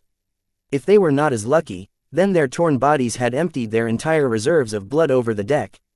It took hours for the overburdened cleaning bots to scrub all of the traces. What was worse was that Vase only issued the order to clean up the mess after he was out for 2 days. This was enough time for most of the bodies to decompose. Since the Scarlet Rose became his possession, Vase lamented the ugly messes at the lower decks. Even if the cleaning bots managed to wipe away all of the dirty biological traces, Vase still couldn't forget his initial impressions. He took over a tainted ship. The Scarlet Rose was unclean. While Vase felt a little bothered by that, his rational mind prevented him from caring too much. Under his current condition, a ship was a ship. Regardless of her sordid history, the Scarlet Rose was just a very huge machine. She possessed no life or spirit to speak. Please like and follow the Cultivation Audiobooks channel of. Why should he regard her in the same way as a mech? As Vase reached the mess hall and tore open a nutrient pack to have a quick, nutritious meal, he examined his strange state further. He used to think that there were only downsides associated with the so-called low period. Only after Patricia revealed the existence of rational mech designers to him did he look at this state in a different way. The suppression of his emotions and the muting of his passion meant his mind wasn't subject to their whims as much. It was as if he stopped polluting himself. Vase never considered the influence of his passion and emotions to be a detriment to himself. Yet now that he guessed that rational mech designers entered the same state as him, his perspective on the matter had shifted. There were always two sides of a coin. What Vase regarded as downsides, others saw them as upsides. It was just that Vase had been so focused on his mental exhaustion that he hadn't thoroughly examined his other changes. Now that Patricia pointed out the benefits, Vase became a lot more clear about the advantages of rational mech designers. Even if I'm tired, as long as I'm used to it, I can take full advantage of my clear-minded state. It was easy for him to enter a pure state of mind. The weakening of emotions, biases and instincts made him feel as if he was sophisticated AI in human skin. If not for his plummeting creativity and ingenuity, Vase would have considered staying in this state permanently. I'm not suited to be a rational mech designer, he reminded himself. He lost too many advantages after losing most of his passions, feelings and emotions. The benefits of attaining a clear and open-minded mentality were not very much. Mech designers like Patricia who aimed to become rational mech designers from the start probably derived much better benefits from this state. As for Vase, he should forget about it. Stripping himself of his passion was the same as tearing out his heart for mech design. Chapter 1741 Careful Communication. In the following days, Vase raced to take direct control over the most essential systems. He focused mostly on navigation, engineering, security and communications. As long as he overcame the defenses of these systems and cleaned up all of the hidden traps, Vase became more confident about his chances of escape. Even though he took over the Scarlet Rose, Vase still treated as if it was a terrible exo-beast who could break out of her shackles as soon as he let down his guard. As his grand dynamo rapidly replenished his spiritual energy reserves, Vase regained more and more of his emotions. This was not necessarily a good thing.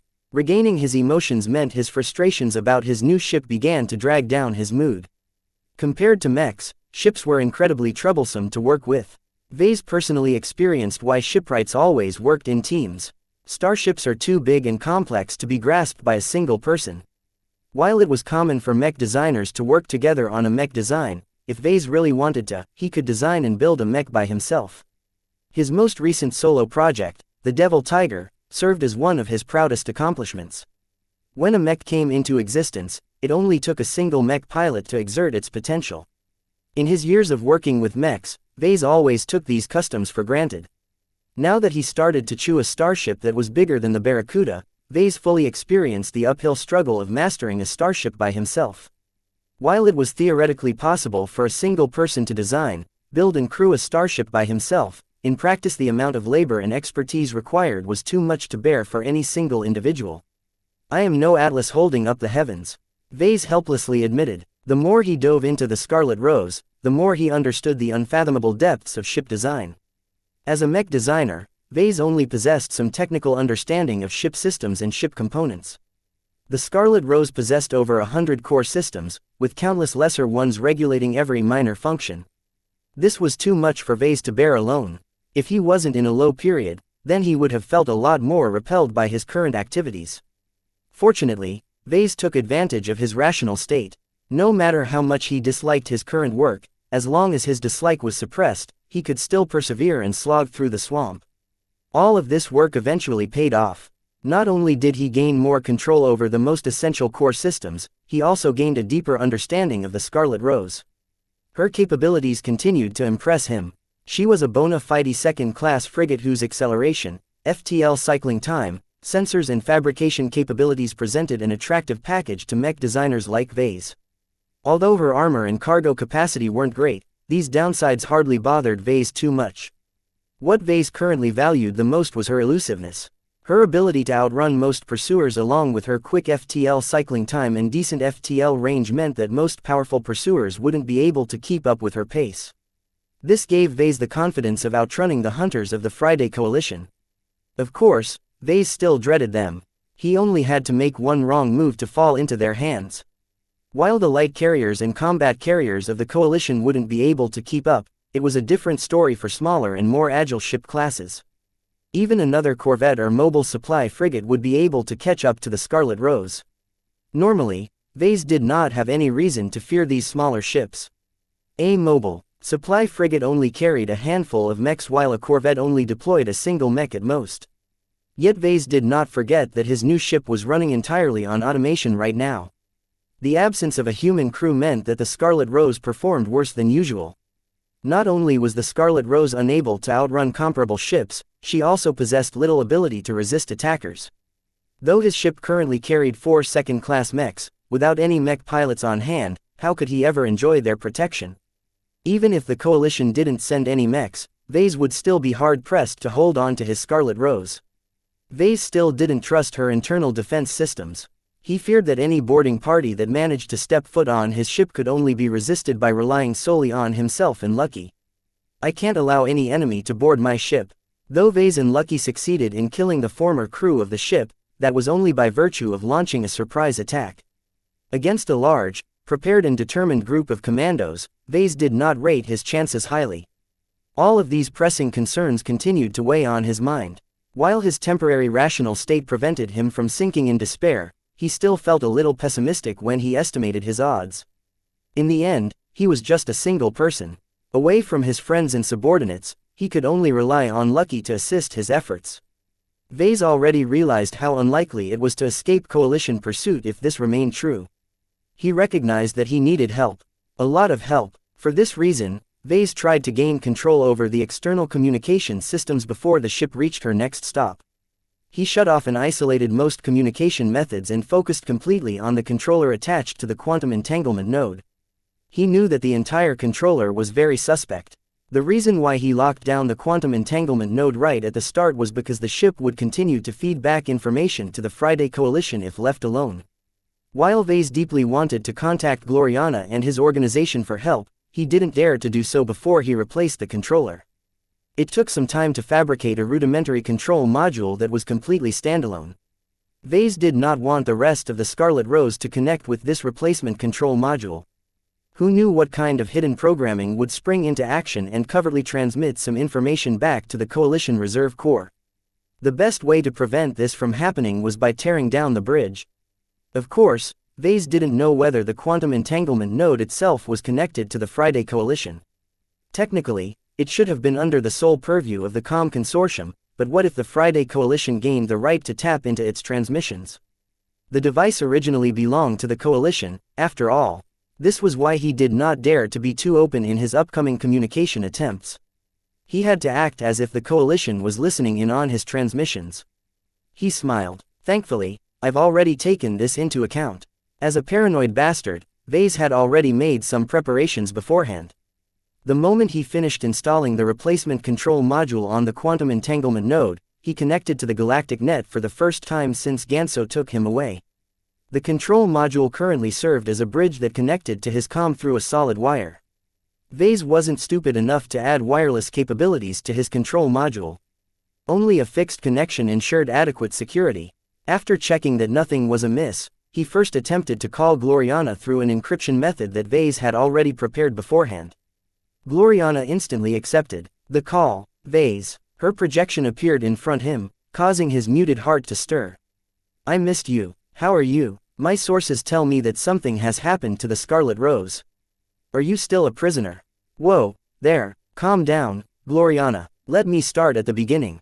In his current state, Vase did not wish to waste his time. He quickly explained his experiences on the Scarlet Rose. The moment he finished explaining his successful hijacking attempt, his girlfriend gazed at him in admiration. I never expected you to be so daring to take over a ship by yourself. How did you manage to do it? I don't see any way for you to kill the entire crew.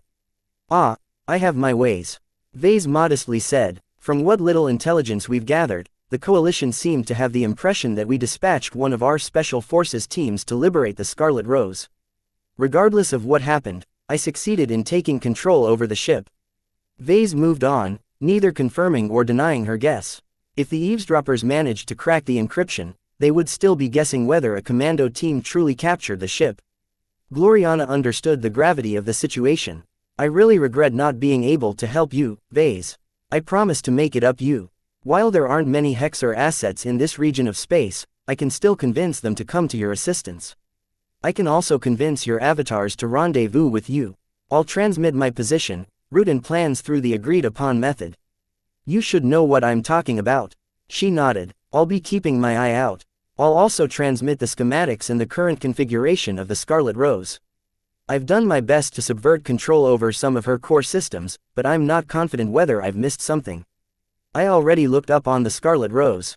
She said, she's a fairly modern ship, and I'm not sure whether the hegemony has grasped her design. We can only offer limited assistance on this front. Well, do the best you can. Even some advice is useful. You Hexers must surely be familiar with the tricks the Fredamen employ. I'll see what I can do. Your friend C should be able to offer what you need, I think. She's been trying just as hard as me to get you back.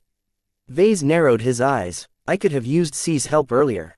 Gloriana's projection scowled. You're not the only one who's disappointed in her. While she promised to make it up for her absence, don't put your hopes in her. She doesn't love you like I do. Only I can save my boy. Don't worry, Vase. You just do your best and evade the Fredamen. As soon as I obtain your data, I'll pass them on to the hegemony to figure out the best way to circumvent their pursuers. How much effort are they investing in recapturing this ship? The Coalition doesn't have many assets in place to hunt you down. However, the states in this region are all aligned with our enemies. We have already seen signs that these states have dispatched a lot of outfits and forces to intercept the Scarlet Rose. Don't trust anyone you encounter. He already anticipated this possibility. If the Fredamen managed to work together with Ganso and General Cavendish, then they should surely be able to leverage the help of states closer to coalition space. After discussing his precarious situation, Vase wanted to know what had happened to the organizations he left behind. Has the LMC imploded? She smiled. Don't worry, Vase, your company and your other organizations are still holding up. The people you put in charge are still firmly in control. Right now, they're busy executing one of your contingency plans. While they aren't able to move as many assets as they want to, the authorities haven't posed any hindrance.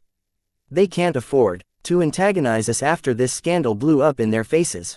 He became relieved at hearing this. He feared the Bright Republic decided to commit to the Friday Coalition and make the LMC and the Larkinson family miserable. What about the Deliverer? Our new model is performing as we expected. She smiled brilliantly. The Deliverers has succeeded in making an impact in the Ilvain Protectorate. There are already talks about assisting other states, but the negotiations aren't always smooth. You can't imagine how remorseful the Bright Republic is right now. The Ilvainans are driving a very hard bargain against your state right now. Vase had mixed feelings about this. If the Deliverers showed their value earlier, the Bright Republic would have never screwed him over. Chapter 1742 Slalom. After hearing about how much leverage the Ilvain Protectorate gained after they managed to master the use of his Deliverers, Vase felt a bit proud. He even considered whether he should make use of his influence on the state to dictate their decisions. If Vase wasn't so rational, then he would have followed his angry impulses and told the Ilvainans to bleed his former state dry. A darker part of him even wanted to take a step further and withhold assistance entirely. However, Vase quickly ruled out these impulsive decisions. From a logical point of view, the fall of the Bright Republic would expose the flanks of the Ilvain Protectorate and Vizia Kingdom against the Sandmen. There was no way the Ilvainans and Vizians would be able to stretch their overstretched defense forces any further. Since its own safety was at stake, the Ilvainans would never break relations with the Brighters entirely. They still depended on each other to protect each other's flanks. Aside from that, Vase maintained a principle that he should not be too picky about his customers and how they utilized them. The moment the mechs ended up in the hands of his customers, he no longer possessed any say in their use. If the Ilvainans wanted to use his mechs to help the people who stabbed his back, then Vase shouldn't interfere. This was what a mech designer ought to do. They only provided the tools. It was up to the recipients to use them for their desired ends. Of course, the situation was a little special right now.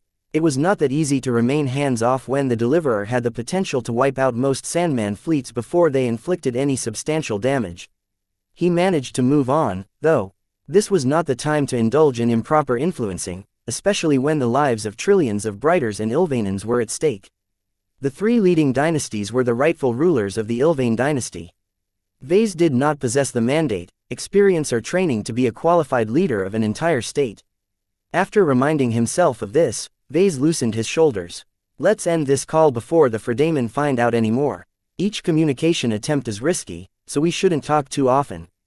Though Gloriana looked regretful, she reluctantly accepted his argument. Tears began to well in her eyes as she gazed at her boyfriend. Vase clearly wasn't in a good state right now since he was still relying on a floating chair to move around. Don't give up, Vase. I'll do everything I can to bring you to safety. Once you're in the clear, we should have a good talk about our future. That sounded rather ominous to Vase. He immediately suspected that Gloriana wanted to encourage him to move to hegemony space in order to avoid coalition pursuit. Vase quickly ended the calm call before he said something he might regret. In his rational state, who knew what kind of insane decision he might make? He felt as if he was in Axelar's shoes right now. His sane self was a lot more suspect than his ordinary self, because it wasn't him. Only when he regained his emotions would he trust his own judgment. Right now, he acted as if his judgment was impaired. It's like I'm drunk right now. I can't assume I'll make the right decisions. Perhaps someone like Patricia would disagree, but Vase had always been someone who stuck to his choices even if his logic disagreed. One benefit about his recent changes was that he gained the opportunity to make a comparison between his rational self and emotional self. With the help of Patricia's explanations, Vase gained a much greater awareness of himself. It was as if he was on the outside looking in on how he acted. While his judgment wasn't always good, he longed to return to normal. This was because Vase never doubted his decisions. Whenever he made a choice, he usually committed to them with unflinching conviction. His decision to commit to Gloriana despite the dubiousness of the relationship was a typical example. As long as he was happy, who cared about whether he made the wrong decision? This certainty was missing in him right now, which troubled him quite a bit. He continually doubted some of his decisions. If he wasn't used to sticking to his choices, then he would have changed his mind already. My mental state is not very good, right? He concluded. I should distract myself. Before he did anything else, he first prepared the data package for Gloriana. Vase did not assume he could hide his encrypted data package from the coalition. To assume otherwise was to insult their intelligence capabilities. However, there were ways to frustrate them. It just took a bit of time to set up the preparations. Vase spent a few hours in programming a software program that performed some very simple tasks. First, it received some data input. This input could be as little as a single document or an entire data chip worth of files. Once it received the input, the program encrypted it with a randomized encryption method. This consumed most of his attention because he configured the software with a lot of encryption methods. Each of them relied on a lot of randomized elements that made them very hard to crack by relying on quantum rotation and all kinds of other techniques. No matter the method, Vase believed it would definitely take some time and computing power to decrypt the data. Once his software program finished encrypting the data, it uploaded its output on a random address on the galactic net. Each time it uploaded something on the galactic net, it uploaded the encrypted file on another address. While the principle of his software program sounded trivially simple, the annoying part about it was the sheer volume of encrypted output it disgorged onto the galactic net. In the first minute since he activated it, it started to upload more random encrypted files at 1,000,000 different addresses. Each of these files were encrypted in different ways. No single method solved all of them easily. Even if the Friday Coalition managed to decrypt the files, most of them only contained gibberish data. The vast majority of files his program uploaded on the galactic net consisted of decoys. Vase intended to run this spamming program for an entire day. After uploading an uncountable amount of files on the galactic net, he believed the Friday Coalition would definitely be frustrating themselves if they attempted to crack each and every one of them in the hopes of gaining any useful data. Out of all of those decoys, only 100 files contained the data that Vase wanted to convey to Gloriana. Vase had split up his package in 100 parts as another precaution. Only Crinden knew the right addresses and decryption methods of those files. As a Kinner, Crinden was absolutely loyal, so Vase did not worry about any leaks on his end. Of course, while this method was very consuming, Vase did not rule out the possibility that the Friday Coalition found a way to recover the sensitive data. Well, it's not like I can do anything better. He shrugged. If he relied on the Scarlet Rose's communication system, he could employ much more sophisticated solutions. It was too bad that he didn't trust it at all. The reason why he wasted valuable time in programming an encryption solution was because he could only trust what he made himself. After making sure that his software program and his control module worked as expected, he left them alone and returned to the bridge. He became a little tense as his floater chair entered the bridge. The ship was just about to reach her second stop. Vase wasn't sure whether it was as lifeless as the first stop. It took less than 2 weeks for the Scarlet Rose to travel from the Bright Republic to the border of the Friday Coalition. However, this was the most direct route. The ship traveled along a popular shipping route. Many ships frequented this route, which was very bad news to a fugitive like Vase. While most of this traffic consisted of neutrals, as long as one mercenary corps or escort force decided to do the Friday Coalition a favor, Vase would definitely be in trouble. Therefore, he had no choice but to take an inefficient, circuitous route to safety. His current route resembled a slalom that meandered its way to the Ilvain Protectorate. Not only did he have to make a lot of detours, he also had to travel to the most lifeless star systems imaginable. Most of these consisted of red dwarf systems. Their weak mass and energy made it very hard for FTL drives to reach these destinations. This wasn't a problem when the jump was short, but as long as the distance lengthened, it was too risky for ships to travel to them. As long as they missed the mark, it was a complete mystery where they ultimately stopped. All of these measures doubled or tripled his return time. He might have to wander the stars for more than a month before the Scarlet Rose reached her destination. This wasn't the first time he traveled in this fashion. The flagrant Vandals successfully used these methods to avoid getting cornered by the Visions as they boldly cut through their space. Vase did not forget that one of the reasons the Vandals succeeded was because they had the help of the Vision Revolution Front. If Vase wanted to replicate the feat of the Vandals, he needed some intelligence assistance as well. He had no choice but to rely on Gloriana and Calabas to provide him with this valuable information. Even with all of these advantages, he was not very optimistic about his chances. The Friday Coalition's influence in this region of space was simply too heavy. All of this was proven right as soon as the Scarlet Rose finally emerged out of FTL. Despite ending up in another empty star system that didn't even contain a single manned space station, the Scarlet Rose still detected the presence of 15 ships in the system. 3 of them even appeared within several light minutes of his emergence point. If the variance of the Scarlet Rose's FTL emergence hadn't nudged the ship away, the Scarlet Rose might have ended up in the middle of their triangular formation. A few minutes after entering the star system, Vase received a transmission from one of the unknown ships. VES Larkins on behalf of the Coalition Reserve Corps, we order you to cease your flight and surrender the Scarlet Rose. How friendly. Vase snorted. He didn't panic. Vase immediately commanded his ship to engage her thrusters and run as far away from the closest ships as possible. Immediately, her powerful propulsion systems accelerated the Scarlet Rose away from the nearest ship. At the same time, he activated the scanners and allocated a lot of energy into scanning the properties of the 3 pursuing ships. The results quickly came in.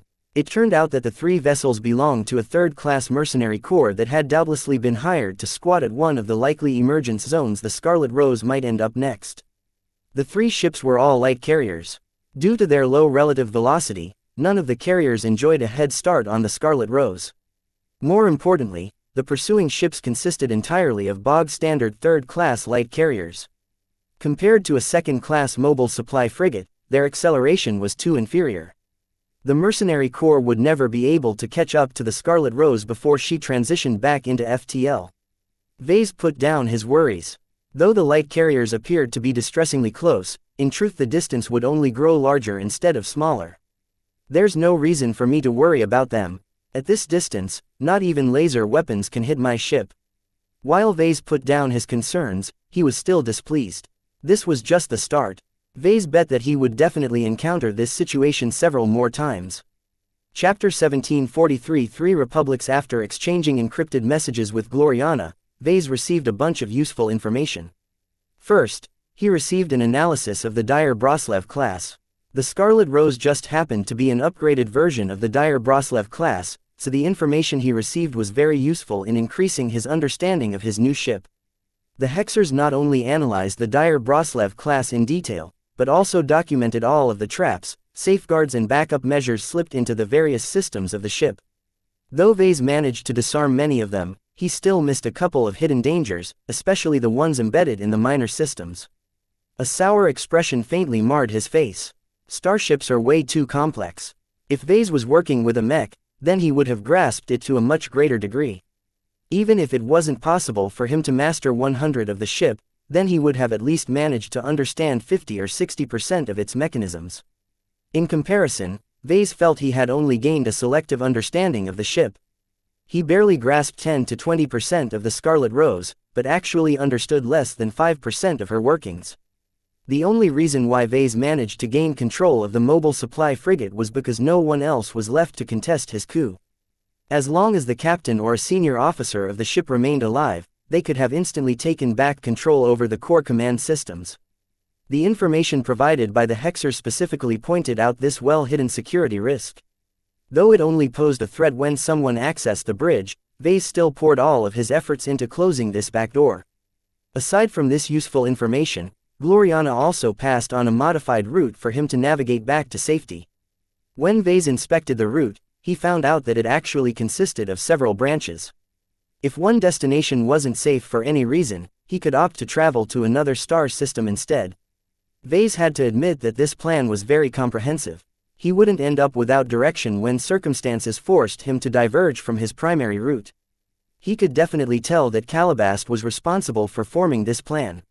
Aside from suggesting various routes, the plan also highlighted opportunities to upgrade the ship or shake off pursuit. Unfortunately, the plan did not mention anything about enlisting additional help along the way. The Scarlet Rose was an empty castle without a competent crew. She was also defenseless as there weren't any ships and mechs to protect her against any possible threats. Vase sorely missed the avatars of myth and the battle criers at this time.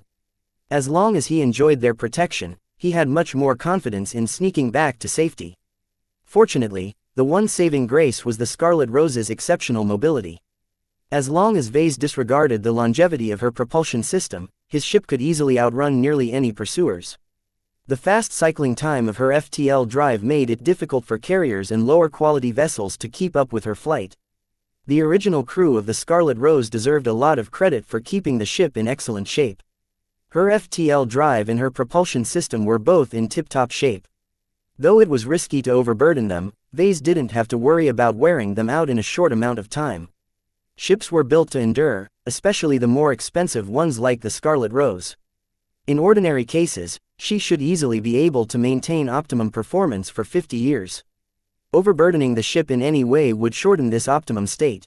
The deterioration became even worse when there weren't any engineers on hand to mitigate the damage and perform immediate maintenance and repairs. However, Vase didn't care about this at the moment. Though he already considered the ship as his possession, he clearly knew his priorities. He should secure his own life and freedom first before chasing after other goals. If it's necessary to abandon the Scarlet Rose, I'll do it. I won't be able to cling to her anyway if my enemies manage to corner the ship. The plan already took these eventualities into account. Some of the star systems on his route were lightly populated. The sparse settlements didn't attract a lot of traffic, thereby giving Vase plenty of opportunities to slip in and blend in the towns and cities. As long as he waited for rescue or obtained passage on another ship, Vase could definitely resume his escape. Of course, Vase did not wish to resort to this contingency plan. He was not a spy and did not feel confident in his ability to hijack another ship, especially when his opponents blockaded the planet. According to his current plan, the Scarlet Rose had to pass through 3 different states in order to reach the Ilvain Protectorate. Right now, he resided in the Ordant Republic, a weak third-rate state that bordered the Friday Coalition. Due to its small size and strong dependence on the Friday Coalition, the state did not possess a strong military heritage. The private sector outfits weren't very powerful either. None of them fought in any intensive battles or wars. Most of the fighting in this star system consisted of ritualized duels and restricted battles. However, the annoying part about Ordant was that it maintained close ties with the Gage dynasty and Khonsu clan. The intelligence provided by Gloriana warned him that the Ordanters wouldn't hesitate to move in large numbers to hunt him down. Once he passed through the Ordant Republic, Vase would cross into the Great Zona Republic. Though its name sounded impressive, it wasn't actually stronger than the Bright Republic. Different from Ordant, Zona experienced numerous wars, all of which ended in victory.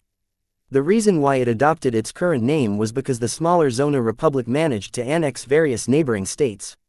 Though each of these states were small and weak, for Zona to become the ultimate victor of this territorial struggle spoke volumes about its military might. In recent times, Zona abandoned its aggressive posture. While its militarists wanted to continue its string of victories, the internal stability of the state dropped significantly as it failed to digest its earlier conquests. The Zonars were good at winning territories, but that didn't mean that they were good at keeping them. Their arrogant, tyrannical rule over their conquered territories evoked a lot of dissatisfaction, providing fertile ground to many hostile rebel groups. Vase already knew how hard it was to fight against rebels. The Bentheim Liberation Movement and the Vija Revolutionary Front managed to last for centuries despite enduring continuous persecution.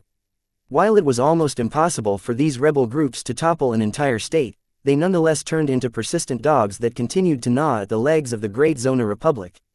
None of these rebel organizations should possess any special affection for the Friday Coalition. Yet that did not mean that the enemy of his enemy was a friend. The Scarlet Rose was an extremely valuable second-class ship. Any rebel group that managed to get their hands on her would be able to expand their spaceborne operations or sell her for a huge windfall. The rebels couldn't be trusted. At best, Vase could take advantage of the pressure they exerted on the Zonars to slip between the cracks. After crossing the Great Zona Republic, Vase would enter the Krisha Republic. Bordering both the Star Faith Collective and the Ilvain Protectorate, the Krisha Republic strongly resisted these religious influences by adopting a strong secular tradition. This reminded him a lot of the Bright Republic. Different from his home state, Krisha was a lot more centralized.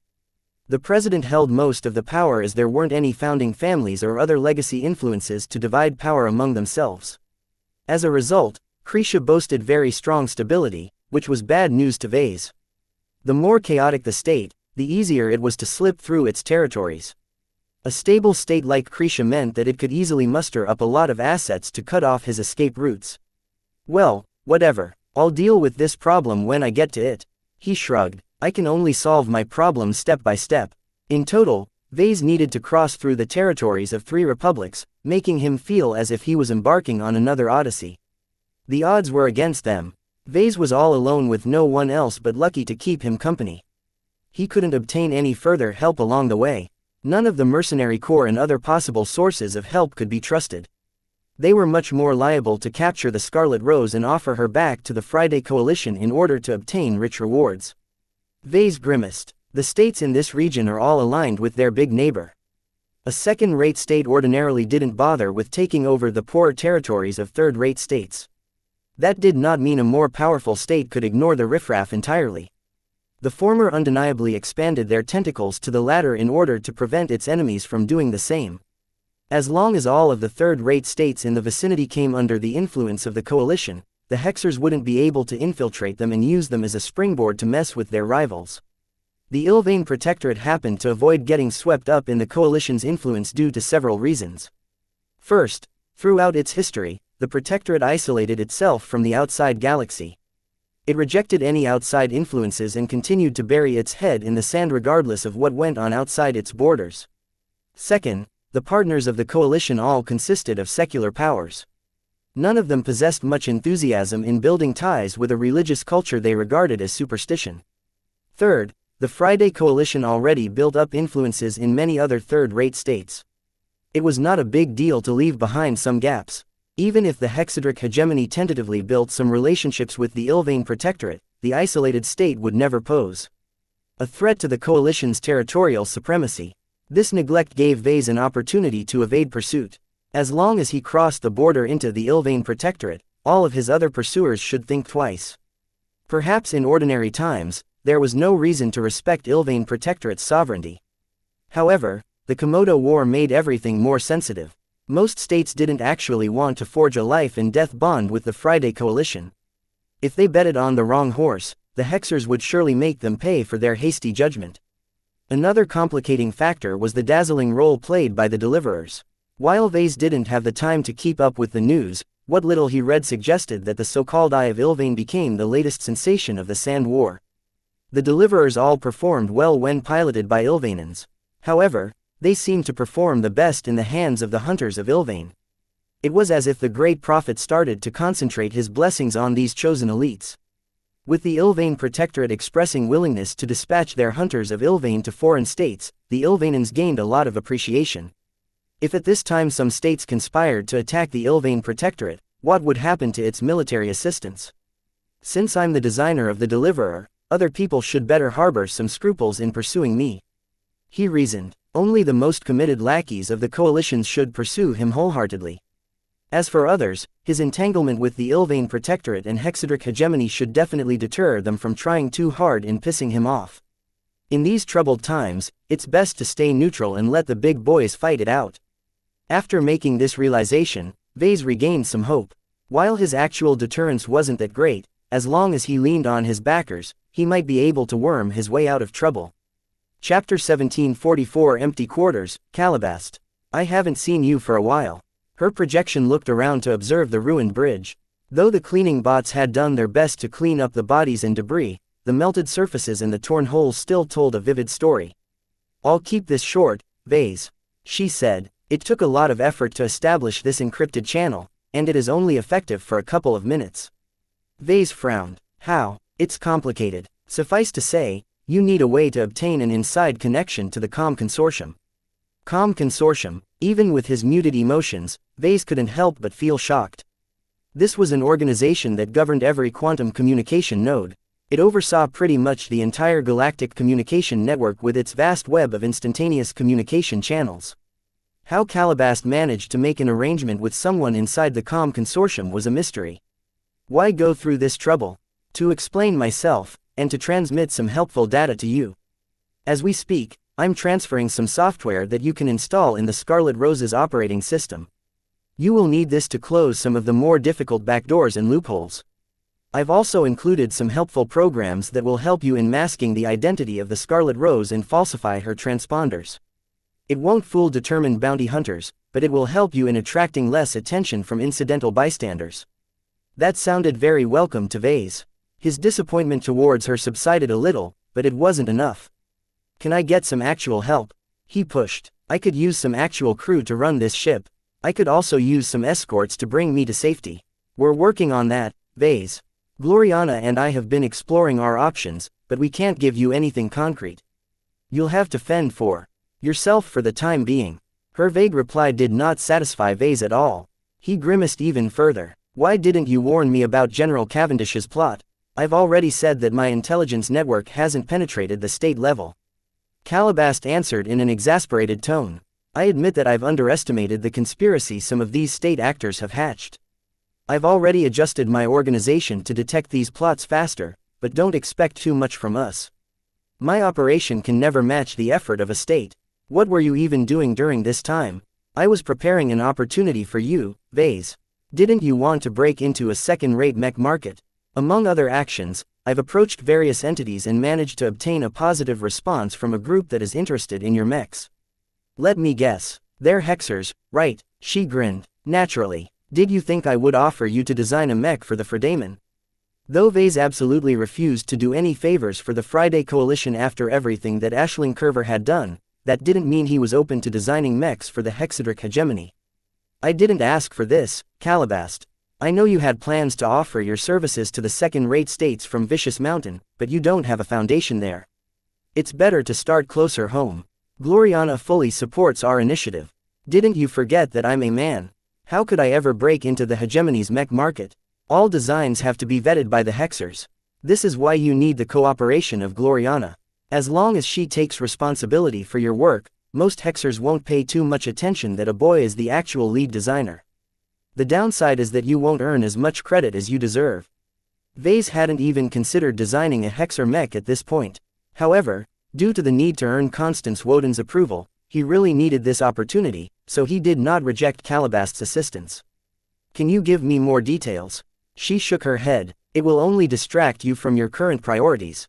Let's wait until you are safe before considering your future options. After discussing a few more important matters, Calabast ended the encrypted call. Vase fell silent as he leaned his back against the captain's chair he replaced. The old one got wrecked when he bombarded the prior captain of the ship with an excess of energy damage. Though Vase agreed that it was too premature to think about designing a mech for the Hexers, he couldn't help but question what exactly Calabast arranged for him and Gloriana. The hegemony's mech market was not as free and unbridled as most other economies. The Hexers deferred to their matriarchs to decide whether a mech design was a good addition to the market. While this vastly reduced the amount of products for sale in the hegemony, the quality of them tended to be very high. Of course, one of the downsides of this was that novices and apprentices barely had room to breathe in their domestic mech industry. While the Hexers implemented various policies to avoid starving them to death, it was undeniable that the Friday Coalition offered much more fertile ground to the younger generation of mech designers. Vase knew that Gloriana managed to beat the odds by specializing in a very small niche. There was always demand for custom mechs. Even if she didn't manage to attract any customers, she could always gain more experience by designing mechs for the Woden dynasty. While Gloriana already developed a presence in the hegemony's mech industry, she didn't actually possess that much commercial experience. Vase expected that it would take some years for him to offer his products to the Hexers. Right now, he still had much to learn before he came close to reaching an adequate degree of familiarity with second-class mechs. What kind of mech do I even want to design? He asked. This question had been plaguing him for a while. Ever since he completed the Deliverer, he no longer saw any need to intervene in the Sand War again.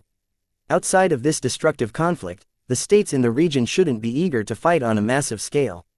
Wars and skirmishes would certainly diminish as the survivors poured most of their energy into rebuilding what they lost and taking over the territories scoured by the Sandmen. This was why Vase already considered stepping up to a second-class mech market. All of the low-level friction that took place in the third-rate states did not interest him at all, especially after he experienced the Sand War. Taking part in the Komodo War sounded much more interesting, though this conflict was fought at a much higher level than Vase was used to. Without a compelling and technically sound mech design, he would never be able to break into the market. Right now, Vase still needed to supplement his knowledge and hurry up in gaining all of the competences necessary to design a second-class mech. And not just an ordinary second-class mech, but a premium one. That reminded him that Aisling and Patricia's quarters were ripe for the picking. Since both of them were at the mech workshop by the time that Vase launched his hijacking attempt, the women shouldn't have gotten any opportunity to retrieve their personal possessions. While Vase wasn't interested in their personal effects, he hoped they left something useful behind, such as a full copy of their library. The printed books in his stateroom only encompassed a shallow layer of the knowledge that Clarion University had to offer. As long as Vase got his hands on Aisling's restricted knowledge, Vase would definitely be able to grasp second-class mech design faster. He first processed the information and software sent by Calabast. It took one day to install the new software, become familiar with its functions, and increase his control over the Scarlet Rose. Only after he finished these necessary chores did he choose to investigate former quarters of his least favorite Fredaman mech designers. In case of any traps, Vase decided to take some precautions before entering. Meow meow, hey, I haven't complained at all about the fact that you're treating millions or billions worth of calls of exotics as your food.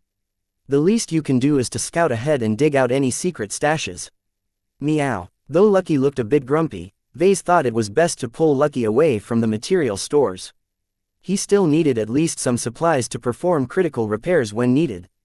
Aside from this precaution, he also donned a suit of combat armor he managed to retrieve from one of Lucky's unfortunate victims. Many of the guards that met an unfortunate end at his claws had died from internal wounds. That left their combat armor intact. As long as he hacked its systems and adjusted their biometric locks, the combat armor he salvaged fully recognized him as its native user. The main issue with his protection was that it consisted of medium combat armor. This was larger and bulkier than Vase was used to. Along with the fact that second-class combat armor came with many complex functions, he was unable to adapt to it in a short amount of time. This was why he made for a very strange sight right now. A large, armored form coated with the colors and emblems of the Coalition Reserve Corps approached the entrance to Patricia's quarters. Lucky playfully swished in the air as he followed after his owner. Once they reached the hatch, Vase used his authority over the ship to override the personal lock. Though the hatch slid open, he did not step in. Instead, he turned his armored head to Lucky, who quickly got the hint. Meow. Lucky flew inside and began to sniff and scan every corner of the roomy compartment. Meow. Only after Lucky finished his pass did Vase step inside. The layout of Patricia's stateroom was identical to his own. The furnishings were just as luxurious, and all of the furniture aside from his bookcase were exactly the same. There were some very noticeable differences, though. For one, Patricia's desk came with a standard terminal. Another difference was that the furnishings only featured the symbols and markings of the CRC and the Friday Coalition. This was probably how his quarters should have originally looked like before Aisling rearranged the interior to indoctrinate him into defecting to the Gage dynasty. Once Vase got over the differences, he slowly began to inspect Patricia's abandoned possessions. To his disappointment, his former classmate did not bring much. Her wardrobe carried most of her personal effects. He picked up a bra with his armored hand and stared at it listlessly. What use did he have for this useless article for clothing? He threw aside the bra and began to scour through the neatly folded clothes for any hidden treasures. No luck. Lucky already inspected the wardrobe beforehand, but Vase hadn't given up hope. Did she even bring anything useful? He frowned. He searched elsewhere, but only found trivial objects such as a collection of shoes and some exclusive designer perfume that was worth hundreds of thousands of calls. Vase sniffed the fragrance but didn't experience much stimulation due to his low period. Useless. He threw the bottle of perfume away, which bounced against the deck before rolling to a stop. No matter how much he searched, he failed to find anything useful. He faintly hoped to encounter a spare shield generator or an important cache of intelligence. Yet after 2 hours of searching, Vase encountered nothing worth valuing. Not even the files she stored in her desk terminal contained anything of use. She's really careful, he sighed. He didn't think she anticipated that he would take over the ship. This was probably an ingrained habit she developed to minimize any possible leaks. The way she arranged her quarters conformed closely to her claim that she was trying to advance as a rational mech designer. As someone who purposefully suppressed her emotions, she had no need to bring much stuff. Chapter 1745 Competitive Mech searching Patricia's quarters turned out to be a fruitless venture. She brought nothing useful to Vase. What personal effects she left behind largely consisted of clothes and cosmetics. Of course, she didn't need to bring anything else.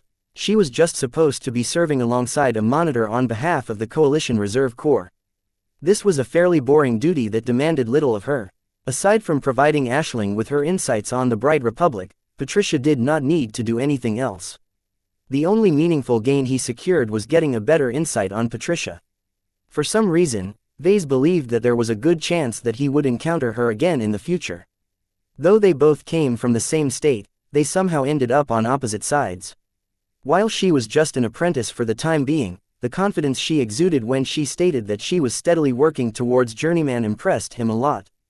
She'll definitely be worth watching once she advances to journeyman. He left her abandoned quarters in disappointment. Getting an impression of her personality was not worth wasting 2 hours of his limited time. Hopefully, Aisling left something better behind. He followed the same routine on Lady Aisling's quarters. Unlike the rooms assigned to Vase and Patricia, Aisling clearly enjoyed better digs. Her stateroom was twice as large as his own, and much of the space was taken up by larger furniture and wasteful decorations.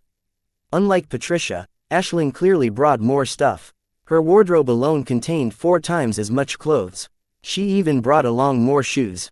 Of course, just because her quarters were filled with her personal effects didn't mean that Vase could make use of them. In truth, many of her possessions consisted of trinkets such as miniatures of her previous mech designs. While there was some value to studying her handmade miniatures, there was little value in doing so during his current predicament. He could study her work later when he had the luxury to return to mech design. Unfortunately, as Vase searched her quarters further, he only found more objects that either satisfied her vanity or were related to her profession. It took half an hour before he encountered his first useful find. "What's this, Lucky?" Meow. While Vase had been going through Aisling's effects, Lucky had been phasing through the deck and bulkheads in an attempt to uncover hidden pockets.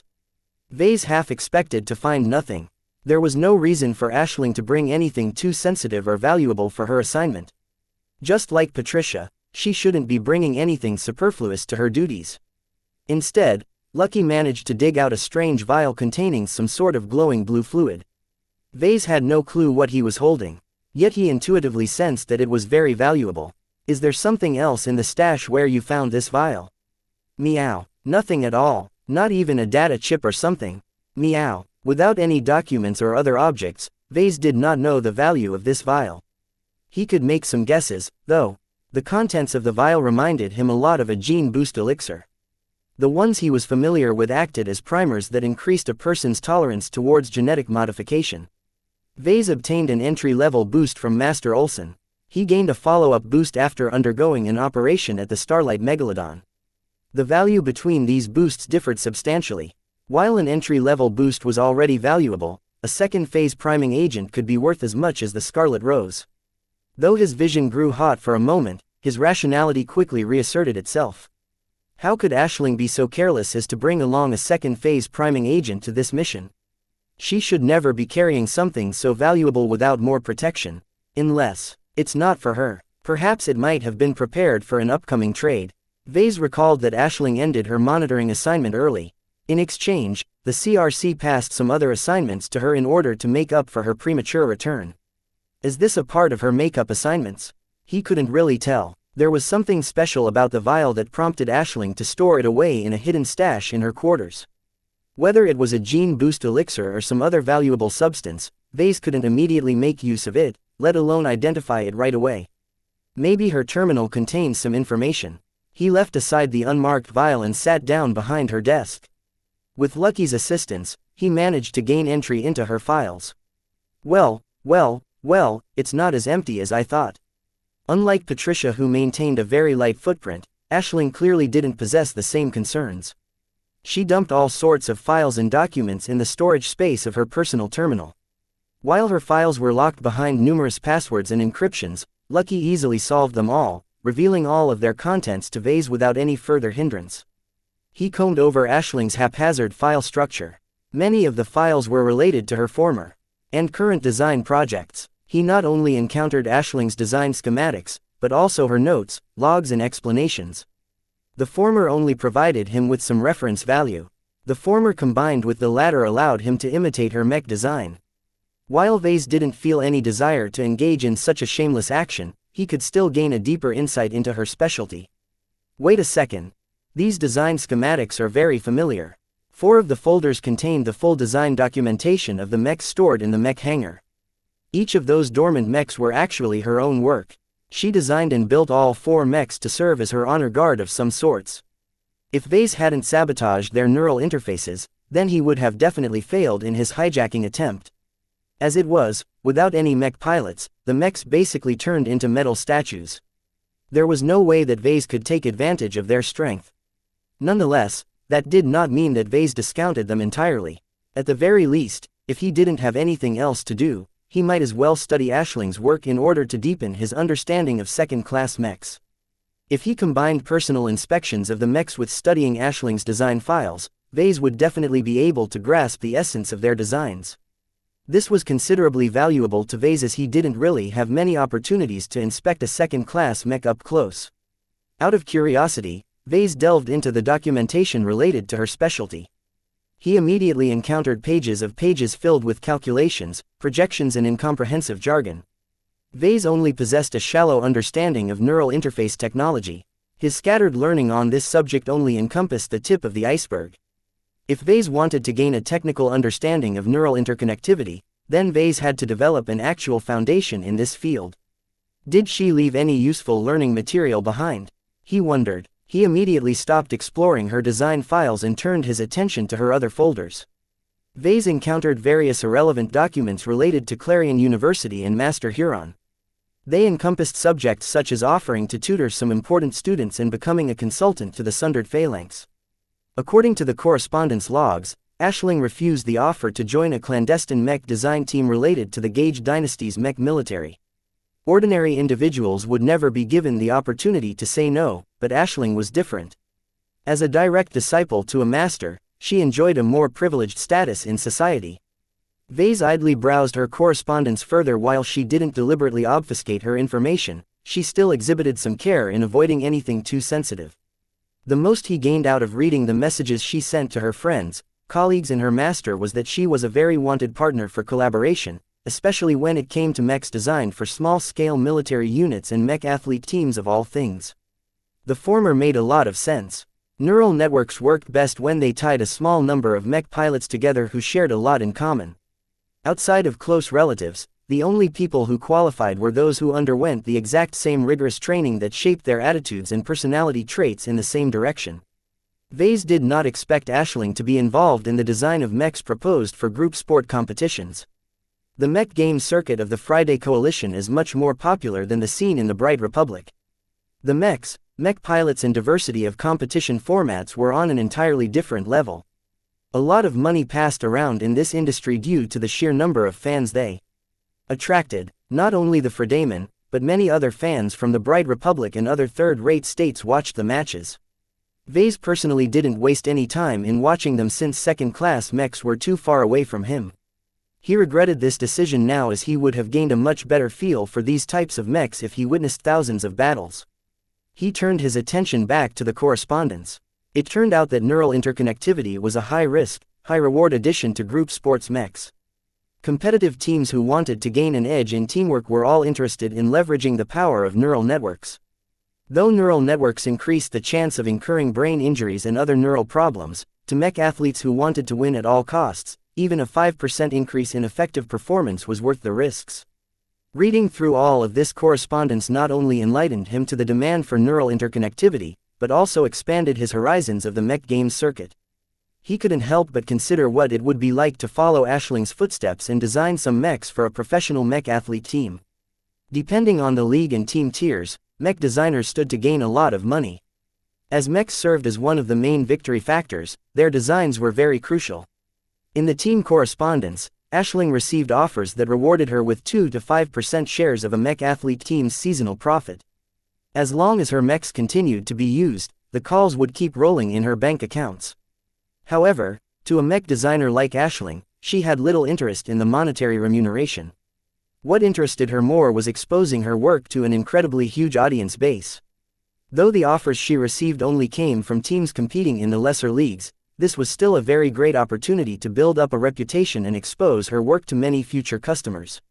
Unfortunately, the offers vastly reduced when the Komodo War erupted. Most mech games leagues suspended their matches while the rest reduced their scope. It couldn't be helped. In the long-awaited war against their hated rivals, the Fredamen couldn't afford to indulge in too much entertainment. What a shame. Vase developed a slight yearning to participate in group competitions. What would it be like to introduce mechs with powerful glows to the mech arenas? The crowd would definitely go wild when they experienced the glows in person. He became more and more interested in this idea. It was a very good idea for him to gain a reputation in a new and unfamiliar market. Sadly, the Komodo War ruled out any attempts to gain exposure through this method. If not for this massive conflict, Vase would gain the confidence to elevate a smaller team to prominence. Oh well, he shrugged, maybe I can find some opportunities elsewhere. After a bit of thinking, he found that Gloriana and him were very well suited to design a suite of mechs tailored to a competitive team. This idea has a lot of promise. I should get back to it when I have the chance. For now, he needed to resume his inspection of Ashling's personal files. Chapter 1746 Mysterious Eye. For the first time since the outbreak of the Sand War, hope began to spread. It originated from a surprising source. Across numerous battlefields in the Protectorate, the Kronan defense fleets deployed as usual. The Sandman race continued its mindless assaults on human territories long after the Sandman Emperor perished. They showed no signs of stopping. Many analysts already became resigned to the fact that the Sandmen would continue to engage in their suicidal attacks until not a single living grain of sand was left. The only variable was how many humans they killed while their race collided against the might of human civilization. Without the assistance of the Big Two or the two dominant second-rate states, the Ilvanans, Briters, Visions, Rionaldans and many other people had to depend on themselves to save their lives. After many months of fighting and countless human deaths, salvation finally graced the fatigued combatants. It came in the form that no one expected, even the Ilvanans themselves. The Deliverers, especially in the hands of the Eye of Ilvain, turned battles around whenever they were deployed. Each time these mechs made an appearance on the battlefield, their distinctive profiles with their huge Gauss rifles lifted every Kronan mech pilot's morale as much as the glows of the holy soldiers. Ilvain is with us. The Eye of Judgment will punish the wicked. Despite the many mysteries surrounding the mechanisms of the Deliverer model, the Ilvanans weren't inclined to remain skeptical. Experiencing the fantastic glows of the Deliverers was enough to make any Ilvanan into a rapturous believer in the mechs.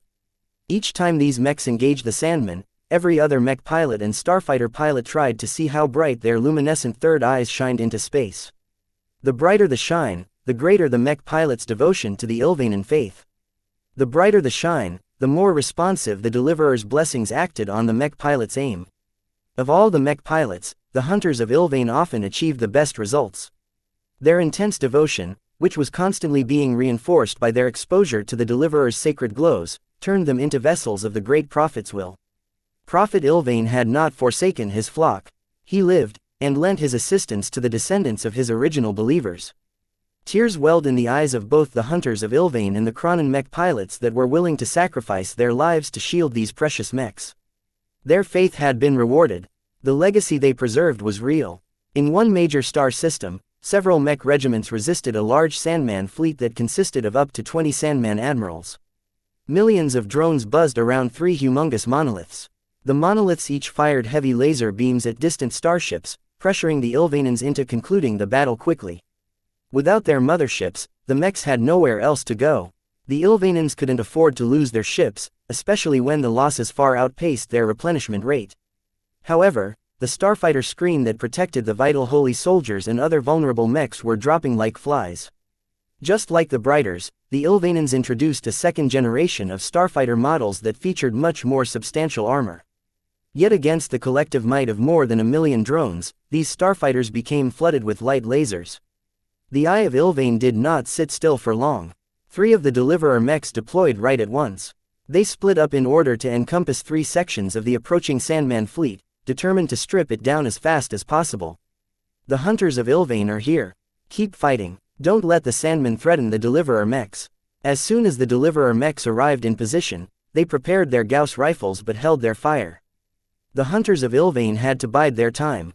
No matter how many starfighters fell, no matter how desperately their pilots screamed for help, the hunters of Ilvain needed to commune with the great prophet in order to receive his blessing. All 3 hunters of Ilvain closed their eyes and immersed themselves in their mechs. Through trial and error, the hunters of Ilvain formed a ritual of some sorts that hastened the onset of the blessing. The more they immersed in the mech, the greater the blessing. The more they prayed to Prophet Ilvain, the faster he responded their earnest pleas. "O Prophet, please bless us with your sight and save the lives of your devoted followers. I pledge my life to you. I beg you, expose the wicked Sandman admirals and help us exact judgment for their crimes."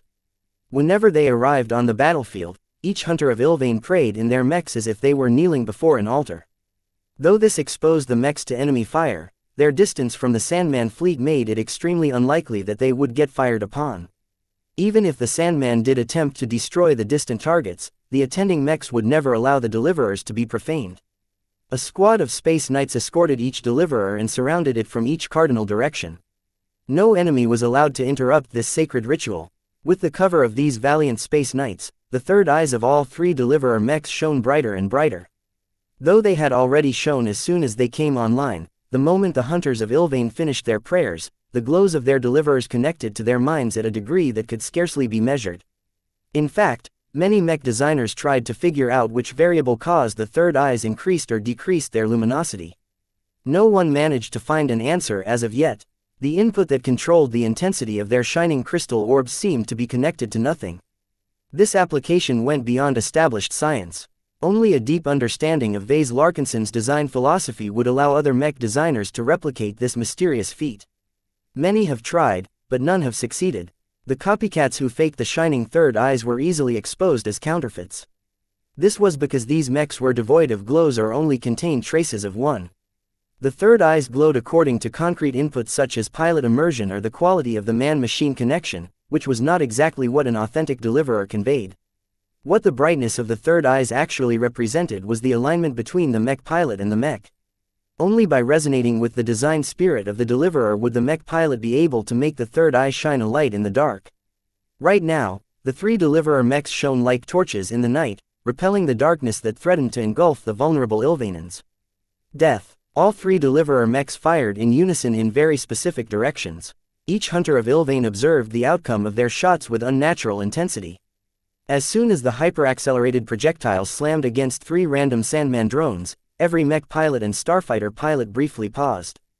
Just seconds later, a third of the humongous Sandman swarm suddenly lost coordination.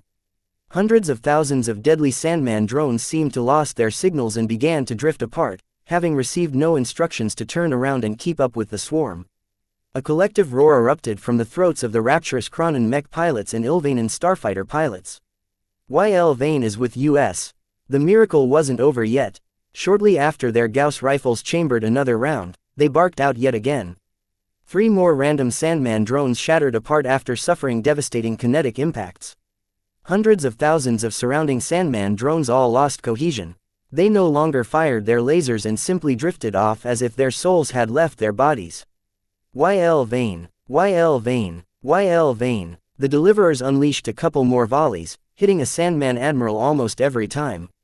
Though one of the deliverers happened to miss his target due to extreme distance, the hunter of Ilvain quickly made up for it. By succeeding upon his second try, the swarm had ceased to become a threat. By slaying less than a dozen specific Sandman drones, the 3 deliverers achieved a result that required at least several mech regiments to succeed. Just 3 long-range mechs managed to defeat a Sandman swarm encompassing millions of drones, each of which were capable of outputting lasers that could overwhelm an entire defensive fleet and scour entire planets of life. If that wasn't a miracle, then what even qualified as a miracle? The foreign observers monitoring this miraculously lopsided result all witnessed this miracle in the flesh. They had turned numb at seeing miracle after miracle taking place before their eyes. Most of the foreign observers were secularists who came from supposedly enlightened states. To see the ignorant and superstitious Ilvainans succeed where everyone else had failed put a very sour taste in their mouths. Had human science failed them? Why couldn't the Brighters and Visions, both of which experienced numerous wars, develop a solution as effective as the Deliverers? Why had Vase Larkinson, a Brighter and a member of a prominent military family, developed the Deliverers for the Ilvainans instead of his own people? Too many inexplicable questions surrounded the deliverers. Many foreigners desperately wanted to unlock the secrets of their design, but none managed to make any breakthroughs. The only person who could offer a satisfactory explanation happened to be the victim of a strange conspiracy. A lot of criticism had been directed at the Bright Republic, the Cavendish family, the Ramza family and even the Friday Coalition. If not for this extremely ill-timed plot, the other states might have been able to persuade the Bright Martyr in sharing some of his secrets. Even if Vase Larkinson stayed mum, then at least they could have persuaded him to design their own variants of the Deliverer. As it was, the Ilvain Protectorate's willingness to lend the Eye of Ilvain to the other states offered them an alternate solution. With such powerful mechs defending their vulnerable star systems, the foreign states would certainly be able to lessen the pressure. Without the swarms, the mechs and starfighters perished much less quickly. This was because the monoliths that remained behind were more suited to attack larger targets than small craft. Without the protection of the swarm, these monoliths inevitably turned into punching bags destined to die by 1,000 cuts. Negotiations, which initially proceeded slowly, gained rapid momentum as the demand for the hunters of Ilvain increased. The Ilvain Protectorate made a large number of deals with foreign states. Alongside alliances, trade deals, generous payments and the right to proselytize their faith in the foreign states, the Ilvainans rapidly gained influence in the local region. As long as the Protectorate lived up to its end of the deal, its post-war circumstances would definitely herald a golden age for the Ilvainan people. As the Ilvain Protectorate finally signed an agreement with the Bright Republic, the first deliverers soon arrived at Bentheim. Hard-pressed by the Sandmen, the port system became a graveyard of many starfighter pilots and mech pilots. The great industrial machine of Bentheim could no longer keep up with the attrition suffered by the Mech Corps and Starfighter Corps. Even the irregular forces started to bleed valuable mechs and mech pilots. Outfits such as Rickland's Rollers and the Blood Claws became less and less hopeful about their ability to defend Bentheim. Only a rare number of notable Brighters lifted up the flag. "Don't give up," Vincent Ricklin shouted as his scorched and worn-out Adonis Colossus withstood numerous laser attacks as his mech boldly flew. "To the front. Bentheim must never fall. Our brothers and sisters are counting on us. For Bentheim. For Bentheim." After living through scores of battles, Vincent Ricklin was no longer the bumbling fool of before. While his earlier performances were more comedic than heroic, the sheer defensive prowess of his Adonis Colossus always made sure he lived to fight another day. Though his Sandbreaker rifle often missed and his missile salvos never achieved any critical results, his familiar presence always dispelled some of the darkness threatening to collapse everyone's morale. Yet sheer charisma alone was not enough to reserve the losses suffered by the defenders of Bentheim. Under these circumstances, 3 Kronen mech pilots and their deliverers finally transferred from Cloudy Curtain to Bentheim. Chapter 1747 Light of the Prophet Lieutenant Dominic Kronen and his 2 subordinates received a kingly reception upon their arrival to the war-stricken star system. They came not as individuals, but representatives of their people and state. They wore their best dress uniforms as they attended a grand banquet in the presence of ministers, generals and other dignified officials. As mere soldiers, they should have received the least attention out of the people present, but the circumstances were anything but unusual. The Kronen mech pilots had already joined the hunters of Ilvain by virtue of their skill and record.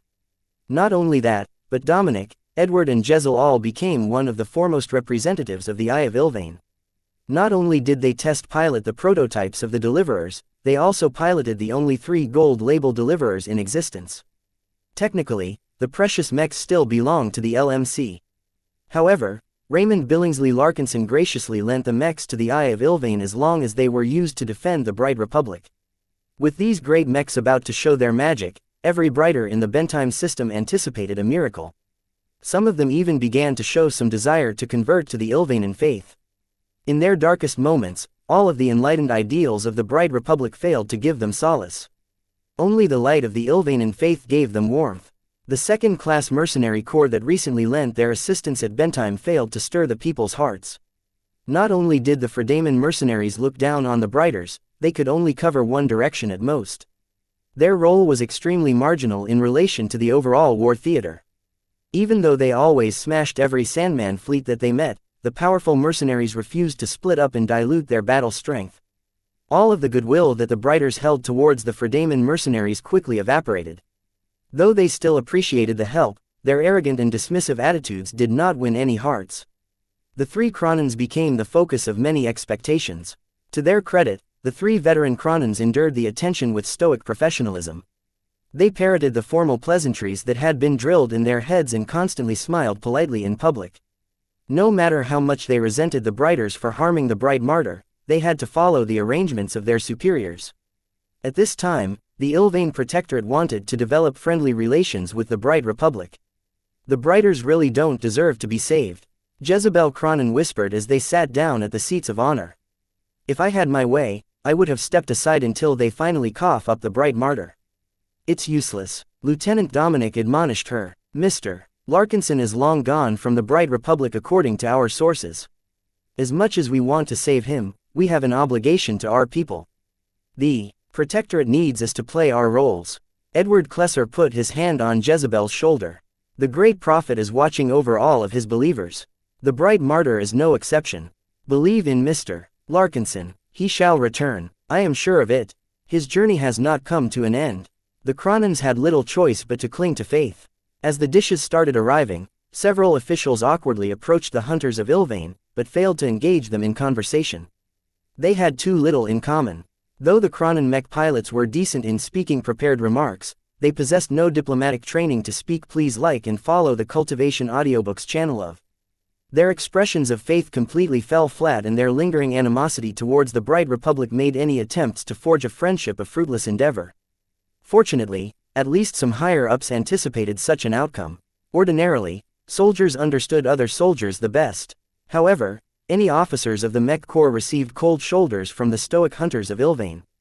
None of the three could forget how Venerable Ganso Larkinson shot down over 100 mechs while taking refuge behind his position in the Mech Corps.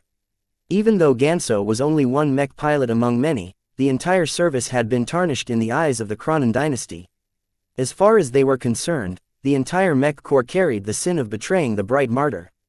It was already a miracle in itself that Jezebel Cronin resisted the urge to punch the mech captain who tried to engage her in conversation. Calm down, Sergeant, Dominic softly rebuked her. You are visibly losing control. Don't disgrace our dynasty. I'm sorry, sir. The hosts eventually changed gears seeing that all of their previous entreaties failed. It became clear that these Kronins harbored an intense grudge towards the Mech Corps. This was bad news, as the Bright Republic depended heavily on the willingness and sincerity of these three Kronin mech pilots to relieve the pressure at bedtime. This was why instead of sending more officials, the hosts instead dispatched someone that was bound to evoke more sympathy. Hello. The three Kronins looked up from their discussion and encountered a captain of the Bentime Planetary Guard. You are. Jezebel frowned. Captain Melinda Larkinson of the local Planetary Guard. I'm pleased to meet you. A Larkinson. The Kronins instantly dropped their disdain. Out of all of the Brighters they met, only the Larkinsons impressed them. The valor and dedication shown by many Larkinsons when they attempted to stand in the way of Ganso made an unforgettable impression in their minds. If not for the severe diplomatic consequences for attacking a foreign expert pilot, the three Kronins wouldn't have stood aside that day. Even if there was no chance that three standard mechs could beat the glittering comet, the Kronins still wanted to put their faith to the test. The fact that their superiors forbid them for involving themselves in this event haunted them to this day. For this reason, the three Kronins regarded Melinda with much more fondness than any other Brighter. Of course, they weren't exactly sure whether Melinda stood on the side of Ganso or Vess's side of the family. What is your relation to the Bright Martyr? I'm his elder cousin and friend. I frequently spent time with him in the past and I continued to stay in touch with him as he began his mech design career. I see. You're a friend of ours if you're a friend of the Bright Martyr. Lieutenant Dominic nodded to her in approval. Come take a seat. Melinda sat down and carefully engaged in conversation with the Ilvainans.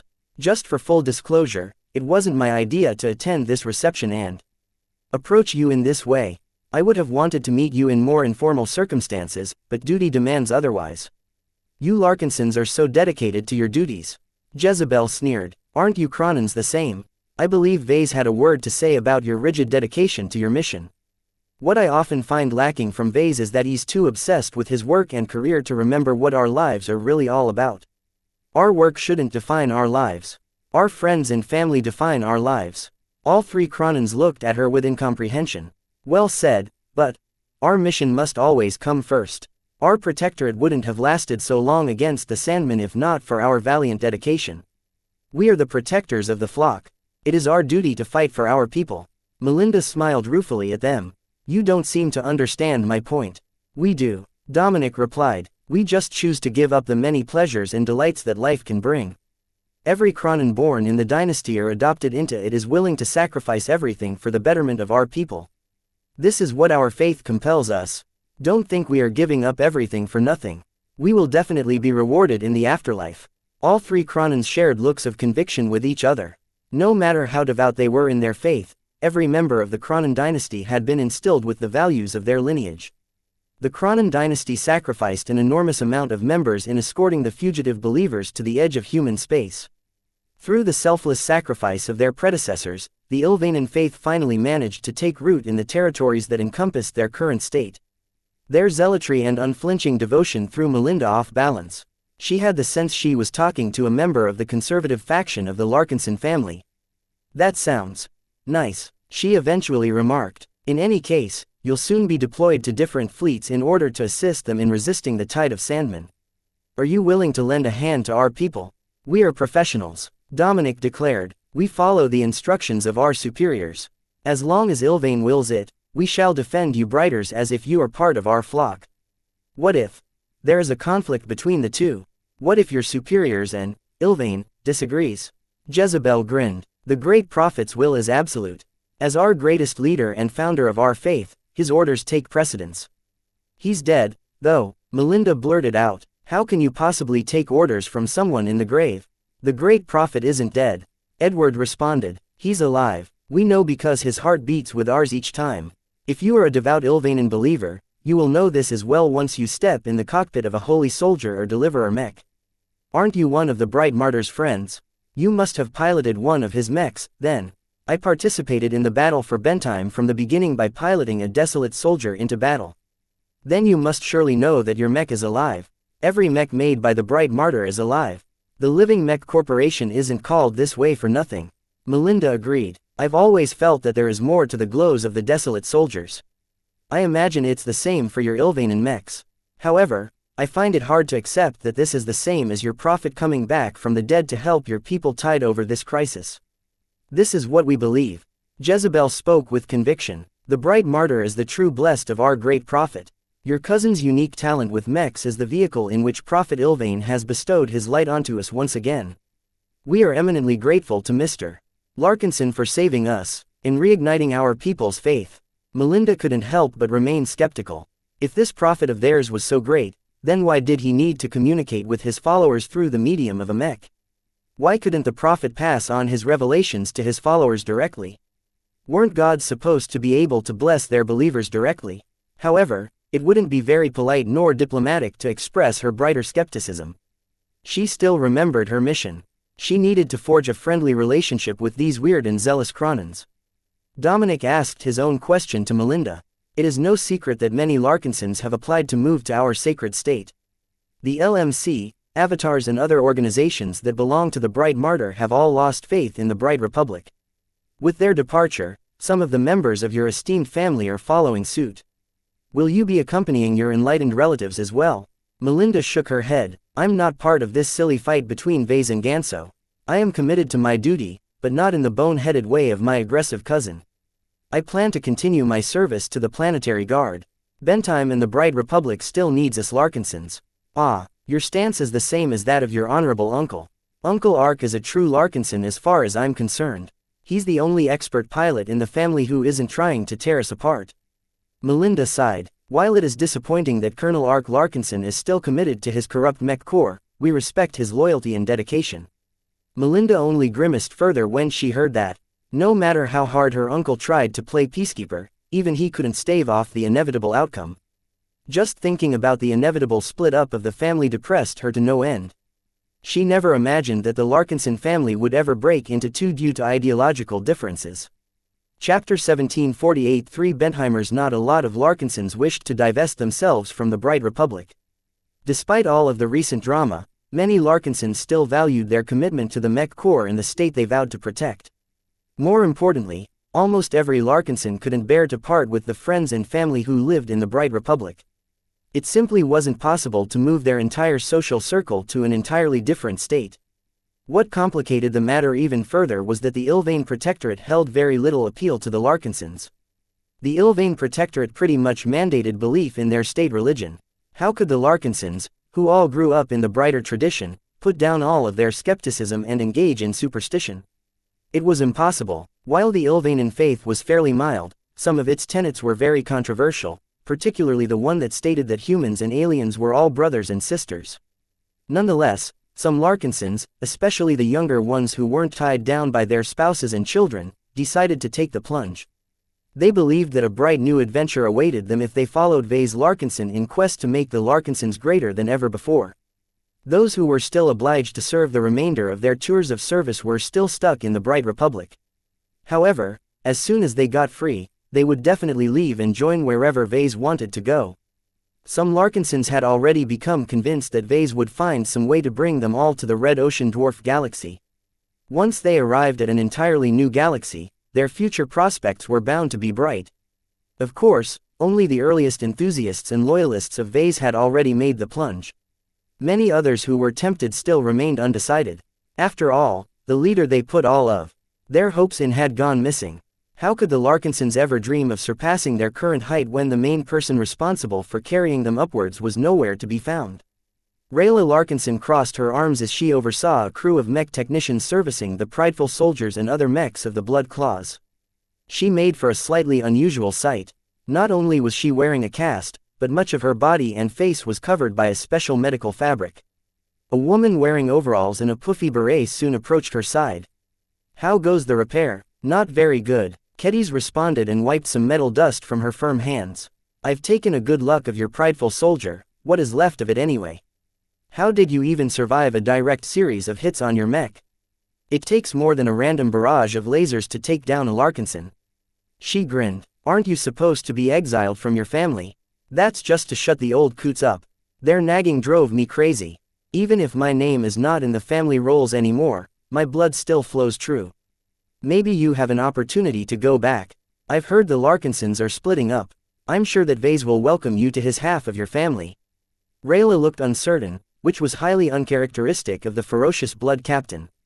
"I've already built a new life here. I left the Larkinsons in order to accomplish something by myself. So far, I've succeeded."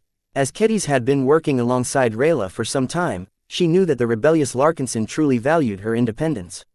However, working all alone meant that she had no one to lean on when she needed some help. Even the Sword Maidens depended on their fellow sisters. No one can survive on their own. "You just brushed past death a few days ago." Kedis gestured to Rayla's limp arm. "When we pulled you out of the ejected cockpit, your left side was marred with third-degree burns. If your cockpit had been hit again, nothing but ashes would have been left of your body." "Well, I got better. These kinds of flesh wounds are trivial. I'll be ready to thrash the Sandman as soon as I become accustomed to my regenerated tissue." Her Larkinson identity came in very handy this time. The Blood Claws did not hesitate to offer her the best treatment they could provide. "Sometimes, you behave just like the Vase I know. The two of you aren't as different as you think," Kedis pointed out. "Ah, shut up." Rayla weakly punched the mech designer's arm. "I hate being compared with my cousins. I don't mean to make you feel bad. I just think that this lone wolf routine of yours is not going to last you forever. I'm perfectly fine on my own." Both women held this argument many times. For now, Rayla was determined to continue on her own. She didn't need Vase to achieve greatness. Elsewhere in Bentime, Vincent patted the leg of his battered Adonis Colossus with satisfaction. "Keep on fighting, old soldier. Your popularity has reached a new record, Vince," his PR manager said ecstatically. "Over 10 million people viewed your stream, and many of them have donated to your fund." Vincent scoffed. "That's not good enough. That figure isn't concurrent. I have no use of people who drop by my stream for a couple of seconds before switching to another one. And bright credits are pretty much worthless these days. It's already worth half as much as a month ago." Every member of his crew looked rather helpless at that. Hyperinflation evaporated most of their savings. At these dire times, only their mechs and ships retained their value. "This is just the start, Vincent. With the mech corps refusing to live stream their soldiers, the rest of the competition is manageable. As long as you continue to show up in battle, you'll definitely reach the top." His way with people and his unusual mech turned him into a popular figure. Though his battle performance still hadn't reached an impressive level, his increasingly more proficient showmanship was enough to make a memorable impression. Vincent would have never been able to succeed so well if not for his Adonis Colossus. Not only did the mech inject him with a massive boost of confidence, its codpiece and masculine appearance also attracted the attention of a lot of ladies. The good times won't last. The Ilvanans showed up, and they brought their latest superwomans. Only 3 have arrived so far. It still takes time for more hunters of Ilvain to arrive. It doesn't matter. Those deliverer mechs will steal all of my thunder soon enough. You sound awfully confident. Vincent chuckled. I know Vase. His mechs never fail to live up to their promises. The deliverer is exactly what it says on the tin. It's going to save us all. So as far as I'm concerned, the good times are about to end.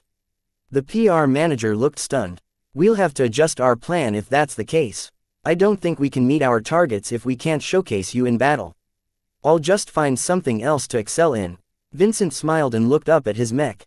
It's too bad my Adonis Colossus is a spaceborne mech. If it was a landbound machine, then I could have brought it to the dueling circuit. Throughout his participation in the war, Vincent experienced many battles. Taking part in these encounters and witnessing the deaths of many soldiers forced him to polish his skills. This gave him the confidence to succeed in duels.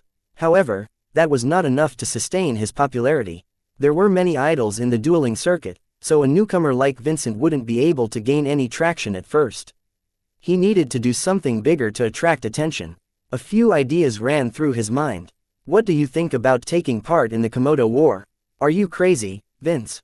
Your fancy mechs will get crushed by a single hit. The level of destruction of that far exceeds what any of us can handle. I thought it would be interesting to teach the Hexers what a true man is like. Vincent idly grinned. Whose side would you even want to fight for? The Friday Coalition? Of course not. Those bastards kidnapped the designer of my mech. Where will I ever get my Adonis Colossus Mark II if my buddy Vase is gone? The PR manager couldn't believe it. Are you actually thinking about fighting for the Hexers?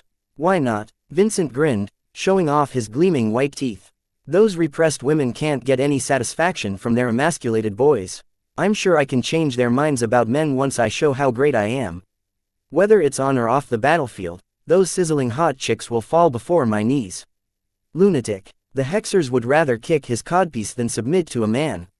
While Vincent indulged himself in unrealistic ideas, elsewhere in the star system a certain woman met with a certain spy. Leland Toll slowly placed a data pad on the desk. The woman took it up and read through the contract. I don't recall saying anything about divesting my stake in the LMC. I earned those shares fair and square when I placed a bet on Vase. Ordinarily, you're right, Mrs. Bollinger. However, the founder and principal shareholder of the LMC is very discontent with you. In the interests of maintaining friendly relations, we have decided it is best for you to relinquish your shares to Sibilant Asset Management. Please don't be concerned. Before you ask, we are more than willing to pay what they are worth in the form of exotics instead of bright credits. Marcella's fist slammed against her desk. Do you think I'm stupid, you little spook? All the exotics in Bentime can't compensate for the loss of a 5% stake in the LMC. It was your idea to approach Vase and convey Senator Tovar's suggestions to him. I was just a mouthpiece. How can he possibly blame me for following the instructions of a founding family? Regardless of what you think, after today, your 5% will no longer be in your hands. Is that a threat? It's a statement of truth. Leland confidently smiled. Even if we don't step in, your future as a minority shareholder of the LMC has already become a relic of the past. Right now, we need to do as much as possible to repair our relations with Mr. Larkinson. As the devil tongue, he is never kind to his enemies. Though Leland didn't adopt a threatening posture, the pressure he exuded was substantial. Though Marcella wasn't exactly sure which spy agency Leland worked for, she was definitely sharp enough to know that she wouldn't be able to resist a branch of the government. As a consummate Bentime insider, Marcella knew more than most locals. She took the data pad and reread the contract several times. Despite the lengthy passage of time, Leland waited leisurely for the businesswoman to come to terms with reality. Eventually, she let out a deep breath. What will you do with my shares? We'll simply hold it unless the situation changes. Do you really think Vase will accept the government maintaining 26% ownership in his company? That's 1% more than the shares owned by the Larkinson estate. You don't have to be concerned about that. We will make our own arrangements with Mr. Larkinson. We merely expect you to sign the contract. Though Marcella wanted to resist, she simply couldn't summon up any resistance. Even if she refused today, the government would find some other way to get what they want. This was something she clearly understood as a mech broker in the busiest star system of the Bright Republic. The moment she signed the contract and added her virtual authorizations to it, Leland happily took back the data pad. "We'll take care of the paperwork. We will transfer your payment by the end of the day." As Leland bid the woman goodbye, Marcella couldn't help but leave a parting shot. "Vase won't let you go. He might not trust me anymore, but he probably hates your guts. There is no way he ever holds any affection for our state anymore." The intelligence operative did not bother responding to her words. He completed his mission. That was all that mattered. Chapter 1749 Painful choice. After Vase finished searching Ashling's quarters for goods and information, he made a modest haul. Though Ashling brought along a lot of personal effects, he had no use for most of them. The only gains worth his notice was the unidentified vial he suspected to be a gene boost elixir and the information she left behind on her terminal. Aside from being able to glean many insights and insider knowledge from Ashling's correspondence, Vase also gained other useful data from her terminal. First was her detailed logs, design schematics and technical documents of her own designs. As long as Vase studied them in detail, he would definitely advance his proficiency in second-class mechs, particularly those designed to work in close coordination. Second was her library of exclusive knowledge.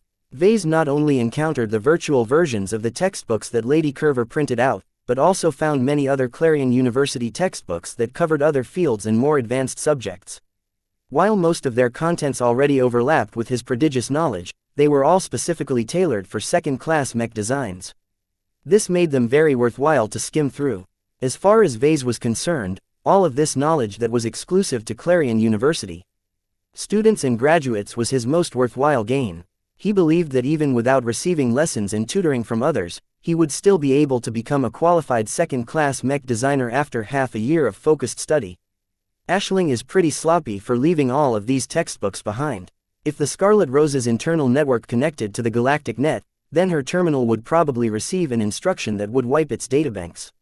Fortunately, Vase already isolated the ship's quantum communication node, preventing anything but an isolated control module to connect to the rest of the galaxy. After verifying that the files did not contain any hidden viruses or other nasty surprises, he transferred them over to his system comm. He. All of this is mine now. Though Vase was disappointed that he didn't find anything of immediate use such as a high-quality suit of armor, beggars couldn't be choosers. At least Ashling wasn't as cautious and reserved as Patricia. He still blamed his old classmate for being too prudent for her own good. The least she could bring was a spare shield generator or something. Though Vase managed to take over the Scarlet Rose and everything the former crew and passengers had left behind, none of them enhanced his ability to return to safety. This was a distressing outcome, especially when he had to evade capture for at least a month. He took some time to consider his chances and found that there were too many things that could go wrong. The likelihood of the Friday Coalition or one of their helpers catching up to his fleeing ship was very substantial. If Vase wanted to overcome this crisis, then he needed to increase his immediate combat and evasion capabilities. If I want to increase my chances of success, I'll have to increase my capabilities in another fashion. He directed his attention to something he long neglected, the Mech Designer system. When he activated the system, he first reviewed the DP he recently earned. Design Evaluation. Deliverer DLA-01 Model Name. Deliverer DLA-01 Original Manufacturer. Vase Larkinson, Gloriana Woden. Weight Classification. Medium Recommended Role. Marksman Mech Armor. E Carrying Capacity. D Aesthetics. B Endurance. C Energy Efficiency. D Flexibility. E Firepower. A Integrity. B Mobility. D Plus Spotting. B X Factor. A Cost Efficiency. C Plus Project Involvement. 86% Original Component Composition. 14% Overall Evaluation. The Deliverer is a marksman mech that only excels at offense. Its powerful Executor Gauss rifle model grants the Deliverer extended range when dealing physical damage. The Deliverer's shortcomings in defense and mobility makes it highly dependent on other mechs for protection. The Deliverer is able to achieve unprecedented performance when certain mech pilots are able to excite its guided aim and prescient movement abilities. You have received 50,000 design points for completing an original design that has no other equivalent. You have received 50,000 design points for designing a mech with a high presence of X factor. Design Evaluation. Adonis Colossus ACA-01 Model Name, Deliverer ACA-01 Original Manufacturer, Vase Larkinson, Gloriana Woden Weight Classification, Medium Heavy Recommended Role, Custom Spaceborne Hybrid Mech Armor, A Carrying Capacity, C Aesthetics, A+ Endurance, C Energy Efficiency, C+ Flexibility, E Firepower, B Integrity, B Mobility, C Spotting, C X Factor, A Cost Efficiency, D Project Involvement, 56% Original Component Composition, 21% Overall Evaluation. The Adonis Colossus is a custom spaceborne hybrid mech designed for Vincent Riccolin. The mech is notable for featuring a prominent masculine appearance and a stylish codpiece. The Adonis Colossus is able to output substantial ranged firepower with its Sandbreaker rifle, shoulder-mounted missile launchers and nail drivers. Though it is also issued with a backup sword, the mech is not optimized for melee combat. You have received 50,000 design points for completing an adequate original design that has no other equivalent. You have received 50,000 design points for designing a mech with a high presence of X factor. Design Evaluation, Holy Soldier DSH-01. You have received 10,000 design points for completing an adequate variant of an existing design. Design Evaluation, Resentful Soldier DSR-01. You have received 10,000 design points for completing an adequate variant of an existing design. Design Evaluation, Prideful Soldier DSP-01. You have received 10,000 design points for completing an adequate variant of an existing design. Ever since the system renewed the rules for earning design points, designing mechs was the only way for him to earn DP. The sales potential of a mech no longer affected his DP outcome. Only the quality and usefulness of a mech design determined how much DP he earned. The advantage of this new remuneration scheme was that he would be able to get all of the DP up front. The downside was that he couldn't milk any more DP out of the system once he finished a design. What distressed Vase the most was that the system heavily reduced the rewards for designing a variant. While Vase could easily earn 100,000 DP for designing an adequate original mech design, he could only scrape 10,000 DP for a variant of the same quality. Clearly, the system did not wish for him to waste too much time with designing different versions of his existing work. Even though it took almost as much time to design the Militant Soldier and Peaceful Soldier as their base model, Vase only earned a tenth as much in the same amount of time. Earning 10,000 DP for 1 or 2 months of intensive design labor was incredibly inefficient. He'd have to waste an entire decade to accumulate 1 million DP, which was ludicrously slow compared to his previous earning rate.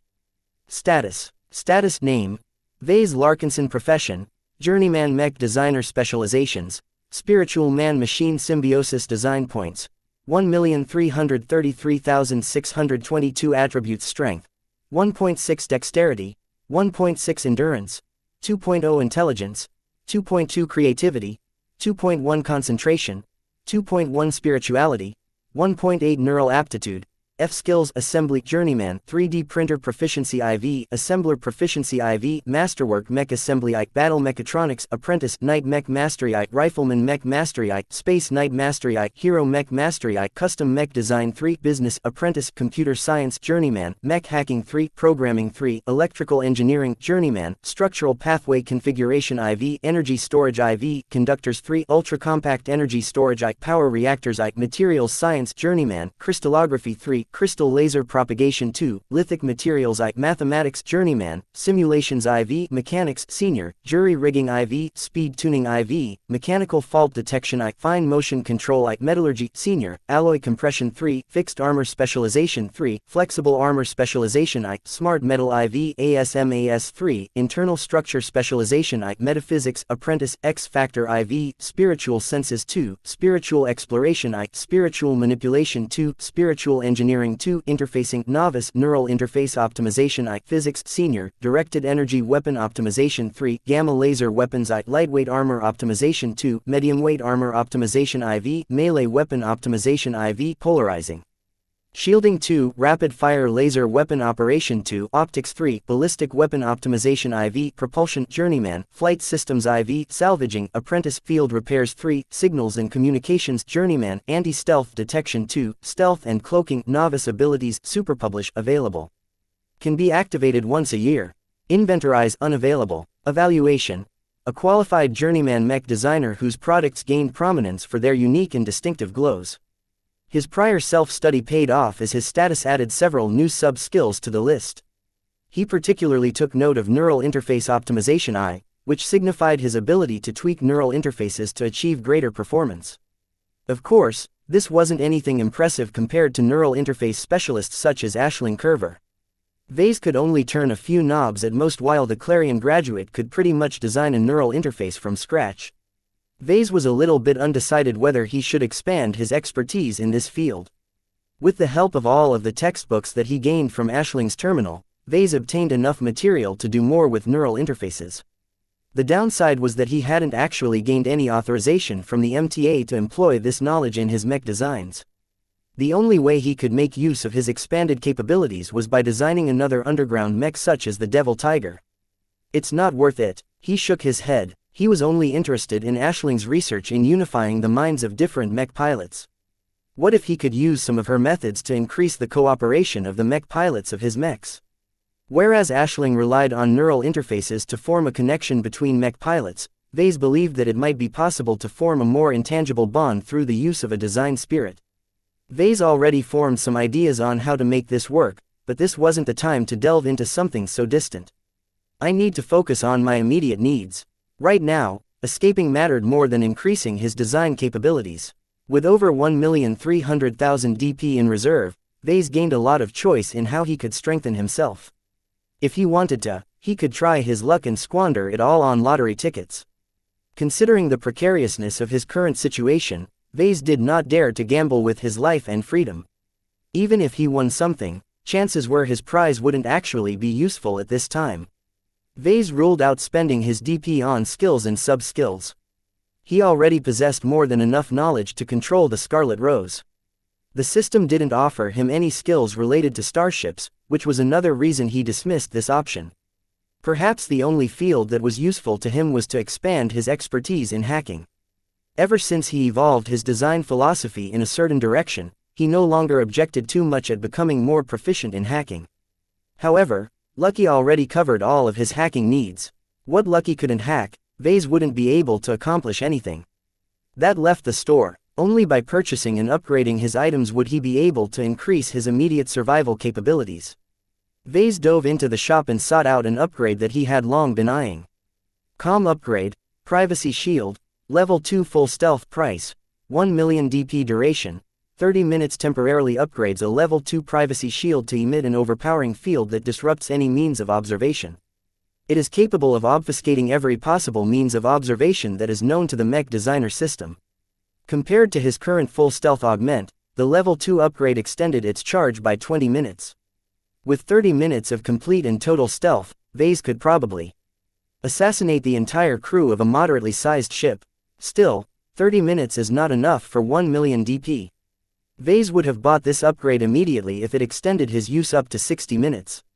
With an entire hour of stealth, Vase could not only empty entire ships of their crews, but also infiltrate all manner of high-security facilities.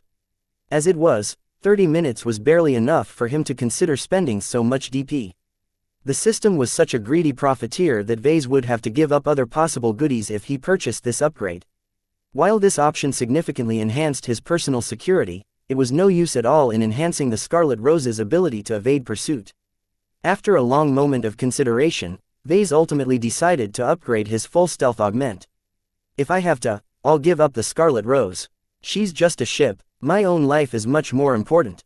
Chapter 1750 Converting Gear. The moment he spent 1 million DP to upgrade his full stealth augment, a heavy weight lifted off his shoulders. Losing so much DP meant that he wasn't plagued by choice anymore. The system's shop offered a lot of overpriced personal equipment that only truly started to become useful at 100,000 DP or more. At the 1 million DP price level, the system did offer various useful equipment. However, Vase no longer had to think about purchasing any of them now that his DP reserves dwindled to around 300,000 DP. Vase decided to keep the rest in reserve. Just like last time, he could redeem a number of useful medicine or some other gadget to overcome a crisis. Of course, the downside of this was that Vase wouldn't be as strong as he could if he spent the DP beforehand. This was his mistake last time. If he had redeemed some better gear, he might have been able to avoid sustaining so many injuries. Well, I'm not as helpless now. he managed to salvage an intact suit of medium combat armor. While he was anything but proficient in its use, he could still move around while enjoying the protection of second-class infantry armor plating. This was enough to resist nearly every form of third-class small arms fire. As for firepower, Vase not only possessed the Amastendira, but also the quaint but powerful laser pistol dropped by Ashling's female Benny. The laser pistol aroused a lot of interest from him. As soon as he finished spending his DP, he decided to get the rest of his gear in order. "It's too bad I blew up the armory," he muttered with regret. He had already inspected it early and nothing useful was left. Every piece of useful gear had been destroyed by the cascade of explosions that demolished the entire compartment and turned the security compartment into a total mess. The only weapons and gadgets he managed to scavenge came from the bodies of the former crew and guards. Aside from some multiscanners, none of them were useful to his situation. He decided to rely on the compact laser pistol as his new primary armament. It packed more than enough firepower to handle most threats, and it was remarkably compact, easily allowing him to hide it underneath his clothes. While he experimented with a heavy assault rifle, Vase quickly found out that they were very bulky and difficult to handle without training. This was because the rifles were designed to work in unison with combat armor. This meant that unless Vase mattered the latter, he could forget about making full use of the former. Though Vase wasn't really proficient in their use, he decided to mount one in his armor holster anyway. In any case, the rifle came with many interesting firing modes and other useful functions. As long as he didn't have to aim too much, the rifle could definitely unleash a lot of devastation. The heavy assault rifle incorporated 3 different damage types. Aside from lasers, the rifle was also capable of firing particle beams and kinetic rounds. The variety of damage types was the main reason why the rifle was so comically bulky. While the Scarlet Rose traveled quietly in FTL, Vase took the time to inspect and tinker with his new gear. With Lucky's help, Vase delved deep in their programming and made sure to neutralize every single backdoor and precaution against unauthorized use. Second-class gear was very powerful, and therefore very dangerous in the wrong hands. Only the compact laser pistol that belonged to Ashling's assistant gave him some difficulties. Its security precautions were on an entirely different level. Not only did it contain various hardwired security measures and identity locks, they were also interconnected with each other. As long as he tampered with one security precaution, the other security precautions would automatically trip, rendering the weapon completely useless. Fortunately, Vase was a very capable engineer. By utilizing Lucky's hacking capabilities to unravel the software precautions while using his technical abilities to resolve the hardware precautions, he could slowly convert the weapon for his own use. "It's like a puzzle. I can solve it as long as I plan out my steps." The excessive security precautions did not seem characteristic of the Coalition Reserve Corps. Ashling's assistant was probably a spy or something. Though it took longer than he thought, he finally managed to defeat every security precaution. Afterwards, he re-engaged some of the identity locks, but with himself as the sole authorized user. Only after this did he feel confident in using the gear he scavenged from the Scarlet Rose. The only gadget that Vase sorely missed was a working shield generator. He did not regret leaving his 2 shield generators behind when the Mech Corps took him into custody. There was no guarantee that Ganso would pass them along to the Fredaman during the handover. "Oh well, as long as I take advantage of my stealth and my new combat armor, I shouldn't have to depend on a shield generator." Of course, all of these preparations only enhanced his personal safety. With regards to improving the capabilities of the ship, Vase had to make do with the Scarlet Rose's current capabilities and the supplements provided by Calabast. This isn't enough, he judged. The Scarlet Rose was just a mobile supply frigate. While she was designed to outrun or evade all kinds of threats, she wasn't expressly designed to facilitate extended escapes. As the ship was about to translate back to real space in a couple of hours, Vase became a bit more apprehensive about what he would encounter upon emergence. He rubbed his smooth-shaven chin in thought. The Coalition should definitely be aware of my last known position and my likely flight directions.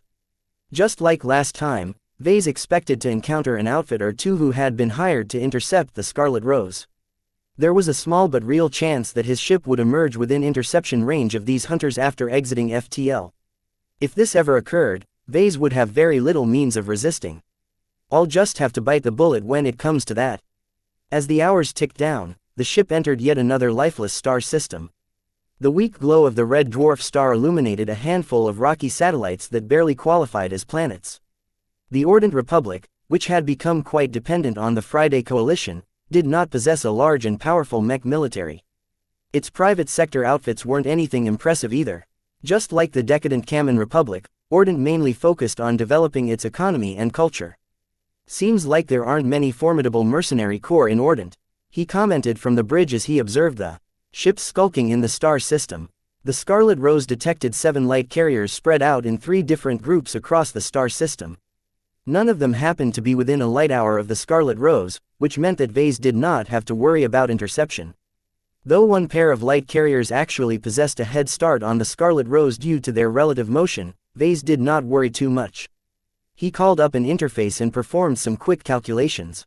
As long as the Scarlet Rose immediately started flying away, it would take far more than the time required to cycle of her FTL drive for the mercenaries to catch up with his ship.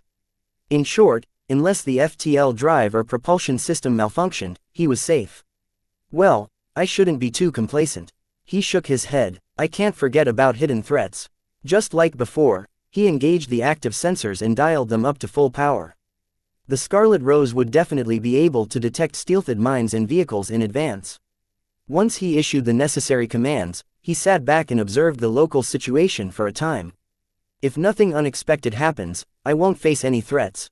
Vase found it notable that he hadn't encountered any pursuers from the Friday Coalition yet. After reading Ashling's correspondence, he wasn't surprised by their absence.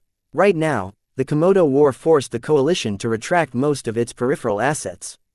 After Operation K, the partners of the Coalition became so alarmed that its leader reflexively recalled at least half of the assets stationed abroad. Unless the Hexers invested more assets in a foreign state for some reason, the Fredamen weren't inclined to waste their own assets. Reading the messages and documents stored in Ashling's archive gave Vase a sporadic understanding of the war situation, particularly in the perspective of the Gage dynasty. As the most powerful partner of the Coalition, the Gage dynasty became known for its domineering posture. It always aimed to be the best in anything and often competed against the other partners in many different competitions. Yet as soon as the Komodo War broke out, the Gage dynasty quickly abandoned this posture and instead adopted a more diplomatic and conciliatory stance. Though the other partners such as the Kansu clan and the Vermeer group knew that the Gage dynasty was only lowering its head due to the greater threat, they cooperated anyway. They had no other choice. As long as the Gage dynasty offered an abundant amount of help, the state that was famous for its internal division would shed its biggest weakness. It was pure fantasy to think that the partners of the Friday Coalition would continue to squabble amongst themselves while threatened by the Hexers. While Vase mused about the Komodo War, the Scarlet Rose quietly remained out of reach of her pursuers long enough until her FTL drive finished cycling.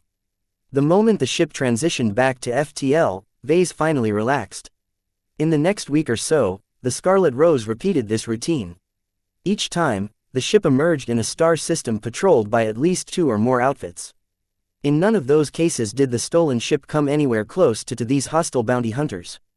Though the mercenaries transmitted all kinds of threats and offers to the Scarlet Rose, Vase did not even bother going through them. As long as his ship left the star system, it was unlikely that any of his pursuers could keep up with his ship. The tech and quality disparity between their ships was simply too big. Even the swift, third-class corvettes were unable to match the speed of the Scarlet Rose, let alone the Barracuda. By the time the Scarlet Rose left the territory of the Ordant Republic and crossed into the space claimed by the Great Zona Republic, Vase made it through a fourth of his journey without encountering any threats. Vase did not expect the good times to last. Great Zona is very different from Ordant, he observed. While it's close to the Friday Coalition, this aggressive state has always pushed the boundaries and conquered a lot of neighboring states on flimsy excuses. If not for the rebel groups stirring up trouble in its conquered territories, Great Zona would have continued its conquest spree until it rivaled the Sentinel Kingdom in might and territorial acquisitions. As it was, Great Zona's instability provided fertile ground for many pirates, mercenaries and other scum. Vase immediately experienced the difference between Ordant and Great Zona as his ship immediately sounded the alarm upon transitioning back to real space. He expected to encounter the same scattered presences as before. Instead, the Scarlet Rose emerged at a point in space that was very close to a formidable-looking mercenary corps. 5 light carriers, all part of the same fleet. Vase gasped, and they're all close. The local plot quickly updated with more information as the sensors captured more data. All 5 light carriers had instantly started to close in on the Scarlet Rose. According to the Scarlet Rose's estimates, the fleet would come into combat range within 40 minutes, which was far too soon for the Scarlet Rose to escape back into FTL. Vase was in true trouble this time. Chapter 1751 Echo Spears. Vase cursed his luck. After numerous lucky breaks, Vase believed the chance of interception wasn't as big as he thought. Throughout his entire journey through Ordent, none of his hunters or pursuers managed to get close enough to enter within effective combat range of his ship. Yet as soon as his ship stepped into the Great Zona Republic, he immediately encountered a mercenary fleet at close proximity. The good news was that the mercenary ships weren't in knife-fighting range. It took about 40 minutes for the ships to fly within engagement range, upon which they would probably deploy their mechs. The bad news was that the mercenaries had plenty of time to catch up with his fleeing ship.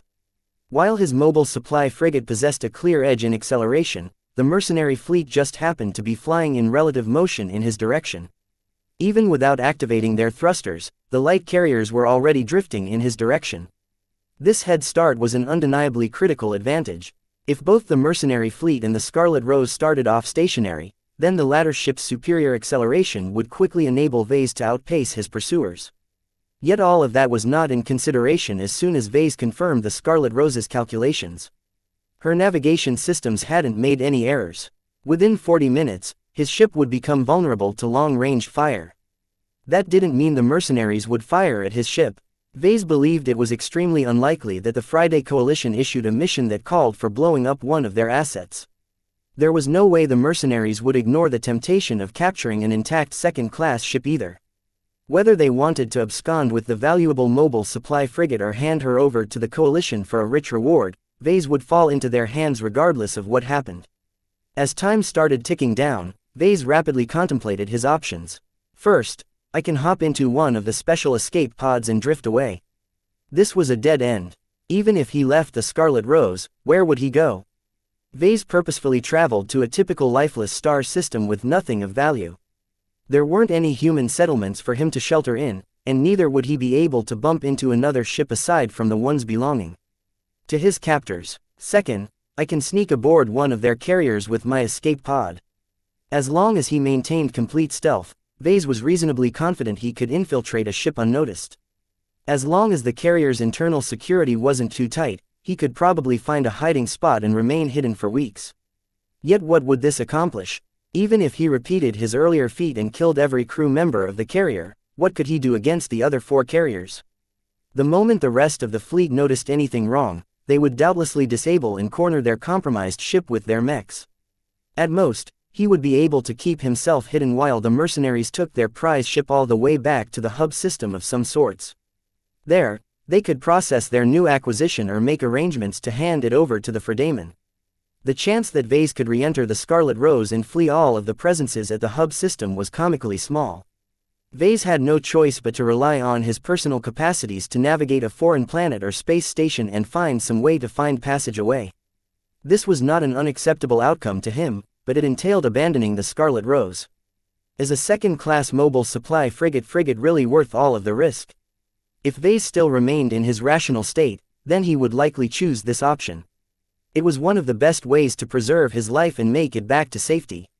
The truth was that the Scarlet Rose was way too valuable and high profile for Vase to succeed in bringing her all the way to the Ilvain Protectorate. Once Vase got rid of this eye-catching space jewel, he could probably rely on himself to blend in the crowd and board some sort of ship that traveled away from the Friday Coalition. Yet Vase was no longer as listless as before. Enough time had passed for most of his spiritual energy reserves to recover to full. His grand dynamo had worked hard to return him to his normal state. While it still took at least a day or two for him to get topped off, Vase pretty much regained most of his emotions. Right now, Vase felt very possessive about his new acquisition. If it was possible, Vase did not wish to lose his new ship. It will take years for me to earn enough money to commission a comparable ship. He lamented, how can I miss this opportunity to surpass Gloriana by bringing in a ship that's superior to her stellar chaser? Vase often felt inadequate when he compared his piddling Barracuda with her larger ship. Now that he captured the Scarlet Rose, Vase would be damned before he gave her up. There had to be a way for him to retain the vessel he so painstakingly killed off an entire crew to obtain. He set aside the previous option and quickly moved on to his other options. There is no way to outrun or hide from this mercenary fleet. If there was some kind of satellite or asteroid belt in the vicinity, then he could have tried to shake off pursuit by taking advantage of the complex stellar terrain. Yet this red dwarf system was so pathetically empty that there weren't any asteroid belts within a couple light hours of his current position. Only empty space surrounded his ship in each direction, ruling out any possibility of breaking detection. Then, maybe I can negotiate. Though Vase did not feel very hopeful about this option, he might as well give it a try. He hailed the approaching ships. It took a brief amount of time before someone on the other end accepted the transmission. An elder man in a black mercenary uniform appeared in view. His short gray beard and his short cropped hair reminded Vase of the military. His mood instantly sunk as he took in the opposing mercenary commander.